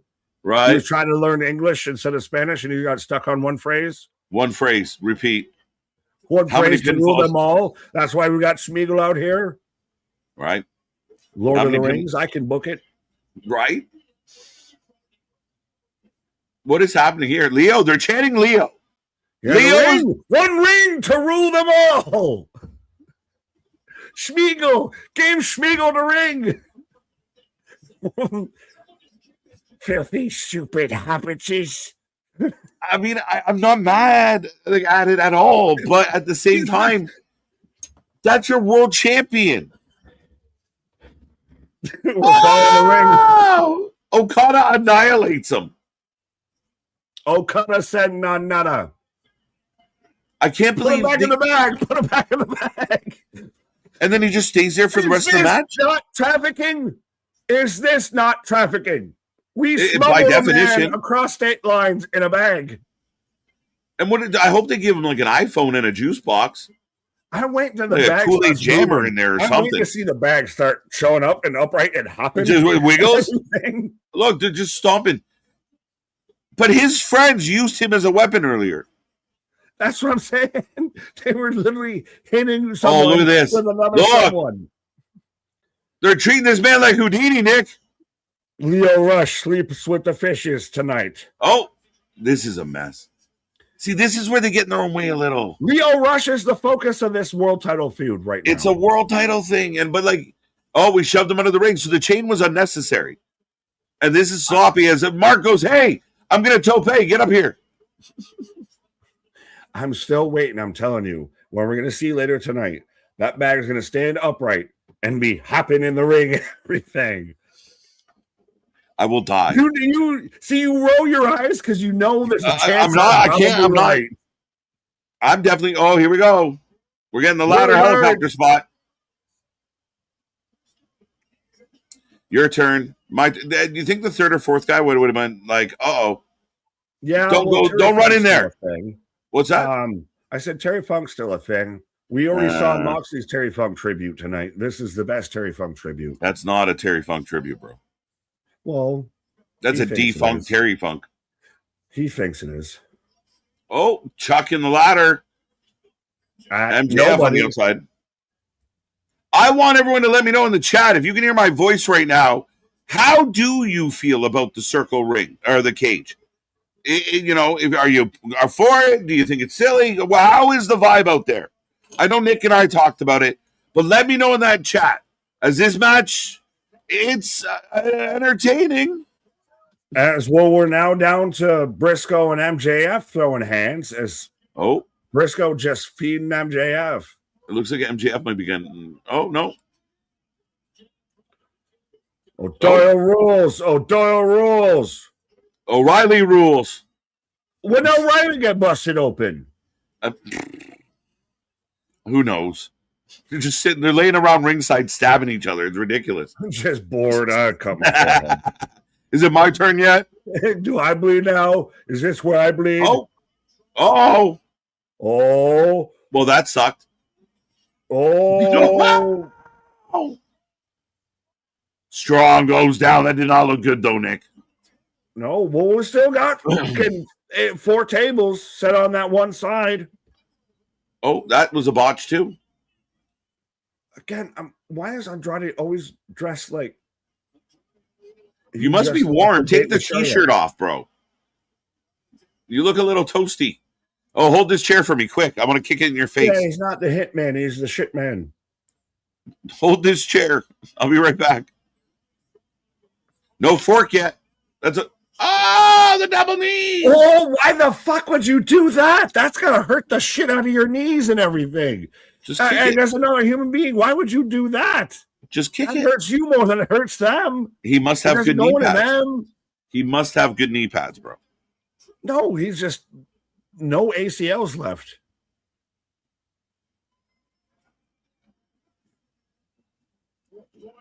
Oh, Takashi and Okada back at it, though, as we're on the apron by a table. So, is this one of them Japanesey tables?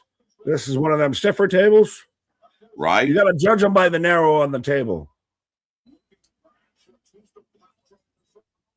Oh. Backdrop on the apron. Hype? Yes. I know. Han Solo? You see Umbrella. He did that, but he got on the knee. Yeah, no. Oh. Brainbuster. Oh. Brainbuster. Kyle Fletcher loud as Thunder Bomb! Oh my God! Exploding another table. They're done. Takeshita's spinal column just match almost over. The back of his head. Callis banging on the cage. Match almost over. Oh, that's better than what I thought you said. 11:54 of the night. No. I'm frustrated that nobody's trying to win the match and just doing spots. I mean, a false finish once in a while would be kind of fun. What is an AEW match? Right. Nobody wants to win. Frustrated. No one's trying to win the match, and everybody's just doing spots. Low blow. Got the ring. My precious. If you strike him down, you've got to strike me down too. Fucking Samwise Orange Cassidy out here. We're lost in the Lord of the Rings references. Right? Darby. Darby has given Darby. Tony has given Darby a title belt. Darby is a free wrestler. Coffin drop. Oh, Kevin Knight. I forgot he was here. Wow, you saw Darby staring at him. Yes. I didn't mean to, bro. The cluster. It's sloppy in a lot of places, though. Like Darby directly looking at Kevin Knight as he's flying through the air. Like just little details, guys. But it's chaos. Is this also one of those, would you feel differently if this wasn't hour 8 into watching, hour 9 into watching versus hour 5 into watching? I mean, they're bringing a lot of energy in that regard. I mean, I give them credit, and you got a point. Like, I mean, there's limits, but there you go. Kevin Knight going up top. Oh, Darby's chasing, I think. Brother, help me. Help me. Long live. Oh, Darby's swinging a chair. So, like, that's rude. Just throws a fucking. Who throws a shoe? Right. Who throws a chair? Yeah, I just kind of hate that everything stops for one thing at a time. Oh, fuck. You know what's happening. The table's there. Here comes Darby. Oh, fuck. Spanish fly? Oh, fuck. Oh, fuck. We said, is Darby going to come up? What the fuck? Spooters! Danhausen? Did Danhausen curse this match too? Where the fuck did that spooter come from? Was that real? He got died. And Tony Coleman drops to the outside. What the fuck? Darby just clears out the other side. I thought they were going to go one way, and then they still went the other way. Both were still bad. But what the? Show me a replay. Yeah, what happened? What? Like, he says it's a good reason. There's not a wire or anything there. What would have been electrocuted? What had electricity going into that? Was it a backpack bomb? Did he grab a backpack? Yeah. What happened? Backpack. Doro, watch out in these streets. Them backpacks. Did that go off early? Was that supposed to go off? Oh. No, I think you might have called it a backpack bomb as a J driller out there. 1, 2. I don't know. Doyle rolls. Doyle soils. Oh, Doyle saves the champion. I think this is better than Anarchy in the Arena. I think this is just a different version of Anarchy in the Arena. Right. It's a confined version. They're like, how do we get a spooter in here? Right. Wait, there's more? I'm going to need more. Yeah, no shit. AEW, the killer of your stash. You're just there all night re-upping. Danhausen back in it. Trust me, that's what we've been doing. We were sitting there waiting. We got the last bits. Speaking of last bits, but Danhausen back in AEW. Curse this match. Jorge, Darby is not heavy enough to take them all out. Oh, apparently a fucking backpack bomb, a fucking juki bomb.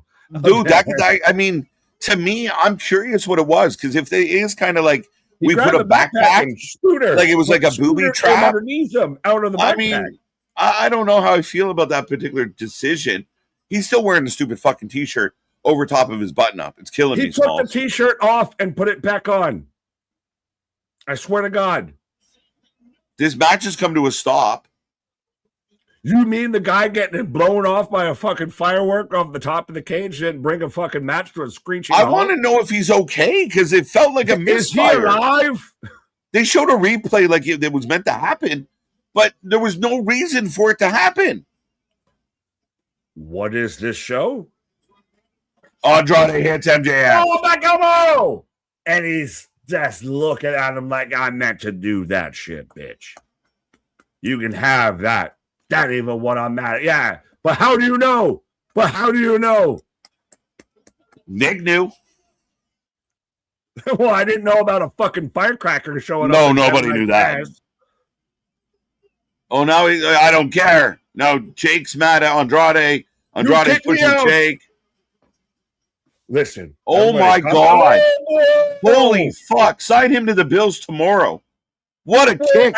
At least he can be on Team Canada. You can get 2 goals instead of 1 next time. Oh, fuck Don. Fuck MJF. Oh, we love Andrade. Oh, we love Andrade. That's going to be so fucking memed with just replacing. Oh, we love Andrade. That's going to be so memed as far as just that t-shirt with different names on it. I can see already now. Fuck Triple H, fuck Nick Khan. And Briscoe is your number 1 contender. And he gets the win by the way of Andrade screwing everything. Exactly as you said, sir. As is seen, as foretold. Again, that was chaos. I don't know. I find it so hard to evaluate these matches because I don't know if it's bad or good or what. But I had fun. I'm still just talking shit. The shirt's wicked. Is it going to be F Triple H, F CM Punk, F Triple H? Yeah, like that's going to be. Take your guess. Polls below, folks. Let us know. I want somebody to have one that says "fuck Big Nick," "fuck KJ White." Thanks, I guess, for putting me first. I don't know if I'm proud to get top billing in this situation, but you can have that. But yeah, Briscoe hugging all the friends. Is Kevin Knight okay? Is he alive? Has anyone made sure this man That was alive? a bigger explosion than they had in the Explosion ring match. That's the second biggest bit of pyro that we've seen all night. And Leo Rush was the second biggest thing next to Andrade's shirt. Right? The first things in this match was Leo Rush and Andrade's shirt. Leo's still in. Oh, no. They got him. They're going to drag the body. They got him. They're just dragging this man out of here. Aren't they supposed to be afraid of him? Well, he's in a bag, bro. Well, we got this shit in the bag, bro. Maybe it's made out of the same material as Starlight's mask. He can't get out of that shit. He's Kryptonian out there. That's why it's 4 of them carrying it. Yeah, but hey, Tony, put the fries in the bag. Let's end this show right now. Let's fucking pack it in. We're done here, bro. Dude, we got a Uber main event coming. I know. And they're going balls out. Like, you're right. 1 a.m. might be the figure here. Oh, we got an hour. Oh, they're making announcements. The tournament TBS of survival, or tournament of the fittest, survival of the fittest, all the things. There's words. You know them. Persephone, Sheeta, Maki, Maka. Sounding like fucking flavors. What a hodgepodge group. Ooh. Willow. As we go to a Willow package. Yo.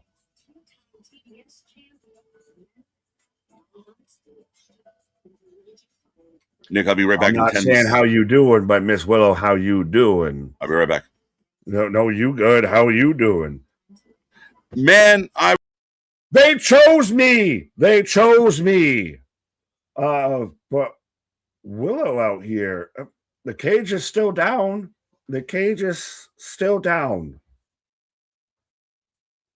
But Willow, AEW has a stacked roster and has some of the best female talent. They're just all either sidelined, injured, banged up, what have you. If you had a Tony Storm with a Monet, I think we're getting right now, with a Willow, with a Tekla, I think you can have the potential of a 1A and a 1B as, this is what I want to hear. Mark Briscoe, fresh out of this match, all gas, no brakes, all gash, no hair. You ain't got no friend. Oh, they got to amp it up all the way. It's playing through everybody's speakers. Wednesday night on Dynamite World Title match. We ain't wasting no time. I told you we got... Fuck it, man. Booked me for a long time to preview, so it's showtime. Mark Briscoe, just straight bug-eyed.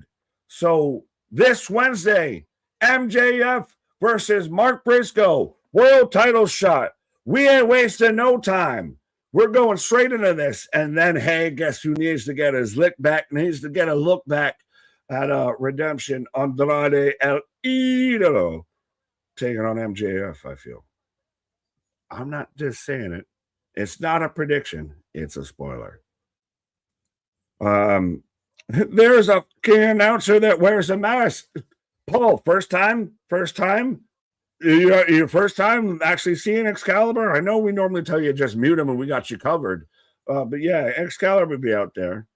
He's the Starlight Boy instead of the Starlight Kid. This Wednesday, why? Because that's what they're gonna do. That's what they're best at. Because that's the way they get you to tune in. We can't book anything that actually has a longevity of a story. So we just gotta go straight out of a cage match, straight out of all that chaos. That man still busted, still bleeding, all bald-headed and all that. And say, I'm taking, it's like Io last night of right after she beats Liv, saying, Liv Morgan, I'll take you in Minnesota at SummerSlam. And that's the actual thing that they have on the package. I'm not saying Liv fully said it, but yeah, instead of Minnesota, it's Minnesota. But we're showing everything with the Ospreay training packages. But so this Wednesday, again, as is seen, as is foretold, I'm not an insider, but God damn it, it gets predictable with what they're going to do. With Andrade is going to cost MJF. Check. Briscoe is going to win the match. Check. Briscoe is going to have the match on a random Dynamite. Check. All at this point we're waiting on is we're going to get Andrade to take on MJF at Redemption before he takes on Ospreay at All In. At this point, as much as even I love Will, or as much as I love Swerve, Ospreay is the check mark. He's the last thing to get checked off the list before we go into All In. And finally, they need to start fucking locking in with this show.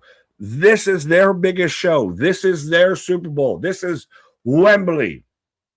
Dig in, buckle up, Buttercup, book into this shit of really set into this of MJF versus Ospreay. But we'll see.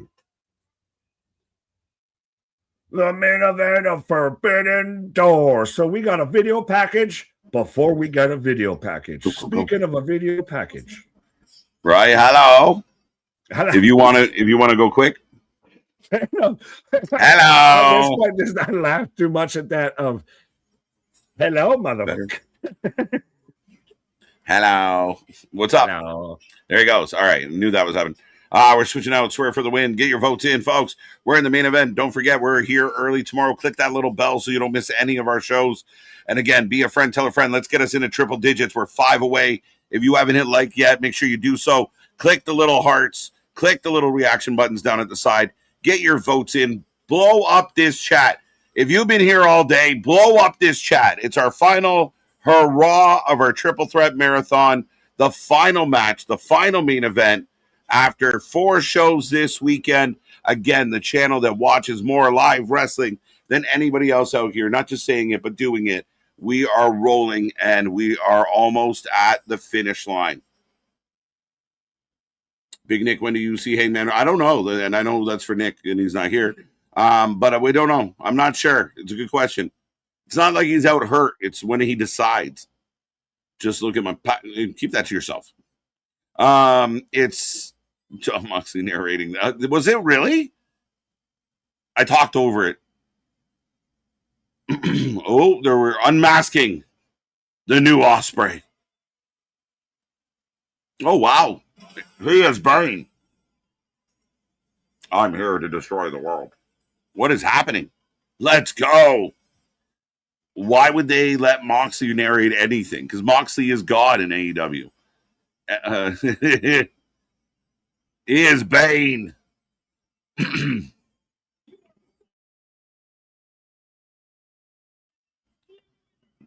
The badass entrance for Ospreay. I don't hate it at all, honestly. Aerial Assassin. Been here all effing day. I fucking love you guys. Spaz, amazing. We appreciate the love. We appreciate everything, folks. We really do. And if you spend even a minute here, We're nothing but grateful. Back at it tomorrow, here all week long for all your favorite wrestling shows. We got more coming your way. We got the midlife-ies, the half-year awards. So much going on here at the channel as we are going to get Swerve, Will Ospreay, one-on-one. Who goes home winning the tournament? You think darkness is your ally? Moxley's he's an artist. He's poetic. Bane of my sin. I've been listening to y'all for nearly 9 hours. Can we get everyone to give their rating now instead of the end? Well, I mean, this match is going to pertain. I think this match will impact my rating. I think it's been really good in spots. But I can't give my rating yet, Bradley, just because this match will matter. If they kill it, I'm going to get a higher grade. Can't wait to watch these guys no-sell the whole match. Hold on tight. I love this channel. I've been here all day and yesterday and almost every stream. Damien, you are one of the tried and true, my guy. We appreciate you. There's a bunch out there. OG Dale, MDB, Jose, Boston, Roll Tide. Like, I mean, I could sit here all day and I don't want to leave anyone out. But again, the whole long list. We've had folks here for so long, going on over 4 years. We love it. We love it. And we appreciate you, Damien, and Jack, and Almighty, and everybody. If you're new, old, Ronan, I mean, I got myself in a pickle now because I said some names. I have to say all the names. Paul, Curmudgeon, Garrett, Brandon, Nair, Denisha, Lady B. We got a motorcycle. Riding through this world. Swerves alone. Except Nana. Bradley, the giver. Man, American Swerve ass. Hashtag Swerve ass. My guy. Ridiculous. No, we appreciate everybody. And if I didn't say your name, know that I meant to say your name. There's hundreds and hundreds and hundreds of names that I would love to say. But Swerve out here, ready to go. He's wearing I think he's wearing chaps. American Swerve ass. Come on. If you didn't die for that, that is jokes. Lobo cosplay. Let's go. There we go. Got to spend time with the Wrestling for Life Network all weekend. Love it, Roll Tide. Speaking of spending time. Well, that is 100% though what he's doing is some Lobo cosplay because you already had Harley out there with the Supergirl, so WB tie-in. And right? There was too much right there, or just too much in a row that I'm like, I'm on a fucking pause, and they're just teasing me with everything. They came out with Bane. Ospreay with Bane. 100. I couldn't help it. Yeah. Or perhaps someone would book a man after he's been paired with Moxley. I expect you to die. I was wondering what would break first. Your spirit or your booking. As Ospreay waits for Swerve to get in the ring. I want to go to bed. I don't care. We came this far, Roll Tide. Don't go to bed. We aren't going to bed. You don't go to bed. We're staying. We're here. Are we officially in Monday? Yeah, we're 15 minutes into Monday. Almost. Yep. So we will see you guys later today for Raw. Oh, we got that Monday. We got that Monday. We know who the diehards are. Let's go. Again, we could sit here all day and thank everybody. Willie. Again, there's thousands of people we'd love to thank. So, well, even then, everybody that starts here, you start off, as a new face, and you end up a diehard. You end up family. It's the way it is. We're the circus. You're coming with us. One of us. Google gobble. Google gobble. One of us. Let's go. 89% of the chat is going for Will Ospreay, Nick. Surprised? Yeah. What happened to the other 12%? Did they fall asleep? Did they fucking hit the wrong button? And something you touched on when I was on my break, but I did want to ask you when I got back and you got back. We've been able to pretty much call out every single bit of this show. There has been not one outside of Jay White. There's been no like holy shit, like I didn't see that coming moment. Even down to Andrade. Yes, I'll take that one. I think that's an unpredictable spot, but I get what you're saying. What's that? With Kevin Knight with the spooter. Well, yeah, nobody expected whatever the fuck that was. I still don't know what that is. Position. Yeah, no, I agree with you, bro. As we are off and fighting. But no, I get fully your point of that. This has been is it too predictable? Numbers. It's even with like how I was saying with the main event of, and by the way, you missed it. Mark Briscoe making an official. I know. Referee whistle. That's what I mean. Super predictable. Yeah. But is it predictable? Is it just is wrestling in 2026 safe? Is Triple safe? Is Tony safe? Is everybody safe? It feels safe at home. Nice applaud on the opening. I agree with you, but I mean, did you not like? I mean, it out by numbers. I called it 2 weeks ago. Again, I feel like we've been able to do that for a lot of AEW product. I have commended WWE on some of its, surprises. Open, they got options. One surprise with Sammy. They got one. There's been more than that, but a lot of lot of question marks. Name one. Yeah, but did we not talk about a lot of question marks? You want to say it? Name one. Has it been that long ago? Name one. We were relax. It was that long ago that you don't remember us talking about how many options, how many possibilities, right? What? I said how many McAfees it takes. You're out to lunch at this point. So moving on. What's Nick been the biggest Kenny Omega fan? What does Omega do at Redemption? Yeah, if it's Andrade, what's Kenny do? I don't even know at this point. No. It's like I made a joke and the only thing I missed was Sammy's epic win. Otherwise, I'm here. Let's go. Right. It's the best part of the day. Well, Swerve and Osprey should be a mosquito commercial. Swerve and Osprey. So silly. I like it. Oh, fake ass. That's not nice. Lobo versus Bane. Just another manic Monday. Yeah, we're already in Monday, folks. And Swerve manic. is one of the most. Oh, no, I just said and manic. Right, and manic. Osprey flexing. He's trying to get the crowd going. All right. Swerve is one of the most cringe personalities in all of wrestling. His persona is so fake, just like the Hangman and Moxley. I mean, there's some validity there. Some. I think he's good, though. Well, it's the Swerve you get on screen is not the Swerve you get off screen. It seems like at times he very much will say some stuff that's like, walk that back, bro. Like, right. Yeah. Right. Relax. Take it easy. Yelling at me for nothing. You know what we do? We're 10 hours deep in it. Right. You know what sucks, KJ? We were so amped over Jay's return and the possibility of the faction, but nothing is going to happen. I really hope not. Like, I mean, I think that gang can really do something, really do some damage. This is Rich coming from me. I don't want to be pre-mad before we see what happens next with Jay White and getting involved in the dogs.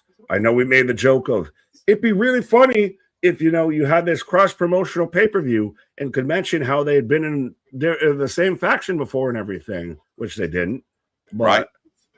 I don't want to already be upset before. Like, let me just enjoy Jay White being back before I'm already upset about how they're going to fuck him up booking.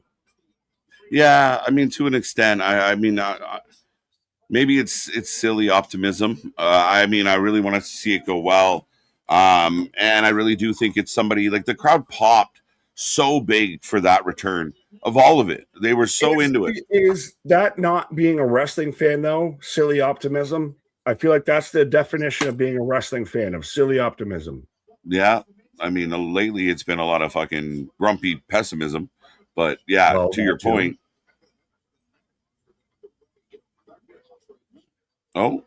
Just pulling on his hair. So yeah. we had bite spots, Oh, for sure. clawing at blood clots, and now Right. pulling at hair. Right. Switchblade Returns. Damn, was pretty. NHL 26. Oh, you were playing. Sorry, I'm reading Christopher here. Oh, you missed it. You missed it. I got on my calendar, Nick, on this Wednesday. There you go. Maybe. Book the shows. I just know how TK works, and I'm not pre-mad. I'm just prepared. I love that. I like that. I'm not pre-mad. I'm prepared. That's jokes. Well played, Boston. Touche. I'll get you next time, Gadget. Well, don't glitch now. Oh, hold on. What? Not me? Oh, there we go. Oh, We're no. back.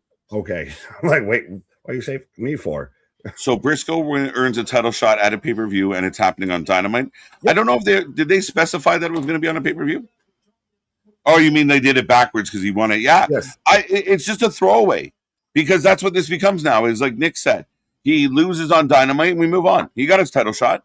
He's not winning. It means nothing. And the beat goes on, but so all of it becomes nothing. That whole match was to set up Andrade versus MJF. It's a long way around. Well, welcome to AEW. Been around the world in my yaya. Right? Swerve's got a chokehold. Again, a little bit of a mild pace at the moment. Yeah, well, they got to get us to 1, so you got another 40 minutes. Slow pace, slow burn. Yeah, we got 40 minutes. 40 minutes for sure. If they're going to have this main event, this ain't going 15. This is going 45. If this is your main event after that fucking cage match, you got to even just, I would expect instinctively that you're going to have a bit of everybody collectively gets their breath together. Everybody fucking, we both did it during the intros of everybody take a little bit of a walkabout, everybody come back together, and then we'll get to the main event. Right. I'll get you next time. Oh, Gadget. Right.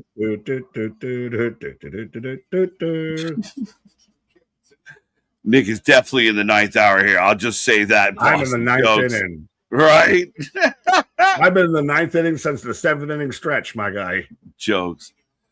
Man, they just give away matches on TV. MJF isn't losing a fucking title. No. Oh. 2 count?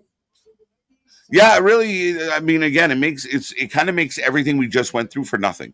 It's going to pay off on a Dynamite, and you're going to beat Briscoe, and we're going to step on it. And while Briscoe's laying there, Andrade's going to start a feud.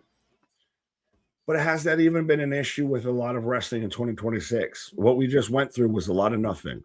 We were all here. We were all gathered through this pay-per-view to Monday Night Raw, to NXT, to Wednesday Night Dynamite. We're all building to the next show instead of paying off on the show. I'll give you Night of Champions very much did the best version of that, but as of late, out of 2026, it's been on to the next one.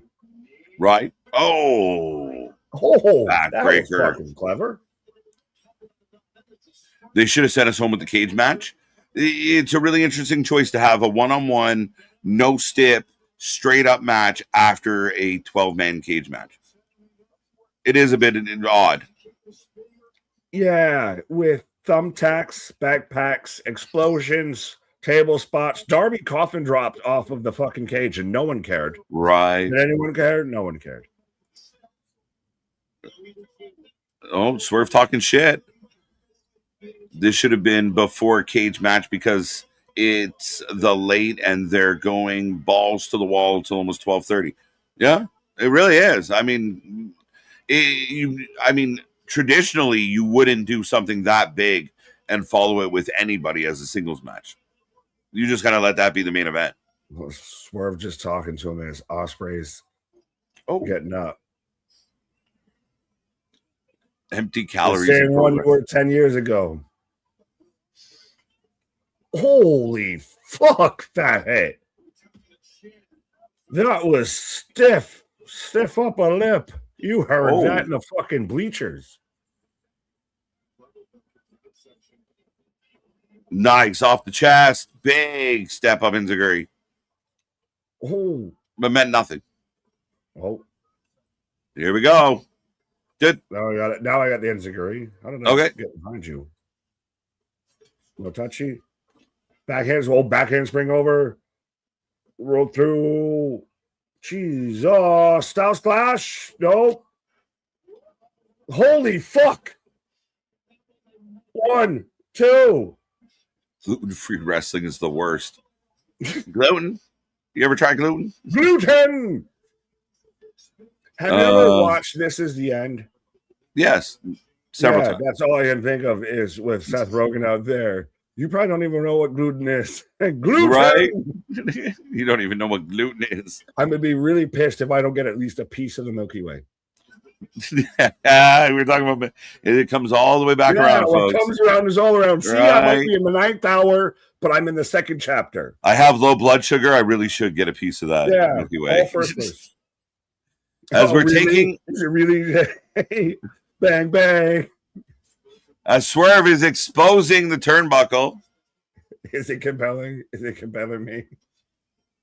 It's almost midnight. It's past midnight now, 12:25. Yeah, well, you said it, and he's really going after the turnbuckle, not the pad. He's undone the turnbuckle. Oh, he's swerving to the pole. Take out the bottom rope on this man. Right. Spinning power slam was dope. In the post. Briscoe wins a title shot right before Ospreay or Swerve also win a title shot for the same title, while Andrade is continuing his feud with the title holder. It's a little messy, right? That's the problem. But Femi just won a world title shot right before Sami Zayn beat Cody Rhodes for a world title. So that's not the same thing. Challenge, it's not the same thing at all. Challenge. Read it. Yeah, no. That's Sammy won the title. Won a world title. Him winning a shot at a world title, while someone else also won the shot at the title. With you know what I mean? Like touche. I'm just reading what he wrote. Touche. I'm with Willie. Maybe you're touche, trebuchet. Female Snickers. I can't let it go. It's jokes. What the fuck is on the camera lens? You guys should no coffee. I did have to get some caffeine. Straight vitamins. A lot of vitamins today. At this point, I'm not even sure if it's working or not, but I'm still here. I thought you were going to say something else. I'm not sure what I'm even looking at anymore. Right. My vision's been blurry for 2 hours. I don't know what the fuck's going on. Stigmatism. Fucking stigmatism. Right. I'm out here like Michael Jordan in Space Jam with MJ Secret Stuff. Right. Oh. Catapult into the exposed turnbuckle. Got the right there. The back. Okay, right there. Yeah. What the fuck is on this camera? It like every on it. Yeah. Every time we have a match like this, Paul Turner is realizing this is a championship match and giving leeway. Leeway is like a poke in the eye, not ripping the ring apart and using it as a weapon. Let's be honest. Exposed turnbuckle. And also, though, why can I tell you, based on who's in the match or where it is on the show, who the official is going to be? Right. Ed Hockley didn't fucking ref every NFL game, but goddamn, Rick Knox referees every fucking Young Bucks match. Look at Ospreay's face. We got a bleeder. Now remember, Swerve said he's the most dangerous man in pro wrestling. Most dangerous man in AEW. No, he lost to Kenny. Kenny's the most dangerous man in pro wrestling. Is this how is the linear championship? I think it has to be. So if you surprise roll up Kenny Omega, you might be the baddest man in AEW. It could happen. It could happen. I rolled him up. He's not kicking out. That's for sure.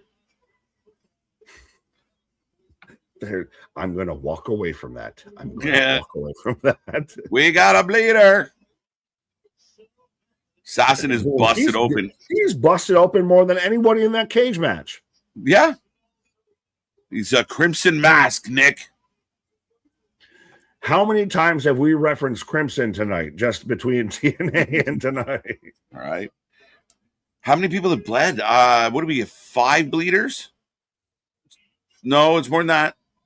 I didn't count think tonight. is Soffit just keeping track? Oh, I thought Soffit was out there keeping track. Yeah, 1, 2, 3, 4. 1 little, 2 little, 3 little droplet, 4 little. Well, remember. For the 4th time tonight, we are getting a forehead-to-forehead spot. They love this dramatic talk to your forehead spot. Now kiss. Up he goes. Down he goes. You're telling me you wouldn't have popped if they just Osprey bloody ass and then just put the pucker up Buttercup? It's that time of the month for KJ where AEW bleeds for a week. Fucking hell. I thought he was saying me at first. I'm going to be offended. How many? As an all-male hosting crew out here, I think moving on, cannot comment, cannot relate. Right. Back to kissing. Back to kissing. Speaking of things I can relate to, back to kissing. Oh, down he goes. Oh, no. Spanish fly? Well, Wembley can't finish. Well, I mean, at least the Eastern Standard Time, they can't finish past midnight. That'd be like a 12-hour pay-per-view. You say that like it's a challenge to them. It might be. Don't give them hope. Right. The paranoia is part of the fun, bro. That's the good times. What the fuck did you just? I like when I hear the voices that knows I'm not. Yeah, I know I'm not alone. Right. You got the indica. Oh, Styles Clash. Styles Clash. I've been hands up. 1, 2, 2 count.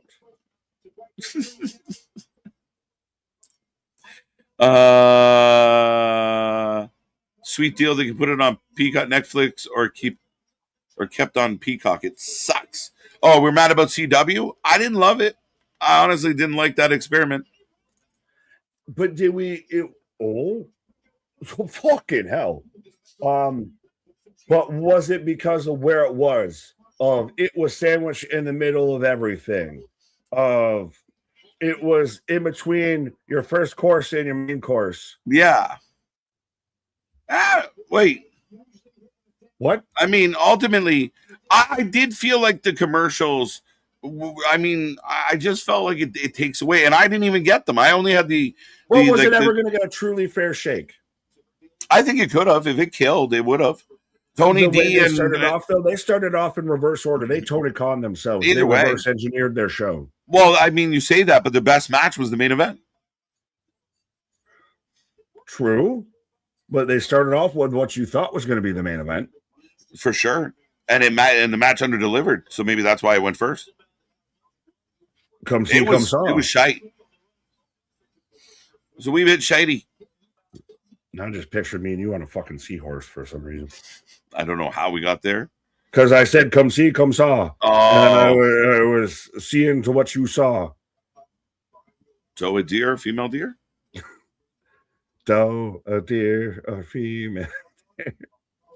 Mexican mosquitoes gotta have something deadly. Where did we go here? Birds aren't real. Birds aren't real. Is that where we're going now? They're trying to decimate our algorithm tonight. Algorithm. The Ebola. I shouldn't even said that. No. Well, we could at least say Bad Jimmy 88 out there saying, you two are still alive. Yes. Live and direct in full effect. A little bit. I got full of joy. Willie not giving much of an F about this match right now. It's the 9th hour. KJ does it. Have to start from somewhere. Dose. Oh, Dose. Good point. 1, 2. 9.5 hours. 12:35. Are we getting dangerously into the territory we've been there before of I don't care who wins, just make it quick? Just end it, please. Do not Just think. put me out of my misery. Just look at the flowers. Just look at the fucking flowers. Like, I ask AEW fans, like, and I mean, I feel like we watch these shows and we've been open-minded, we've been complimentary, but I think if you took 3 matches off this show and this match started at 11 o'clock, it's a much better show. Yeah. Well, curmudgeon out there saying, let's just stay here till Raw. I'm just getting warmed up. I'm just getting warmed up out here. We've only just begun. Setting up. Holy shit. On the outside. Holy shit. He's going to be gushing when he pops up.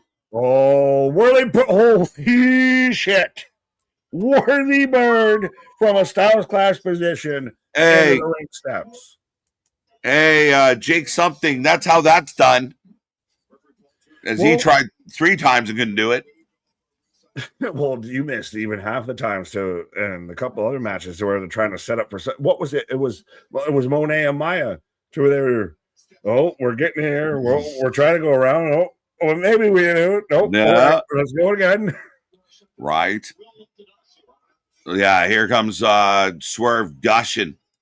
Good God. Is it fair to say that they've had better matches? Yes. Is that fair? They've had really good matches. Oh, for sure they've had better matches. This is more just relying on highlights. This is relying on blood, guts, and gore. Of Christ almighty, someone spilt the ketchup on the ringside. Right. Out there. Someone was trying to make boneless spare ribs and spilt the sauce. Right. I suddenly have an urge for chicken balls. Whoa. I did that a chicken coop match. Now there's red sauce everywhere. What are we doing? I don't know. Sickos are overly defensive and can't take constructive criticism. Yeah, I mean, yes, that's very true. I mean, we can like stuff, but I think the show exponentially gets better with less. Oh, look at the fucking splatter on that stairwell and everything. Someone spilt sweet and sour on these ring steps. There you go. Tony doesn't listen to the fans. He wants to have fans suffer through a 9.5-hour show. Yeah, I guess so. It's because Tony is afraid to say, no, you can't be on the show. So everybody gets to be on the show. Does it just take Tony 10 hours to get his rocks off? Is that what we're figuring out here? It takes him at minimum 5 hours to get his rocks off because they can't do under a fucking 5-hour show. Right? Like, Ospreay tries to punch Nana. Nana gets out of the way. Swerve. Kick in the face. Kick in the house call. All right. I'm starting to wonder because you keep getting ahead. Really? Yes. I called the house call after you called the house call. As both men wearing crimson. Ospreay's now at this point, he's been bleeding so long it's all dried up. Pause. But yeah. That's what she said. That's how you know it's late in the month when it's all dried up. What? Right. Holy shit. What are the that is jokes. That is just jokes. What I say. Don't talk about that right now. Are we gonna get a cop killer? Did you see Canada and mention Canada? Yeah, 100%. I popped. I was here live all those hours ago when Canada scored, and they're moving on to the round of 16. When that happened. Yesterday, yeah. For the shit! That clapped. What the fuck is that? You just threw your own head into another man's head. CTE concussions. Fuck it all. Fuck adrenaline in his soul. Now I've got bleeding in my skull. Stop clashing. Bro, you just pancaked him. That table said, gotcha. Smack. I don't know what smack was worse, that or Darby. Those are like face plants. Well, one was in the thumbtacks, so I'll give him that. Yeah. Jesus, though. Look at that. Steps. Darby's face looked like he bit his tongue. Better than a bed sheet, but yeah. Zero down in my mind. KJ and Nick truly do love all things wrestling. Did y'all hit 13 hours yet on a stream before? Yeah. We had one of our Mania streams. We actually got cut off. We maxed out and we didn't know, and we just kept going. People could see us, but we weren't recording. So there's somewhere out there. There's bonus footage of us. You had to be there live for it. Right. There is somewhere out there footage of you had to be there live. You know, right? We took it over. We took it down like the doors. Yeah, it was really close in the neighborhood of 13 hours. So yeah, I can't say for sure, but we're at 9, almost 10 now. Well, no, if you go through some of the streams that we have on the channel and you see like 11:59, just know it went way past that. Like if you see a hard cut that we don't stop at, then we went way past it. Oops. We blew through that stop sign. Show's still going. Facts. It's at it's 12:40 now. Show me the way to go. And we said this show's in Boston.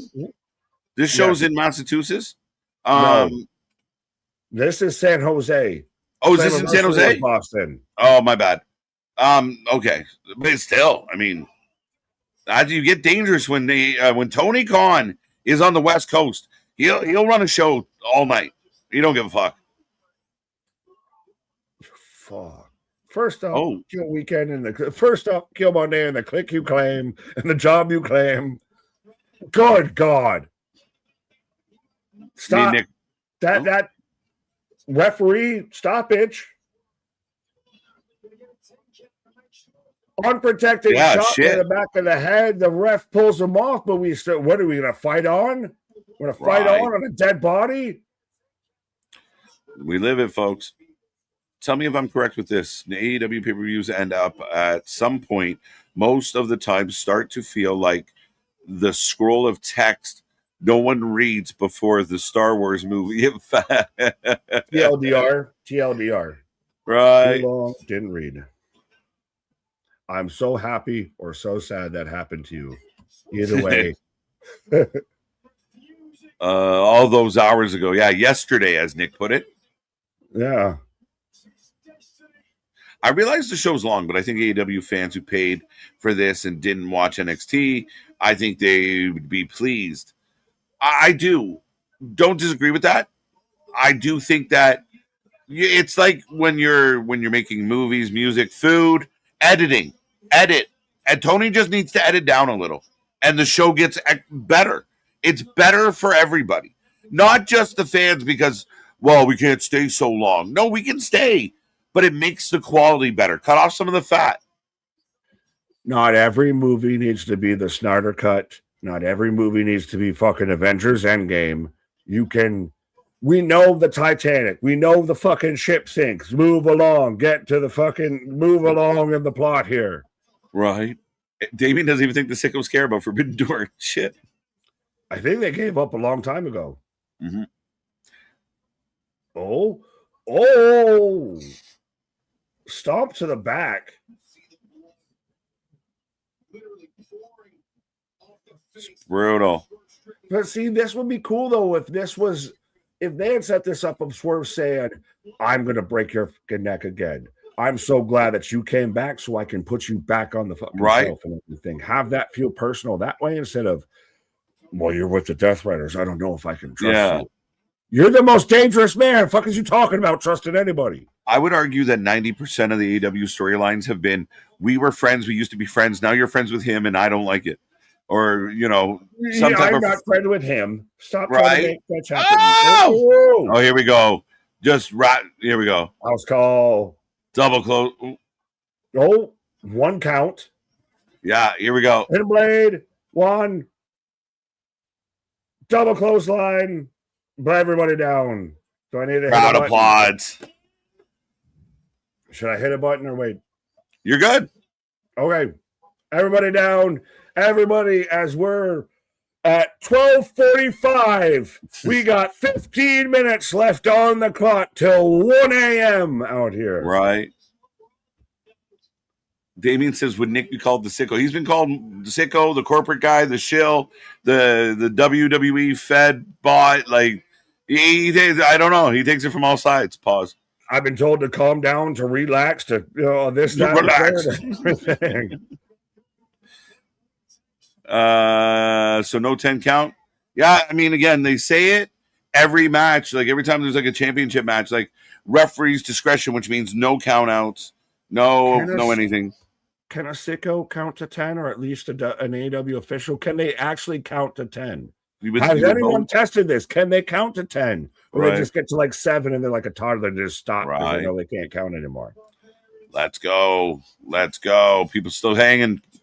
We appreciate everyone hanging out with us tonight. We're almost at 1 a.m., 12:45 Eastern time. Nick is definitely not a Fed show. Borderline sicko. I'll take that. Borderline sicko. Hashtag. There's no count of this kind of match. Yeah, essentially. AEW matches have no rules, essentially. Oh, we're dueling. I unsheathed my elbow as you Swerve unsheathed his hand. An unsheathing. They're still staring at each other. There's a lot of staring at each other in this company. It's a lot of theater acting. Everything's supposed to be dramatic, but you've never told me and got me to why it should be dramatic. Oh, here we go. The crowd's going wild. The crowd's going insane. Left. Everybody, Oh! Hidden blade. Oh, wow. Tiger Trap. Wow. Oh, two off the Storm Chaser. Two count. Two off the Storm Chaser. He's busted. Everyone's busted. Lazy. I'm trying to get the fight over in Chan. Tomorrow, lazy. How many matches were there? 12? Oh, ball kick. Another ball kick. There's like 6 ball kicks. I swear to God, you keep ending like in half a second. But anyways. That's so funny. Impeccable. And now again, forehead touching of no, I love you. I gotta beat you though. I love you. Cop killer. Vertebreaker. 1, 2. They had me halfway for a second that, oh my God, they're actually going to have Ospreay lose this fucking match. They actually had me thinking that Ospreay is going to lose this match, and then we everything we've thought about Wembley is all wrong. It's all wrong. It's all wrong. We've had it. I mean, we still got time to prove that theory, but who knows? Hidden Blade, Tiger Driver. I mean, it would be a surprise, and we've accused them of not surprising anybody. Swerve hits his Stormbreaker. Breaker. Or is a Hidden Blade.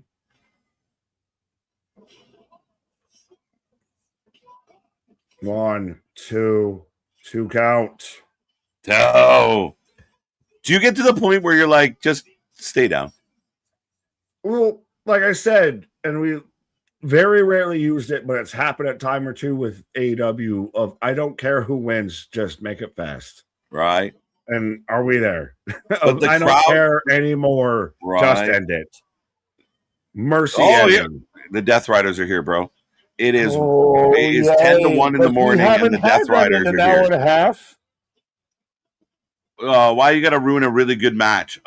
Oh, they're just there to cheer them on. Oh, they're back up again. Did we not just do this spot? Why are we doing this spot again? With them, the Death Riders are going to celebrate Ospreay winning this. Yes. And then after he gets the world title, Moxie's going to turn on him. Oh. House call. And look at this shit. Look at this shit. He no-sold a house call. He no-sold. I don't want to hear shit about the other company. In the match. I don't want to hear shit about the Fed right now, guys. Like, come on. Oh, my God. The Fed. But the crowd's going crazy. Again, it's such a weird spot. Just staring at Moxley. I can do this. Because you're the best around. Oh, big hidden blade. He did a buckshot hidden blade. For 2.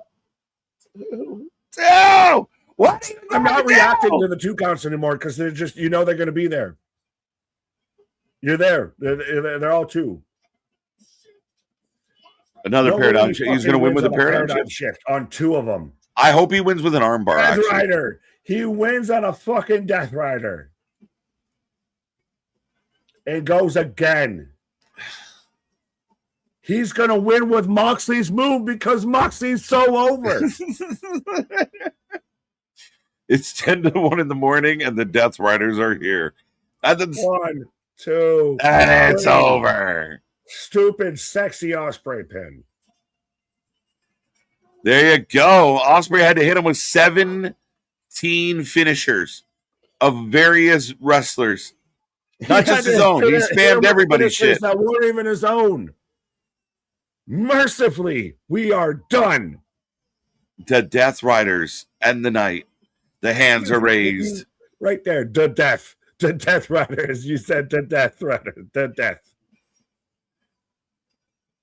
And Osprey is crying. There's no crying. Thank God Moxley taught him so much. Christ almighty, that shot a swerve. I know we said check on Kevin Knight. Someone check on Swerve. Is he alive? He was 2 days from retirement. Right, he might need a blood transfusion. This was a lot. This is dumb. I have blue balls and I'm not even into this match, bro. I don't. Whoa, bro. I mean, people are going to tell us that was the match of the year. People are going to tell us that was the best match they ever they're saw. Wrong, right? What do we do when they say that this was match of the year? We politely ask them to leave. Facts. A good match. Big spots. Doubling down on a couple things like the staring and like again, it gets they're overindulgent. They need an editor at times. But overall, I didn't hate the match. I thought it was good in a lot of spots. We overdosed in wrestling, and I feel like this might have been the lethal dose. It was solid until it went too far. I love you, bro. Took that extra hit. Right, I love you, bro. It was a good match, bro. Bro, you should. It doesn't look real. How much blood is on Swerve's forehead? It's so like red. Looks like someone threw painted a barn right in Pennsylvania with that level of fucking red paint. It was a drive-by fruiting. It was a run-by fruiting. Run-by fruiting. Dragged way too much. I think editing. If you cut 3 matches out of this show's perfect. Yeah, unfortunately, I think the 3 matches you cut were all the first 3 matches. Yeah, I wouldn't have. There was a couple matches in the middle I wouldn't have done for sure. But do you just forgive them? What? I was going to say, but would you forgive those if you chopped off the front half? I mean, I think that's if you save your nose, if you chop your nose to spite your face, right? Yes, there we go. The Death Riders and Osprey bring Forbidden Door to a close. And here you go. I'm a hero. The best around. Like 11-0. No shit. 11-0. What would Brian Boitano do if he was here today? I'm sure he'd kick an ass or two. What would Brian Boitano do? That's jokes. But Will Ospreay is your Owen Hart winner. MJF. Did I hear a clap from the background? Who clapped there? Right, it was me. Hand move. Match of the year, my ass, says Springwood. Some people are going to say that. They're going to say this was the most epic thing they ever saw. There's people right now either wiping tears or using the tissue for something else. But either way, it's happening. Meltzer's both. Thing some people have seen until next Wednesday. Right. All right, ladies and gentlemen, if you want to get a rating out of 10 into the chat, we're going to make this one quick because it is 1 a.m. on a Monday. We will be back at... We got 6 minutes. We got 6 minutes. We got 6 minutes. For 6 minutes. We got 9. Vamping. 9 to get to 10 hours. So we got 9 minutes to let us know how you feel about this show. Yeah, it's all there. Like, my big concern for AEW, Nick, is it's super predictable. Super predictable. But again, I say is pro wrestling up until yesterday super predictable. I would argue that, there's Windsor. Oh, well, you better get your rag out, hand. We're going for another romp in the shag, you know what I mean? Yeah. Let's go. Me and that Alex Winder got it on. Oh, behave. The lethal dose of poison word to NWO. Yeah.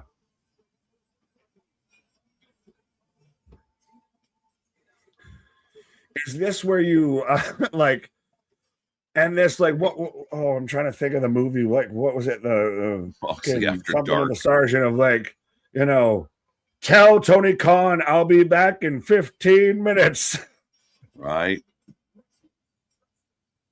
Jokes. Just end it already. Why is this outro so long? Get out. Go home. Are you too good for your home? And Ferris Bueller, what are you still doing here? Show's over. Go home. Right? It's over. Without Moxley, this wouldn't have been possible. Thank you, Moxley. Yeah. MDV. You either respect Moxley or you respect McAfee. You can't like one and hate the other. How does that? I don't even know how. I don't know. I'm not doing it. 10 hours in a stream. What am I even saying anymore? MDB, you say more about yourself with that comment than you do about Sami Zayn. It's terrible. It's terrible. Every accusation is a confession. Right? For fuck's sakes, bro. Stop fucking taking the L. Take Shut the them L. down, open up shop. Oh, my God. Slammiversary is pay-per-view of the weekend, if you ask me. We're at the end of the pay-per-views. We're at the end of the shows. Do you have a favorite of the four? Night of the Champions. Night of Champions, Slammiversary, Forbidden Door, Great American Bash. Yeah, I'm sorry to agree. I hate to be so agreeable because I love bad because we want to get out of here. But yeah, but I agree. I mean that too. But I do agree. People are going to be pissed at the going third. Clip it. Could you make any case that Slammiversary was better than Night of Champions? Like, because is the semi match heavily weighted?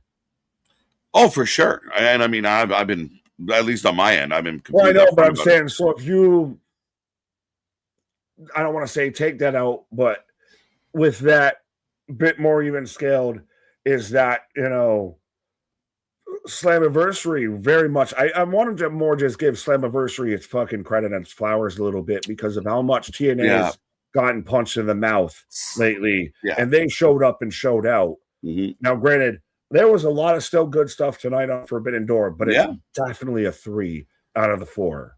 I would agree with you on that as far as it being a 3.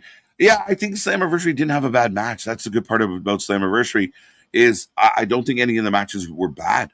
So that's good. I mean, I thought the main event was good. I mean, Eddie Edwards and Moose, I thought tore it down. I really did.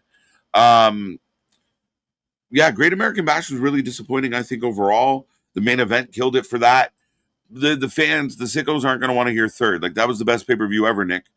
But I think you want to hear fourth? I can do fourth if you'd like. That's right. You want 2 weeks detention? Yeah. Did I hear 3 weeks detention? Slammiversary for me, it's a valid argument. It really is between the top two. I'm just trying to think of what the low spot in Night of Champions was. Tiff, Jade, was the Liv, EO, the curse. I'll put it this. Not saying but I'm asking because I saw some people say that might have been the weakest point of the show. Okay. It might have been. I think if it wasn't for the Sammy moment, I'd give a slight edge to Slam. More matches, more quality matches. There was a couple. I mean, again, I thought Night of Champions was a really solid show, but overall, I think Slam gets a slight edge. Forbidden Door is the 3 for me, and it is the old story. And it is true, and I don't care what anyone says. It's just too much is too much. Indulgent is indulgent. And I think you will make the product better and the show better if you can just edit yourself down a little bit. Pay-per-view should be for pay-per-view matches, not just random throwaway matches. Make them count. Kenny, Sabre, that middle section with the 3 matches. I don't think that needed to be there tonight, and it's a better pay-per-view. But Monet versus Maya was a great match. Great. I think it very much. You had stuff on Forbidden Door that I don't want to say outkicked its coverage because you expect and hope that everything's great on this show. Mhm. I think this was more of a testament of it stayed too long. Like the cage match and having a match after the cage match was too much. It was the bloodiest match was the one after. I had dessert before I had dessert. Yeah, you have like 5-6 guys running around bleeding from the forehead, and then you have a main event match where they're gushing blood at an epic level. And they, we already had blood earlier prior to those two matches. I mean, it becomes too much of a good thing. I think overall, I didn't dislike the show. I think I'm at a 7.5. I think the good is good. The fans, the sickos that get rage and use Will Ospreay against you or use some of the good stuff against you that they do, they're right. That stuff is phenomenal. The problem is we don't ignore the not good stuff the way they do, and that's what hurts the show. Is some stuff just doesn't need to be a thing. You can admit the good, but you also have to admit the bad. You can't just gloss over it. Same thing, like think about it with NXT. Really outside of Kendall Gray in that main event. Oh, the amounts of that they're outside of that, it's a forgettable show. We're not talking about that. That's moving on with that. That was the one takeaway from that whole show was the main event. Yeah. Oh no, but Moxley's going to get 5 stars. The cage match is going to get 6 stars. Ospreay and Swerve are going to get 7 stars. The Young Bucks are going to get 5 stars. Like, it's so warped. It's so insane to me. The Bucks match I actually enjoyed tonight. Same old thing though. We've been down that road with them. But I think there's optimism. There was some good stuff. This is not as good as Double or Nothing. Let's knock that off right away. I'll use you against close. You. Not even close. But the cage match should that have been like the cage match actually was kind of solid. It's still every time had to pay attention because of the circular cage. Never seen that before. I've never drawn a blue duck, so I drew a blue duck. But I think at that point, that's where you end the show. Nothing should have followed that. You had fucking random ass pirate. You had a backpack bomb that no one acknowledged and everything. Darby fell off everything. Briscoe wins and then turns around next week on Dynamite. I'm going to take you on, MJF. Right. That's how he said it. That's how he said it too. I believe you. He nailed it. And I mean, you called it from this thing. What's that? I just said he was so convincing. He very was. But you called it. You called it from the onset of like, right away, you were going to turn around and you were going to burn this Briscoe match on Dynamite to get it out of the way. It was just an excuse to have this match, which ultimately leads to someone else.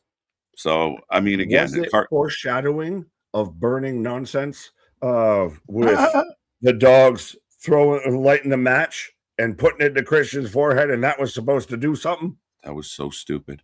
Where are the producers? Where are the people that say, don't do that? That's dumb. There's not enough of that happening. Is there anybody in that company? Because I feel like if you are, you don't work in that company. But even though you work with friends, like a real friend tells you when your fly's down. A real friend tells you when there's something in your teeth. Like I feel like a real friend would say, hey, that match spot, stupid. Don't stick that on my cheek. It's dumb. Okay, bro? Thank you. Let's not be dumb. AEW Creative, full of fake friends. You heard it here first. 5-1. So Ronan had a pretty good week. We'll see. Oh my God, here it's time to go to sleep. Yeah, we're keeping everybody up late. 7.5. You ready to go? Oh, by the way, we gifted out 5 memberships as a thank you. They go to random names. We have no control. We don't see where they go. We can't say, we don't know. But as a thank you for being here for 10 hours, 5 memberships out to everybody. So there you go. If you got one, congrats. But Nick, a hell of a weekend. Love it or hate it. I think it was a lot of good. Yeah. I can find some GC. I said, you got another hour? Yeah, I can find some GCW or something. Come on. Let's just get the party going. We just stay right here. We're Raw. We only got, what? Right. One of these days. Hours till Raw. What? Right. One of these days, I'm going to call you on this. And, all right, we'll stay. And you're like, no. No, I'll take a walk. Come on, I'll take a lap around the house. Come on. Take a walk. Take a walk. Live vlog. There you go. But that is it. That is all the shows. That is about as much wrestling as people can cover in one day. All the shows were good. Some were great. Night of Champions, great job. We're going to debate this for the next couple days. The internet is going to continue to do internet things, but we are the Wrestling Fans United, and it was a lot of fun this weekend, guys. It's not all bad. Wrestling can be fun, and it's right here where it's most fun. Let's go. Our shit is real. Our shit is raw. Our shit is all authentic. If I don't shut up now, he's going to deal with me. When you're talking about that rest, you put that for life with it. That's the show, folks. Thank you. Come back tomorrow early. Click the bell. Good night. See you on the flip side.